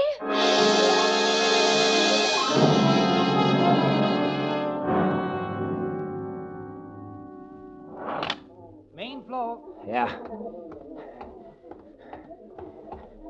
Just a minute, mister. I'm sorry, I'm in a hurry. You're Jameson, aren't you? Yes. In a hurry? I'm on my way to the bank. It closes in a few minutes. Take your time. There's always tomorrow, you know. But I can't. I've Your wife's upstairs, isn't she? Well... I saw her go up a few minutes ago. I'm Sergeant Lake, Jameson. I want to see her, and I'd like to have you along. After you.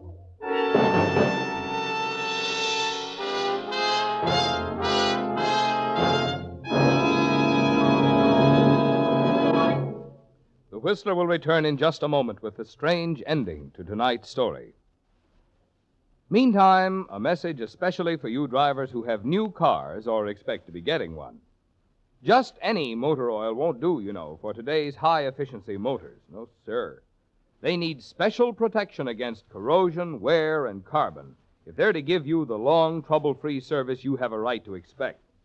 That's why Signal has brought out a new and finer motor oil especially created to give modern motors this extra protection. Of course, Signal Premium has 100% pure paraffin base, but in addition, a total of 5 scientific new compounds have been added to Signal Premium motor oil. As a result, actual tests prove that this new type Signal oil keeps motors 6 times cleaner and reduces cylinder wear 1/3. Get that. Motors actually stay 6 times cleaner and cylinder wear is reduced 1/3 with Signal Premium motor oil. So if you want to keep the performance of your car young, make your next oil change a change for the better. Switch to the new type Signal oil that's your guarantee of a sweeter running motor. Signal Premium motor oil. And now back to the Whistler.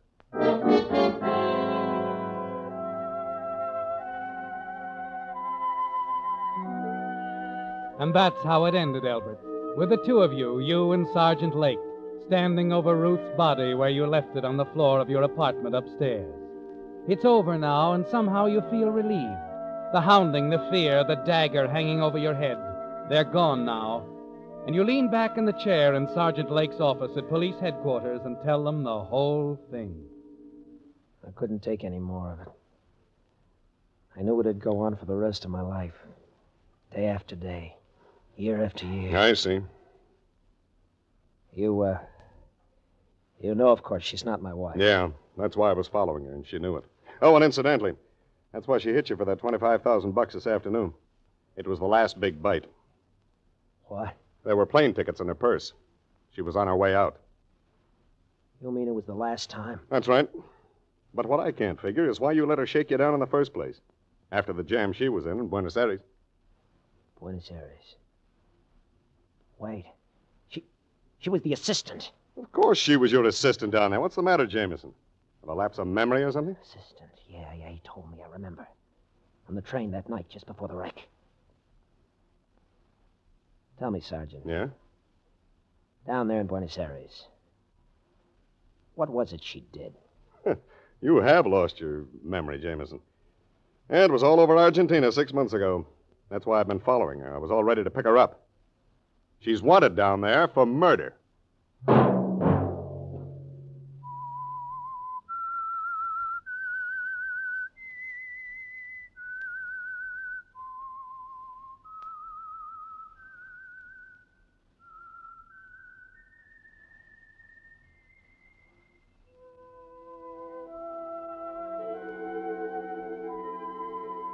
Let that whistle be your signal for the Signal Oil program, The Whistler. Each Wednesday night at this same time, brought to you by the Signal Oil Company, marketers of Signal gasoline and motor oil and fine quality automotive accessories. Signal has asked me to remind you, to get the most driving pleasure, drive at sensible speeds, be courteous, and obey traffic regulations. It may save a life, possibly your own.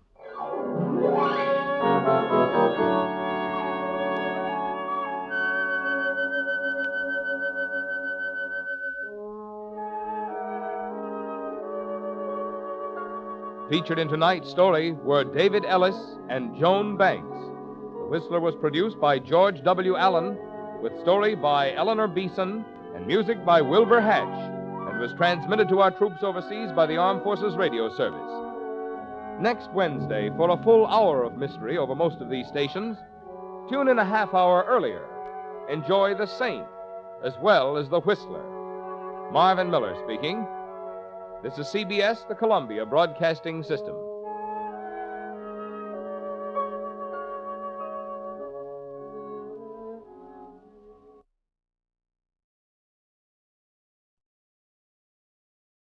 And now, stay tuned for the program that is rated tops in popularity for a longer period of time than any other West Coast program in radio history.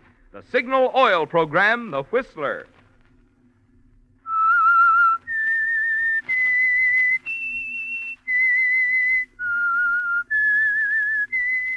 S-I-G-N-A-L. Signal. Signal gasoline. Signal, the famous Go Farther gasoline, invites you to sit back and enjoy another strange story by The Whistler. For extra driving pleasure, the signal to look for is the yellow and black circle sign that identifies signal service stations from Canada to Mexico. And for Sunday evening listening pleasure, the signal to listen for is this whistle that identifies the signal oil program, The Whistler.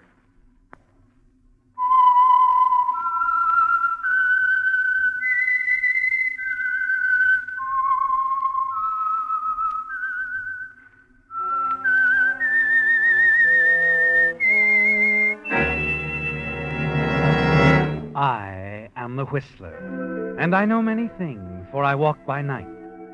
I know many strange tales hidden in the hearts of men and women who have stepped into the shadows. Yes, I know the nameless terrors of which they dare not speak.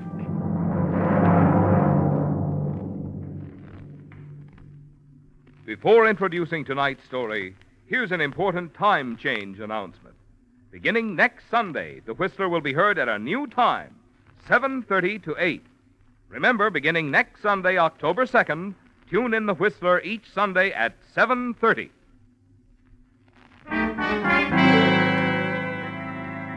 And now, The Whistler's strange story. Incident at Arroyo Grande.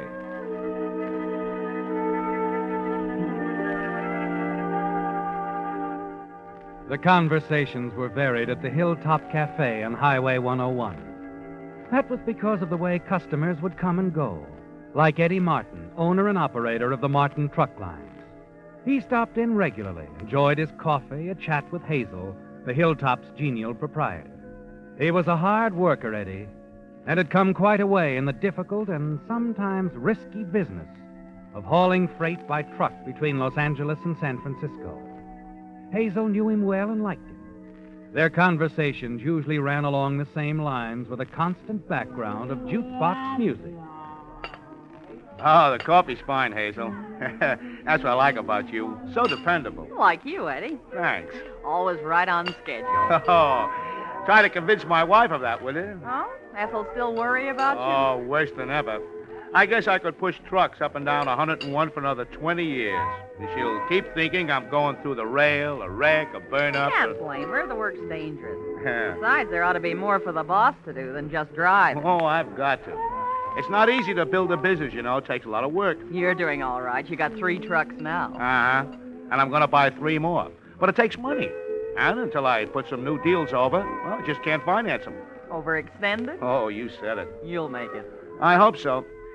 Oh, Ethel's sure getting tired of playing second fiddle to a truck and a trailer. What does she do when you're away on these long hauls? Oh, she keeps the house and the books. He goes dancing once in a while with Vic, I guess. Vic? I'm not sure that's a good idea. Oh, best driver I got, Hazel. Uh-huh. Smoothest, too. Besides, he thinks he's heaven's gift to women. Well, you can't hate him for that. They all fall for him. But Vic Hamilton's a great guy. He's my best friend. Just like one of the family. Just like one of the family.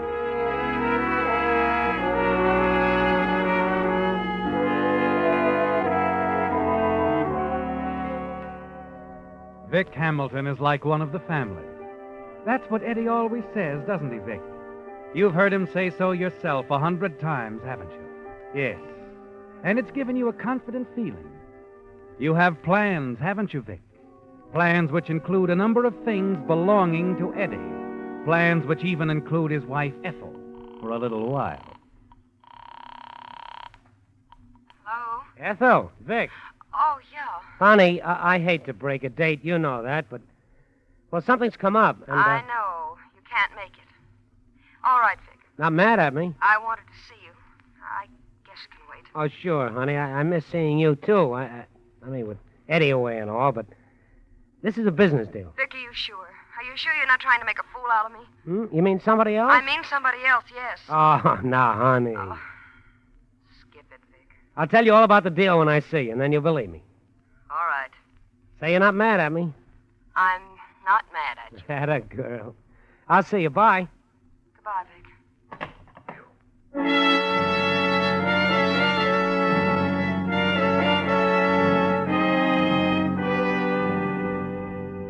It isn't easy keeping everything going smoothly, is it, Vic? You're a busy man these days. But with your plans concerning Eddie's trucking line, Ethel is necessary, and you have to keep her happy. You wonder just what you're going to tell her as you leave your apartment and walk down the street to Ted Reese's place. You do have a business appointment, don't you? Only one that Ethel wouldn't understand or approve of. And you're not that friendly. You're late, Vic. What kept you? I'm sorry, Rizzer. I had to make a phone call. Oh, hello, Ann. Hello, Vicky. Skip it, sis. He's here to talk to me, business. Oh, don't mind me. We won't. Vic, there's a change in plans. Oh? We've been barking up the wrong tree putting you after Ethel. Well, I've always told you that. I'm talking, Ann. We'll get nowhere trying to take her away from Eddie. She doesn't control the company. Oh, great. After I spend days working on it. Nights, too. Ann, go fix us a couple of sandwiches and don't hurry. Okay, I can take a hint. What's the deal, Rizzer? We can still break Eddie. Don't worry about that. Matter of fact, he's ripe for the kill. Good. The guy's overextended himself, needs cash. Who doesn't? This is different. He's over his head. He couldn't cover the loss of a single buck. And he's going to have a few to cover. I don't get you. You will, Vic. You remember the time Eddie lost that load of stuff to those hijackers? Yeah? Well, add it up, boy, add it up. He's going to lose again the same way. Well, so where does that get us? He's covered by insurance. If he loses again, a big load, he's a bad risk, Vic. A very bad risk. The insurance companies will want to write him off. Pay him off and write him off. Oh. I see. Sure you do. You're a bright boy, Vic. And that's why I'm counting on you to make it look good. Me? Look, I couldn't pull off a thing like that alone. No. You'll just be riding along, that's all. Relief driver with Vic on the night we hijack him. My strong-arm man, Fred, will kind of shove you around. You'll take a little bump on the head, maybe, nothing more, just to make it look good. And for it, you get a cut. Say around 10 grand. Now, that I like. For 10 grand, I can look awful good. And you can also do a little complaining to the insurance people later on. You know, moan a bit maybe about carelessness, shy on cash, you know. Sure. I know, Rizzer. And without insurance, he's out of business. He won't know what hit him, Vic. And when his truck payments come due, we can buy him out lock, stock, and barrel for chicken feed. Good? Very. I thought you'd see it my way. You're all right, Vic. Too many dames, maybe, but you're all right. And how about those sandwiches? There's a couple of tired businessmen out here. Okay, coming up. How about that, Vic? A couple of tired businessmen. We sure are. Sure. And they're not so tired that we can't outsmart Eddie Martin.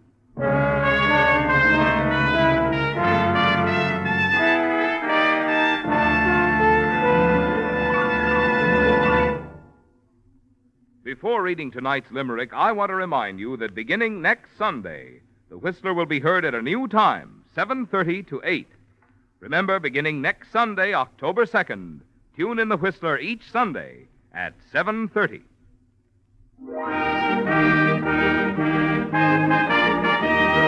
To Roy E. Hughes of Sacramento, California, we're sending a $20 Signal gasoline book as a token of our appreciation for this limerick. A man with the virtue of thrift decided to signal he'd shift. You should see how he smiles as he drives extra miles that with Signal he gets as a gift. Signal, signal, signal gasoline. Your car will go far with no further gasoline. Well, our friend from Sacramento certainly found a capital way of describing the good mileage you enjoy with Signal, the famous Go Farther gasoline. But unfortunately, there just isn't room in a limerick to get poetic about all the benefits you notice when you switch to Signal. I mean Signal's peppy pickup, Signal's smooth, quiet power. For it's a fact, like birds of a feather, mileage and performance go together. So why not start enjoying both by following the advice on those Signal billboards you've seen? Next time, fill up with Signal, the famous Go Farther gasoline.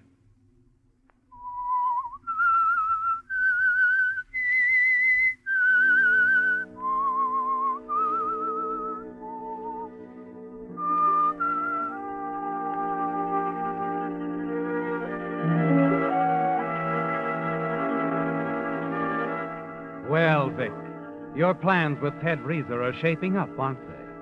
You're glad that they no longer include Ethel, because it's more important than ever that you have Eddie's confidence. You've got to know about every shipment so you can advise Reeser on the proper time to strike. It comes less than a week later on an afternoon when you're alone in the dispatch office of the truck line and Eddie comes hurrying in. Vic. Oh, Vic, get this, will you? Hey, kid, we're in business. Look at this. Look, but good. Something exciting, Eddie? Oh, I got the Ajax contract, kid. $100,000 load to start with. $100,000? Yes, sir. Why, their business will set us up and make that order of 3 new trucks look like nothing. Oh, that's great, Eddie. You know I'm glad for you. Sure. When's the shipment leave? Oh, tonight. Oh? Well, maybe I ought not to take tonight off. Maybe I better make that run with you. I'll say you'd better. I wouldn't have anybody else on that load with me. I'll set it up, Vic. Supervise the loading. We'll pull out at 8 sharp. Same route as always. 8 sharp, huh? Yeah. Okay. That's a good deal, Eddie. Well, I'll go home and get some shut-eye. Have to be on our toes this trip, huh?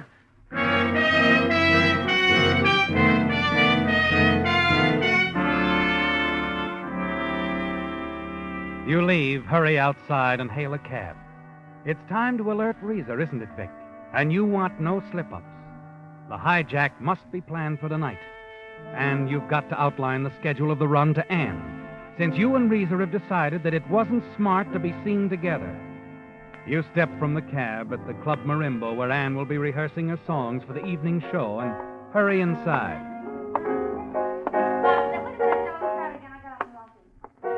Oh, Anne. Anne.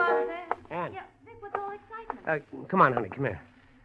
You know that little bar across the street? Come on, we got things to discuss. Yeah, but my rehearsal, You can skip I gotta... that. This is important. Well, all right. Well, I'll run over that with you later, Joe, okay? Okay, Annie. All right. You take her arm, hurry her outside, and across the street to the Domino Bar. A dark booth and a pair of Manhattans seals the final plans for tonight. Well, that's it, Anne. Just get it straight and tell your brother. Mm-hmm. Leaving L.A., 8 p.m. sharp. Driving north 101 should reach Arroyo Grande around 1 a.m. Check. Okay. Now, that's all you have to do, honey. Just tell Big Brother. We'll do the rest.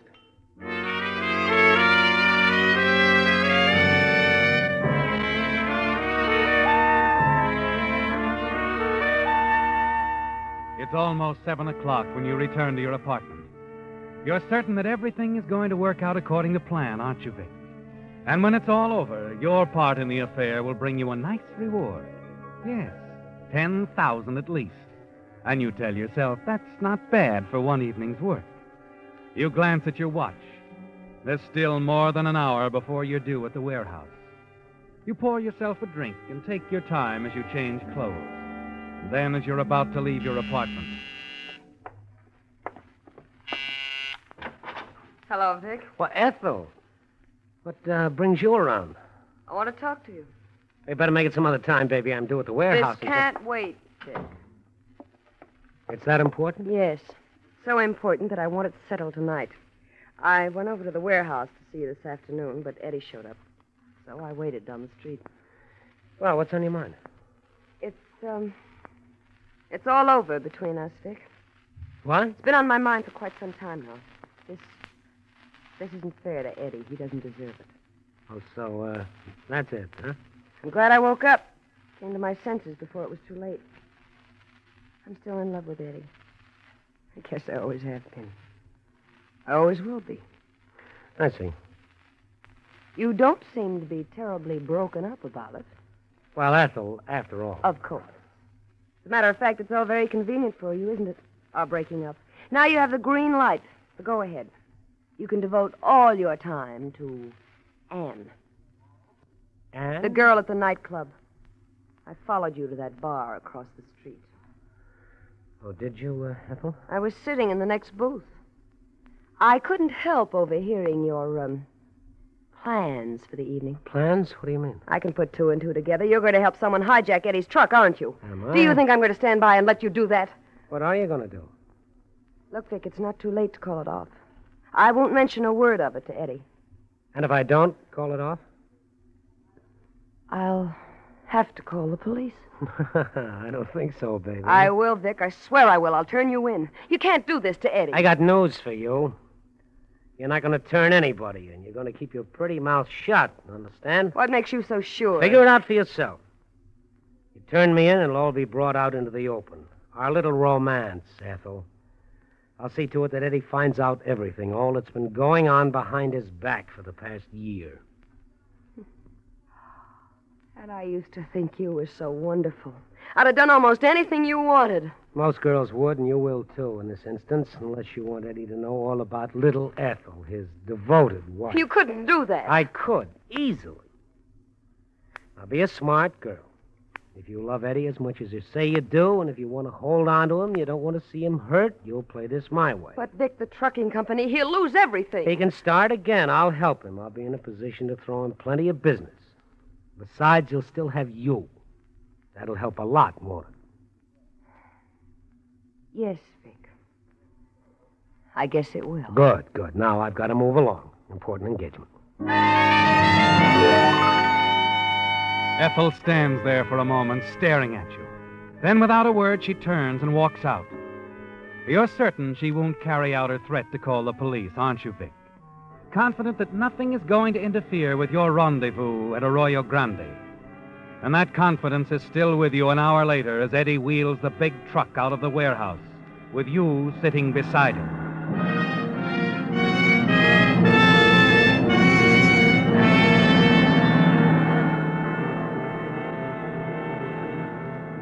On schedule, you roll along the open highway.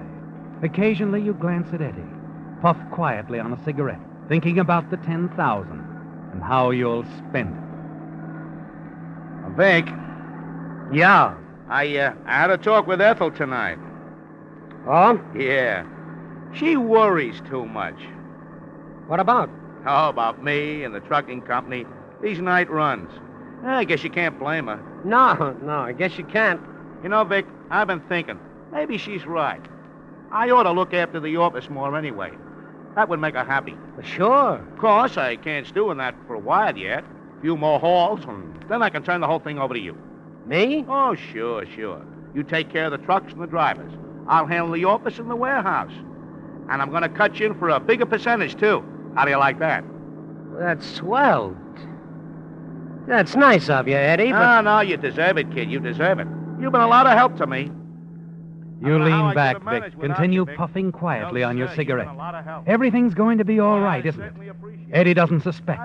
You're certain that Ethel hasn't told him a thing. You know. Oh, Eddie. Yep. There's a guy in a car behind you blinking his headlights. He wants to pass. Oh, sure.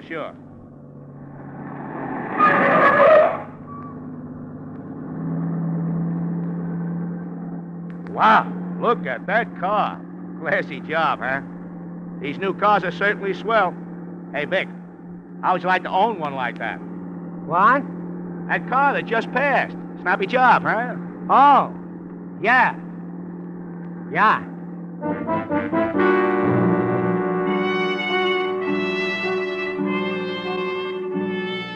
You recognize the big car, don't you, Vic? Reese's car. And suddenly the first twinge of nervousness hits you.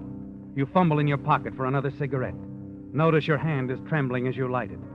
You grow more and more tense as time wears on. The black coffee you stopped for at Santa Barbara helps a little, doesn't it? Then you're on the road again, roaring north, toward your rendezvous at Arroyo Grande. You got that little blonde on your mind, Vic? What? Back there when we stopped for coffee. Oh, no. I don't worry about dames. I let them worry about me. You sure got enough of them on a string.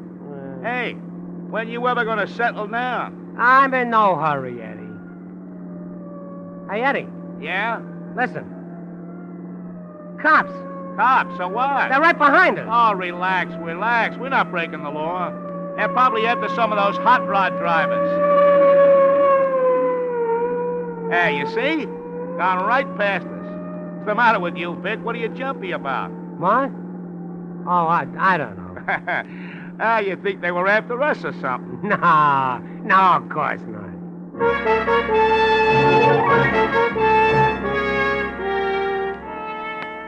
The sound of that police siren did something to you, didn't it, Vic? You sit back and force yourself to remain calm. Finally, several miles down the road, you approach an intersection. And there, near the lights of a signal oil station, what you see helps to calm your nerves. The police car parked behind a yellow convertible. One of the officers talking to the driver, writing out a ticket. That's all it was, Vic. The police were after a speeder. You lean back against the seat and breathe a sigh of relief.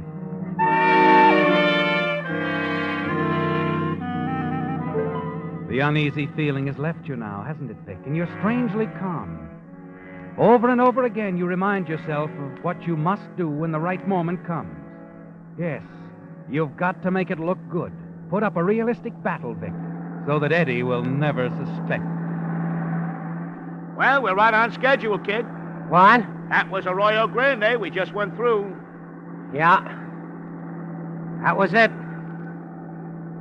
Hey, Vic. Yeah? Look up ahead there. Girl standing in the road. It's Anne, isn't it, Vic? Standing near the big car. Reese's car parked by the side of the road. You see her in the glare of the truck lights, waving her arms. Slow down, Eddie. We better see what the trouble is. Not on your life. Sorry, baby, no dice. Why don't you stop? I don't like the looks of it. Got my eye on that car. What do you mean? She's not alone. 2 men with her. I spotted them back in Santa Barbara when we stopped for coffee. One of those guys was eyeing this load. Are you sure? Yeah. If they're up to something, they'll come after us. You know, Vic, by the time you start up the grade, that Eddie will never get away from him. The truck begins to lose speed, and suddenly Reese's car is alongside, and then it cuts in sharply. Eddie slams on the air brakes. Even before the truck stops rolling, 2 masked men, Reeser and Fred, jump on the running board. Reeser on Eddie's side with a gun. Now, Vic, now you've got to make it look good. Okay, Bonnie Oldfield, this is as far as you go. What's the idea? Shut up. Keep your hands on the wheel, driver. Fred, get the other guy out of the cab. Come on, pretty boy. I said, come on, let's go. Wait a minute. Maybe this will hurry you up. What do you think you're doing? Vic, wait a minute. We haven't Do got like all he says. night. All right, take it easy.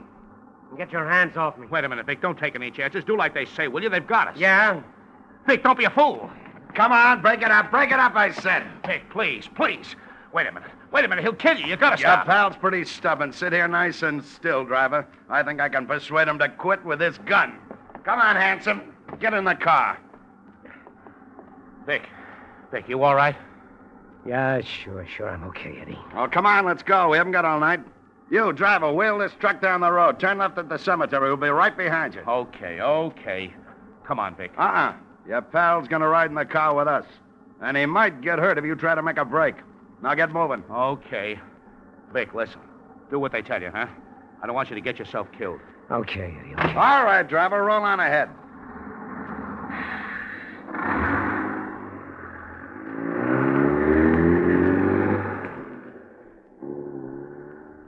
That pal of yours sure thinks a lot of you, Vic. Yeah. He thinks I'm just grand. How'd I do, Rizzo? Nice performance. You got an A for effort. Everything's worked like a Swiss watch. It's in the bag. Yeah. I told you I'd make it look good, didn't I?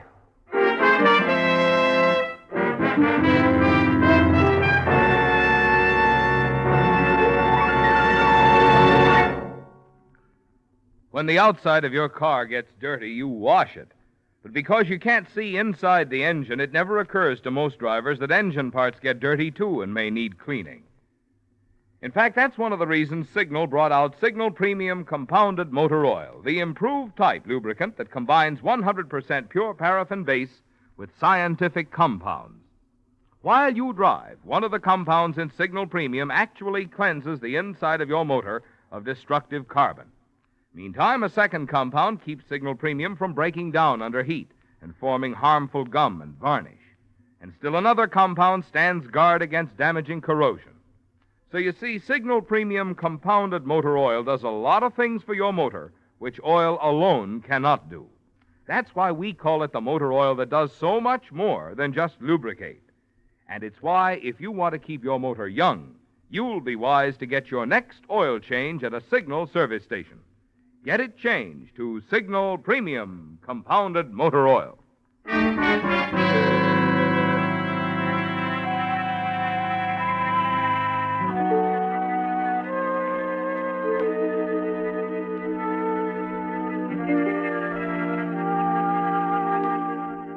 The moment Eddie Martin stepped into the Hilltop Cafe that night, Hazel, the Hilltop's genial proprietor, knew that something was wrong. The ever-present smile was gone from his lips. His face was chalk white and drawn. He walked slowly to the counter and sat down. You're late, Eddie. Hey, yeah, I'm late. How about a cup of coffee, Hazel? Sure, I saw you coming. Here it is. Oh, thanks. Hey, turn off that music, will you, Hazel? I'm not in the mood for it. Sure, I'll pull out the plug.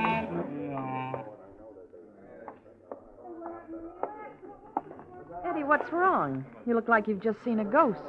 Hijack, Hazel. 2 guys jumped us this side of Arroyo Grande. No kidding. Yeah. One of them, a guy named Risa, the cop said, shoved a .38 under my nose. Sure. Say, I've heard of him. The other guy hauled Vic off the truck, and they slugged him. That's when Vic started swinging. Then they made me drive the truck down the highway and turn off at the cemetery. That where they hoisted the load? Now, they didn't get it, Hazel. Before they could start unloading, the cops came up. Cops? Yeah. Risa started shooting, and so did they. Vic fell back against Risa's car, and, well, a shot that was meant for Risa got Vic.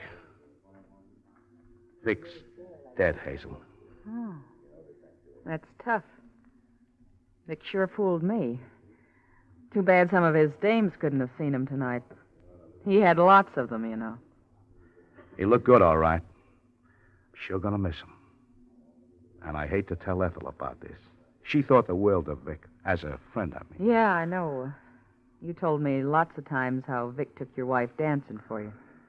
You know, the highway patrolman said some woman called and tipped off the police that we were going to be hijacked.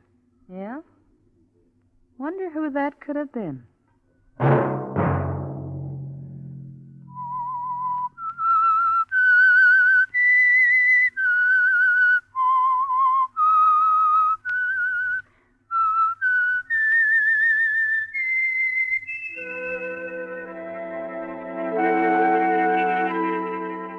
Let that whistle be your signal for the Signal Oil program, The Whistler, each Sunday night, brought to you by the Signal Oil Company, marketers of Signal gasoline and motor oil and fine quality automotive accessories. Remember, if you would like the fun of having your friends hear a limerick of yours on The Whistler, the address to which to send it is Signal Oil Company, Los Angeles 55, California. All limericks become the property of Signal Oil Company. Those selected for use on The Whistler will be chosen by our advertising representatives on the basis of humor, suitability, and originality. So, of course, they must be your own composition.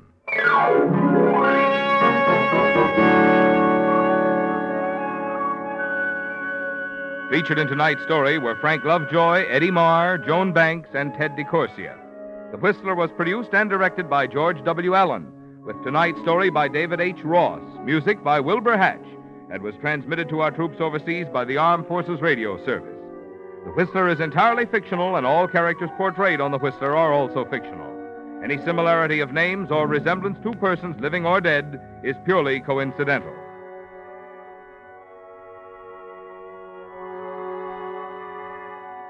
Remember, beginning next Sunday, The Whistler will be heard at a new time. So tune in at 7:30 next Sunday for another strange tale by The Whistler.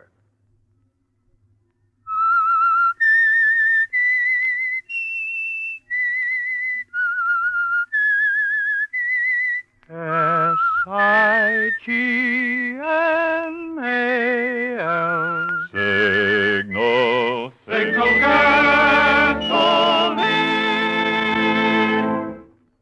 This is Marvin Miller speaking. This is CBS, the Columbia Broadcasting System. And now for the radio program that has rated tops in popularity for a longer period of time than any other West Coast program. The mystery program that is unique among all mystery programs. And I'll tell you why. It's because you know who's guilty. You see his every move. You know his complete plans, even his innermost thoughts. Yet the final curtain always brings a startling surprise. In the Signal Oil program, The Whistler.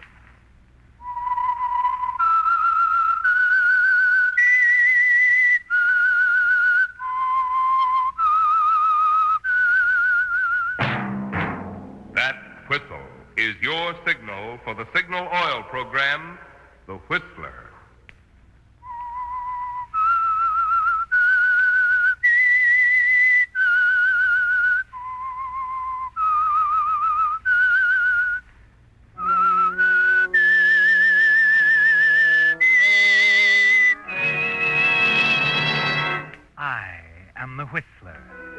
I know many things, for I walk by night.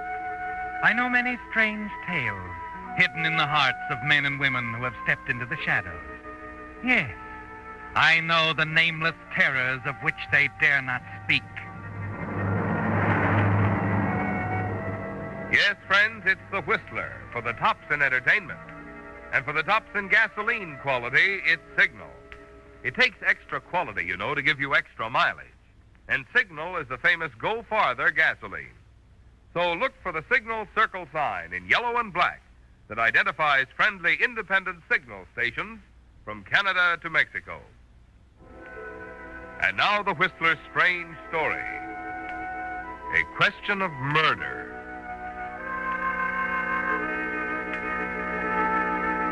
The terrible truth underlying it all didn't come to Carol Randolph as a bolt out of the blue. Rather, it came slowly, like the gathering of a summer storm. In the beginning, there was only a gentle rustling, like the movement of the leaves before a wind, more to be sensed than actually seen. Later, there were other signs more threatening, more violent, and at last the storm broke in all its fury. But that was later. It began that first day after the honeymoon when they came back to the old house that held so many memories for Ted. Carol paused, smiling at the threshold, wondering if he would observe the sentimental custom of carrying her across. And he did. Oh, darling. But when he'd set her down again, somehow she realized that it had been a mistake. Ted, I'm sorry. I didn't mean to bring up memories. No. Forget it, Carol. Well, we can't entirely, Ted. But she'll never stand in our way, darling. I promise. I said forget it. I mean, she's dead and gone. And if anything about this house makes you unhappy, I'll tear it down brick by brick. Yes, in the beginning it was only something to be sensed, and Carol did try to forget it. But there was no denying that the house seemed to change Ted somehow, the house and the people in it. Even old Mrs. Carter, who had been with Ted's family for so many years, seemed to have a strange reserve about her, a veil something behind the surface of cordiality. It's a pleasure to welcome you here, Carol. I'm sure Ted will be happier now. Thank you. He's told me so much about you, Mrs. Carter. I practically raised him. Then, after his father died and he and Francis came here... Oh, I'm sorry. It's all right, Mrs. Carter. I don't mind talking about Francis, if you want to. Oh, but I don't. It would be best if... Mrs. Carter. Oh, hello, Ted. We were just getting acquainted. Hello, darling. I thought maybe you might want to look around the grounds, Carol. I'd love to. You'll excuse us, Mrs. Carter? Of course. I've got my work to do. Oh, did Gillis unpack your things? Gillis? But I told... Oh, I meant to talk to you about that, Ted. Later? Yes, of course, Carol. Come along, please, Carol. Now, how about the rose garden first, huh? Fine. Ted. Yes, darling? What was that about Gillis? Oh, why, nothing, Carol. Nothing for you to worry about. Now, let's look at the ground, shall we? Oh. Yes, darling, of course.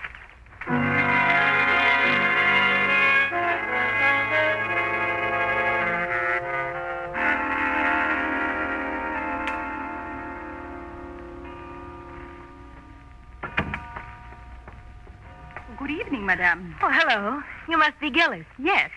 I didn't get a chance to thank you for putting everything away for me. I appreciate it, Gillis. It's what I'm supposed to do, madame. Do you want both windows open, madame? Just that one is fine. Gillis. That's an unusual name. My name is really Marie, madame. She always called me Gillis.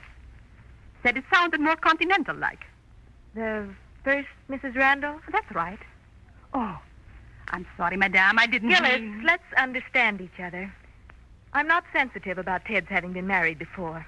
You don't have to feel strange around me. I'm sure we're going to get along just fine. Oh, then you've spoken to Mr. Randolph about me? Spoken to him? Yes. You see, he said that I should be let go. Oh? Mrs. Carter says it's because I talk too much.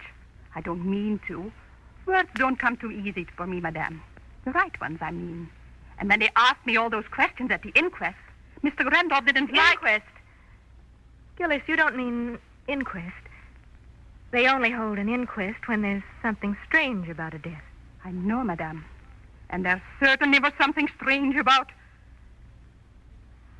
Gillis, Yes, madame. you may go now. I won't need anything further. Yes, madame.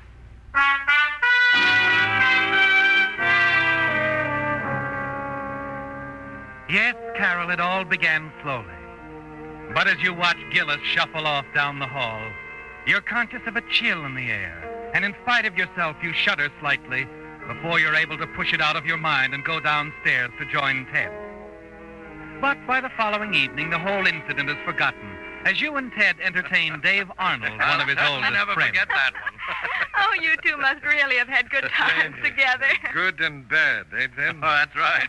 So I must say you've always managed to get the things you wanted from life. That's a compliment, Carol, from an envious, dyed-in-the-wool bachelor. Oh, you shouldn't complain, Dave. There's certainly something you can do about that. Oh, no. Too busy with my career. Oh? Well, Ted's in the district attorney's office, and he found time for marriage. That's just it. Then, mine wants to get in.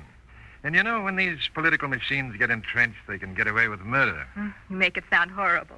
No defense, darling? Oh, we don't need one. We put our case up to the voters, remember? I certainly do. What we need is a Ted Randolph to run our campaign. I couldn't swing you over to our side, could I, Ted? We can promise big things, too. No, I'm afraid not, Dave. Oh, I'll admit your candidate's all right, but I think our man's a little better. Well, nothing to do then but dig up some dirt in your past and smear you.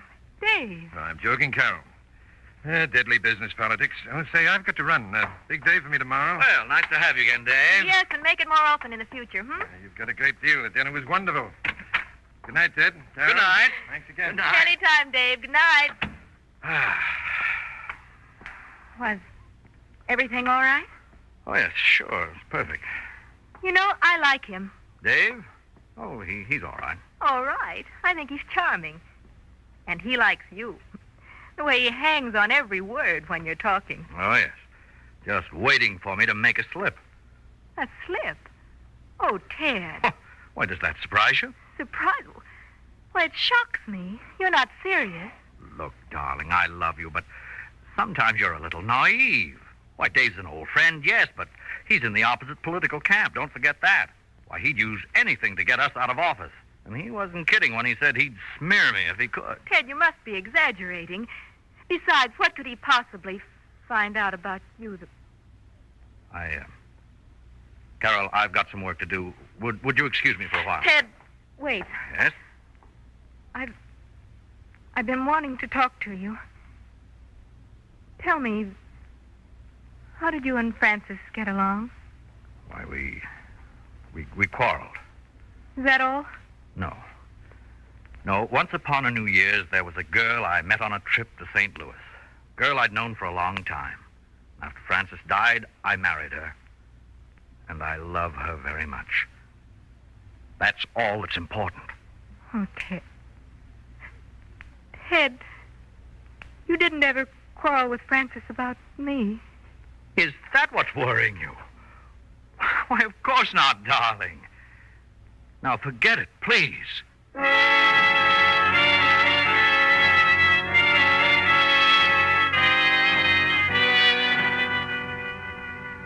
After that, you do try to forget, don't you, Carol? But it isn't that easy.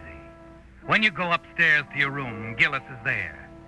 You discover that she's not only talkative, but inquisitive, too. Worst of all, she asks a question that you can't answer. A startling question. Excuse me, madame. Will Mr. Ben ever come back? Who's Mr. Ben? Why, Mr. Randolph's brother. Madame, you've never met him? Oh, yes, Ted's brother. I wondered if they had ever patched things up. It was a terrible argument they had, you know, the day Mrs. Randolph died. I'll never forget that shocking way to start a new year. New Year? Yeah, it was just a few days after. I remember Mr. Randolph had just come back from a trip from St. Louis. Oh, it was terrible, madame. They had a regular knockdown and drag-out. She came screaming for a divorce. Divorce? That's what they quarreled about. Mrs. Randolph said she should rather be dead than go on things being like they were. Poor woman. Little did she know that in less than 12 hours from then, she would be dead. What did you say, Gillis? When did she die? The very next morning, early. Didn't you know, Madame? It was an accident. She started to fix her bath and slipped somehow. Tried to grab something to keep from falling and caught a loose wire from the electric heater. Oh, no. Yes. And I never have been able to understand how a bare wire could have come loose that way. Oh, it was terrible, Madame. She was electrocuted on the spot.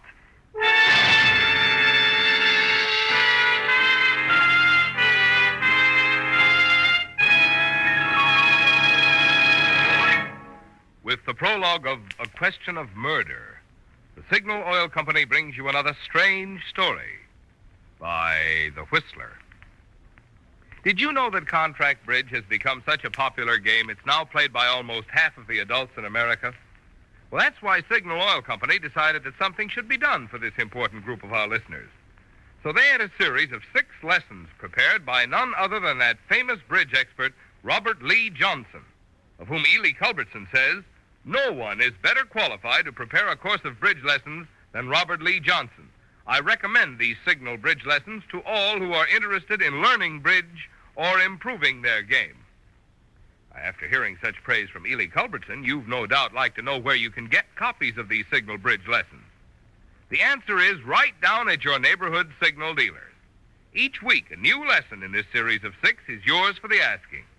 So be sure to drop by your Signal dealers at least once each week so you won't miss a single one in Signal's series of Contract Bridge in 6 easy lessons. And now back to the Whistler.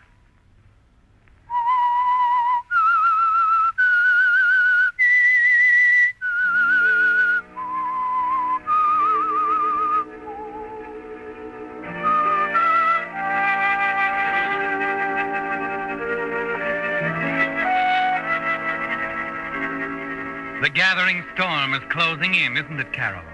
Like dark, warning clouds before the storm. You're sure now that Ted lied about the argument with Frances, his first wife. He told you it was nothing serious, didn't concern you. But from what Gillis has told you, you're certain the quarrel was over you, and that shortly afterwards, Frances was dead. It's a terrible knowledge you possess, isn't it? Because you don't know what to do about it. The next morning you spend walking around the grounds, going over the whole nightmare in your mind. And then as you start back across the terrace to the house... Well, hello. Oh. You must be the new Mrs. Randolph, huh? I'm sorry, I don't believe we... No, my dear, we haven't met. We're going to be real friends. I'm Ben, Ted's brother. Oh, I'm sure he's told you all about Brother Ben. Oh, yes, certainly. Ted's spoken of you so often, I did wonder when I was going to have the pleasure. Nice work, Mrs. Randolph. Shall we go in the house? Carol? Oh, you have talked to Ted about me. Oh, frankly, no. I simply read the papers. I was going to run down here sooner, but I allowed time for you two to get back from the honeymoon. A few days to get settled. Well, after you, Carol. That's it. My. Place has been all redone, huh? Your ideas? Why, no. It was like this when I... Mrs. Carter, I'll bet. Thinks of everything, that woman. Ted's always been a favorite. Yes, I know. Well, I'm sure you'll want to say hello to Mrs. Carter. She's in the hall. Oh, Mrs. Don't Carter. bother if she's busy. I really don't. Yes, Carol? I really wanted a few moments to talk to you. Yes, it's me. The prodigal, the black sheep. I'm sorry, Mr. Randolph. You can't stay. Mrs. Carter. I have my orders. But why? I'm the... Oh, so you haven't told her about me, Mrs. Carter. What a rascal I am, a stealer. Please, Mr. Randolph, don't make it unpleasant for me. I'm hired to do exactly... No, old girl. Don't get the blood temperature up. I'm not staying. I have a perfectly satisfactory place to stay in town, the Marlborough. Nothing but the best. However, Mrs. Carter... Yes? Tell Ted I'll be dropping in, huh? Have to see him. Perhaps tomorrow night? I'll tell him. I intend to speak to Ted, too, Ben. You may come tonight if you wish. Oh, no. Always like to forewarn my brother. He's a planner, you know, Carol. He likes to know just what's going on. Exactly where he's going, dates, times, places. You gotta let him think he's in the driver's seat. Haven't you found so? I'm discovering things that I didn't know. Oh, and your discoveries will be endless. I got to admire the boy, though. You'd think he was the senior, huh? He's a regular little Napoleon Teddy boy. The way he makes circumstances. Brilliant. Makes the circumstance? Yeah, you know. Plans. Fixes things. Even covers things up. Eh, Mrs. Carter? I'll show you out. No, wait. Just a minute, Ben. Did Ted cover something up? Oh. He hasn't told you about the unusual circumstances of Francis's accident, huh? I guess he wouldn't. Well, tomorrow night. Get me in his date book, Mrs. Carter. I'll show you to the door. Don't bother. Good afternoon, all. Oh, the nerve. Just a minute, Mrs. Carter. Yes, Carol? Mrs. Carter, I found you very kind, very considerate since I came here. But I think I have a right to... I'm sorry, Carol. Really. What about Ben? Well, Ben isn't a nice person. He upsets Ted, all of us. Please, why not forget what happened? Enjoy your husband, Carol, your beautiful home. Just don't puzzle and fret over things that are dead and gone. I wish it were that simple, Mrs. Carter.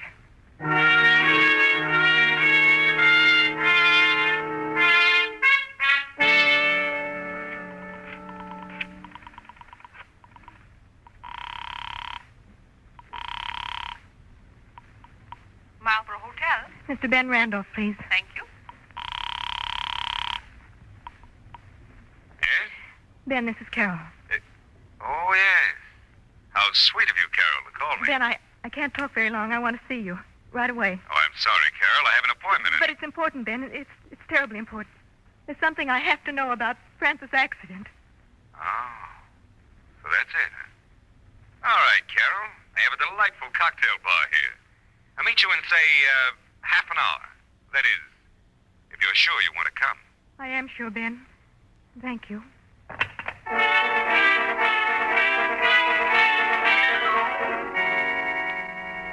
You are sure, aren't you, Carol? The time has passed when you can push your doubts away in a corner of your mind. You must know all the facts, and Ted's brother Ben seems to be the only one you can turn to. 20 minutes later, you start across the lobby to the cocktail lounge. Carol, wait. Ted! Yes. Mrs. Carter called me. I'm sorry, Carol, but you mustn't meet him. She told you. She was spying on me. She heard me ask about Francis. No, you're wrong. She just happened to hear you mention Ben's name, that's all. I guessed the rest. Carol, I don't want you to see him. And is there some reason why I shouldn't? No, Carol, only that it won't do you any good. I'll have to ask you to go home. I'll deal with my brother, Ben. You turn and hurry away from Ted. Driving home, your hands tremble holding the wheel. By the time you reach the house and start inside, a terrible sick feeling sweeps over you. Your brain seems to pound miserably. And as you start up the stairs, your legs grow weaker and weaker until they give way beneath you.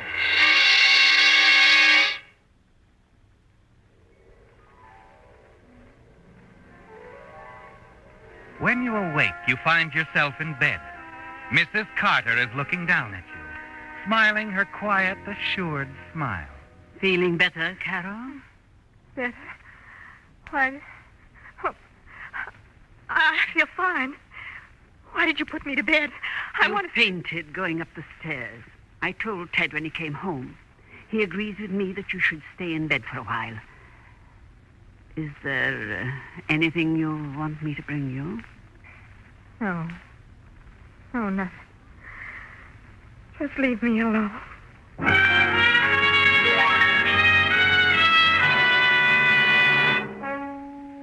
It's a breathless moment now, isn't it, Carol? The quiet before the storm. You fight against the feeling that perhaps you're to be held prisoner. But as you hear Mrs. Carter's footsteps going down the stairs, you know you have to find out. You cross to the door, find it unlocked, and then tiptoe to the head of the stairs. And then you stop, frozen in your tracks, as Ted's voice drifts up from the study. Dave Arnold, huh?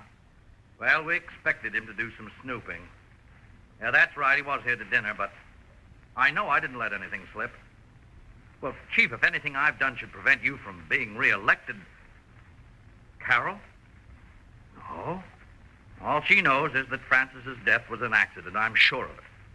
I haven't told her anything else, and I don't intend to. And besides, Chief, she won't be leaving the house for some time. She isn't feeling very well.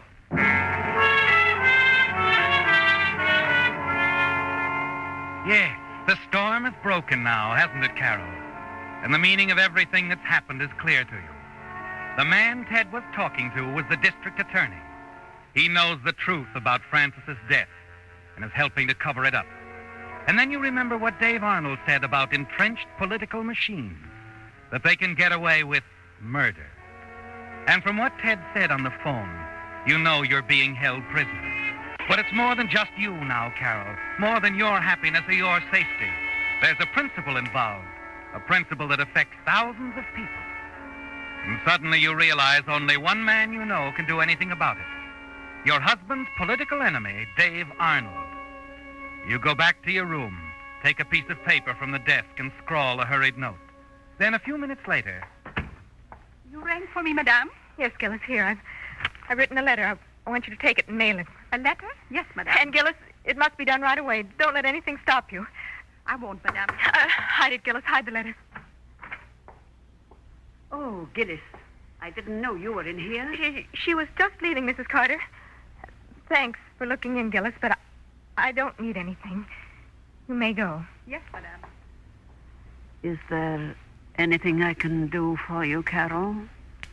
No, Mrs. Carter. There's nothing anyone can do for me.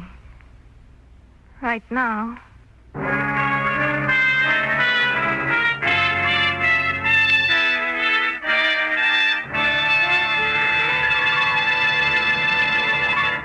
The Whistler will return in just a moment with a strange ending to tonight's story. But first, a message, especially for you drivers who have new cars or expect to be getting one. Just any motor oil won't do, you know, for today's high-efficiency motors. No, sir. They need special protection against corrosion, wear, and carbon if they're to give you the long, trouble-free service you have a right to expect. That's why Signal Oil Company brought out Signal Premium Compounded Motor Oil, a new type lubricant especially created to give modern motors this extra protection. Of course, Signal Premium has 100% pure paraffin base. But in addition, scientific new compounds have been added. As a result, tests prove that this new type Signal oil actually keeps motors 6 times cleaner and reduces cylinder wear 1/3. Now get that. Motors actually stay 6 times cleaner, and cylinder wear is reduced 1/3 with Signal Premium Compounded Motor Oil. So if you want to keep the performance of your car young, make your next oil change a change for the better. Switch to the new type Signal oil. That's your guarantee of a sweeter running motor. Signal Premium Compounded Motor Oil. And now back to the Whistler.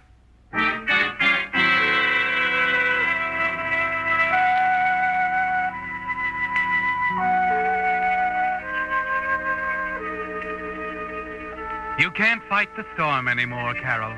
You're weary of it, of thinking about Ted and the way Frances, his first wife, died. It was shortly after he saw you in St. Louis that she refused him a divorce. And it's all too clear to you what happened to her. It's an hour now since you gave Gillis the note for Dave, explaining everything. Suddenly you realize that you can't face Ted when it's over. You want to get away, take a train for another city and try somehow to forget. Put this terrible nightmare behind you. You dress quickly, slip out into the hall, and tiptoe down the stairs. You wait until you can hear Mrs. Carter in another part of the house, and then run for the door. You're hurrying down the drive to the garage where your car is parked when... Well, we meet again, Carol.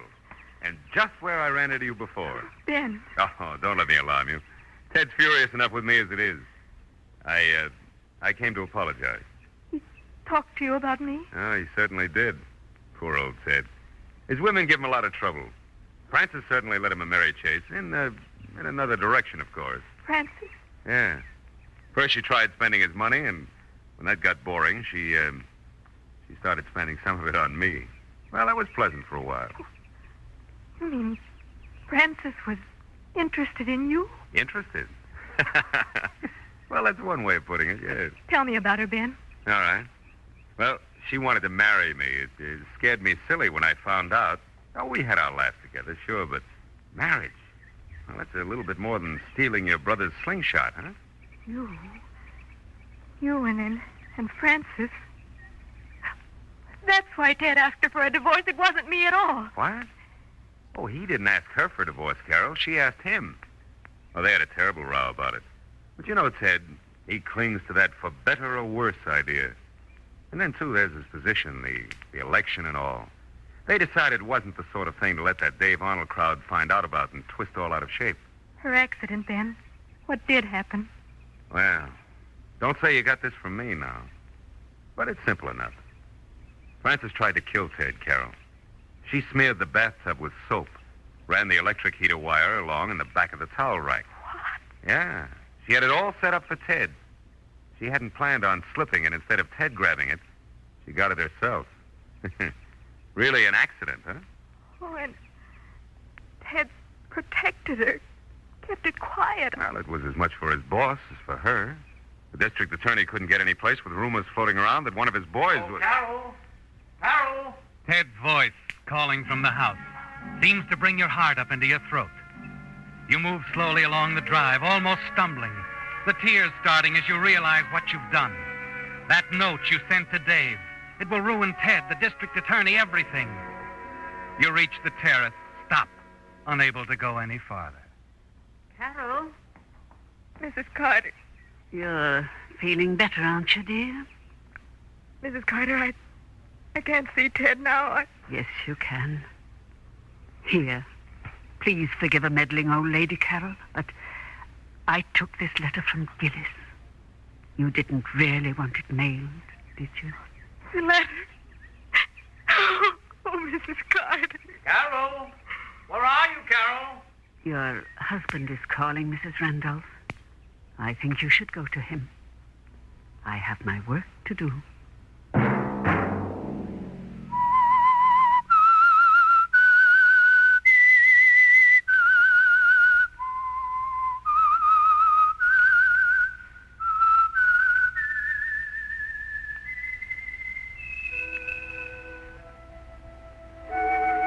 Let that whistle be your signal for the Signal Oil program, The Whistler, each Wednesday night at the same time.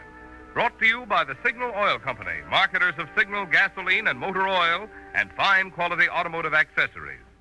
Signal has asked me to remind you, to get the most driving pleasure, drive at sensible speeds, be courteous, and obey traffic regulations. It may save a life, possibly your own.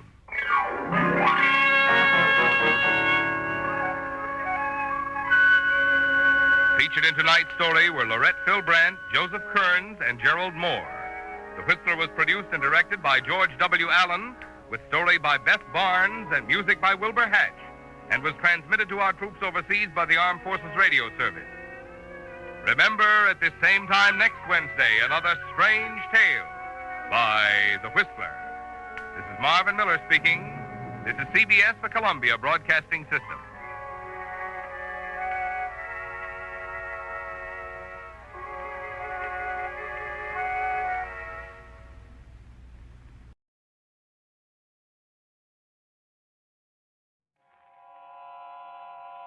Have you heard the strange tales of the Whistler?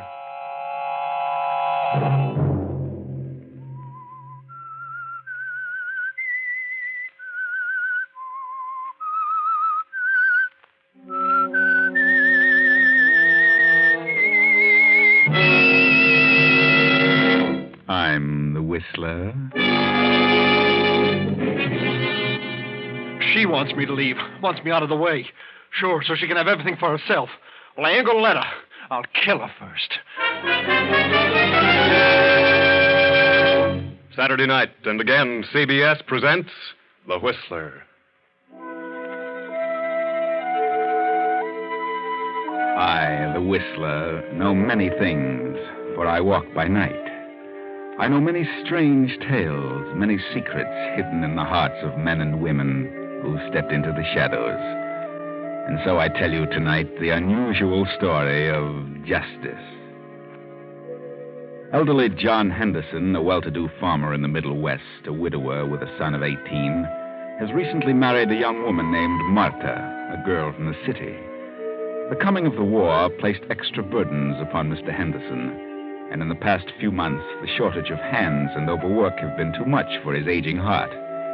It has been necessary for him to take to his bed and trust the actual running of the farm to his eccentric son, Matthew. Father, I want to talk to you. What's wrong now, Matt? I got to talk to you. Well, come in and talk. I'm not staying here any longer. I'm a-leaving. Now, don't start that again. I ain't going to stay here and be bossed around by that woman. I ain't gonna. Don't I have trouble enough without you squawking all the time? What is it now? I know more about this farm than she does. Who does she think she is? Marta is my wife, Matt. She's a good woman, and she's trying her best to be a mother to you. But you're too pig-headed to give her a chance. Mother? She's nothing but a nasty... Now, Matthew, that'll be enough out of you. She don't like me, and I don't like her. Shut up. Or I'll get out of this bed and whale the daylights out of you.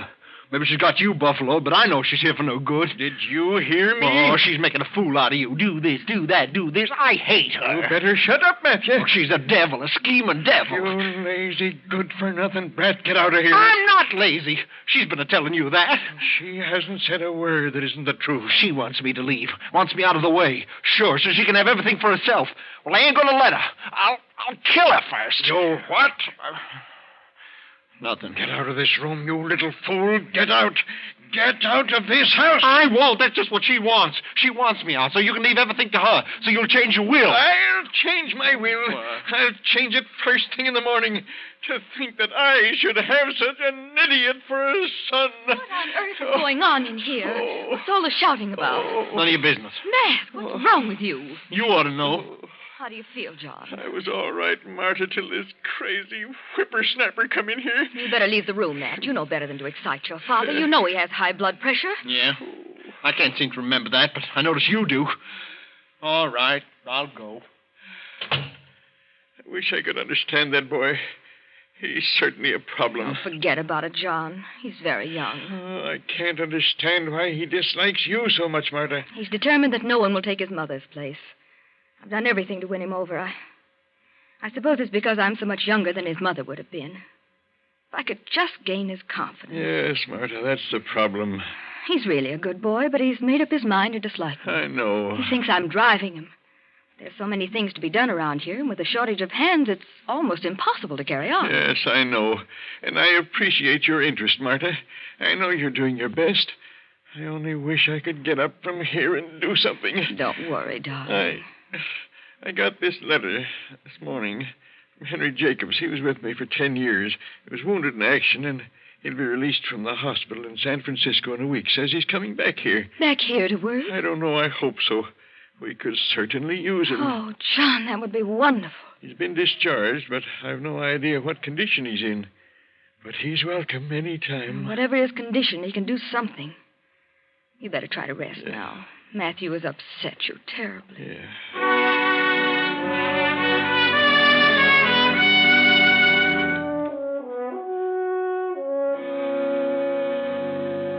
2 weeks pass, and all the while the enmity between Matt and Marta grows worse and worse. Then one morning, the long-awaited arrival of Henry Jacobs becomes a reality. Well, things don't look same around here. What's happened, Matt?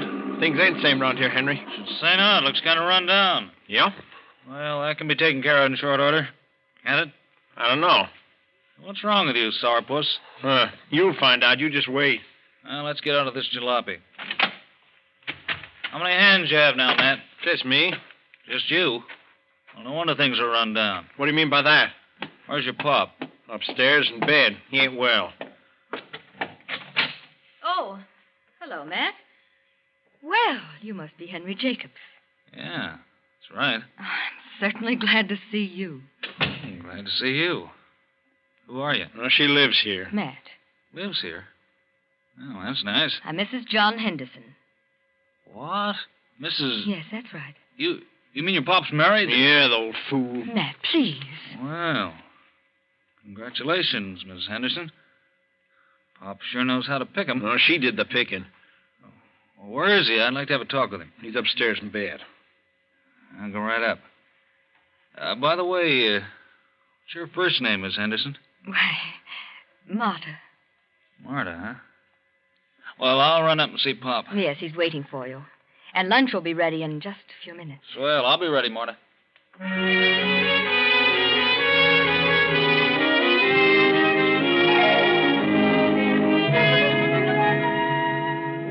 Well, Henry, you're certainly a sight for sore eyes. I'm glad you're back safe, and I want you to know that I'm proud of you. Thanks. How do you feel? Were you hurt bad? No, not too bad. I can still do things. I have to go back in a year or so if it's still going on. In the meantime, I plan to stay here. Good. From the looks of things, you sure need someone. I certainly do. Oh, you met Marta, of course. Yeah, nice woman. What's wrong with Matthew? You don't seem to like her. I don't know, Henry. He's got some idea in his head that she doesn't like him. Well, Matt always was a peculiar kid. He's worse now than he was. Well, maybe he'll get over it. You like Marta? You think she's a good woman?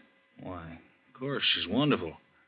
How'd you finagle it? Oh, I don't know. Well, it don't matter. She's a swell gal. Glad you like her, Henry. She's trying hard to run things, and with no one but Matthew. Don't worry, Pop. I'll pitch in the morning, and in a few days, no one will recognize the place. I'll see you later.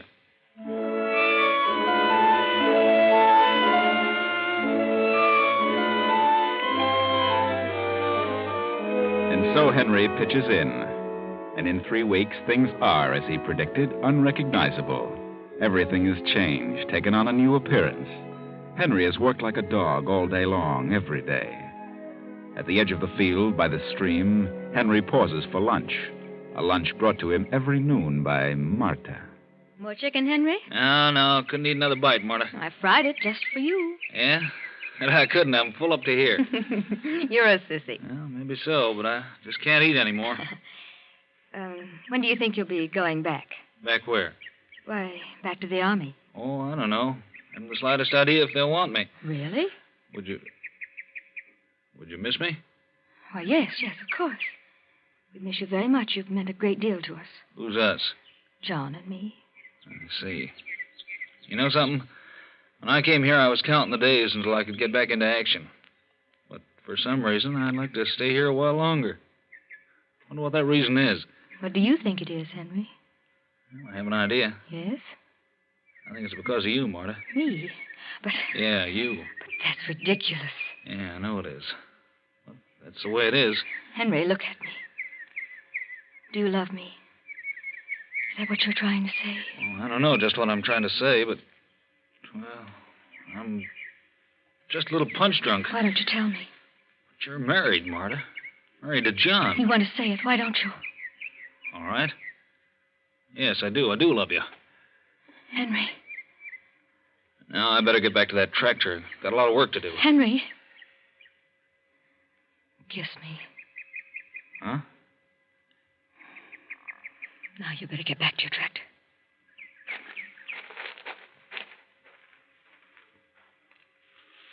Hello there, Miss Henderson. What? Matthew. How's everything? Why, what do you want? Nothing at all. Just wondering how Father'll take it when I tell him what I just saw. And what did you see? You and Henry kissing. I wonder how Father's going to like that. He wouldn't like it, Matthew. It would upset him terribly. That's just what I figure. You wouldn't dare. Why'd you do it? Because Henry's a good man. He's worked hard. There's no harm in kissing him. Well, maybe Father'll see it differently. I think I'll tell him right now. Matthew, wait. Huh? Wait for what? I want to talk to you. All right, talk. You mustn't tell your father. Well, he wouldn't be able to... Able to take the shocks, that is? Please don't say anything about it. Then you clear out of here by tomorrow, or I'll tell him. You're a devil. You made a fool out of Father, now you're starting on Henry. You clear out of here and I'll say nothing. Matthew, listen. No, you get out, or I'll spill the whole thing.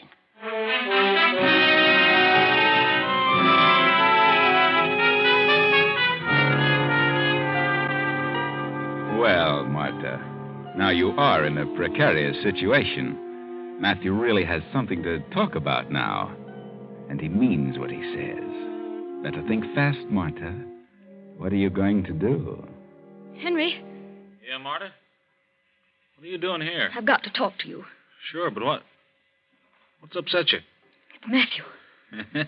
What's he done? Henry, he saw us. Saw us? So what? He was standing in the bushes behind us. He saw us, and he heard every word we said. How do you know? The second you walked away, he stepped out. He saw you kiss me. Well, What about it? No harm in that, is there? Well, for some reason, he's never liked me, Henry. Now he's threatened me. Threatened you? Yes, he says he's going to tell his father all about it. Naturally, he'll exaggerate everything. Where's the threat come in? Well, he's going to tell John unless I leave here by tomorrow. Leave here? It's ridiculous. Why should you leave here? You belong here. You worked hard around this place. Why should you give it all up and walk out just because of what Matthew thinks? What he thinks doesn't make any difference.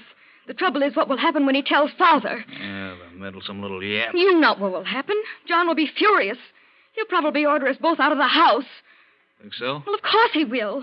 He'll believe everything Matthew tells him. He'll cut me off without a dollar. He'll get a divorce. Do you realize what this means? Yeah. It wouldn't be so good, would it? I have an interest in this place. I've worked hard, and I don't intend to give it up. Certainly not because of Matthew. He'd like nothing better than to have his father turn against me. Confound that good-for-nothing little troublemaker. Well, I don't want anything to happen to you because of me. Maybe I can explain to the old man. Just say Matthew was imagining things, that there was nothing to it. And you think John would believe you? Do you? Probably not. It's a shame the old man has to have such a half-baked son. Yes, but there's nothing to be done about that.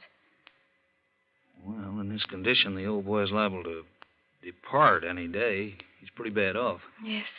Yeah. As it stands, half the property will go to you and half to Matthew. That's right. But if Matthew stirs up trouble, you'll get nothing. Matthew will get it all. Yes. That wouldn't be fair, Henry. Wouldn't be right. What can be done about it? Well, I don't know right now, but something can be done. I'll tell you what. You have a talk with Matthew. Tell him he's mistaken. Try to talk him out of telling John. If that don't work, then tell him that... Well, tell him you'll do as he says, that you'll leave as soon as possible. I'll try, Henry. In the meantime, some way will turn up to work out of this. You understand? Yes, Henry. I understand. Here he comes now. I'll get out of the way and leave you alone with him.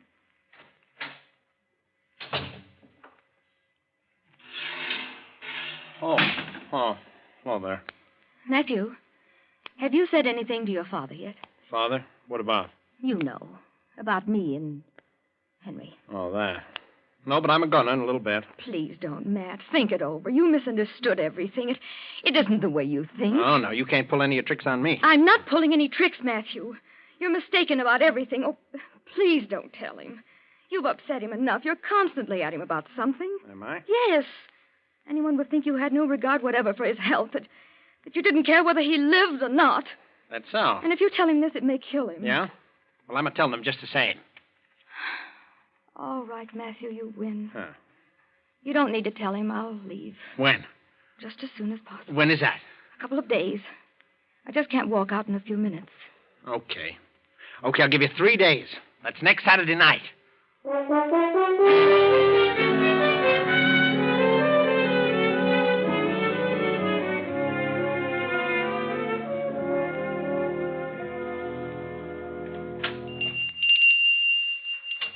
Afternoon, Miss Jenkins.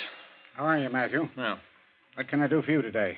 Well, let's see. I got a list of things here someplace. Oh, yeah, here it is. I want some spirits of camphor and some tincture arnica and some... Here, just a minute. Give me that list and I'll get the articles. Oh. You have me making 20 trips all over this whole drugstore. Okay. Camphor. Arnica. There we are. Quinine. Toothpaste. And your father's prescription refilled. Well, you'll have to wait a few minutes for that, Matthew. Oh, yeah, sure. And, what's this? Arsenic. Yeah. What's that for? Well, for rats. Rat poison. Well, I'll just give you a package of rat poison ready prepared. That's all right. Yes. There you are. Here. You'll have to sign this register for the rat poison. Oh? On this line. Yeah, sure. There you are. I'll have the prescription ready for you in a couple of minutes. Just take it easy, Matthew. Yeah, sure.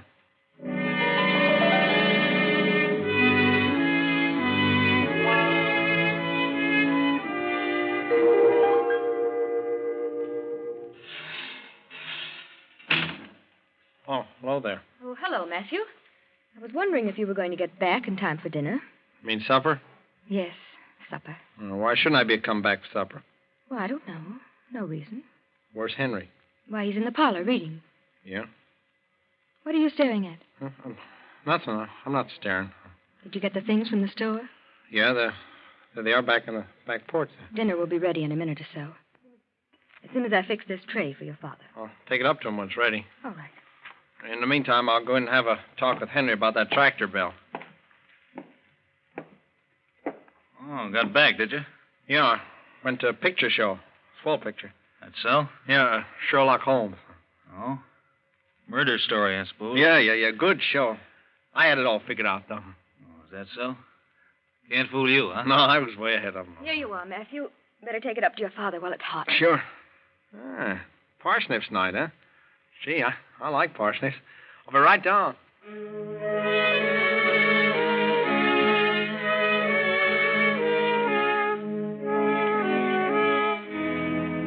All through the meal, Matthew and Henry and Marta say little, but each out of the corner of his eye constantly watches the others. Matthew is the most silent and refuses to engage in conversation. Now dinner is over, and as they rise from the table... It's John. Something's wrong. It's another attack. Hurry! John, what is it? Marta, Mary medicine. I'll get it. Hurry, Marta. Here it is. John! Quick, Matthew, call the doctor. Hurry!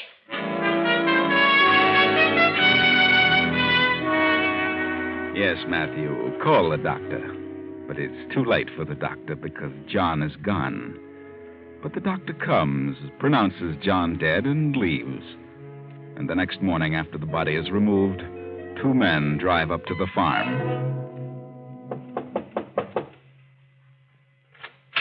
Yes? Miss Anderson? Yes? My name is Houston. I'm the sheriff. Yes, Mr. Houston. May we come in? Of course. Oh, this is Deputy Sheriff Baker. How do you do, Mr. Henderson? I'd like to talk to you regarding the circumstances of your husband's death. Circumstances? What do you mean? Your husband's doctor refused to sign a death certificate. Refused? Yeah. But why should he refuse? Why, Mr. Henderson has been ill for some time. Nevertheless, the doctor suggested that an autopsy be performed. An autopsy? Why an autopsy? Because your husband didn't die of a stroke. He didn't? No. Well, then what on earth? Well, it seems that... Oh, come in, Henry. You too, Matthew. Why? What's wrong, Marta? You're Henry Jacobs? That's right. I'm Houston, the sheriff. Sheriff? And, how are you, Matthew? I'm all right. All right, sit down, all of you. What are you doing here? We'll get to that in a minute, Matthew. The sheriff says that John didn't die of a stroke. What? That's right. The doctor suggested an autopsy. It was performed, and a content of arsenic was found. Arsenic? Good Lord. John Henderson was poisoned. The doctor recognized the symptoms. He examined the food served John last night and became suspicious. He brought some of it with him. Arsenic was found in the parsnips. Parsnips? Did you prepare the food, Mrs. Henderson? Of course. Did you by any chance put anything in the food? Certainly not. Where would I get arsenic? Do you have any arsenic or rat poison on the place? No, not a bit. I'm out of it. I'm going to get some tomorrow. You better check the premises thoroughly, Baker. Yes, sir. Did you serve the food to your husband? No. Matthew took it to his room. But I didn't put anything in it. Why should I? According to Dr. Stevens, you and your father have been quarreling a lot. Oh, but I didn't put anything in the food. I didn't. And why did you buy a box of rat poison at the drugstore yesterday? A single little box of rat poison for a farm this size. Why? Well, Come on, why? Because she wanted it. She told me to get it. Well, you signed for it. She did it. She told me to get it. She's the one who did it. Matthew. She did it. I never said a word about rat poison. We always buy it by the pound. Oh, she's a lion. She wanted Father to die. She couldn't change his will, so he couldn't divorce her. All right. Where's the box of poison you bought, Matthew? I don't know. I gave it her. Come on. Where is it? I never even saw it, Sheriff. He's lying. Matthew and his father have been quarreling. Yes. I'm sorry, Matthew. You forced me to tell the truth. Oh, she's a devil. I knew she was here for no good. She did it. She's going to kill me, too. I know. She's a devil. Stop yelling, will you? Oh, Sheriff, I couldn't find a speck of arsenic on the place excepting this. Rat poison. Where'd you find this box? In that room there. In the bureau drawer. Whose room is that? It's It's Matthew's room. I didn't put it there. She did. She put it there. You didn't know such thing. Oh, you're all against me. You all want to get rid of me. I know. All right. Come on, Matthew. You're a bit too hot under the collar. We'll take you where you can cool off for a while.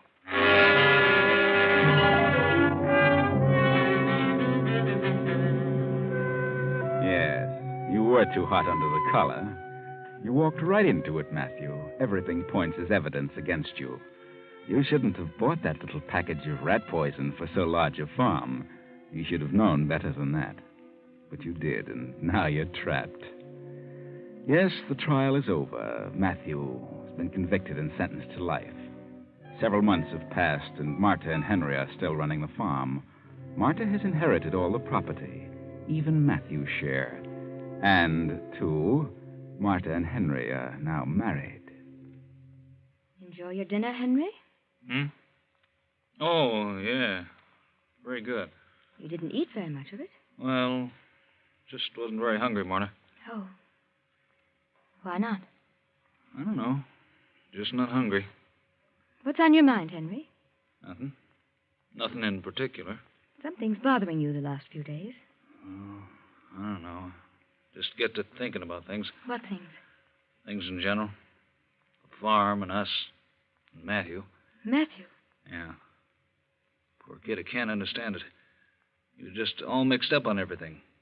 In the life of me, I can't figure out why he should want to kill his father. He probably doesn't know himself. What good did he think it'd do?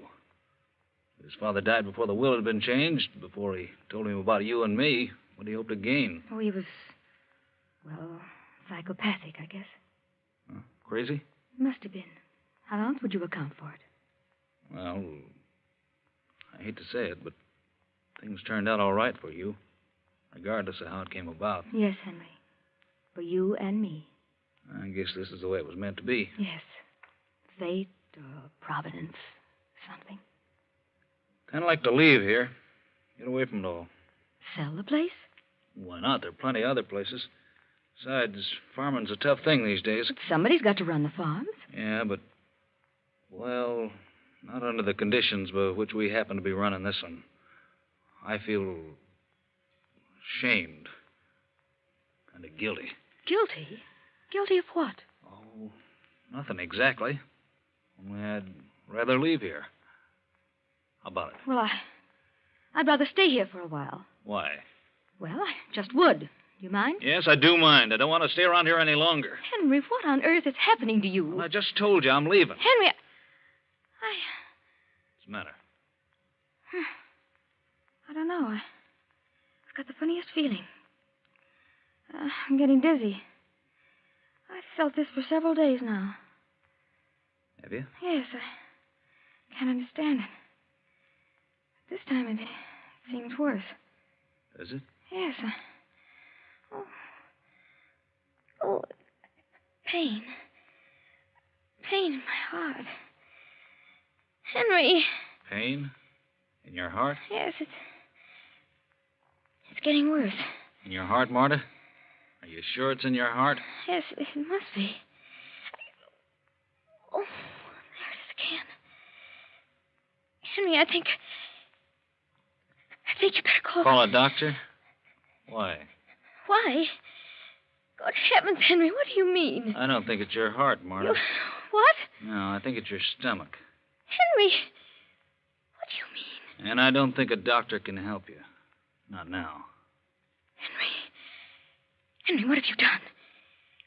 Henry! What do you think? You fool, you crazy fool. You've been putting something in my food. That's what the spells have been. Rat poison, Marta. Ever hear of it? Why, Henry? Why? I've been suspicious of you all along, Marta. I never believed Matthew was guilty. He didn't put that poison in his father's food. You did. And you told him to get it at the drugstore. Like a poor fool, he got it and signed for it. Henry, you don't know what you're saying. I have proof of it right here. Look. I got this note from Jenkins, the druggist. It's the order list you gave to Matthew. It's in your own handwriting. Look. You see that? It says arsenic for rats. Can you deny this? All right. I did write it. I did tell him to get it. And you opened the package. You put it in the food. Then placed the box in Matthew's room. You might as well tell the truth because you're dying, Marta. Yes. But I did it for you. For us, Henry. For us? Yes. I'll confess. Oh, get the doctor. please. Oh, no, you're not confessing to anybody. Matthew can stay right where he is. I'm your husband now, and everything will go to me. You filthy. I'll fix you. You won't get away with it. I'll call the police. Oh, no, not that. They'll get you. They'll know what you've done. No, they won't. My car's parked in town. I have an alibi. I'll just tip over this lamp and beat it back to town. No one will ever know what happened. You've got a big surprise coming, Henry. A big... Have I, Marta?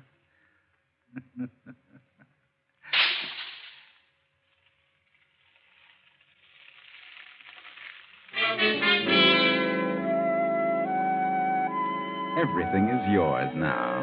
Yes, everything. Marta thought she was clever. And you think you're much cleverer, Henry. But Marta said you had a big surprise coming, and you have. Yes. Get ready, Henry. Here it is. In the form of a letter in Marta's safe deposit box. In Marta's own words. For several days, I've had a strange feeling. Presentiment. Premonition of doom. I can't explain it. But I feel that it can be traced to my husband, Henry Jacobs. If anything should happen to me, in case of my death, I wish to make this confession. Matthew Henderson did not poison his father. I did tell him to buy the rat poison. I did it purposely. I put it in the food, and I placed the open container in Matthew's room.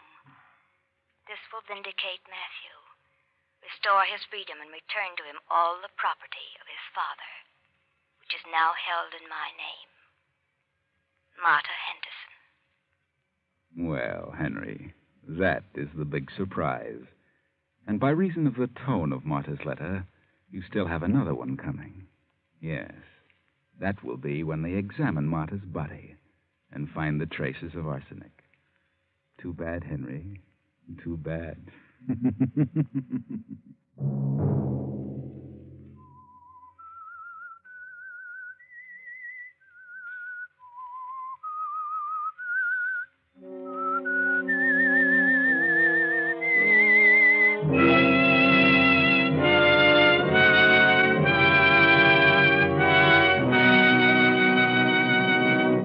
CBS has presented The Whistler.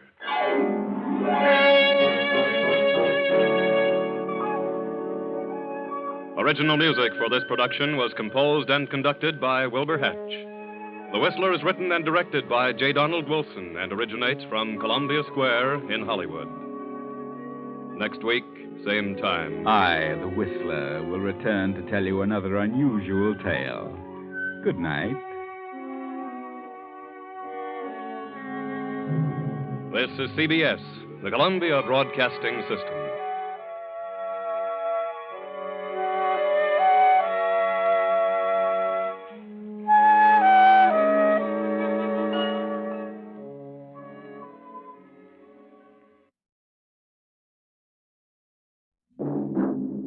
The Whistler, another signal mystery.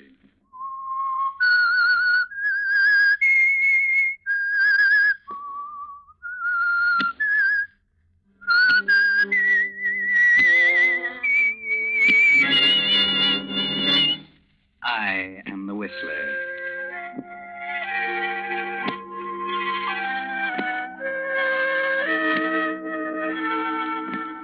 And I know many things, for I walk by night. I know many strange tales, many secrets hidden in the hearts of men and women who have stepped into the shadows. Yes, I know the nameless terrors of which they dare not speak.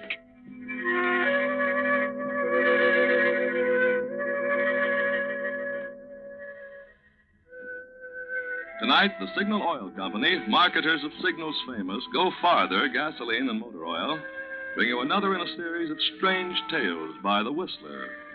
A story of darkest Africa and two strangers who brought it no light. Listen to Black Magic.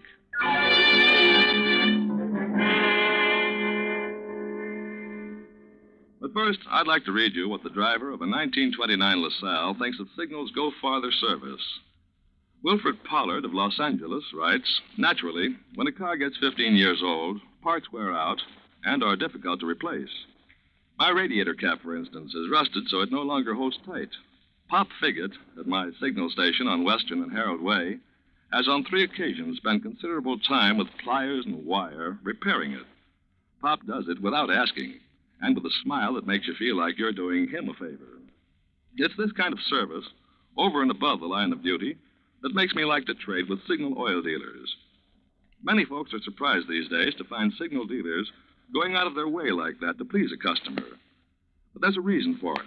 Each signal dealer is permanently in business for himself. He knows that the best way to keep his business good year after year is to give you thorough, reliable service that will keep you his steady customer. Such service is the reason so many drivers who want their cars to go farther are switching to signal stations. Why don't you drive in and get acquainted with your neighborhood signal dealer this week? Now, the Whistler.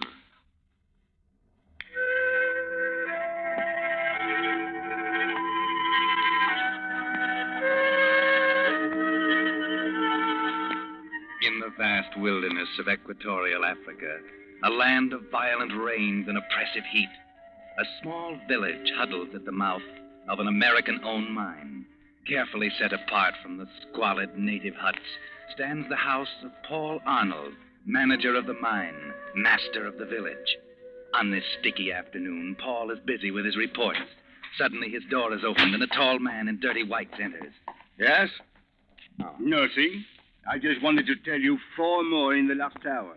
Maybe you want to add that to your report. I can take care of the reports without your help. So? Perhaps you can run the mine without my help. Perhaps you can run the mine with half the natives dead of malaria. I told you I've done everything possible.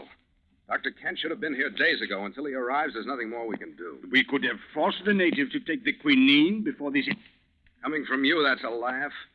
You've been here long enough to know you don't force these devils into doing anything. When Kent gets here, we'll take care of it. Until then, I don't want to hear anything more about it.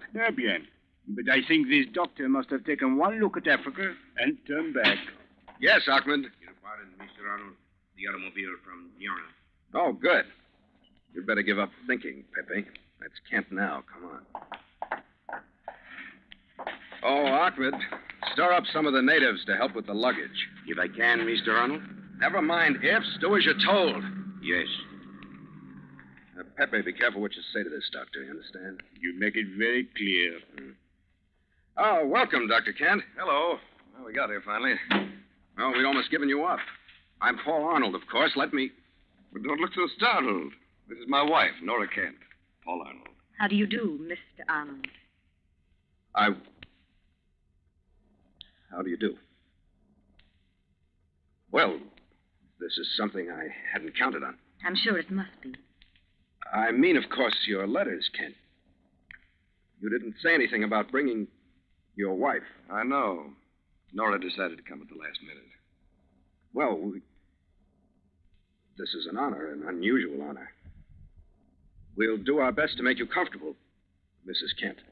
I'm sure I'll be able to manage quite well. Yes. Yes.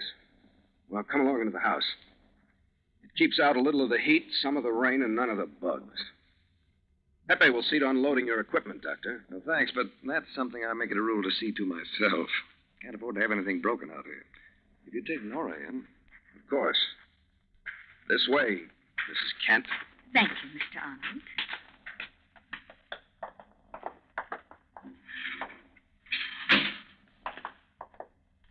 Nora.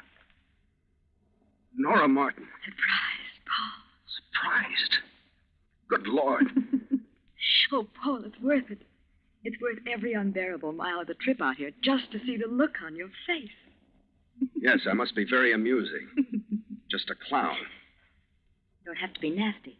You, married to Kent. When did that happen? When do you suppose? After you ran away so suddenly. I ran away. You're not going to pretend my leaving had anything to do with it. I'm not pretending anything. No, this is all very open and above board, isn't it? Your husband, does he know anything about me? I suppose you've told him all about us? I've told him nothing. I didn't even know it was your mine we were coming to until after we left. Otherwise, you wouldn't have come.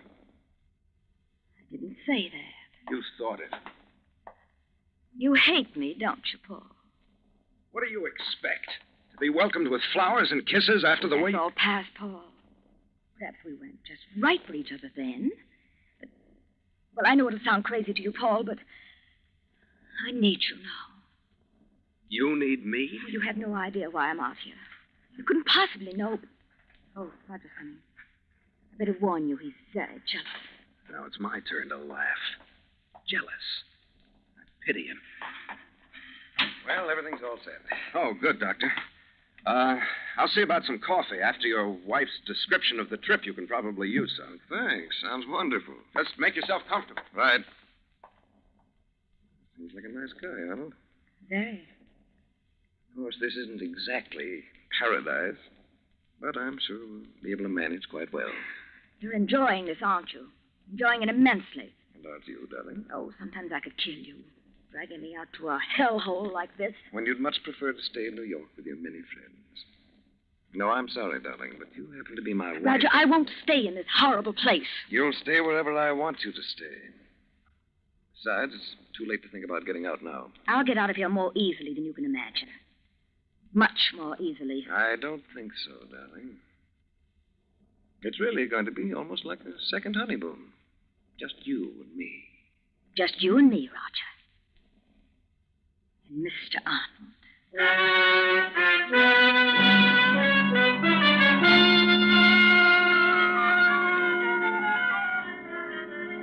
So, Paul Arnold's guests, Dr. Kent and his lovely wife, Nora, begin a delightful stay in Africa.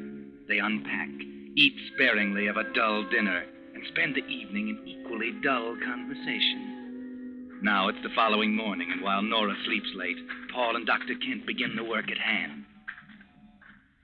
How far to this building you say I can use for a clinic, Arnold? It's there, just ahead through the grove. Not too well isolated from the village. Not too large. This is Africa, Doctor. You can't expect to find everything exactly to your liking. I realize that. I'm alarmed about the death rate. From your reports to the company, I didn't gather it was nearly this bad.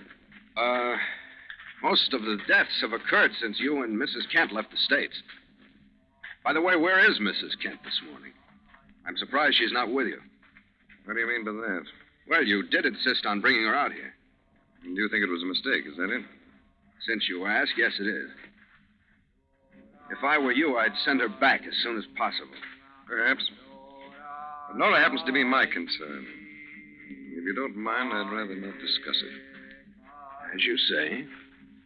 Who's that fellow making all that noise? The native medicine man. He's calling off the evil spirits.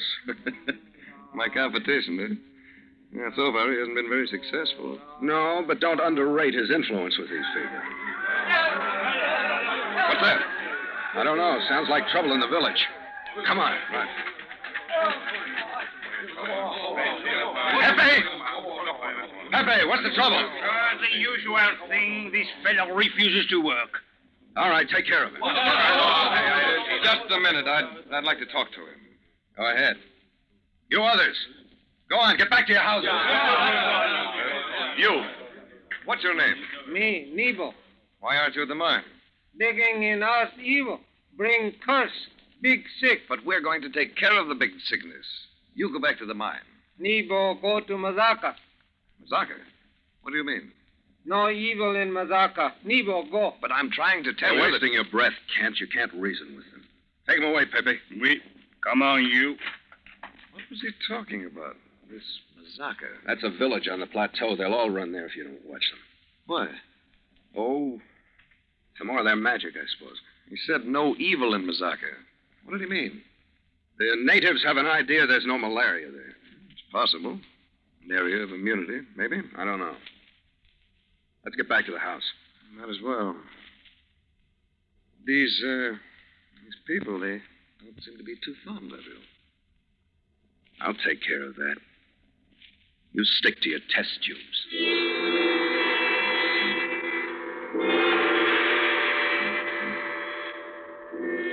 Yes, Kent, stick to your test tubes. There's not time to lose. The mine's output, you know. Besides, Nora's beginning to act strangely. Almost as if some kind of a plan were beginning to take form in her pretty head. And you really can't watch her properly while your job is yet to be done. Can you, Doctor? Still experimenting, eh, Kent? No, hello, Arnold. Glad you're here. Just tried to call you at the mine, but I couldn't seem to make the phone work. Maybe you didn't crank it right. Anyhow, what's up? Find out something? Have you heard of blackwater fever, Arnold? It's a form of malaria, a particularly deadly form. And that's what hit us? No? No, that'd be easy. I've treated blackwater cases. The worst of them was nothing like this. What are you getting at? I'm telling you that we're up against something. This is a form of malaria worse than anything I've ever seen before. Frankly, I don't know exactly what it is. But I do know that the usual treatments, quinine, arsenical salts, and the rest don't even touch it. What do you intend doing? I'm going to Mazaka. Mazaka? If it's an area of immunity, as the natives seem to think, there must be some reason. You'll go up there alone. That's what I intend. And you won't find the natives too cordial to white men. I know that. I have to take my chances. It's your funeral, Kent. Maybe.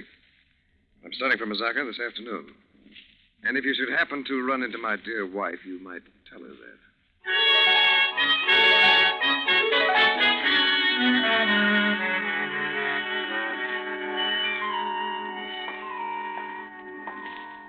Well, Nora, I see you've packed my toothbrush. Anxious for me to leave? You don't have to be crude. I don't think you should make this trip, Roger. Oh, don't worry. I'll be back. At least there's no fever in Mazaka. Oh, stop it. I'm sick of hearing about it. Get hold of yourself. Oh, ouch. Don't you hurting my arm. You listen to me. I don't want to listen. This time you're going to. While I'm gone, I want you to stay away from Arnold. Jealousy again? You think I've forgotten? Just wipe the slate clean and start over? No, Roger, you don't forget. You're like an elephant. I don't want to forget. Night after night, you running around while I planned how to do away with myself so I could stop thinking. You were always so busy. You resented the fact that men found me beautiful. We'll see how much good your beauty does you out here. Oh, Roger, can't you give up this trip to Mazaka? Can't we both get out of here? I'll change. I'll do anything you say, only let's leave this place. After you've learned your lesson, Nora. All right, Roger, have it your way. You make me glad for every hour I've made you suffer. Yes, come in. The guides are waiting, Kent. Fine, I'm ready. Why don't you give up this insane trip? Still trying to talk me out of it? It's for your own good. I wonder if all you're worried about is my health. You're a stubborn fool. Remember, I told you. You too? That's my second warning in the last few minutes. Well, I'm off. Oh, yes, one thing more, Arnold. While I'm gone, see that Nora doesn't leave this house. Don't worry. I'll be here, waiting.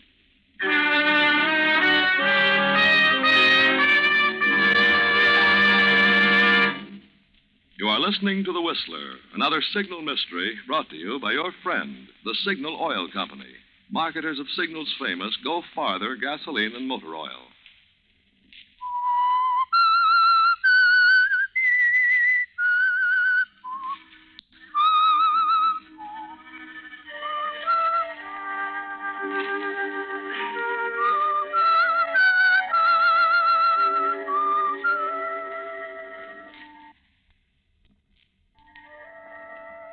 Well, a fine send-off. And Dr. Kent is on his way to Mazaka, leaving two people with very much on their minds. To help things along, rain has begun to fall. Cold, drizzling, clammy rain, falling without stop for 3 long, dreary days. Now it is night. Nora's pacing the room like a caged tigress. Arnold is trying to get something on the radio. Paul, stop fooling with that thing. Static's pretty bad tonight. Turn it off. My, what a case of nerves we're developing. Why don't you relax? Oh, this everlasting rain, rain, rain. You'll get used to it in time. I don't want to get used to it. You had no right bringing me here. Well, that's your affair.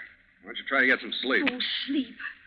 Lie there in my room listening to the rain, feeling the decay that's all around. There's no use getting all worked up again. It's easy for you sitting there so calm. You think for 1 minute that I like it here? 10,000 miles from nowhere, day after day, with nothing but filth and disease? I can't understand why you stay, Paul. I have my reasons. You could go back where there are people.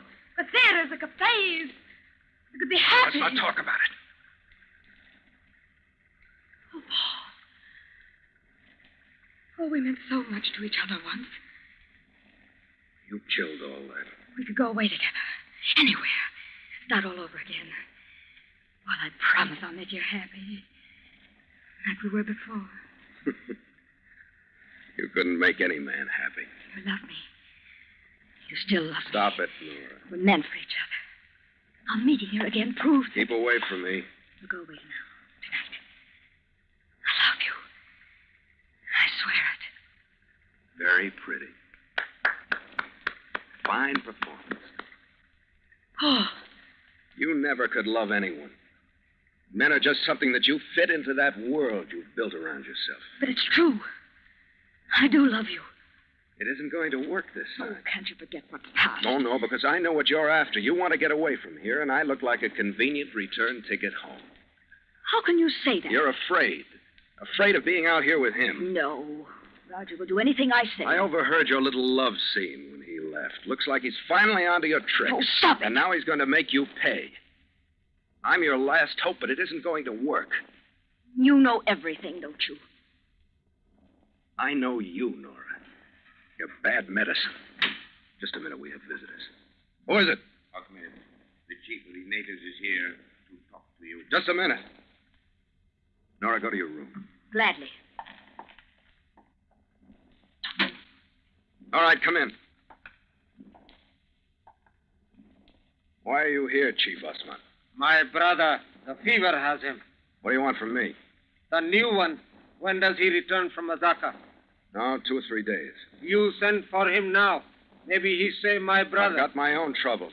You told me the new one will help us. Can't you understand? It takes time. Too much time. The fever very bad. I'm sick and tired of hearing you complain. Get out.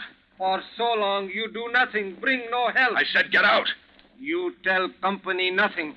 You want my people to die, I know.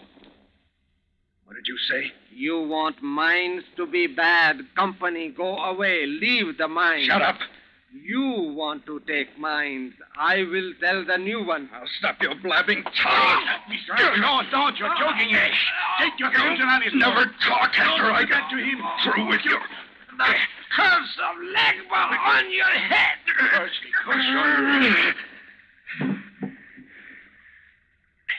All right, now talk, you stupid fool. You killed him. Chief Osman. He threatened me. You heard him? The curse is evil. You should not have killed him. He deserved it, always talking. All right, take him out of here. Make sure they won't find him.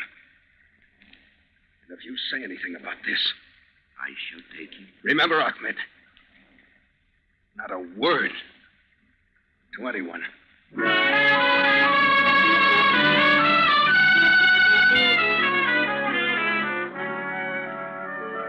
So, Paul, that's your little scheme. Let the natives die off so the company will abandon the mine. Then you will take over. Very clever, perhaps. Oh, Ahmed won't dare talk, and Osman can't.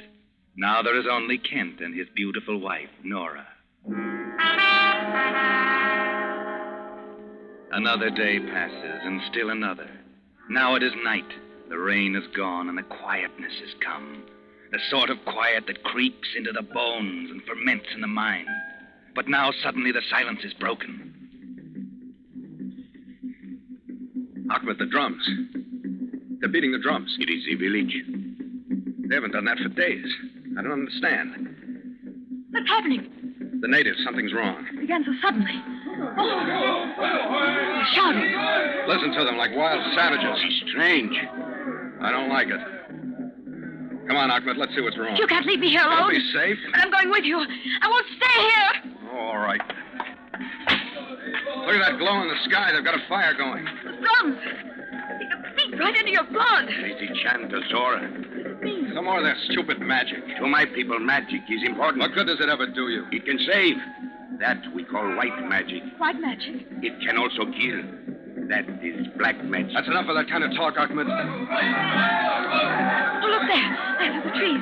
You can see them dancing around the fire. Wait a minute, this is close enough. Yes, it is better that they do not see you. Oh, I'm afraid. Let's go back. Stop your whimpering. Be quiet. Look at those two. They're tying him to that post. No. It is not a man. Well, what is it? An effigy, a straw image of one who is evil. We call it a legba. A legba? Paul! That effigy. It looks like you. No, you're imagining it.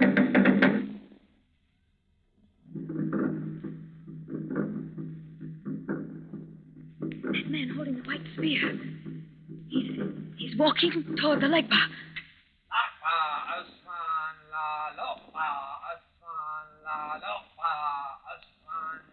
Ahmed, what's he saying?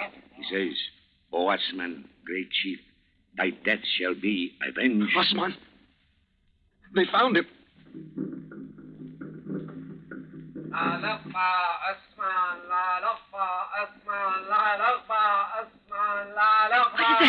He says, with his white spear, I call black death upon the evil one who killed our chief. The curse of Legba upon him. He threw the spear into it. The curse of Legba! No, not me! They'll never get me! Away! They'll never get me!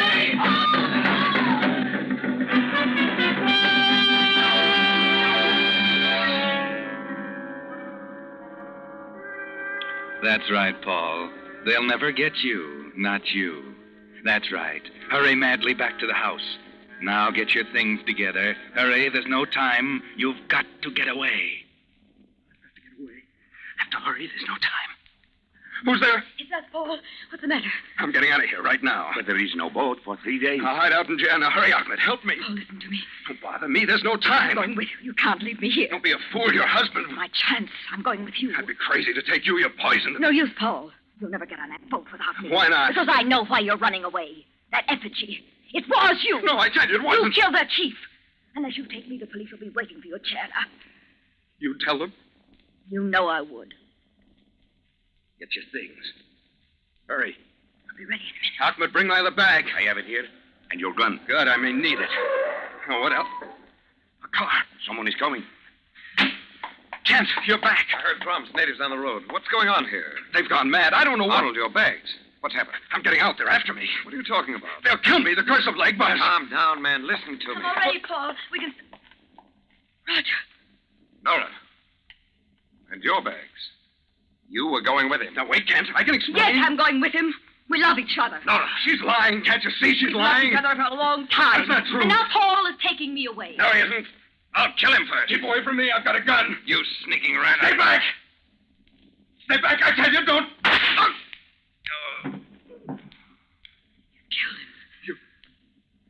You made me do it. Ahmed, quick, the car. Yes, I'll go. No one can stop us now, Paul. Stay here and rot. Paul, you can't. You can't. I'll go mad. You won't.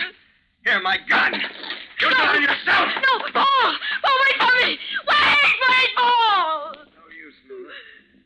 He's gone. Roger. I thought you... Just caught me in the shoulder. He will come back for me. You He will. couldn't get away. Just a telephone call. They'd stop you with the boat. Bring him back. You think you've got me now? That you'll keep me here? Come here. You think I'm beaten, that everything will go just like you wanted? Listen. Well, you're wrong. You're wrong. Nora, You better what start have I done? changing your plans. Nora. Beginning right now. Ah!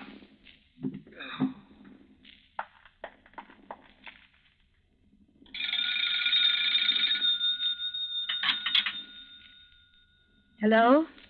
Pepe? Paul Arnold is on his way to Jana. Catch him. He just killed my husband.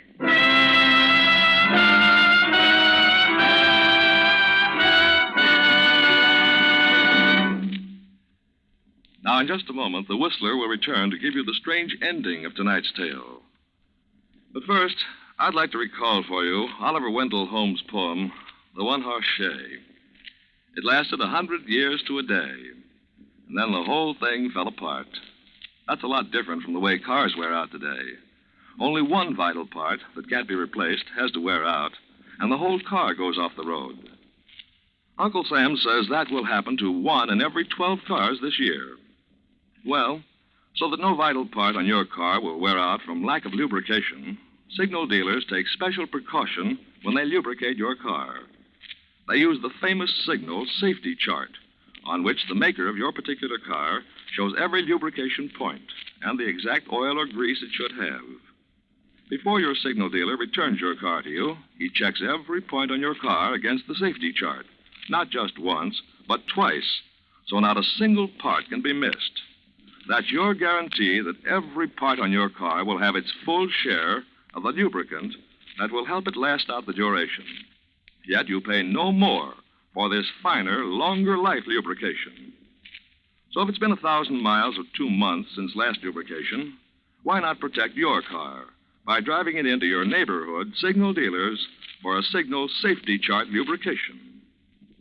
And now, back to the Whistler.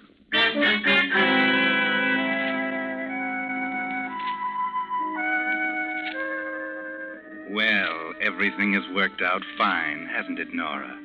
Only a few minutes now, and you'll be saying goodbye to Africa forever. That's right. Sit down at your stateroom dressing table. Admire your beauty in the mirror. You did get away after all. Of course, poor Paul. But he's getting just what he deserves.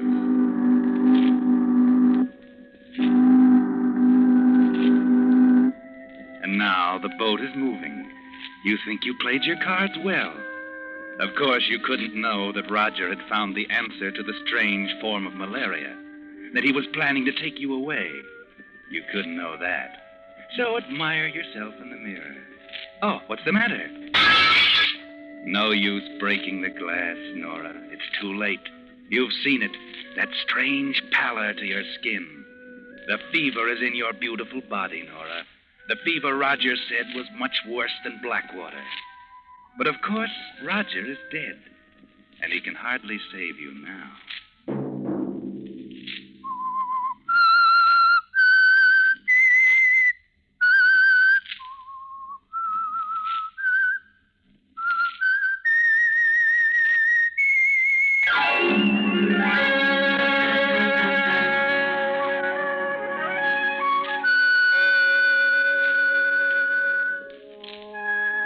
The Whistler is broadcast for your entertainment by Signal Gasoline and Motor Oil and your neighborhood signal dealer at your service to keep your car running for the duration.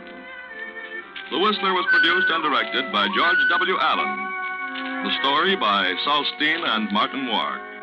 Music composed and conducted by Wilbur Hatch. This program is being transmitted to our troops overseas by the Armed Forces Radio Service. Listen again next Monday night at 9 for The Whistler. Bill Pennell speaking.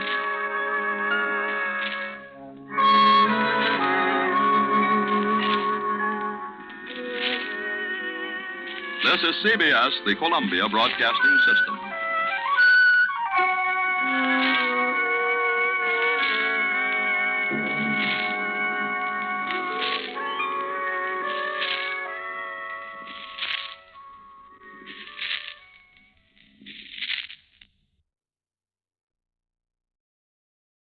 And now stay tuned for the program that is rated tops in popularity for a longer period of time than any other West Coast program in radio history. The Signal Oil program, The Whistler.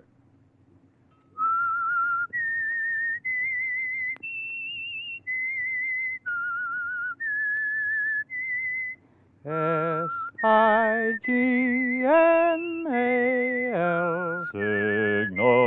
Signal Gasoline. Signal, the famous Go Farther gasoline, invites you to sit back and enjoy another strange story by The Whistler. For extra driving pleasure, the signal to look for is the yellow and black circle sign that identifies signal service stations from Canada to Mexico. And for Sunday evening listening pleasure, the signal to listen for is this whistle that identifies the Signal Oil program, The Whistler.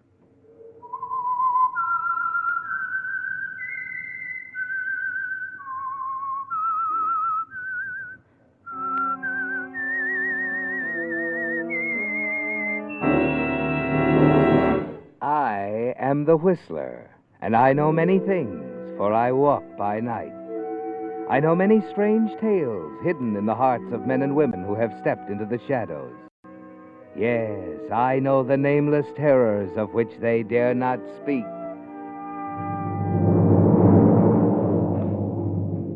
And now for the Signal Oil Company, the Whistler's strange story, The Lady in the Snow.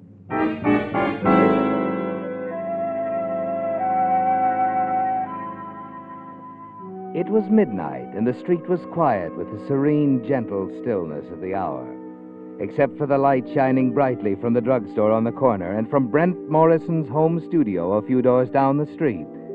The rest of the neighborhood was dark. Inside the studio, Brent Morrison, well-known commercial artist, was working feverishly on an advertising layout with his assistant, Elaine Nelson. Suddenly, Brent stopped, put his pen aside, leaned back, and lit a cigarette. Well, Elaine, won't be long now. Just about finished. Looks good, doesn't it? Mm-hmm. It's going to be the best double-page ad that's ever been placed between two magazine covers. Your idea of doing it with cartoons was terribly clever. Well, thanks. You know, Brent, you've got a style all your own. No other commercial artist can match it. Thanks again. I hope working late tonight didn't interrupt any plans. No. Joe and I didn't have anything planned. Good. How is Joe, by the way? Oh, just the same as ever. Lost another job last week. Oh, I'm sorry. Yeah, I'm used to it. Let's get back to work, shall we? Okay. If you'll color the sketch here while... I wonder who that could be at this hour. Better answer, it might be a client. Brent, wait. If that should be Joe asking for me, would you tell him I'm not here, that I'm on my way home? But Elaine... Please, Brent, it's important to me. I'll explain later. Well, all right. Hello? Mr. Morrison, this is Joe. Joe Nelson. Oh, yes, Is my wife there? Well, no, she isn't. She left some time ago. Ought to be home any minute. Okay. Thanks, Mr. Morrison. Thanks, Brent. Look, Elaine, what goes here? Why did you ask me? It's nothing, really. Well, you'd better tell me. It could be I just put myself in quite a spot. Well, the last time I worked late with you, Joe didn't like it. We had quite an argument. Well, why didn't you tell me he was suspicious? Because I was afraid you'd be annoyed, get someone else to work with you. With Joe out of a job, earning a living's up to me. Well, I'd have been glad to make some special arrangement. We could have worked at your place. I'm sorry, Joe. I'm so lonely, and Joe is so difficult. He finds fault with everything I do. Oh, now, Elaine. Elaine. If there's anything I can do... Thanks. I guess there isn't. It's nice to know you're willing to help. You're a wonderful girl, Elaine. It's just too bad Joe doesn't understand. Wow. It's a very touching scene. Joe! Yeah. Very touching. I figured you and this Morrison guy out all along, baby. Oh, wait, you're all I wrong. know you were here. That's why I called from the drugstore on the corner, just to see what Morrison would say. He gave me the wrong answer. And he's gonna pay for it. This andiron will do the trick. Brent, look out! You raise an arm to stop him, but Joe moves in quickly. Sharp, sudden pain, and you're almost defenseless against the rain of blows against your arms and body. And then just as suddenly, it's there in your hand. The gun, your gun. You see Elaine realize that she's handed it to you. Your gun, Brent. You know it isn't loaded, but it might frighten Joe off. He grabs for it. The struggle for possession heightens. Suddenly, you feel Joe relax, and then he crumbles. Brent, you shot him. But how... The gun. It was never loaded before. Elaine. Is he? Yes. He's dead.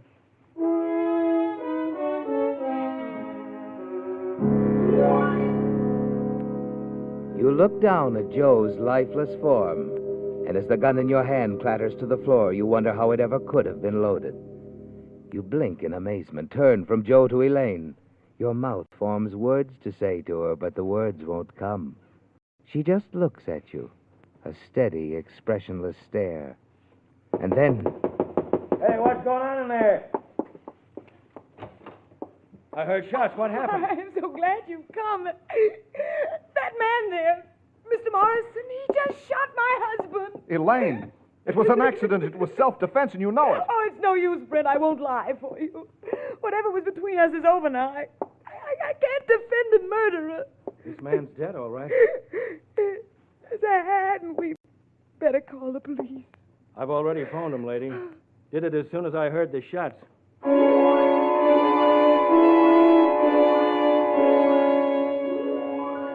It's like some horrible nightmare, isn't it, Brent? You try to shake it off, but it's no use. You can't understand why, but Elaine is saying you murdered her husband, and the police are on their way. You stand there staring, Elaine weeping softly, the man looking at you curiously. Here the police come now. I better go out and flag them down. I couldn't give them the exact address. I didn't know it. Elaine, what's this all about? Tell me. Oh, come off it, Brent. You can't be that dumb. Dumb. I'm beginning to see. You planned the whole thing. Me on the phone telling Joe you weren't here. And then when he came, you gave me the gun you loaded without my knowledge. You wanted me to kill him. The police will never know that, Brent. But why? Why did you want Joe dead? Simple. $20,000 worth of life insurance. With $20,000, a girl can live a little. She can do a lot of things. But Elaine, why did you pick on me? You were handy. Besides, I don't like the way you've used my ideas. That's not true, and you know it. You don't think you're going to get away with a brazen frame-up like this, do you? No? Of course I'll get away with it. As you hear the police car stop outside, you suddenly spring into action. Before Elaine can stop you, you're out the door, running down the back stairs. Stop him! He's getting away! Stop him! You race down the back alley to your car, then speed away into the night. As you reach the outskirts of town, you hear the siren again. You know they've picked up your trail. And now you realize it was a mistake, wasn't it, Brent, running away? The gun, your gun, Brent, back there on the floor of your studio, your fingerprints on it. By running, no one will ever believe that you were framed for the murder of Joe Nelson. Several miles later, you turn into a narrow road leading past an old abandoned quarry. The police car is closing the gap between you. And then too late, you remember the sharp curve above the old quarry, the deep pool at the bottom. Your car spins, skids, heads for the steep embankment. Quickly, you open the door, jump, just in time as your car starts its horrible descent toward the quarry pool.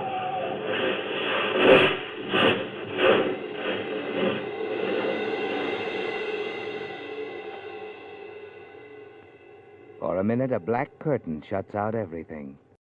And then it's gone. And you find yourself lying in a clump of bushes.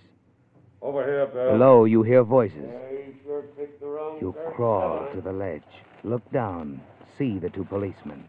You sure took a tumble. Yeah, and that pool of water is at least 50 feet deep. We'll never get him out of there alive. That's a cinch. Well, maybe it's a break for him. It was this or the gas chamber.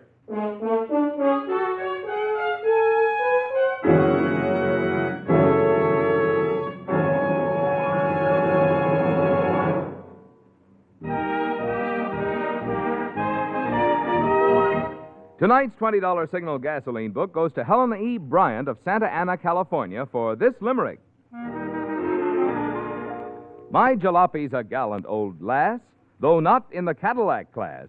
Greater mileage I get, and speed too, you bet, when she's filled up with good Signal gas. Signal, signal, signal gasoline.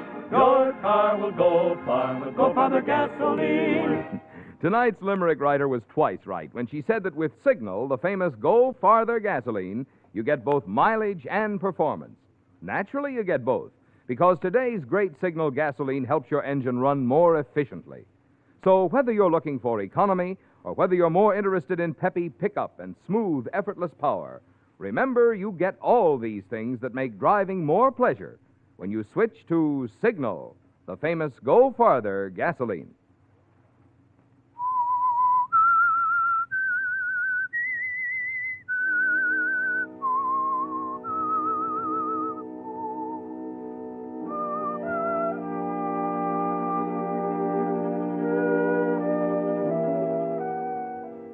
Well, Brent, Elaine's scheme to frame you for her husband's murder worked, didn't it? You had to get away fast, and in the police chase following your flight from the house, your car crashed over a steep embankment into an abandoned quarry pool. By a miracle, you had managed to jump clear of the car and remained in hiding while the police were at the scene. They believed you went down with the automobile. So now you're free. Until they pull the car out, discover you're not in it. You manage to stagger back to the road, hail a ride in a passing truck.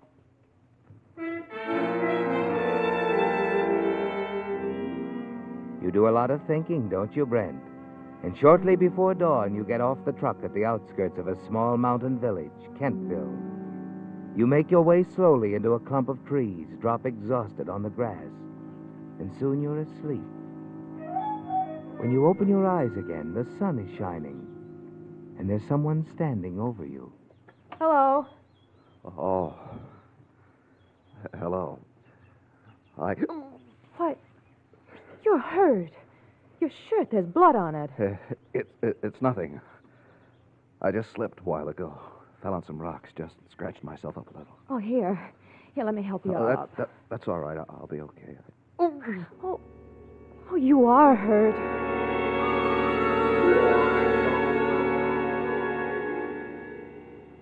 Hello. Feeling better now?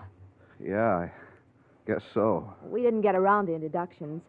I'm Claire Lawton. This is Dr. Matthews. He helped bring you here to my house. Hello, son. What's your name? It's Webb, Roy Webb. Good thing Claire found you, Mr. Webb, and called me. You were pretty badly banged up. You'll be okay. Just what did happen, Mr. Webb? What happened? Yes, I'm curious. Well, I'm not sure. You can't tell them the truth, can you, Brent? So you tell them you can't remember, that you must have suffered a brief lapse of memory. You explain you've had similar attacks before, that you can remember some things, your identity, but you can't remember others. You're relieved when Dr. Matthews seemed to accept your story.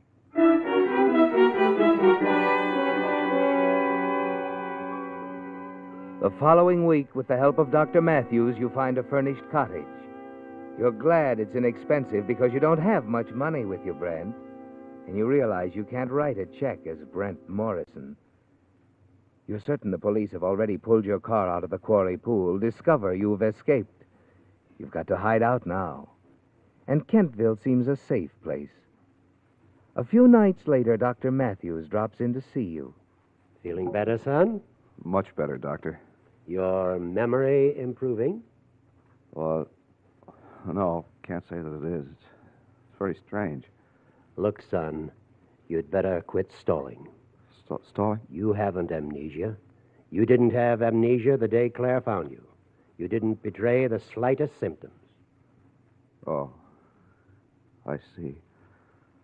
Then why did you let me... Because you were pretty badly hurt, suffering from shock, and you seemed like a nice young man.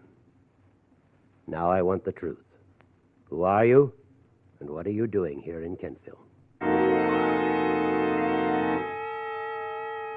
Now you know, Brent. Your story didn't fool Dr. Matthews for a second, and you're faced with a vital decision. You make up your mind quickly, tell him as much as you dare, that you've been framed, involved in a scandal affecting your future. But you don't mention names or the death of Joe Nelson. Why, sounds fantastic. You're not making this up, son. What I've told you is the truth, Doctor. All right, I believe you. So you want to stay on here? Maybe need time to think things out, eh? Yes. That's what I want. I need time to think things out.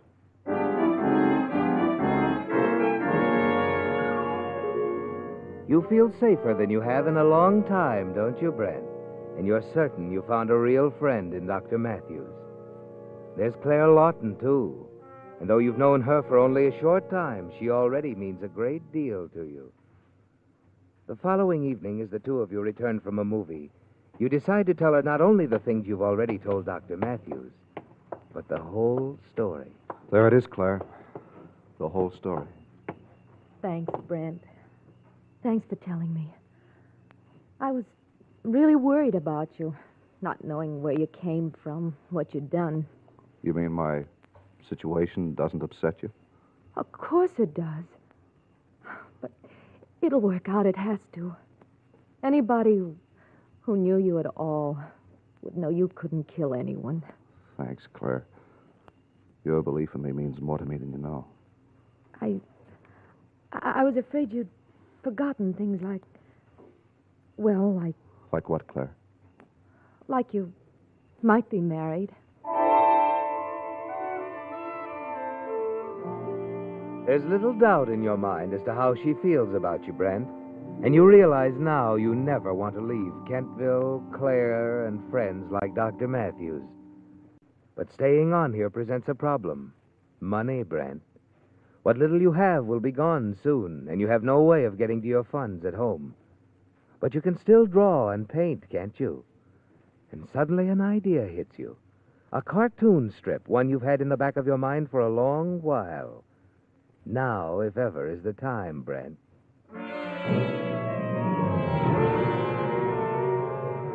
You work feverishly, disguising your style as much as possible. Then, using your new name, Roy Webb, you send the results to a newspaper syndicate in New York. When you receive their reply, a contract, it's even better than you'd hoped. Claire is elated. And as the months pass, you spend more and more time together. You've a bank account now. The citizens of Kentville have accepted you as one of their own. And you wonder if you can't spend the rest of your days here as Roy Webb, cartoonist. And then one evening, as you return to your cottage... Hello, Brent. Elaine. Or shall I call you Roy? Roy Webb. You should have known I'd spot your comic strip, trace you through the syndicate. All right. So you found me. What are you going to do? Turn me in? That depends on you. Joe's insurance money didn't last long, but it was nice while it lasted. I hate to work, you know. I won't have to go back to work, will I? Blackmail, huh? First a frame for murder and now black. I'll make it very easy on you, Brent. $300 a month. That's impossible. Oh, no, it isn't. You forget I know a little about the money in cartoons. I'd like the first payment in a few days. Now, look, Elaine. By the way, I've a new name, too. It's Helen Walsh. You'll have the money by Saturday. Won't you, darling? All right. I'll have it. Fine. I'll be staying here in Kentville for a while. Matter of fact, I rented a small cottage up on the hill. We'll be seeing quite a bit of each other from now on. Won't we, Brent?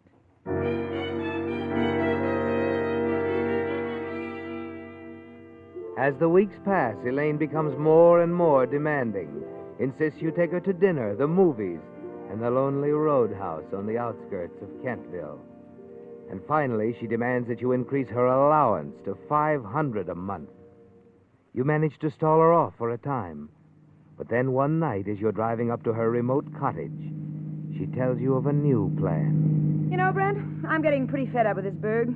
I think it's time I moved on. Palm Springs, maybe. Oh? Isn't this rather sudden, this decision to leave?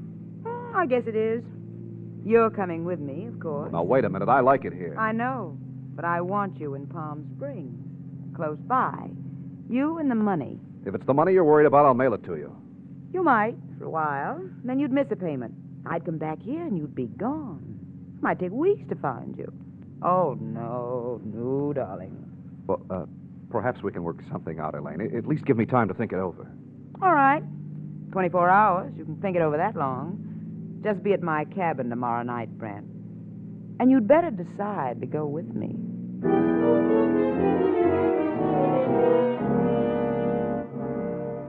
You hadn't planned on this, had you, Brent? The idea of Elaine leaving Kentville seemed like a very good one to you, but you never thought she'd force you to go with her. You don't sleep well that night, and during all the next day, the decision you must make twists and turns in your mind. Finally, you're on your way to Elaine's cottage again. The light snow that started falling in the afternoon has become thicker, and the narrow road leading up to the cabin is more treacherous than usual. You drive slowly, with great care, and when you arrive at the cabin, Elaine is pleased with your decision. Yes, I'll go with you, Elaine. Fine. I'm all packed. We can leave tonight. Tonight? Oh, now, look, I can't go tonight. I'll have to close up the cottage, settle some bills in the village. All right. In the morning, then. What's your hurry, anyway? Just want to get out of this iceberg, that's all. It's getting colder every minute. Yeah, there's a pretty bad storm going, too. I'd better start now while I can still make Now, it. before you go, close that window, will you? I'm freezing.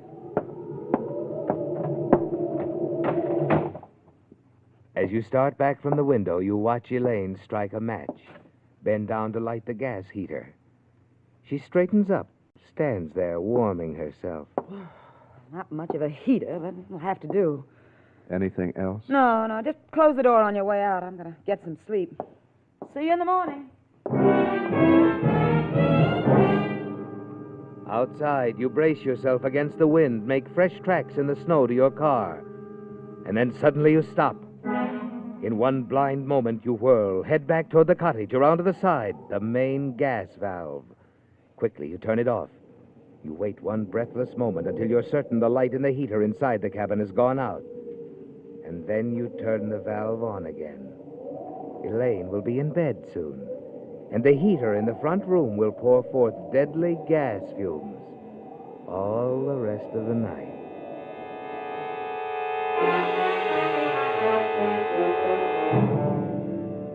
Only after you reach your own cottage do you realize what you've done. You pace up and down, your heart pounding. She deserves to die, doesn't she, Brent? And you keep telling yourself that's the way it's got to be. But it's no use, is it? You can't let her die, can you, Brent? No matter what she's done to you, you know now you can't commit murder. You go out into the storm to your car. You drive crazily up the narrow road again, twisting, swerving dangerously. Your own safety isn't a factor now. Even though Elaine is vicious, threatening, you've got to reach her in time. Only 2 more curves and you'll be there. Your foot is almost on the floorboard now, and as you take the first curve at top speed, a pair of headlights suddenly looms ahead.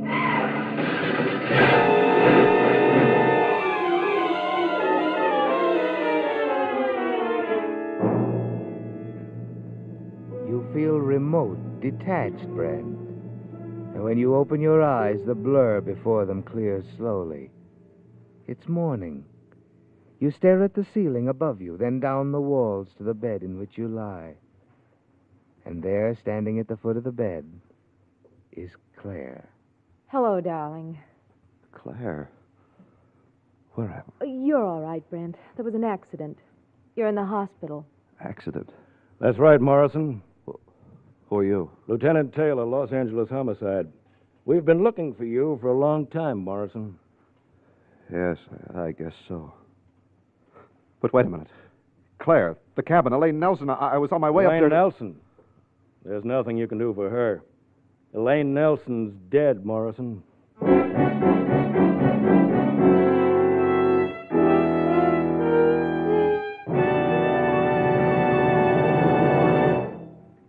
If automobile engines were made of glass, a lot more drivers would certainly switch to Signal Premium Compounded Motor Oil.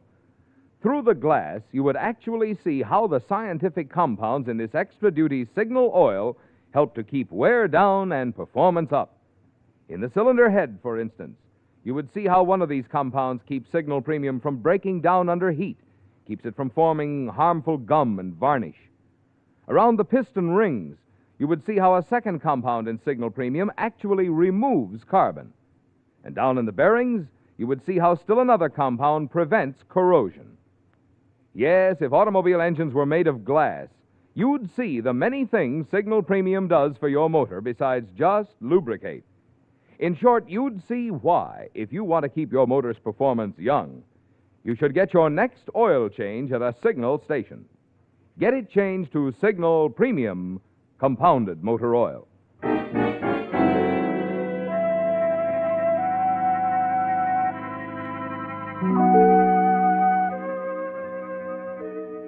It's all over, isn't it, Brent? You know you were too late. The accident on the road to Elaine's cabin prevented you from reaching it in time to shut off the gas. And Elaine Nelson is dead. Now, in your hospital room, Claire Lawton, the girl you're in love with, is standing by your bed. So is Lieutenant Taylor of Los Angeles Homicide. And you're certain he knows that you're responsible for Elaine's death. There's nothing else for you to do now except tell him the whole story. But you know he won't believe a word of it. As you start to explain... Save your breath, Morrison. We know who did it. We know the whole story. Yes. I suppose you do. As soon as the local police got the facts, they called us. That's why I came.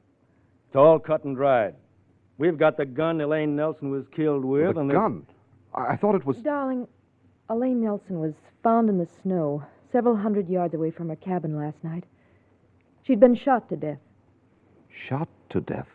She was trying to get away when he caught her. Killed her. He... Who are you talking about? Elaine's ex-boyfriend. She ran out on him after she'd collected her husband's insurance money. He got sore, started looking for him. Her boyfriend.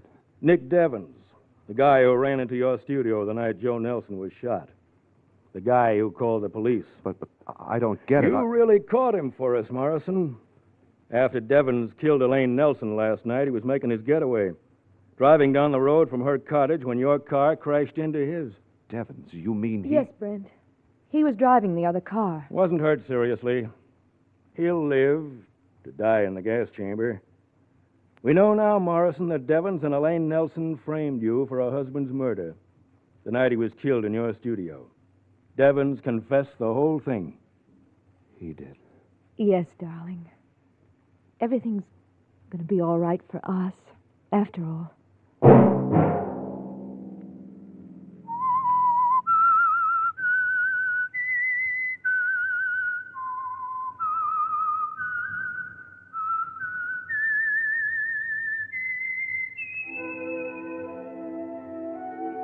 Let that whistle be your signal for the Signal Oil program, The Whistler, each Sunday night at the same time. Brought to you by the Signal Oil Company, marketers of Signal gasoline and motor oil, and fine quality automotive accessories.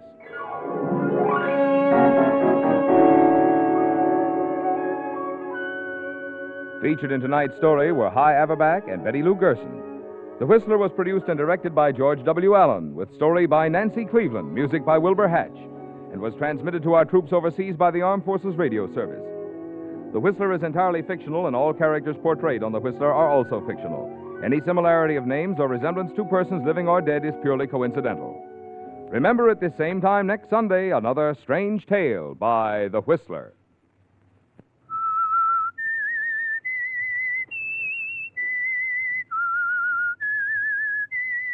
S-I-G-N-A-L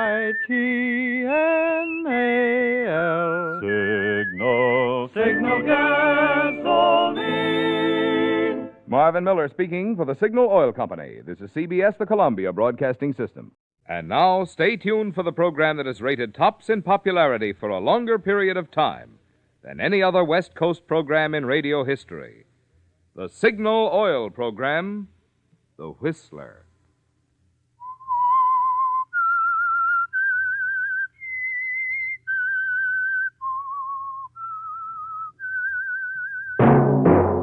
Signal, the famous Go Farther gasoline, invites you to sit back and enjoy another strange story by The Whistler.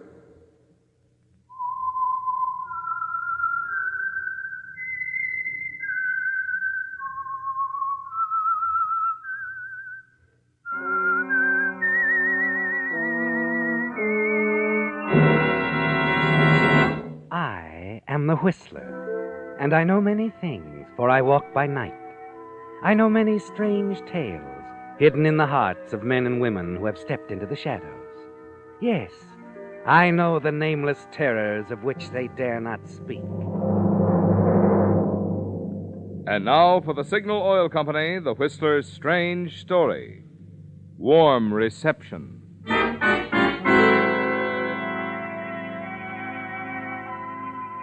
The settings seem usual enough. A train speeding through the night, winding serpent-like amidst the narrow passes and clefts of its mountain roadbed.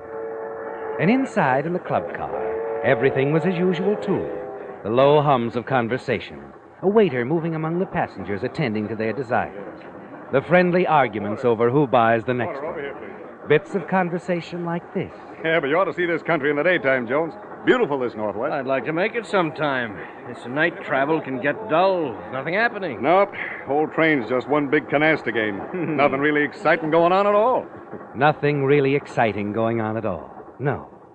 Not unless one could peer into a compartment a few cars back. It's more than a card game there. It's a struggle between two men. A struggle over a night. And then the train lurches. The grappling gamblers fall. And only one gets up. A man named Greg Fallon. Yes, Greg, he's dead. Your card game is really over, isn't it? And you needn't bother to cheat anymore to win. You can take it all. But there's something else you better do, isn't there? You'd better take your suitcase and get off the train before the body is discovered. It's slowing down now, going up a steep grade. But you'll have to hurry, Greg. Hurry.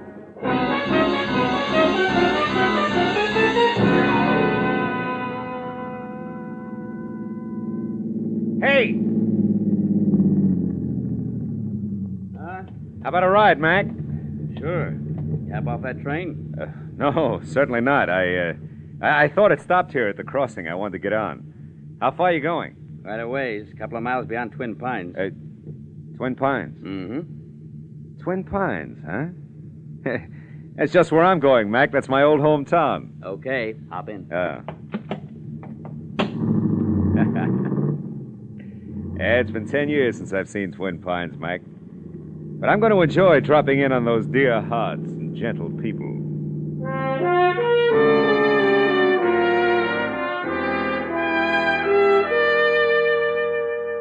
Yes, Greg, Twin Pines. It's been 10 years since you left, a short time after getting out of school. Twin Pines. Perhaps it's fate, Greg. You knew you were scheduled to pass through your old hometown, but you didn't realize you were so close. It might be just the spot you're looking for. It's almost midnight when the driver drops you off on the main street. Most of the stores are closed, but there's still the old hotel and Steve Giannacco's restaurant. You decide to drop in on Steve for a while, and you're pleased at the welcome you receive, not just from little Steve, but from several other old acquaintances you meet inside. 2 hours slip by, and when you finally check in at the hotel across the street, you feel a warm glow from the combination of spirits and small talk at Steve's. Yes, Greg. Settling back in the bed, you reflect that your surprise homecoming is a pleasant one. And somehow you're due for a change in luck.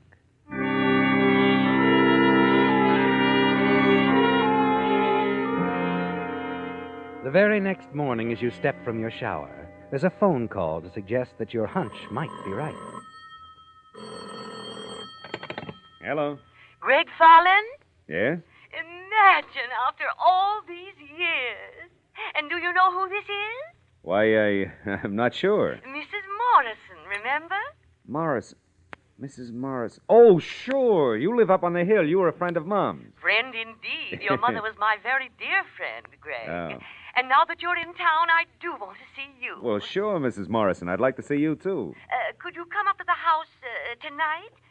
Say about 8 o'clock. Oh, I think so. I'll be looking forward to talking to you again, Greg. My, it's been 10 years easy. Yeah, 10 years. Oh, thanks for calling, Mrs. Morrison. I'll see you tonight. Goodbye. Bye. Old Lady Morrison. Loaded with dough, as I remember. Will I be there?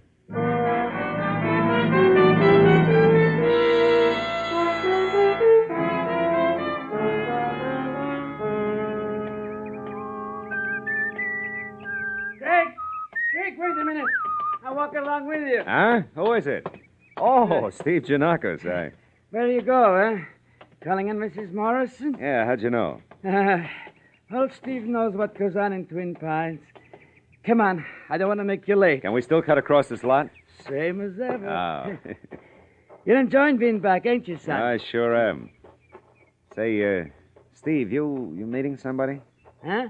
It's pretty dark, but I think there's somebody up ahead by the trees.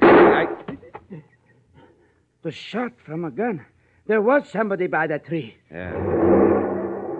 It's okay. They're gone. Close, huh? But why all this? Some homecoming. Who would want to be shooting at us, Greg? At you? I don't know, Steve. Haven't any idea. I guess my reception's getting a little warmer than I ever expected.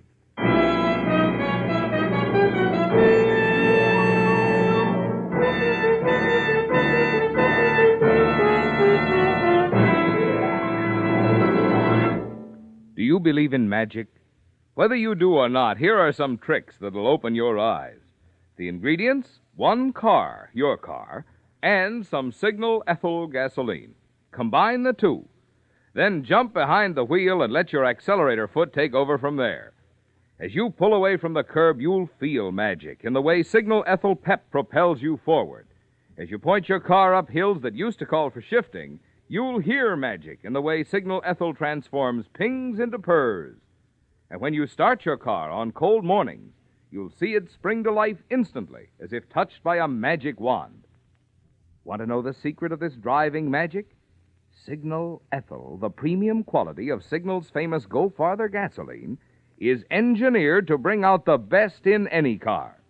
So you don't have to be a magician to enjoy magic performance like this.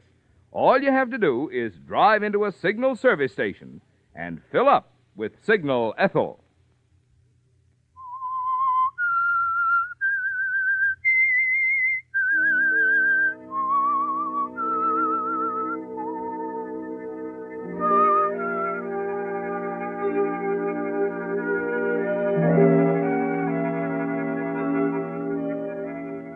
It's a puzzling, terrifying situation, isn't it, Greg? Your chance visit to your hometown after the accidental killing of a gambling companion on a train. Everything was going beautifully, with old friends welcoming you, showing pleasure at your return, until a few minutes ago, while passing through a vacant lot on your way across town to old Mrs. Morrison's. You were almost the victim of a mysterious gunman, weren't you? Yes. And now, arriving at Mrs. Morrison's, it's still on your mind as you wonder who tried to take your life. Mrs. Morrison smiles as you enter, rises to greet you, and then... Oh, Greg, you are surprised, aren't you? Why, it's wonderful, Mrs. Morrison.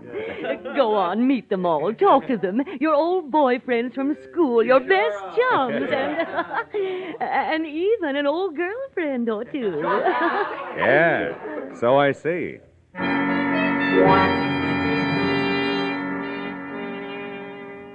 You move about the large living room, greeting many of the guests, wondering as you do which one tried to kill you. Because you reason it must have been that way. Only Mrs. Morrison, Steve, and the people at the party knew you were coming here. It had to be someone in this room, because Steve was with you and the shot was fired. Someone, Greg. But who? You talked to them all, wondering and asking. And then Doris Edwards.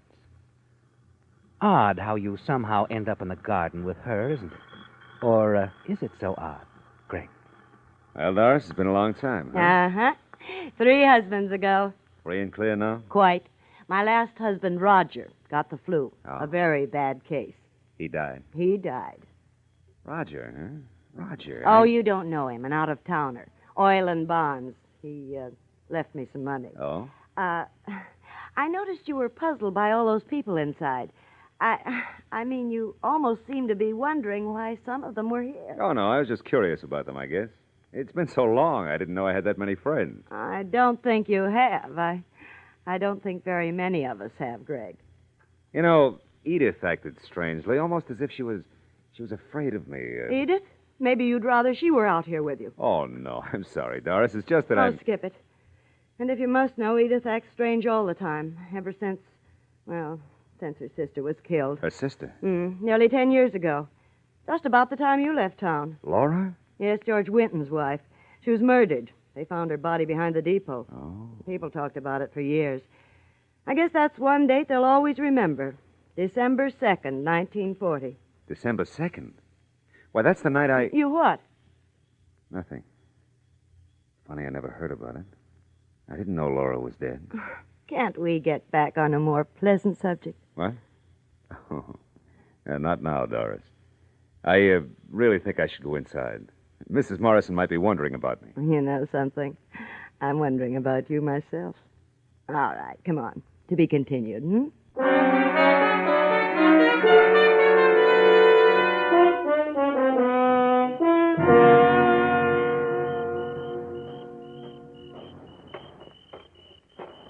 Edith. What? Oh, Greg. Leaving the party so early? Well, yes. Without saying goodbye. Oh, may I have this? Here, what are you doing? Give me my purse. In a minute, baby. Just want to have a look. Well. A 38. Give me that. Take it easy. 1 bullet fired. Recently, too. Why'd you try to kill me tonight? Kill you? I don't know what you're talking about. Oh, yes, you do, sweetheart. You got the idea in that pretty little head of yours I murdered your sister. Well, I've got news for you. I didn't even know about Laura, what happened to her, until a few minutes ago. You're lying. You knew about us, didn't you? About our little romance behind George's back. Yes. Yes, and I know she was with you the night she was killed. Well, if you were so sure, why didn't you tell the police? They could have found me. I wasn't hiding. I didn't want to disgrace her memory. That wouldn't have brought her back. Besides, I always knew you'd come back. Someday. You figured you could take care of me by yourself. Yes. You're wrong, Edith. The last time I saw Laura, she was mad but very much alive. I'm supposed to believe that? I can prove it. If old Mr. Mayberry is still ticket agent at the railroad station. Is he? Well, yes. Well, Laura was with me when I bought my ticket that night. And we never left the station until I got on the train. Mayberry knows that. Oh, I see. Here. Here's your gun. Still loaded. Go ahead, pull the trigger. Greg. Oh, sure. Now run on home like a good little girl, huh? Forget it.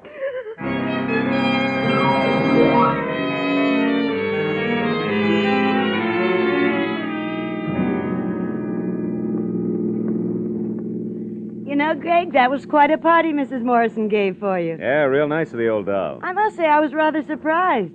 I expected tea, got scotch. Well, she likes her spirits. Say, George Winton still live out this way?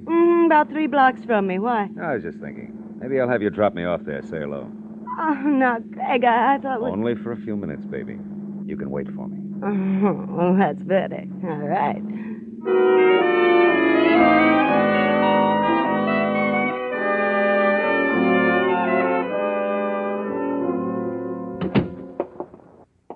Surprised to see me, George? No, not exactly. I heard you were in town. Here, sit down. Thanks. I only dropped in for a minute. I just heard about Laura. Oh. Quite a shock. Yes. Seems I was probably the last person to see Laura alive. Outside of the murderer, that is. What? Yeah, I had a date with her the night she was murdered. You? Oh, then it was you Me, she was... yeah. Sit down, George. Relax. I'm going to fill you in on some facts. Yeah, I'm the guy that she was playing around with. Oh, why are you telling me this now? This the reason you came back to Twin Pines? Uh-huh. I told you I didn't find out what happened to Laura until Mrs. Morrison's party. When I learned that Laura was killed the very night I left. Not long after she saw me off on the train. I got to thinking, George. I remembered seeing a guy hanging around the depot. You. Me? Oh, that's ridiculous. No. I saw you all right while I was telling Laura goodbye, and I remember how glad I was leaving. I knew you'd have a scene with Laura. Apparently you did. A violent one. No, I tell you, Come you're... off it, George. Laura told me many times you were beginning to suspect her. She even wrote me letters suggesting we change our meeting place. She was afraid you'd kill her if you found out about us. She wrote all that down in her letters. I still have them. What are you going to do with them? Well, I suppose I could turn them over to the police, huh? Tell them what I know. But then it just so happens I find myself temporarily pressed for some ready cash, George. Do you suppose you could advance me a couple of grand? So that's it. No, I won't do it. You won't get a cent. Bank opens at 10. Just slip a few bills in an envelope and drop it off for me at the hotel, huh?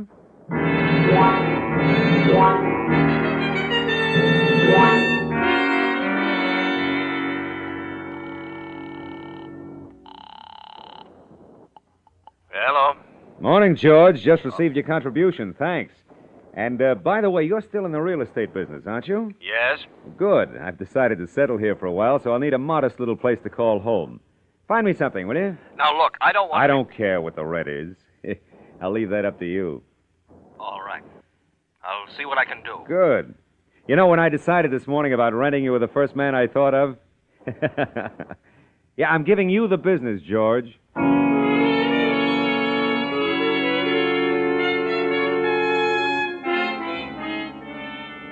The following afternoon, you move into a small cottage on a quiet side street. It's not exactly what you had in mind, but George explains it's only temporary. And so you begin your new life in Twin Pines. In the days that follow, you find yourself spending more and more time with Doris. And then one evening, as the two of you are dancing at the fashionable Lakeview Lodge. You know something, Greg? You haven't told me yet what you do for a living. Haven't I? The way you throw your money around. Hey, you wouldn't happen to own an oil well or two by any chance. Sorry, no. Disappointed? Not me. I wouldn't care if you didn't have a nickel. I have changed, haven't I? Well, I hear your dear departed left you with $100 grand in the bank. 125 to be exact. Oh. What are your plans, Greg? Oh, I don't know. I'll look around. Maybe find something worthy of my varied talents here? Oh, dear. I'd rather hope we'd move out of Twin Pines after we got married. Married? Yeah, well, this is so sudden. I hadn't expected a proposal. Well, you're getting one. How am I doing? Twist my arm. All right. Like this. You talked me into it, baby.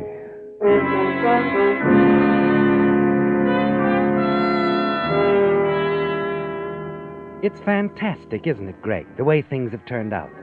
The breaks that have come your way since your return to Twin Pines. First, George Winton, and the opportunity to shake him down for some easy money. And now you're making plans for your marriage to Doris, perhaps the wealthiest woman in town. Yes, things are going very well for you, aren't they? That is until one afternoon when you run into George on the street, and he asks you up to his office. Well, George, what's on your mind?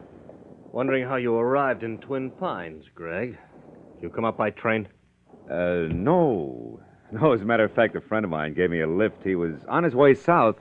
What are you getting at? Happened to bump into Fred Jessup last night. He's one of the conductors on the line, lives here in town. Jessup? Jessup, I never heard of him. Probably not. He's only lived here a few years. He was telling me about a murder that happened on the train the night you got here, Greg. Seems the police have a few leads on the case. Really? Yes. See, Jessup saw a man hurrying away from the murdered man's compartment. A man had been playing cards with the victim earlier in the evening. Well, good for Jessup. 2 other passengers on the train told the police they'd been in the card game with the victim and this other man. They'd left them in the compartment quarreling. So? What's all this got to do with me? Jessup described the man to me. He can identify him without question. His description fits you perfectly. Me?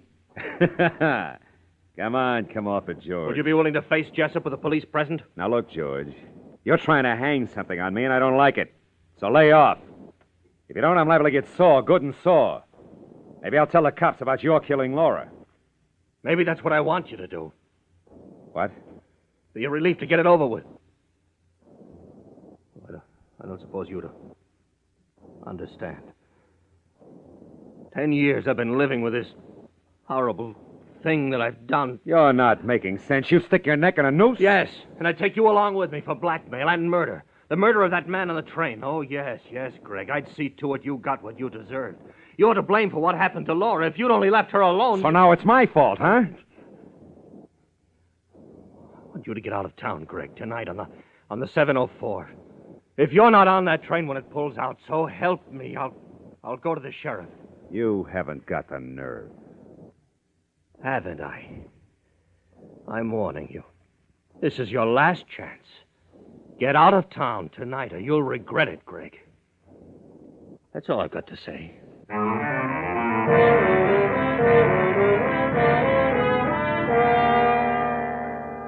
He means it, doesn't he, Greg?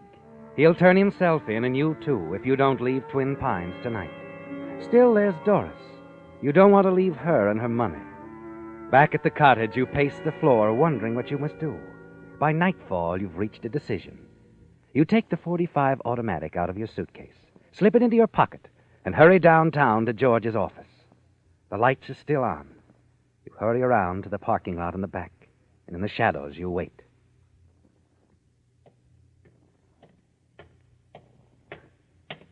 Hello, George. Oh, Greg, what are you doing here? I've decided not to take your advice. I'll settle things my own way. What are you doing with that gun? I'm going to hop in your car, go for a little ride, George. No, wait, You're Greg. going to have an accident. I haven't decided exactly what it's going to be, but... Listen, Greg, I was bluffing. I was just trying to scare you out of town, that's all. I swear to you, I'll never say a word. Sorry, George.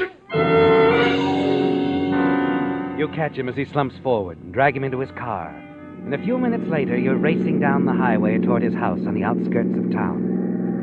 As you near the train crossing, you hear it in the distance. The 704, Greg. In a few minutes, it'll round the bend, reach the crossing. That's it, the train. Yeah, it's the perfect setup, George, for your little accident.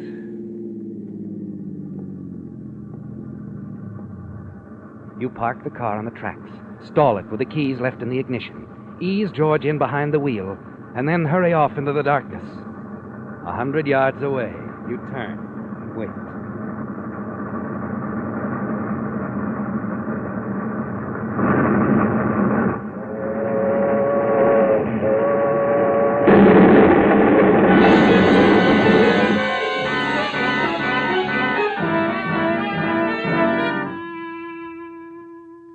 quarter of an hour later, you're back at the cottage, and your hand is shaking as you unlock the door and step inside.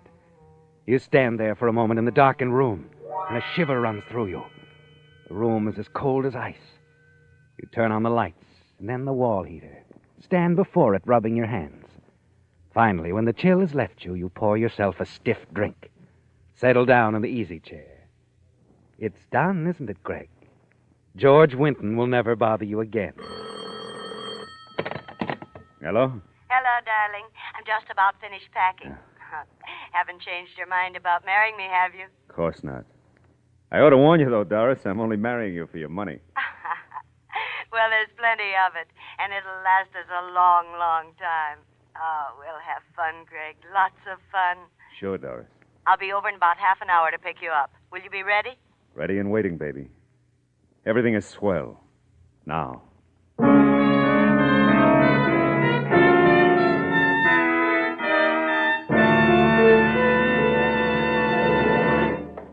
From the outside, all automobile batteries look pretty much alike, but it's what's inside that counts. And inside new Signal Deluxe batteries is an engineering advance so drastically different, so vastly better, it has been called the greatest battery improvement in 20 years. I'm talking about Signal's microporous all-rubber separators, which hold twice as much acid solution between the plates. As a result, Signal Deluxe batteries assure drivers two big advantages.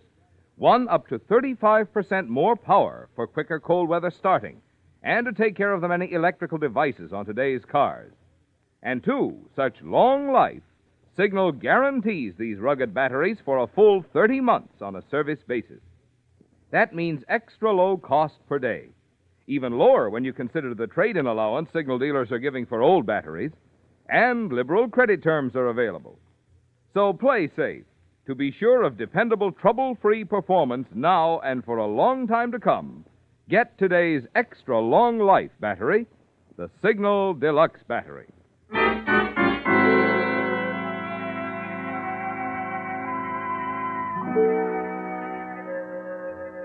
The town of Twin Pines was shocked about the accident at the train crossing, about the news of George Winton's tragic death there. But hardly anyone, other than the sheriff, knew about still another tragedy at the cottage where Greg Fallon had been living. The cottage owned by Steve Janakos, who had been hurriedly summoned by the sheriff. What happened, Sheriff? Well, Doris Edwards came by here to pick up Greg Fallon. Found him in that chair over there, unconscious. Unconscious? Yeah. The gas heater wasn't lighted, but the gas was pouring out full blast. Oh, my, that's terrible, Sheriff. I feel like it's my fault, too. All my fault. Yeah, I've heard you've had trouble with that heater blowing out before. Yes. That's why I told George Winton not to rent the house until I put in a new heater. Uh-huh. But George said it would only be for a little while. He promised me he'd warn Greg about the heater. Well, doesn't look like he did. A man who's been warned about a gas heater blowing out doesn't leave it turned on full blast and go to sleep. I shouldn't think so. Maybe George didn't warn Greg. Maybe he had a reason for wanting him dead. Dead? Greg is dead? Yeah. Got a call from the hospital just a few minutes ago. Greg Fallon was dead on arrival.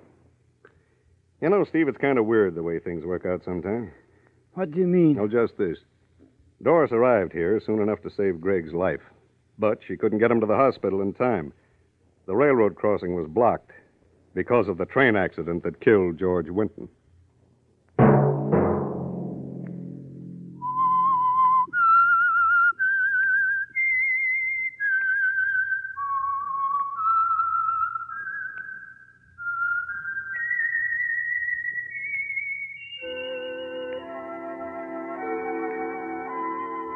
Let that whistle be your signal for the Signal Oil program, The Whistler, each Sunday night at this same time. Signal has asked me to remind you that for many boys in the service away from home, for many underprivileged children, for many families less fortunate than you, this Thursday will be a happier Thanksgiving Day, thanks to your gift to the community chest.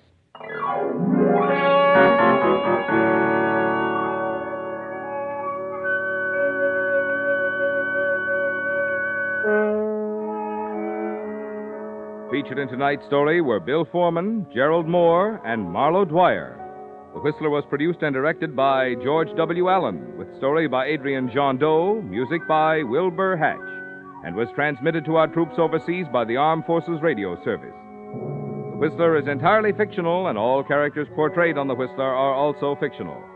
Any similarity of names or resemblance to persons living or dead is purely coincidental.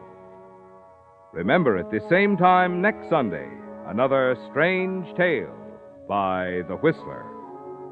Marvin Miller speaking for the Signal Oil Company.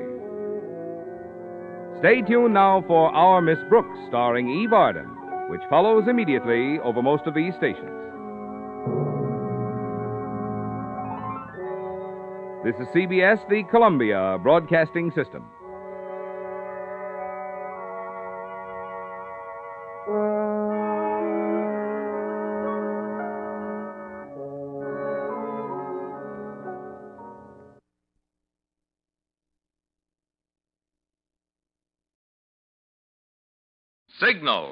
Signal gasoline. Yes, Signal gasoline is the new gasoline you can prove is superior.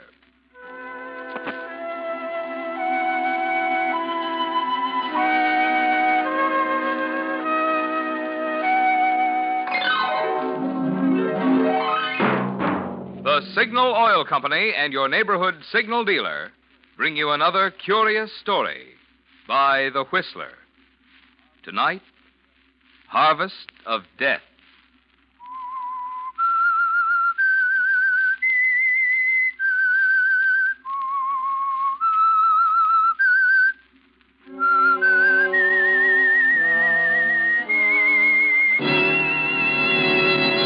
I am the Whistler, and I know many things, for I walk by night.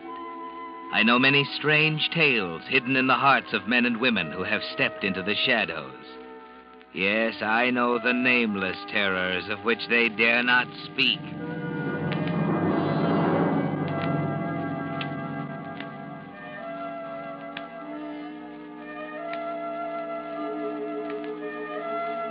It wasn't a large farm, but it wasn't small either. It kept two strong men busy from sunup to sundown taking care of it. And they did a nice job because the farm prospered. Mort Grant owned the farm and lived in an awkward-looking unpainted farmhouse with his wife, Nellie. Jim Hayward was the hire man and lived in a spare bedroom. But actually, he'd been there so long that he was more like one of the family than a hired hand. And that's what worried Mort Sanders. Mort. Scared me half to death popping in the kitchen door like that. Did I? You certainly did. You know, I'm nervous enough without you acting like a cat chasing a mouse. I've gone and broke one of my best dishes. Hello, Jim. Hello, Mort. Kind of ambitious, aren't you? Well, I surely wish that you were a little more ambitious around the house. I could use a little help now and then. A woman's work is left to the women. Men have enough to do with their own work. That right, Jim? Well, I guess it is, Mort, but Nellie looked a little tired, and I thought it wouldn't hurt anything if I stepped out in the kitchen and helped her a mite with the dishes. You should rest quiet a while after eating supper. I'd like to see the day when I get any rest after supper. I'm not really tired, Mort. I don't mind helping out a little extra bit. Well, if you don't mind, you can be as foolish as you want, I guess. Nobody's being foolish. I think it's downright generous of Jim to want to help. We ought to help each other more around here instead of living like three hermits. I don't see you out plowing. Come on, Jim. Leave the old lady to her work. If you don't mind, Mort, I'd just soon finish what I started. No, I don't mind, Jim. Not at all. Suit yourself. Suit yourself.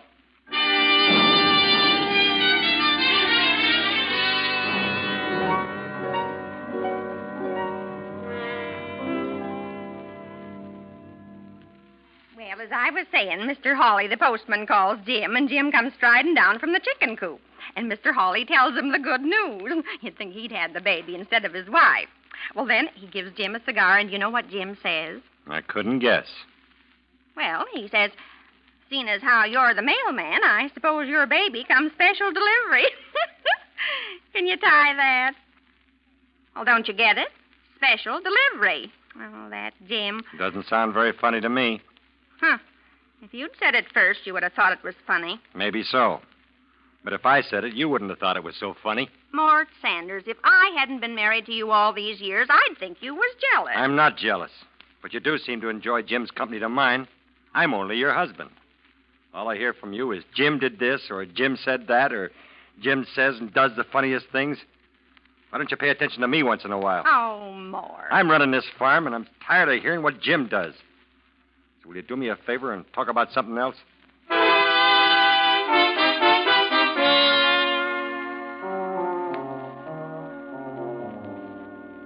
You shouldn't get so angry, Mort, because anger leads to all kinds of human excesses. You might even do something you'd be sorry for later.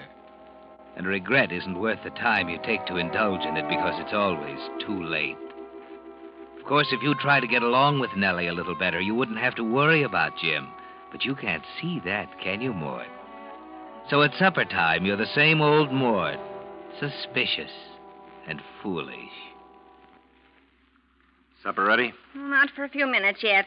Jim won't be in for a while. He's working on the tractor. Well, if he can't make supper on time, that's his tough luck. Well, just the same, it isn't ready, so you'll have to wait.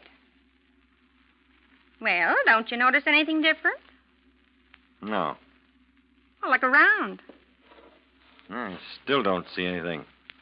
What's it all about? Well, if it had teeth, it'd bite you. Over there in the corner. Bookcase. Where'd you pick up that thing? It's kind of small, and it doesn't have any books in it yet. But it is pretty, isn't it? I don't know. Where'd you get it? Nice red color. I ask you where you got it. Well, for goodness sake, stop shouting. I can hear you. Jim made it. What'd he do that for? Well, how do I know what he did it for? I guess maybe he heard me say once that I wished I had a bookcase and thought it'd be a nice thing for him to make one for me. Oh, he did he? How much further is he going to go with this sort of thing? He acts as if he was your husband instead of me. Well, Lord knows you never buy anything for me. Pinching every penny. What I do with my money is my business. Oh, now, Mort, don't get your blood up. Well, why shouldn't I get my blood up? You seem to be interested in Jim more than anything else around here, even me. Every time I turn around, you're chatting with him over in a corner, or he's helping you with the dishes, or you're taking a fancy ride together into town. And if that ain't enough, every time you open your mouth, Jim pops out. Now, Mort. Don't now, Mort, me. I've had enough of it. Now that bookcase. Well, it's only a little gift, and it is pretty. Well, it won't be pretty when I get through with it. Mort, what are you going to do? Just watch me. You don't even own a book to put in this. I don't like useless furniture cluttering up my house. Oh, Mort, for heaven's sake, stop it. Are you going crazy? No, I'm just getting some sense. If you so much as lay a finger on that bookcase, I'll never speak to you as long as I live. Well, stop talking then, because here it goes. Mort, no! There. Take a look at your fine gift from Jim now. I hate you. You'll get over it. When Jim finds out if he's half the man I think he is, he'll beat you to a pulp. Where is he? I told you he was working on the tractor. For your information, fine lady, I'm going out and fire him. I don't want any wife stealer working for me.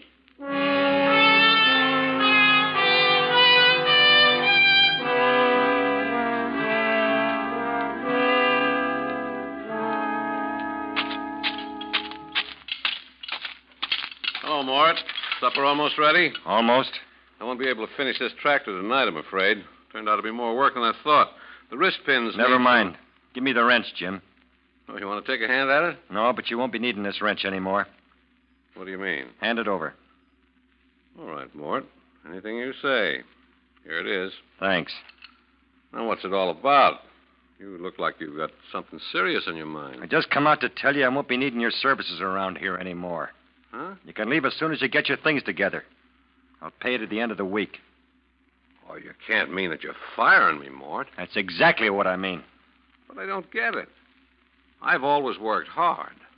Why, I always thought of this place as sort of like home. That's the trouble, Jim. You've been acting as if you owned the farm instead of me. Well, now, look, Mort. If I said anything to make you mad, I'm sorry. I don't mind you taking a big interest in the farm. But when you start moving in on my wife, that's where I draw the line. Your wife? Yeah. Why, I haven't done anything to your wife. Why, Nellie and I, well, we get along. That's the trouble. You get along too well. Every time I look around, you're with her, telling her stories or taking her someplace or making something for her. And I don't like it. I don't want to see any more of it. So get your clothes together and get out. Now, look, Mort, You're talking kind of rough. I'll talk any way I want to. It's my land, my farm, and my wife we're discussing.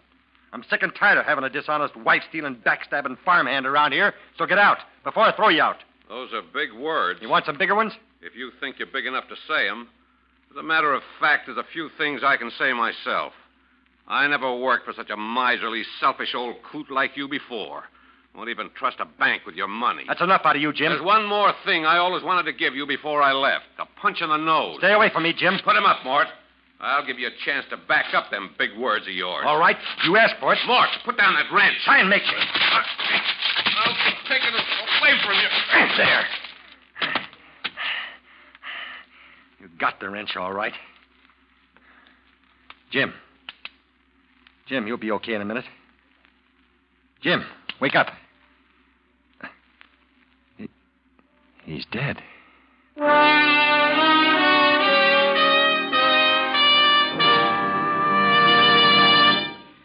If we of the Whistler cast sound a bit on the excited side tonight, there's a good reason.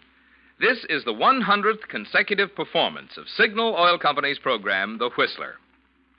Because of your enthusiastic letters, Signal Oil Company has continued The Whistler without interruption even through the summer when so many programs go off the air. And month after month, The Whistler's popularity has grown until, for the past 8 months, it has ranked tops in popularity among all West Coast programs. We of the cast want to thank you for your loyalty, which has made this record possible. It's our richest incentive to keep every performance a top performance, so you'll continue to tune in on the Signal Oil program each Monday night for more broadcasts of The Whistler. And incidentally, next time you're out driving, we of the cast also hope you'll stop at one of the friendly service stations displaying Signal's familiar yellow and black circle sign. And try that other great Signal success, the new Signal gasoline. There's no better way to tune in top performance for your car than with today's power-packed new super fuel, new Signal gasoline. And now, back to The Whistler.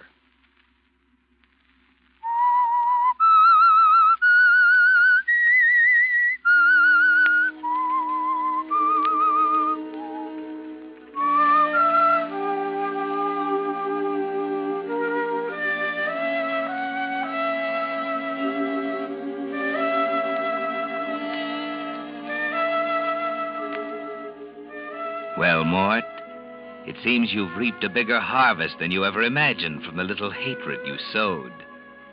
But it's not a crop to be proud of because it's a harvest of death. After you killed Jim Hayward, you didn't know what to do with his body. You had to think. But thinking takes time. So after finding a temporary hiding place in the barn, deep in the soft, fragrant haymow, you turned back to the house for supper.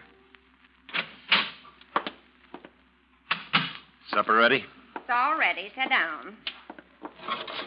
Coffee or milk? Coffee. Sit still. I'll get it. Here. Well, what's the matter? Oh, yeah. You startled me, I guess. Where's the sugar? Where's the sugar? For land's sake, it's right in front of you. What's the matter? Can't you see? I didn't notice it. Well, isn't Jim coming in? Hmm? I said, isn't Jim coming in? Not right away. Well, he can't work much longer. It'll be dark in a few minutes. Potatoes will be cold if he doesn't come in soon. I knew you wouldn't fire him. You couldn't fire Jim, not after he's been with us all... Cut it, will you? All right, Mort. I took care of the bookcase. I finished breaking it up, and I put it in the stove. When Jim comes in, I'll say, I got some bad news for you. But I expect you can take it. Seems I fell up against the bookcase. It wasn't very big anyhow, you know, and I broke it. Mort, you're not eating a thing. Huh? Oh, I was listening to you. Well, it's about the first time you ever were. Well, Jim should be in here by now. I think maybe I'll look out the window and wave to him to come in and eat his supper. Mort. What? It's getting dark, and I can just barely see the tractor, but I can't see hide nor hair of Jim. Can't see anything moving out there. Sit down and eat your supper. Jim's old enough to take care of himself. Well, I suppose he's putting the tools away. Jim's always the careful one. Mort, you're still not eating. I'm not very hungry. I bet Jim's got a big appetite tonight. Will you stop talking about Jim?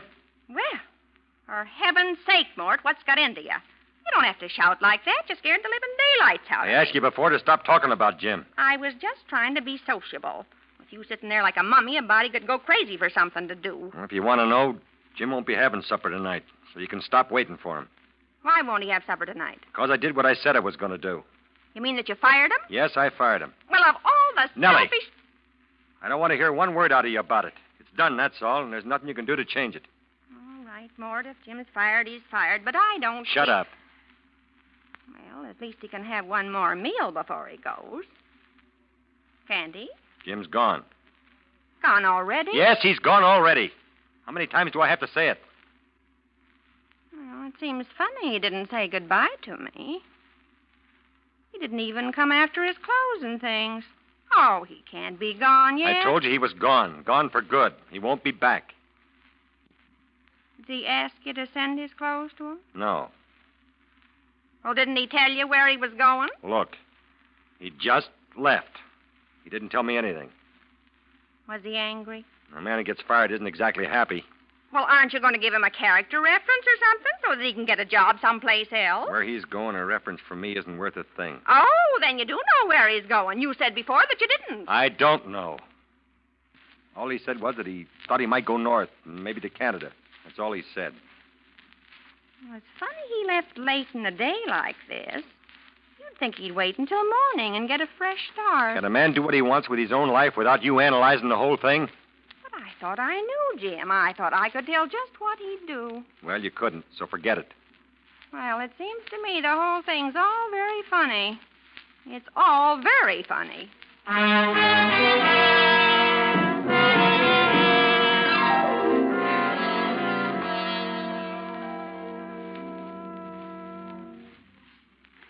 Well, it's 11 o'clock, Mort. 2 hours past your bedtime. Mort. What? Well, don't you feel well, Mort? That old kidney trouble isn't starting up on you again, is it? Because if it is, we still have some of the medicine left, the stuff that Dr. Kermit I prescribed. told you I'm not sick. So stop trying to give me medicine. All right, I was just trying to be helpful, that's all. After all, I am your wife. Sometimes I wonder. Well, that's a nice thing to say. Oh, forget it. I know what's bothering you, Mort. You do? Yes. You fired Jim over a petty little argument, and now you're sorry. Am I? But don't you worry. If I know Jim, he'll be back bright and early in the morning, just as if nothing had happened, and you'll both be plowing up land together just as happy as you please. Got it all figured out, haven't you? Oh, sure. Jim couldn't stay away any more than you could have him stay away. He's just like one of the family. He probably just went into town, had a few drinks to help him forget things for a while, but he'll be back as happy and friendly as ever. You wait and see. How many times do I have to tell you Jim won't be back? He's gone, for good. Oh, not Jim. I tell you he's not coming back. I wish you'd stop talking about it. All right, Mort. All I can say is wait and see for yourself. Why don't you go to bed? Oh, not until you do. I'm not going to let you sit here all alone making yourself unhappy over a little mistake. Why, good heavens, everyone makes a little mistake now and then. It's nothing to fret over. You know, just the same, I miss Jim already myself. Oh, it used to be comforting to watch him sit in the rocking chair, rocking back and forth, just as comfortable as you please, smoking away on his pipe. Nellie, look. The rocking chair. It's rocking back and forth. Just as if Jim were sitting there. How could it? How could it rock by itself? Oh, don't get all excited, Mort. Can't you see? It's only the cat. Huh. Here, I'll chase it away if it bothers you. There. Now, the chair won't rock anymore. Never liked that darn cat anyway. Now, don't go blaming anything on the poor little cat. She probably misses Jim, too. I don't miss Jim. Not one bit. What makes you think I do? Well, you're sitting there like you'd lost your last friend. What's that? Somebody's coming up the stairs. Somebody's at the front door. Oh, sit still. I'll look. Maybe it's Jim. Oh, it's only the screen door banging. There. Heavens, you're a nervous man tonight. It was only the screen door banging. I guess you forgot to hook it. Anyway, I fixed it. I'm going to bed. Well, at last. Now, maybe you can relax a little bit. You're so jumpy, you act as if you'd killed somebody.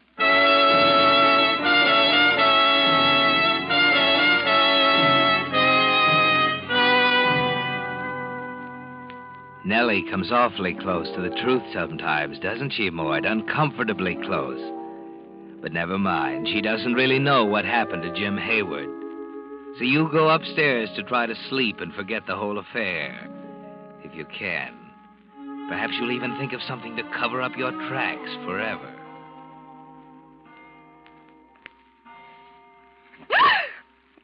Oh, it's you, Mort. Oh, you give me a start. I just opened my eyes and I thought I saw somebody standing over me. What are you sitting up in bed at this hour of the morning for? I can't sleep. Oh, just lay back on the pillow and relax. You'll go to sleep. I can't. Tried. It's too hot or something.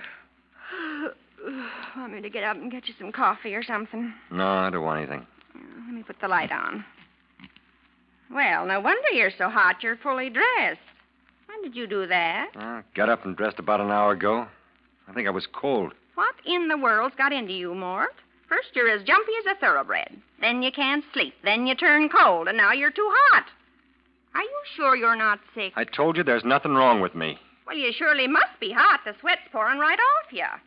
Now, there's no need to get so worried about Jim that you make a nervous wreck of yourself. He'll be back, I tell you. If you mention Jim once more to me, I'll strangle you to death.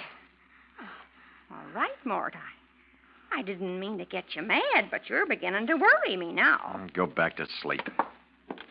Where are you going? Mind your own business. What are you lighting that lantern for? If you got to be so nosy, I'm going out to the barn. At this hour? Are you out of your mind? Look, you just go back to sleep and keep your nose out of my business. I won't mind my own business. Mort Sanders, tell me where you're going. All right. I'm going out to the barn. I'm worried about something. One of the horses. What's the matter with it? I don't know, but she's been kind of sick today. I want to take a look at her. You're up to something, Mort, and it isn't a horse. What is it? Wouldn't you like to know?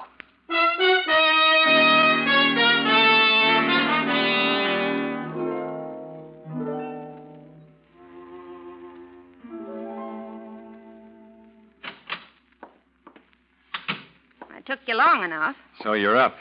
Well, I couldn't lie up there in bed while you're gallivanting around the farm at 3 o'clock in the morning. Get back to bed. Well, I put some coffee on. We might as well have a cup now that we're up. I don't want any coffee. Where's the lantern? Do you always have to ask him any questions? I haven't got it with me, have I? I left it in the barn. Mort, look out the window. That barn. The barn is on fire. Pretty in it. Well, do something. Don't just stand there as if you were enjoying it. The horses, they'll be burned alive. There are no horses in the barn. They're all out in the pasture. Mort Sanders, you're a murderer. Shut up. I won't shut up. Don't try to pull the wool over my eyes. I'm not so innocent as I look. I know why you couldn't eat and couldn't sleep. I know why you were cold one minute and then hot the next. You didn't know I knew, did you? I told you to shut up. I was looking out the window when you fired Jim. I saw you hit him with a wrench. Jim's dead, and you killed him. If you ever say that again, I'll kill you. You don't frighten me. You hid Jim's body in the barn, and now you're burning it to get rid of him. You're as much to blame as I am. Jim had no right to be fooling around with my wife, and you had no right to let him. At least he was human, not a grouchy old man who wouldn't talk half the time. Go on up to bed. I won't. Do you want to know something? I was in love with Jim, and he was in love with me. We were going to run away together. And here's something else. I don't want to hear it. You'll want to hear this. Yesterday, I took all the stocks and bonds that you'd bought with the money that you've saved in 15 years, the whole $20,000 worth. But you were too afraid to leave in a bank, and I gave them to Jim. Are you telling me the truth? If you're lying, I'll kill you. I'm not lying. Jim had the oilskin pouch with the bonds in his inside pocket when you murdered him, and now they're burning up. I don't believe you. If you don't believe me, look in the steel box in the desk. You did. You did, you thief. You gave him all my bonds. Told you I did. It won't do you any good slapping me. They're burning up right now. I'll get him. There's still time, and then I'll get you. Hurry, Mort! Hurry! You lose your power! I'll get him. I'll get him. Don't worry. Hurry, Mort! Hurry! Your bonds are burning up! The barn will only last long enough. I'll get him. There's so much smoke and fire. I can't see. You shouldn't have poured that gasoline around. But the roof will hold it.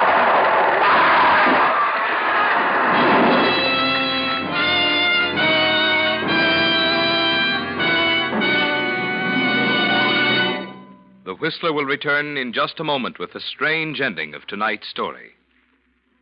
Meantime, because the gasoline you use has so much to do with the performance you get from your car, I think you'd be interested in knowing how a new scientific development has put amazingly increased power into that great new super fuel, new signal gasoline. You see, science has long known that the way the atoms in gasoline molecules are arranged determines how much power you get from the gasoline. Well, in old-style gasolines, the atoms were left just as nature arranged them. But recently, certain chemists found how to rearrange the atoms in gasoline molecules in an entirely new way. The result is new signal gasoline with amazing new power. Power so immediately apparent you can feel it, see it, hear it. It's because of this superior performance you can actually recognize the moment you step on the accelerator that we urge you to let one tankful of new signal gasoline talk for itself. Let its quicker starting, faster pickup, higher anti-knock, and longer mileage demonstrate in your own car why new signal gasoline actually is the new post-war gasoline you can prove is superior. And now, back to the Whistler.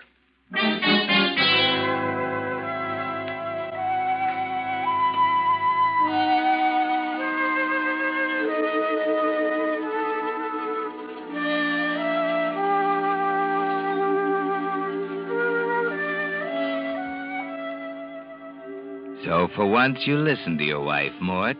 For once you took her advice and hurried into the burning barn. And to death. Of course, the flames lighted the night sky and brought a crowd of neighbors, but there wasn't much they could do. They stand outside the house watching the last glowing embers, talking in hushed tones. But you can't hear them, can you, Mort? It's awful. Awful. Both of them at once this way. Constable figures Mort must have gone in to try to save Jim. Jim was almost like one in the family, you know. Yes. What about Nellie? Is she all right? She's just sitting in there in the rocking chair by the window. Stunned, I guess. Oh, poor soul. I'd best go in and see if I can comfort her.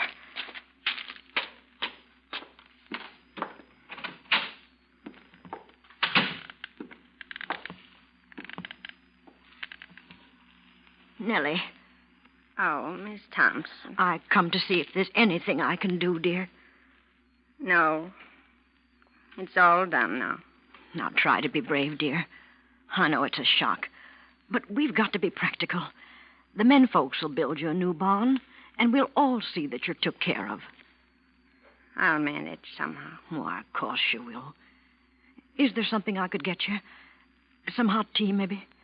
No, thank you, Miss Thompson. I'd just like to sit here a while. Well, of course, I understand. We're all so sorry about Mort and Jim, too. But everything will be all right. You just keep telling yourself that. Everything will be all right. Yes, Mort. They're all so sorry about you, and Jim, too. And Nellie, poor Nellie, just sits there sniffling and rocking through the night in Jim's favorite rocking chair. Through the night until dawn.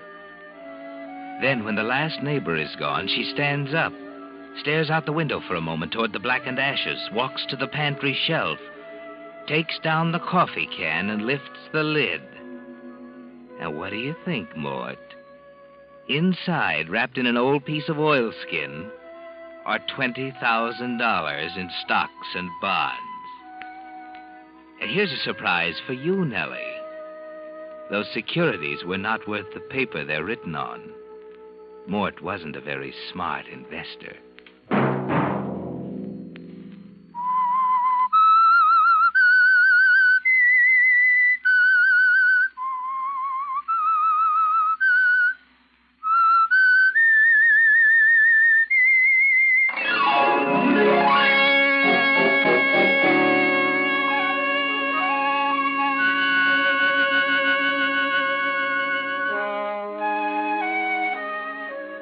Next Monday at 9 o'clock, the Whistler will bring you another strange tale. The Whistler is broadcast for your entertainment by the marketers of Signal gasoline and motor oil and fine quality automotive accessories, and by your neighborhood Signal dealer. This program, directed by George W. Allen, with tonight's story by John Hayes, music by Wilbur Hatch, is transmitted to our troops overseas by the Armed Forces Radio Service. This is Marvin Miller speaking, and suggesting that you try new Signal, the new gasoline you can prove is superior. This is CBS, the Columbia Broadcasting System.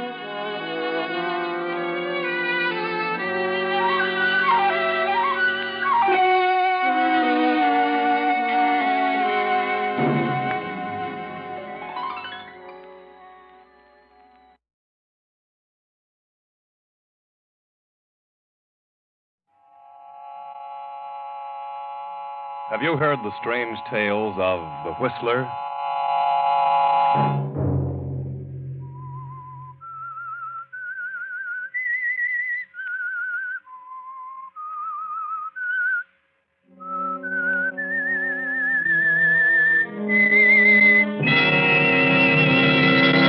I'm the Whistler.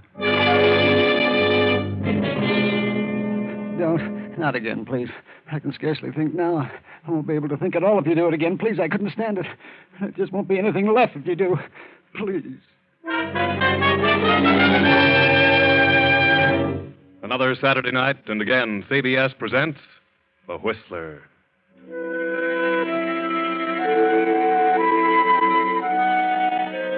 I, the Whistler, know many things, for I walk by night. I know many strange tales, many secrets hidden in the hearts of men and women who have stepped into the shadows. And so I tell you tonight the weird story of Shadow of a Mind. See that man working there in his laboratory?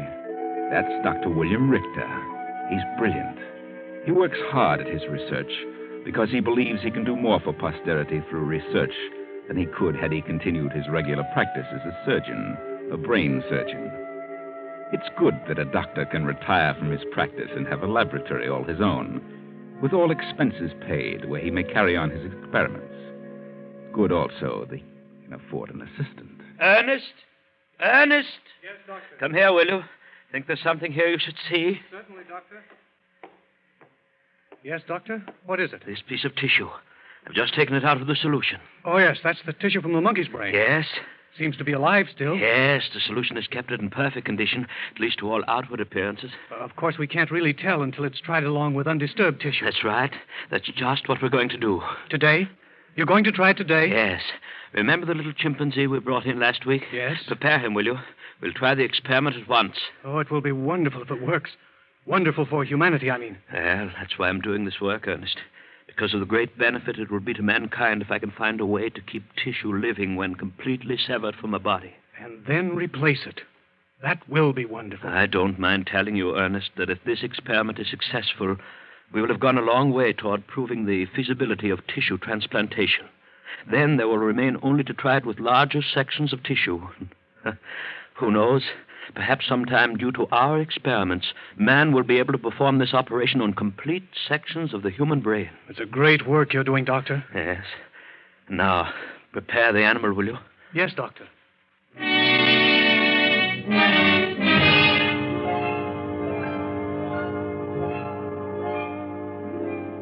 Yes, a great work, Doctor. Such a benefit to mankind. And such a benefit to you if it's a success, and to those whom you love. Come in. Oh, Elaine. Hello, I'm glad to see you. Oh, I didn't want to disturb you, Father, but I've wonderful news. Terribly important news. Wait a minute. Don't you think you should give me an opportunity to at least say good afternoon to your young man? Oh, I'm sorry, Father. How do you do, sir? Hello, John. And now, Elaine, what is this news that is so vital? Well, it's about John and me. That's why I brought John along. We're going to be married. We came to ask your permission, sir. You are in love? Oh, yes, Father. Very much, sir. Oh, at least that's what you think now. But, Father... Oh, I know. Love hits you hard when you're young. I just want you to be sure, my dear. You see, This comes as rather a surprise to me. A surprise? Yes, a surprise, and I might say a slight disappointment. Disappointment? Yes, I'd hoped you'd finish your school and then come here to help me. Oh, I know how you feel about your work, Father. I know how important it is to you. It's important to me, too. I want you to continue it, but, well, I don't want to give up love simply to assist you. Don't you see, it's your work, not mine. Marriage is what I want. Yes. How soon do you wish to marry? As soon as possible, sir. Then I can only tell you that I advise strongly against it. As you know, Elaine, I cannot order you not to marry this man. No, Father, you've been wonderful to me. I want to repay your kindness. And I think I can do so better if I'm leading a happy, normal life. I hope you're right, Elaine. I can still only advise against this marriage. If you do it, you will do so against my will and judgment. The specimen is ready, Doctor. Huh? Oh, thank you, Ernest. And now, if you'll excuse me, I'm in the midst of a rather important experiment. Just a moment, Father. If there's something about John to which you object, I think it's only fair that you should tell us now. Oh, my objection has nothing to do with John. I admire him. I've always considered him a brilliant young man. Thank you, sir. If I wished you to marry anyone at this time, I should as soon it were John as anyone else. Then why? What is it, Father? It is simply my wish that you do not marry at this time. You see, my dear, I'm not young, and the thought of losing you perhaps makes me slightly selfish about you. I only ask that you consider my request. I do not demand that you obey it. Oh, I'm talking too much. I must go. Think it over. Carefully. Oh, I'm sorry, Johnny. I had no idea he'd behave this way about it. I thought he'd be glad. He's always been so nice to me. I thought, of course, he'd be happy to see me married. Well, he didn't seem much concerned over your happiness. He seemed more interested in the effect your marriage was going to have on him or his works. But if I were happy, you'd think he would be. I don't see how marrying you could have any adverse effect on him. I wonder.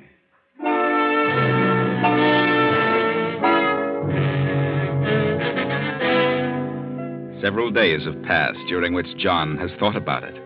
Wondered why the doctor doesn't want his daughter to marry. Thought and searched for a reason. And he's found that reason. But he hasn't told Elaine. Not until he has another talk with the doctor privately. John and Elaine are driving along the twisting highway to her home. Why on earth did your father ever have his laboratory in such an out-of-the-way place? Oh, he works a lot with animals. They might disturb people if he had close neighbors. Yes, I suppose so. Looks as though he might have picked a straighter road. Johnny, why are you so certain that you can convince Father our marriage is the right thing? Well, the only reason he objected was because of what it might do to him. I know what that was. And I can assure him that the result of our marriage won't be what he feared. But why won't you tell me? Oh, now, darling, don't you worry about that. Here, give me a kiss. Oh, Johnny, Johnny, look out! The bridge! Look out, we're going over!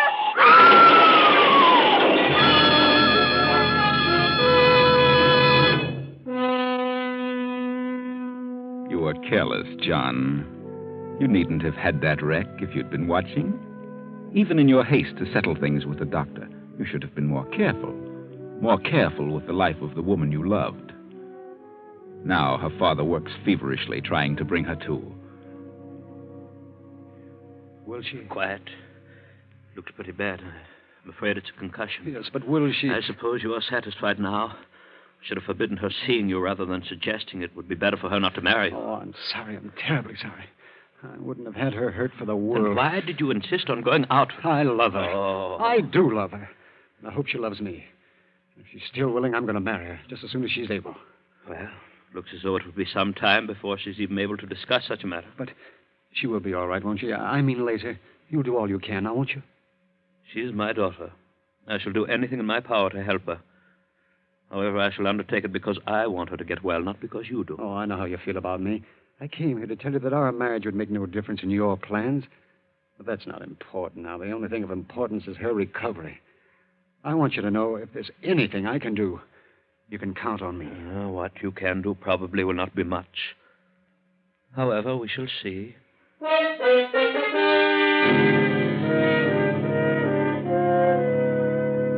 Not much you could do, John. If you'd only realized then just how much you would do, maybe you wouldn't have been so anxious. It hasn't been pleasant, though, has it, all these days of waiting while Elaine came out of her coma and then lapsed back in again. And when the doctor operated on her, that was hard on you, too. These short visits you've been allowed with her. Does it seem strange that the doctor won't let you stay too long in the room with her? You'll have to leave now, John. Remember, I told you could only have a few minutes. Oh, yes, all right. I'll come again soon, Elaine. And don't you worry. Everything will be all right. Goodbye, John. I hope you can come again soon. What do you mean everything would be all right? Oh, just about us. Well, what does he know about it? What does he know about your condition? He thinks as I do that I'll soon be well. Oh, does he?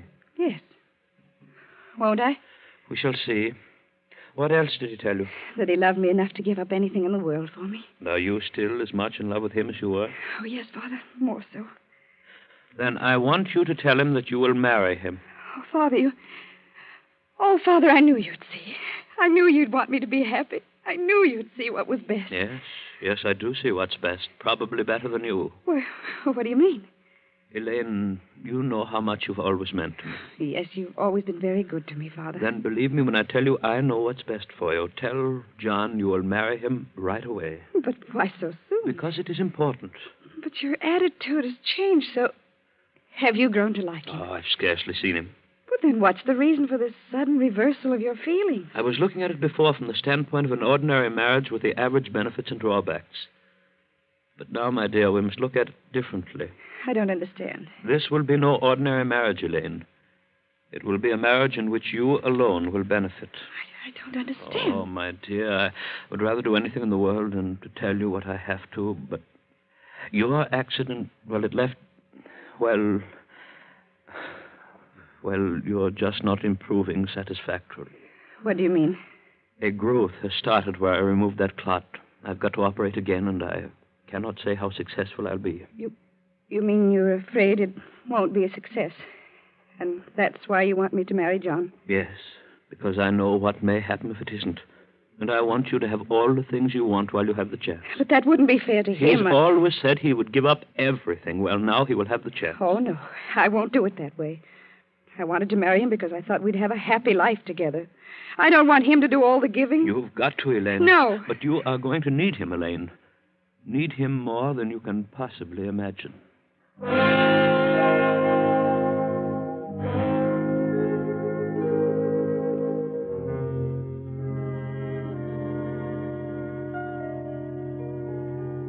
And so that is the way things are, John. She told me how much you love her, and now's your chance to prove it. Oh, Elaine, the poor girl.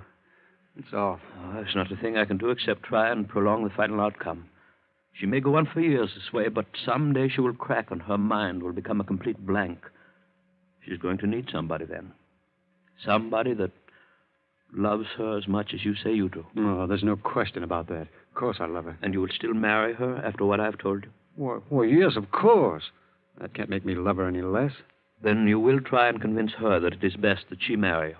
Yes, I will. Because, you see, regardless of what you think, I do think it's best. I always have. I think so, too. Now.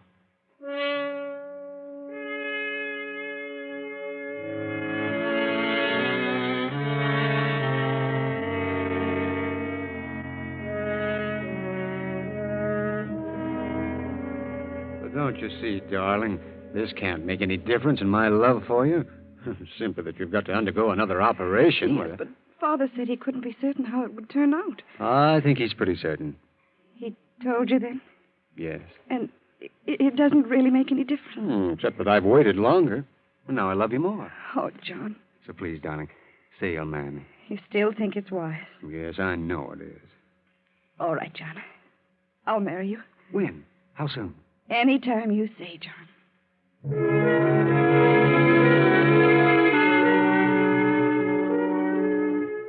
It's good to know that someone loves you enough to marry you even when you're ill, isn't it, Elaine?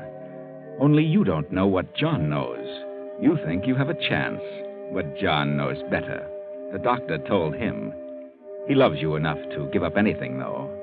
Yet he doesn't suspect what he's going to be called upon to do, and neither do you, Elaine. Neither do you.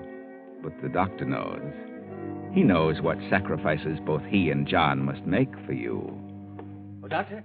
Doctor, can I speak to you for a moment? Oh, of course. What do you want? It's about Elaine. She seems to be getting worse. She's been in a coma every time I've seen her in the last several days. Yes? Is she really worse? Do you know what's causing the comas? I do. Well, isn't there something you can do, some way to stop them? I have something in mind. I shall have the opportunity to try it soon. And you think you can? We can only hope. Oh, by the way, I may need your help in the morning. I suggest you get a good night's rest. Well, are you going in to see her now? Yes. Then may I go in with you? You are very nervous tonight. I don't think your presence would be good for her. Besides, I want you to rest. We have quite a task ahead of us in the morning. Oh, yes, but... I suggest you go to your room now. Oh, here. In this envelope are some sleeping powders. Be sure you take them. You'll need a good night's rest. Yes, but Elaine, If you will cooperate, I think I can assure you that Elaine will improve rather rapidly from now on. Now, please do as I say. Well, all right, then. And good night. And please let me know in the morning. I shall.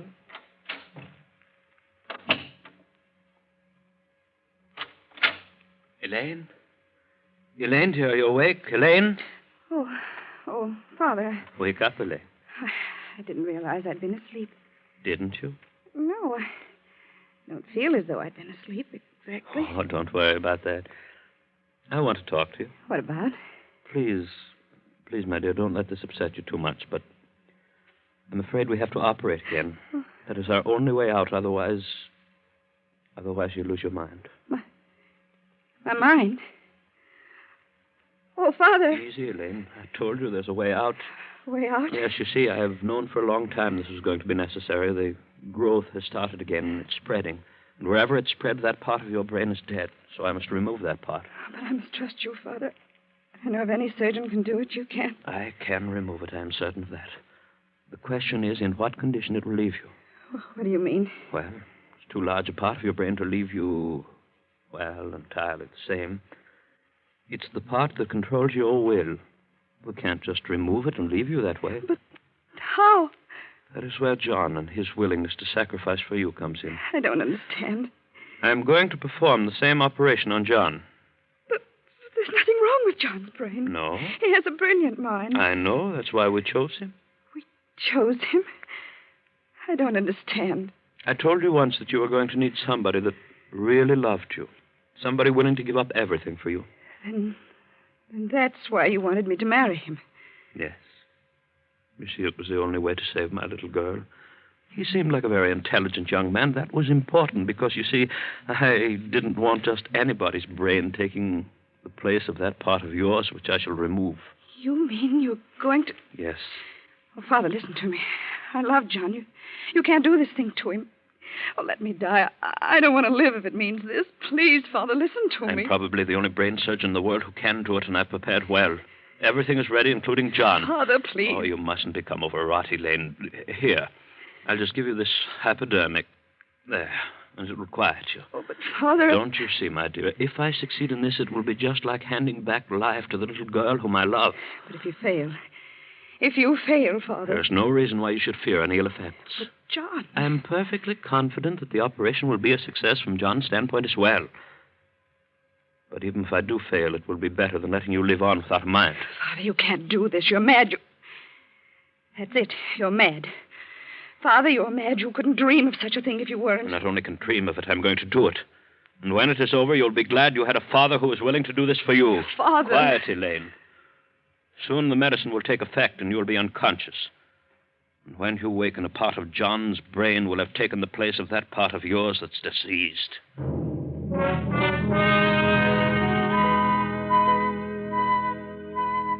The operation was a success, a complete success for Elaine. A fine piece of surgery, Doctor. You must feel highly pleased with your ability. A pity this operation can't become a contribution to surgical science, but I doubt that you'd want the world to know. And you, Elaine, you look so different since you've been up and around. Your will seems so strong. And your attitude toward John. What's happened to your love for him? Elaine, what are you getting ready to do? I'm going out. You're going out again? Yes, do you mind? Well, I thought maybe you'd stay with me tonight. You were out last night. It's awfully lonesome just sitting here in this room. Never getting out, never seeing anyone. You're in no condition to see anyone. But I'd like to see you, Elaine. When you stay home, I like to see you. Well, I'm not staying home. I'm not sitting around here spending another dull evening with you. Suppose I am dull. I can't think. I had something I wanted to tell you. I remembered it this afternoon, something I intended doing before we were married. But, I can't remember what it was. Oh, you can't remember anything. All you can do is sit around and whine. Oh, why do you talk to me like that, Elaine? You used to love me. I remember you said you loved me once. And I love you, Elaine. I've always loved you.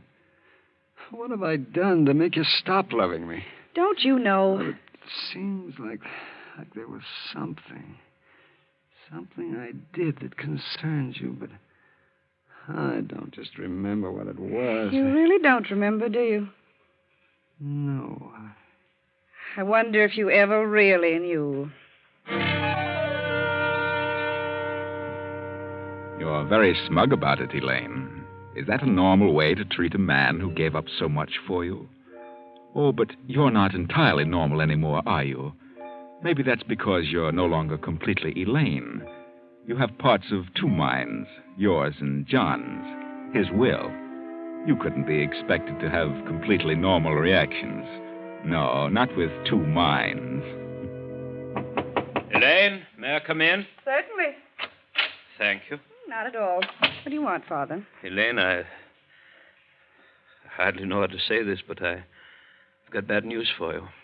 About your trouble. Those X-ray pictures we took, they show a return of the growth. We didn't get it all last time. Is it bad? Well, it's very small now. If we get it soon enough, we should be safe. Then you're going to have to operate again. Yes, if we're to save your mind. And what about Elaine? What's going to happen to her? What did you say? I said... Funny, I don't remember what I said. Never mind. Do you think John will be agreeable? Oh, he's agreeable to anything I want. He doesn't seem to do anything of his own volition. Just what I wish him to do. Then you had better tell him. All right. John! John, come in here. He's been a very good husband for you, Elaine. Yes, hasn't he? Not as husbands go, perhaps, but... You tell me to come in here, Elaine? Yes. Well, John, do you still love me? Oh, you know I love you. I always have. Then you can do something more for me. Oh, well, that's good. What can I do for you, Elaine? The same thing. Again. The same thing? Well, I don't remember. Oh, no. No, I didn't do anything for you. You did something to me. Don't do it again. Not again, please. I can scarcely think now. I won't be able to think at all if you do. I couldn't stand it. There just won't be anything left. Oh, yes, there will. There will be me. And you love me. Remember, John?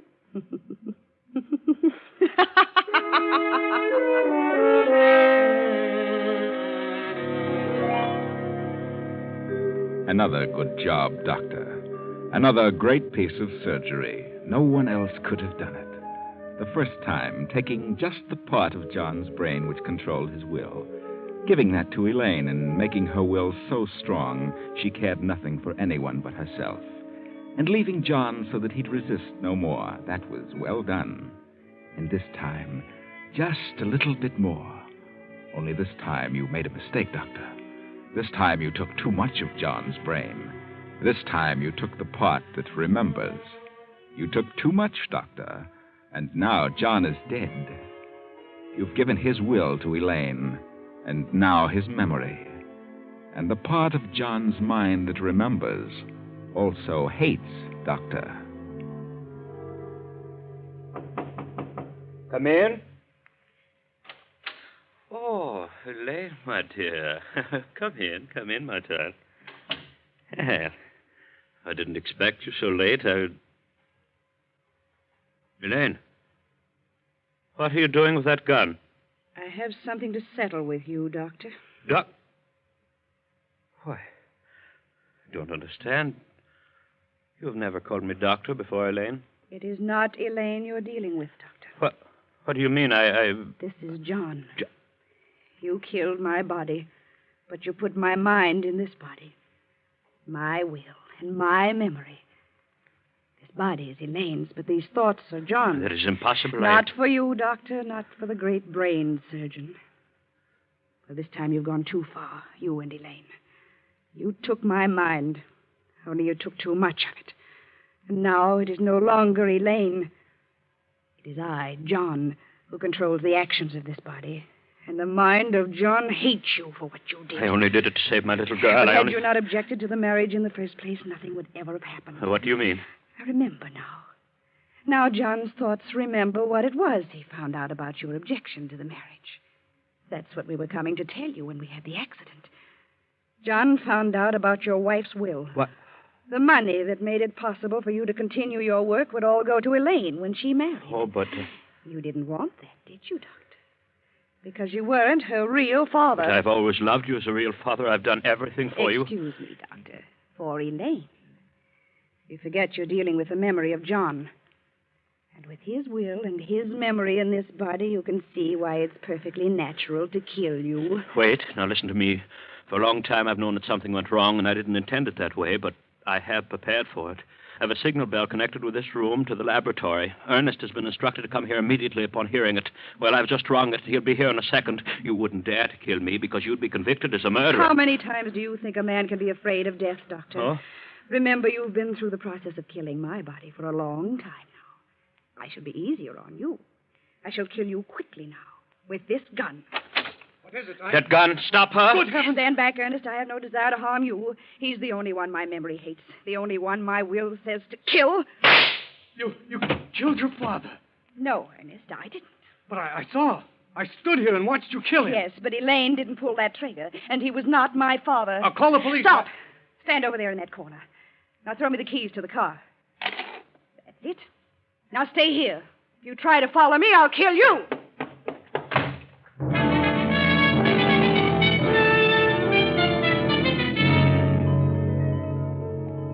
And so you've settled scores, haven't you, John?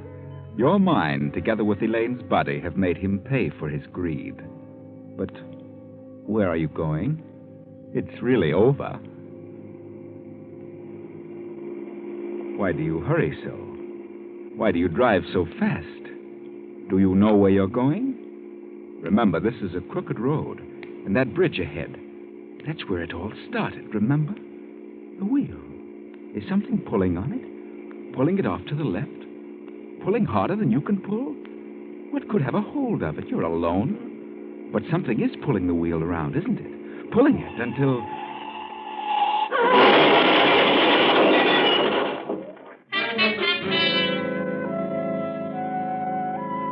That's really the best way. They couldn't go on with John's mind and thoughts in Elaine's body, and now they're all dead. John, William, and Elaine. John, the innocent victim. Elaine, the guilty accomplice. And William, the great brain surgeon who tried so hard to save Elaine. You think so? Well, what neither of them knew was that there was never anything wrong with Elaine's brain in the first place. Her comas were induced by medicines administered by William in his efforts to convince them that something was wrong with her. Because that way, he'd have a reason for attempting his fiendish experiment in brain surgery. He was a good surgeon. He was too good. But he didn't think his transplantation of brain tissue might also carry with it the will and memory. And when a will as strong as John's combines with the memories he had, well, you could hardly blame him for killing the doctor, could you?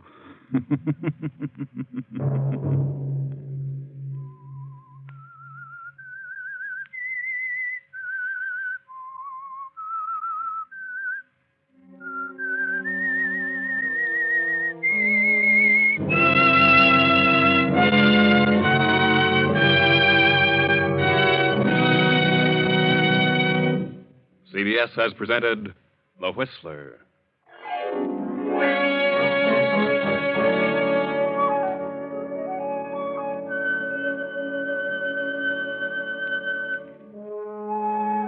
Original music for this production was composed and conducted by Wilbur Hatch. Tonight's story was written by Dwight Hauser and directed by J. Donald Wilson.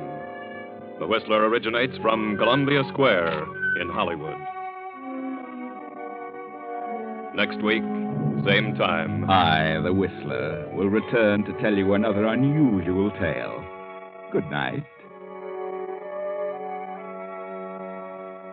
This is CBS, the Columbia Broadcasting System.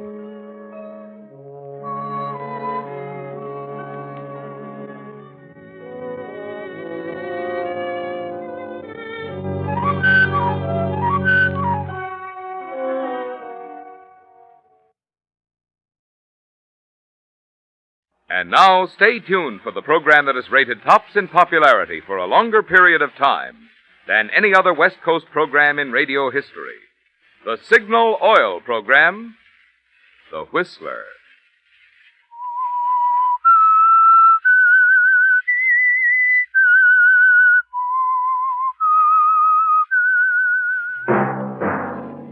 Signal, the famous Go Farther gasoline, invites you to sit back and enjoy another strange story by The Whistler.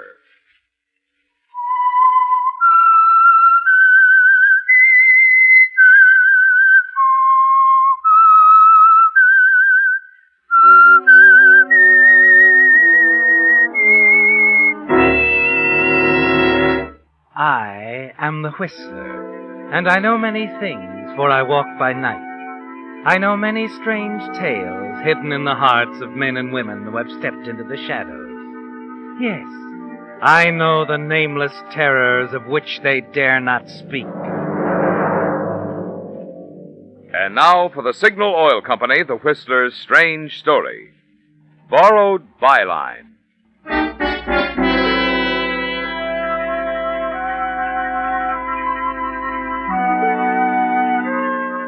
The trip from Calcutta to Hong Kong had been hot and dull, and Craig McKelvey was glad when the slackening of the ship's engines told him they were moving through Laiman Pass into Hong Kong roads. At the railing outside his stateroom door, he could see the lights of Victoria rising from the jam-packed esplanade to the luxurious villas high up on the peak, and off to the starboard other lights marking Kowloon Point on the mainland. He was glad now that he'd taken the bull by the horns and come here. Calcutta was a fine place for a year, even 2, but 6 years had been too much.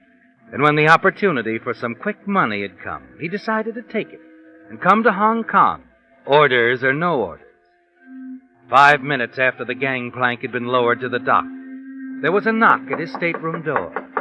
Craig McKelvey smiled as he turned to open it. Solandrum hadn't changed a bit. Still as prompt as ever. Well, Alphonse Solandrum. Good evening, McKelvey. Nice to see you again. Yes, indeed. Have a chair. Thank you. Let me fix you a drink, Solandrum. Scotch and splash? You're very kind. No, on the contrary, I'm very practical. You always discuss business better over a drink. And I know the wire you sent me had a deal in it somewhere. I thought I made that clear. You're never very clear, Solandrum. Particularly where money's involved. And what makes you think there's money involved, my friend? You don't think I'd jump my job and take a long boat ride to renew an old acquaintance, do you? Wait a moment. Jump your job? Well, not exactly. But my editor in London... Mr. Ames. All right, Mr. Ames fails to realize that at times a roving correspondent has to row. You might take a dim view of my sudden departure from Calcutta. I hope not. Huh?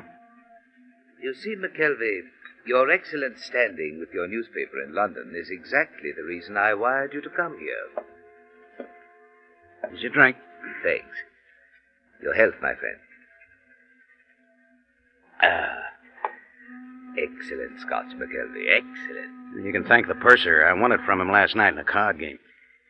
Now, what are you saying about my job? I think perhaps we'd better discuss mine first. I've established a new connection, McKelvey. I see. Representing a British importing firm. Sounds honest. It is. It's strange, Alphonse. I've never known you My past is a closed book, something to be forgotten. There's much to be done here, McKelvey. New worlds to conquer. The right man, the right set of circumstances, and the wealth of the Orient is here for the taking.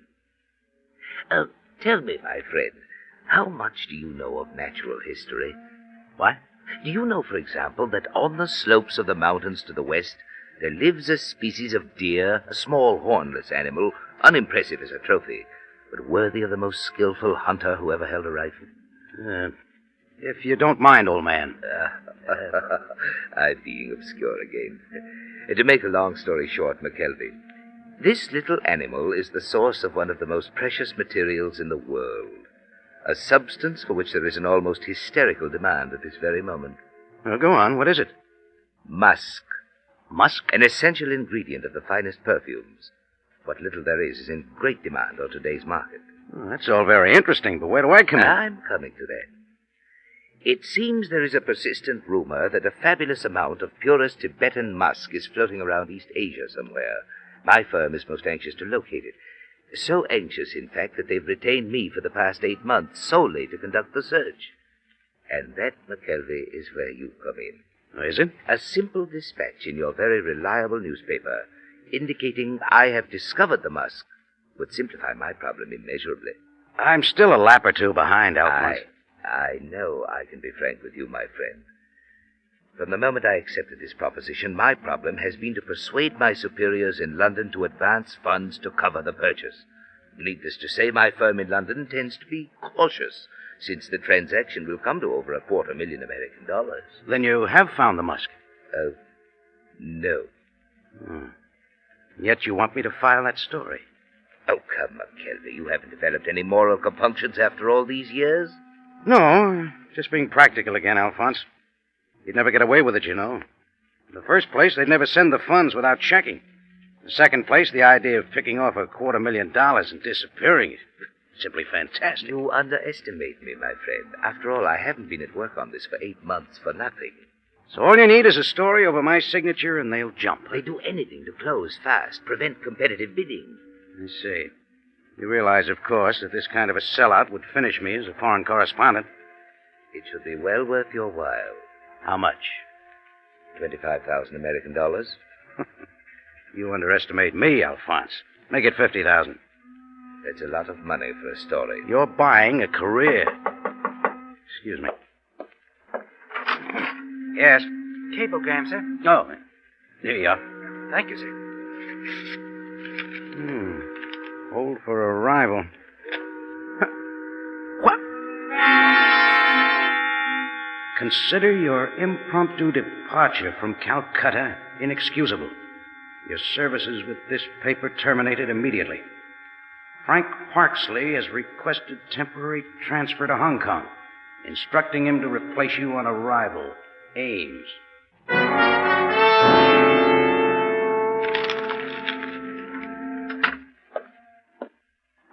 Anything interesting in your cablegram? Oh, nothing much. It was from Ames. Just another raise. Well, that's very fortunate. Your reputation with your paper must remain unimpeachable, McKelvey, until the story is filed. Yeah, I realize that. Now, how about the price? $50,000 it is. Good. When do I file it? After I prepare the way in London. We must be cautious now. Can't afford to be seen together. Suppose I meet you tomorrow night at 9 at the Twin Dragon Bar? Right. Well, Alphonse, here's to the story. Yes, my friend. To your story.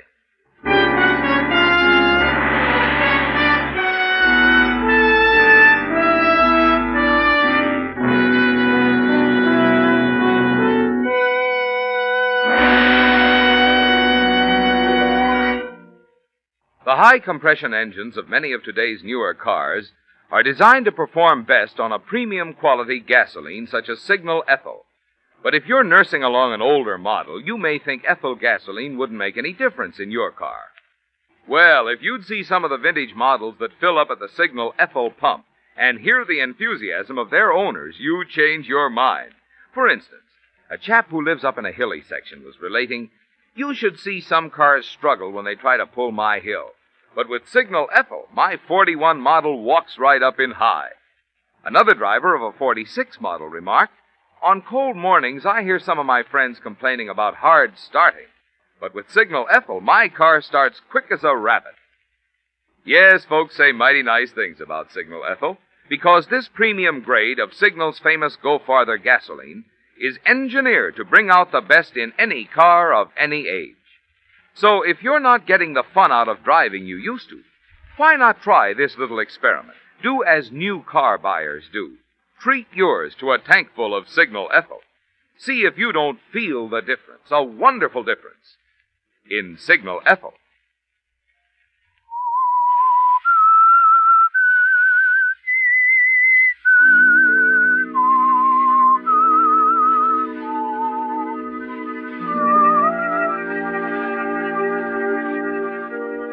It's strange, isn't it, Craig?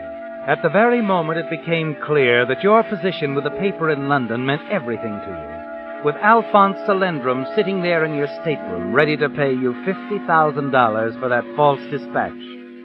The crushing wire from Ames discharging you arrived to change it all. You realized, of course, that Salendrum must never know about it. And even as you tore up your editor's message discharging you and turned to Salendrum, you were trying frantically to think of some way the story could be filed and published the following day in London. Salendrum's gone now, and you sit alone in your stateroom for a long time thinking. You remember that no one knows you in Hong Kong. Decide for the time being it has to stay that way. A few minutes after leaving the ship, you check in at a nondescript waterfront hotel. You've never been one to apologize, Craig, but this time it's got to be. You hurry down to the cable office, scribble the message out, and hand it to the clerk. Let me see now. Timothy Ames, Fleet Street. Can't believe you're serious. Came here on tip, underground movement very active in southern China. Know you will allow me time for full report. McKelvey.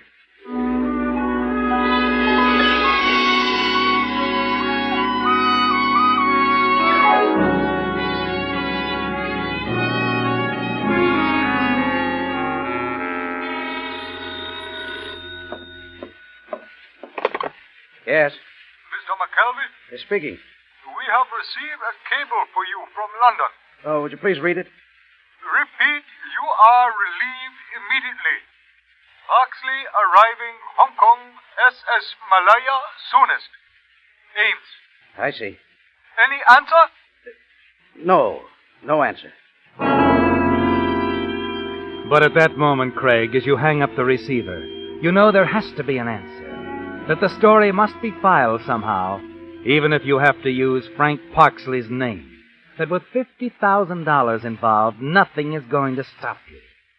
You call the porter's desk. Porter's desk? When is the steamship Malaya due in? Malaya? Sunday night.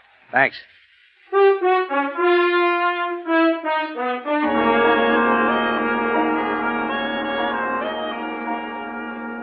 And Sunday night is uppermost in your mind as you sit with Salendrum later that evening in a dark booth at the Twin Dragon.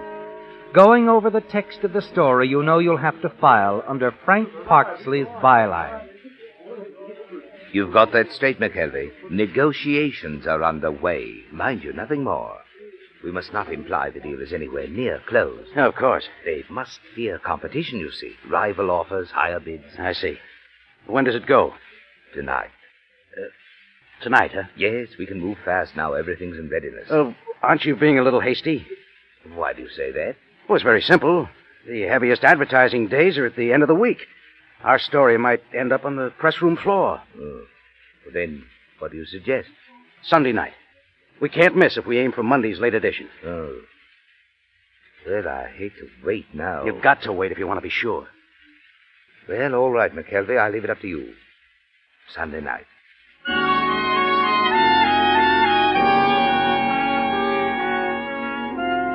Yes, Craig, it has to be the night Parksley will arrive on the Malaya, because your mind is made up, isn't it? On Sunday night, you're going to check out of the Hotel Oriental as Craig McKelvey. You're going to move into higher circles in the Victoria as Frank Parksley. And between the two, there'll be a murder.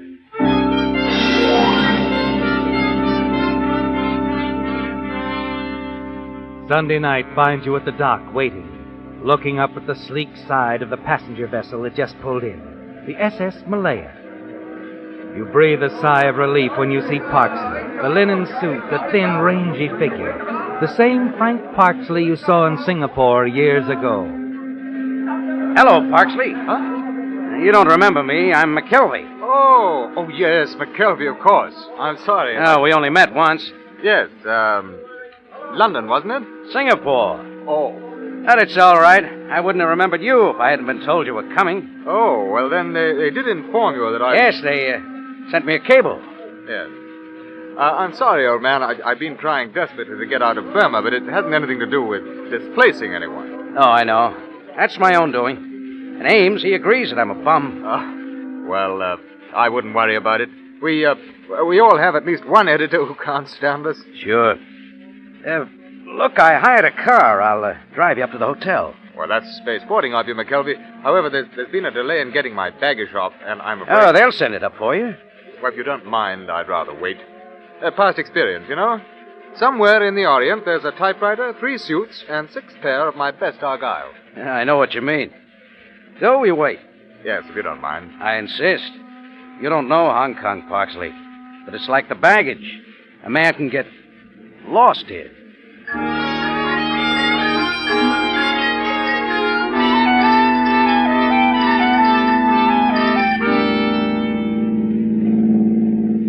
I was a little surprised when they named you as my replacement, Parksley. What struck you to want to leave Burma?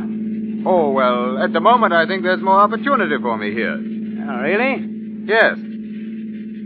I say, is this the road to the hotel? Well, it's a roundabout one, but I thought you might get a kick out of seeing the bay. Well, it's pretty all right.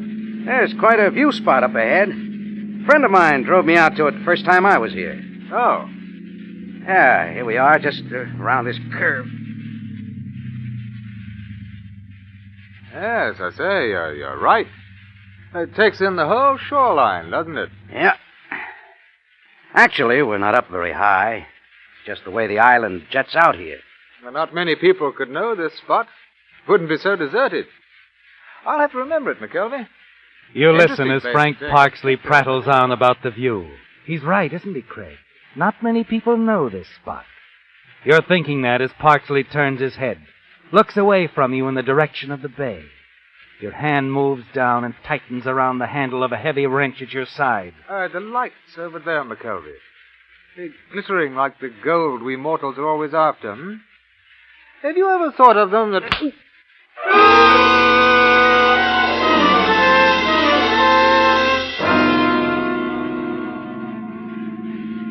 The drive back to town gives you your first chance to really let down since meeting Frank Parksley. It's over now, Craig. You did it. Killed Parksley and sent his body, heavily weighted with stones, over the side of the cliff and splashing into the waters of the bay.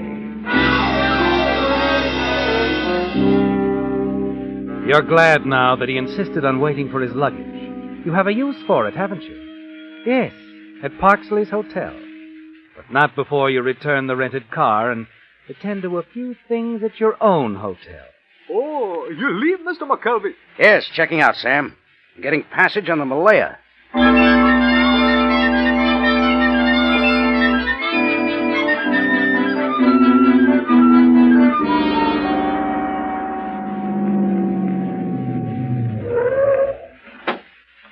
Here's the Hotel Victoria, mister. Right. There, here you go. Oh, thank you.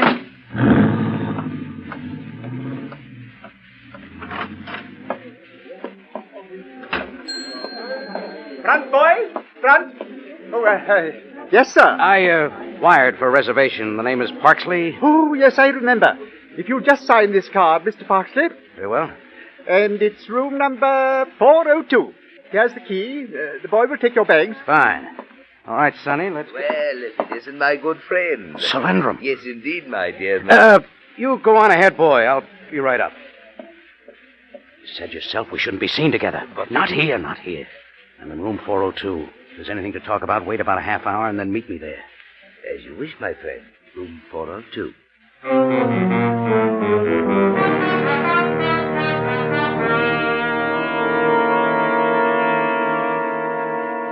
Hello. Hello. Yes, sir? Operator, I was talking to the cable office. Could you reconnect me? I was filing a dispatch for my paper. Oh, sorry. One moment. I'll get them again. Go ahead, Mr. Parksley. I'll give it to you from the beginning again. Hong Kong, August 17th. Supposedly well-founded reports indicate certain Alphonse Solendrum, agent for a London importing firm, negotiating for purchase of largest quantity Tibetan musk ever involved in single transaction. Solendrum, commissioned by his firm.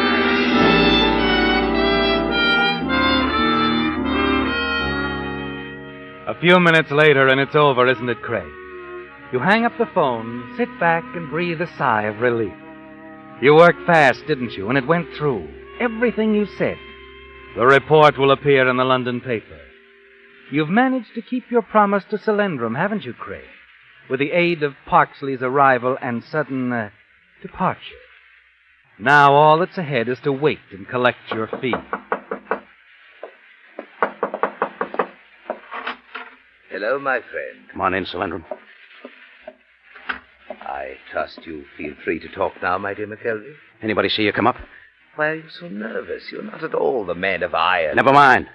Just don't like to ask for trouble, that's all. I did a serious thing. I hope you appreciate that. You've already filed the dispatch? I have. Oh. What's the matter? Don't tell me it isn't going to work. I have better news, McKelvey. Much better. News that will preserve your integrity as a correspondent. What are you driving at? Supposing I were to tell you that anything you said concerning the negotiations for my firm in London were true. Is that what you are telling me? Exactly. At long last, after 8 months, mind you, I have been contacted by letter. The man who has the musk wishes to discuss business with me. Now, wait a minute. We had an agreement. Oh, please, my friend, I'm forgetting. Not for one moment. As you say, we had an agreement, a gentleman's agreement. And because of it, you will receive the amount I promised. But if you have to make a legitimate purchase... I'm not above such an action, McKelvey, not under the right circumstances. You're meeting this man tonight? He's coming here to the hotel, yes.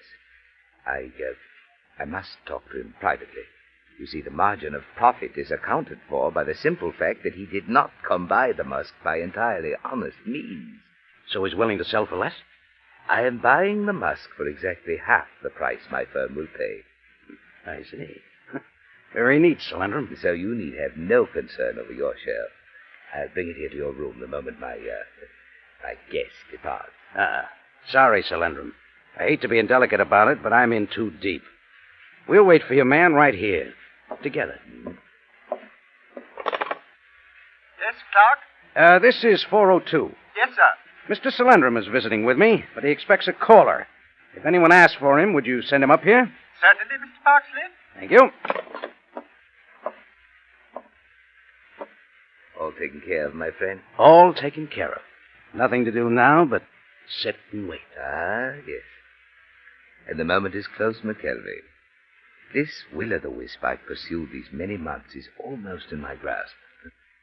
Think, man, in a matter of hours, perhaps minutes, we'll both be rich. And you are thinking, aren't you, Craig? There's a tense, nervous feeling inside you. And you know Solendrum senses it too. Both of you sit there in silence, waiting.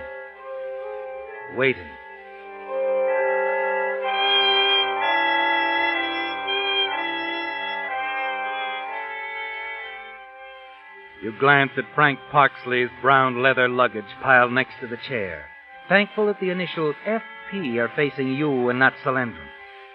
Too late to even wish now that you'd thrown it into the bay along with the body of its owner. 11 o'clock. 11:30. 12. You're both wondering now. So many things could go wrong. So much could happen to a man alone in Hong Kong, with over $200,000 in his hands. And then...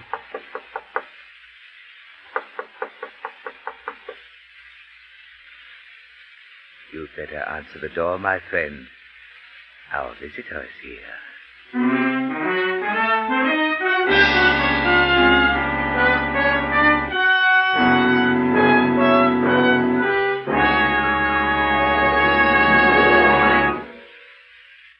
If you're not getting a new car, you naturally want your present car to keep performing as well as possible. Well, the lubrication and service a car gets have a lot to do with its performance. And that's where independent signal dealers shine. With them, you see, servicing cars isn't just a temporary job. It's a permanent business in which they've invested their own money.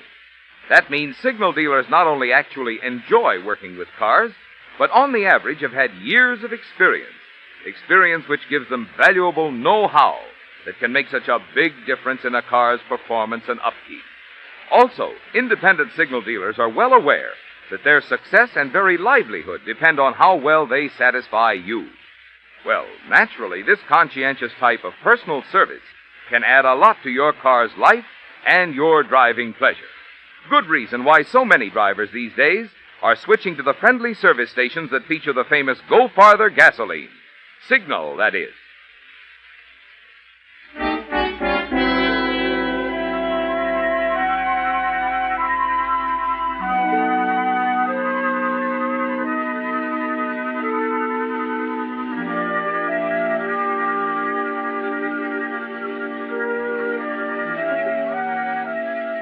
For a moment you can't move, can you, Craig? Then suddenly you find yourself on your feet. And in the few seconds it takes you to cross the room, the whole nightmarish story flashes across your mind. The cryptic wire Solyndram sent you in Calcutta, the fortune in Tibetan musk, the false dispatch, Frank Parksley's body lying at the bottom of the bay, and above all, the fear, the terrible knowledge of what will happen if they find you here in his place. Yes, Craig. From now on, you have to move fast. Good evening. I wonder if I'm in the right room. Oh, yes. The man you want is inside. Come in. This is Mr. Solyndram. Good evening. I presume you're Parksley? Parksley? Yes, Craig, the man I've been expecting. That's very interesting, Mr. Solyndram. I'm Inspector Wilson. I knew Frank Parksley wasn't working alone, so I've been following him ever since he robbed a trader in Burma of a fortune in Tibetan musk. Well, this is obviously something between you two gentlemen, so I'll... Oh, no, my friend, don't go. You're in this, too. You're quite right.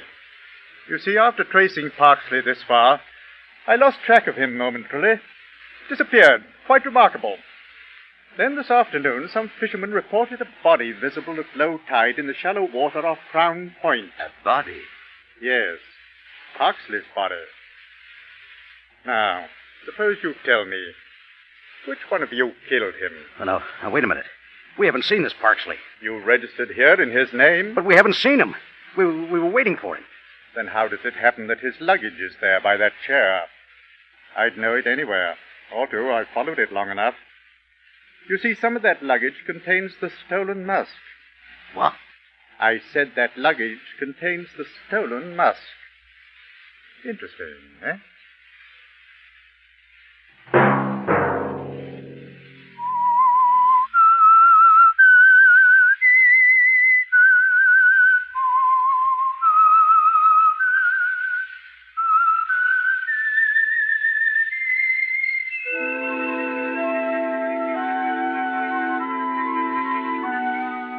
Let that whistle be your signal for the Signal Oil program, The Whistler, each Sunday night at this same time. Meantime, Signal Oil Company and the friendly independent dealers who help you go farther with Signal gasoline hope you'll remember, regardless of what gasoline you use, you'll enjoy more miles of happy driving if you drive at sensible speeds, obey traffic regulations, and avoid taking chances. You may even save a life, possibly your own.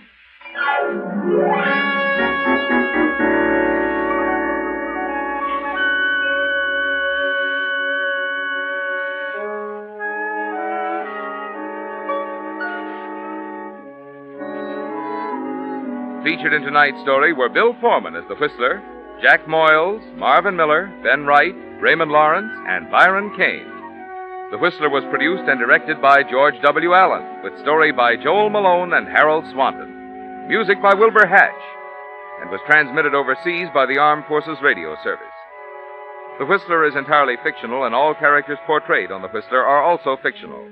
Any similarity of names or resemblance to persons living or dead is purely coincidental. Remember to tune in at this same time next Sunday, when the Signal Oil Company will bring you another strange story by The Whistler. Marvin Miller speaking for the Signal Oil Company. Stay tuned now for Our Miss Brooks, starring Eve Arden, which follows immediately over most of these stations. This is the CBS Radio Network.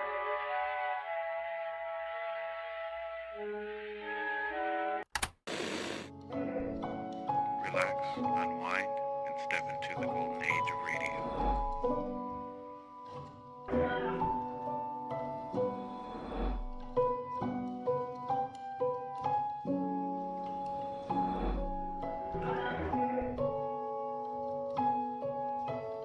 You're now listening to Golden Radio Hour.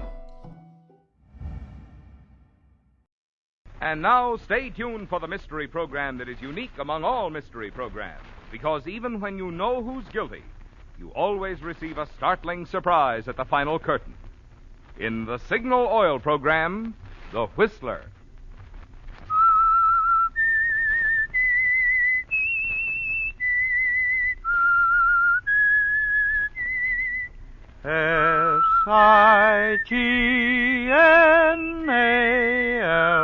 Signal. Signal gasoline. Signal, the famous Go Farther gasoline, invites you to sit back and enjoy another strange story by The Whistler. For extra driving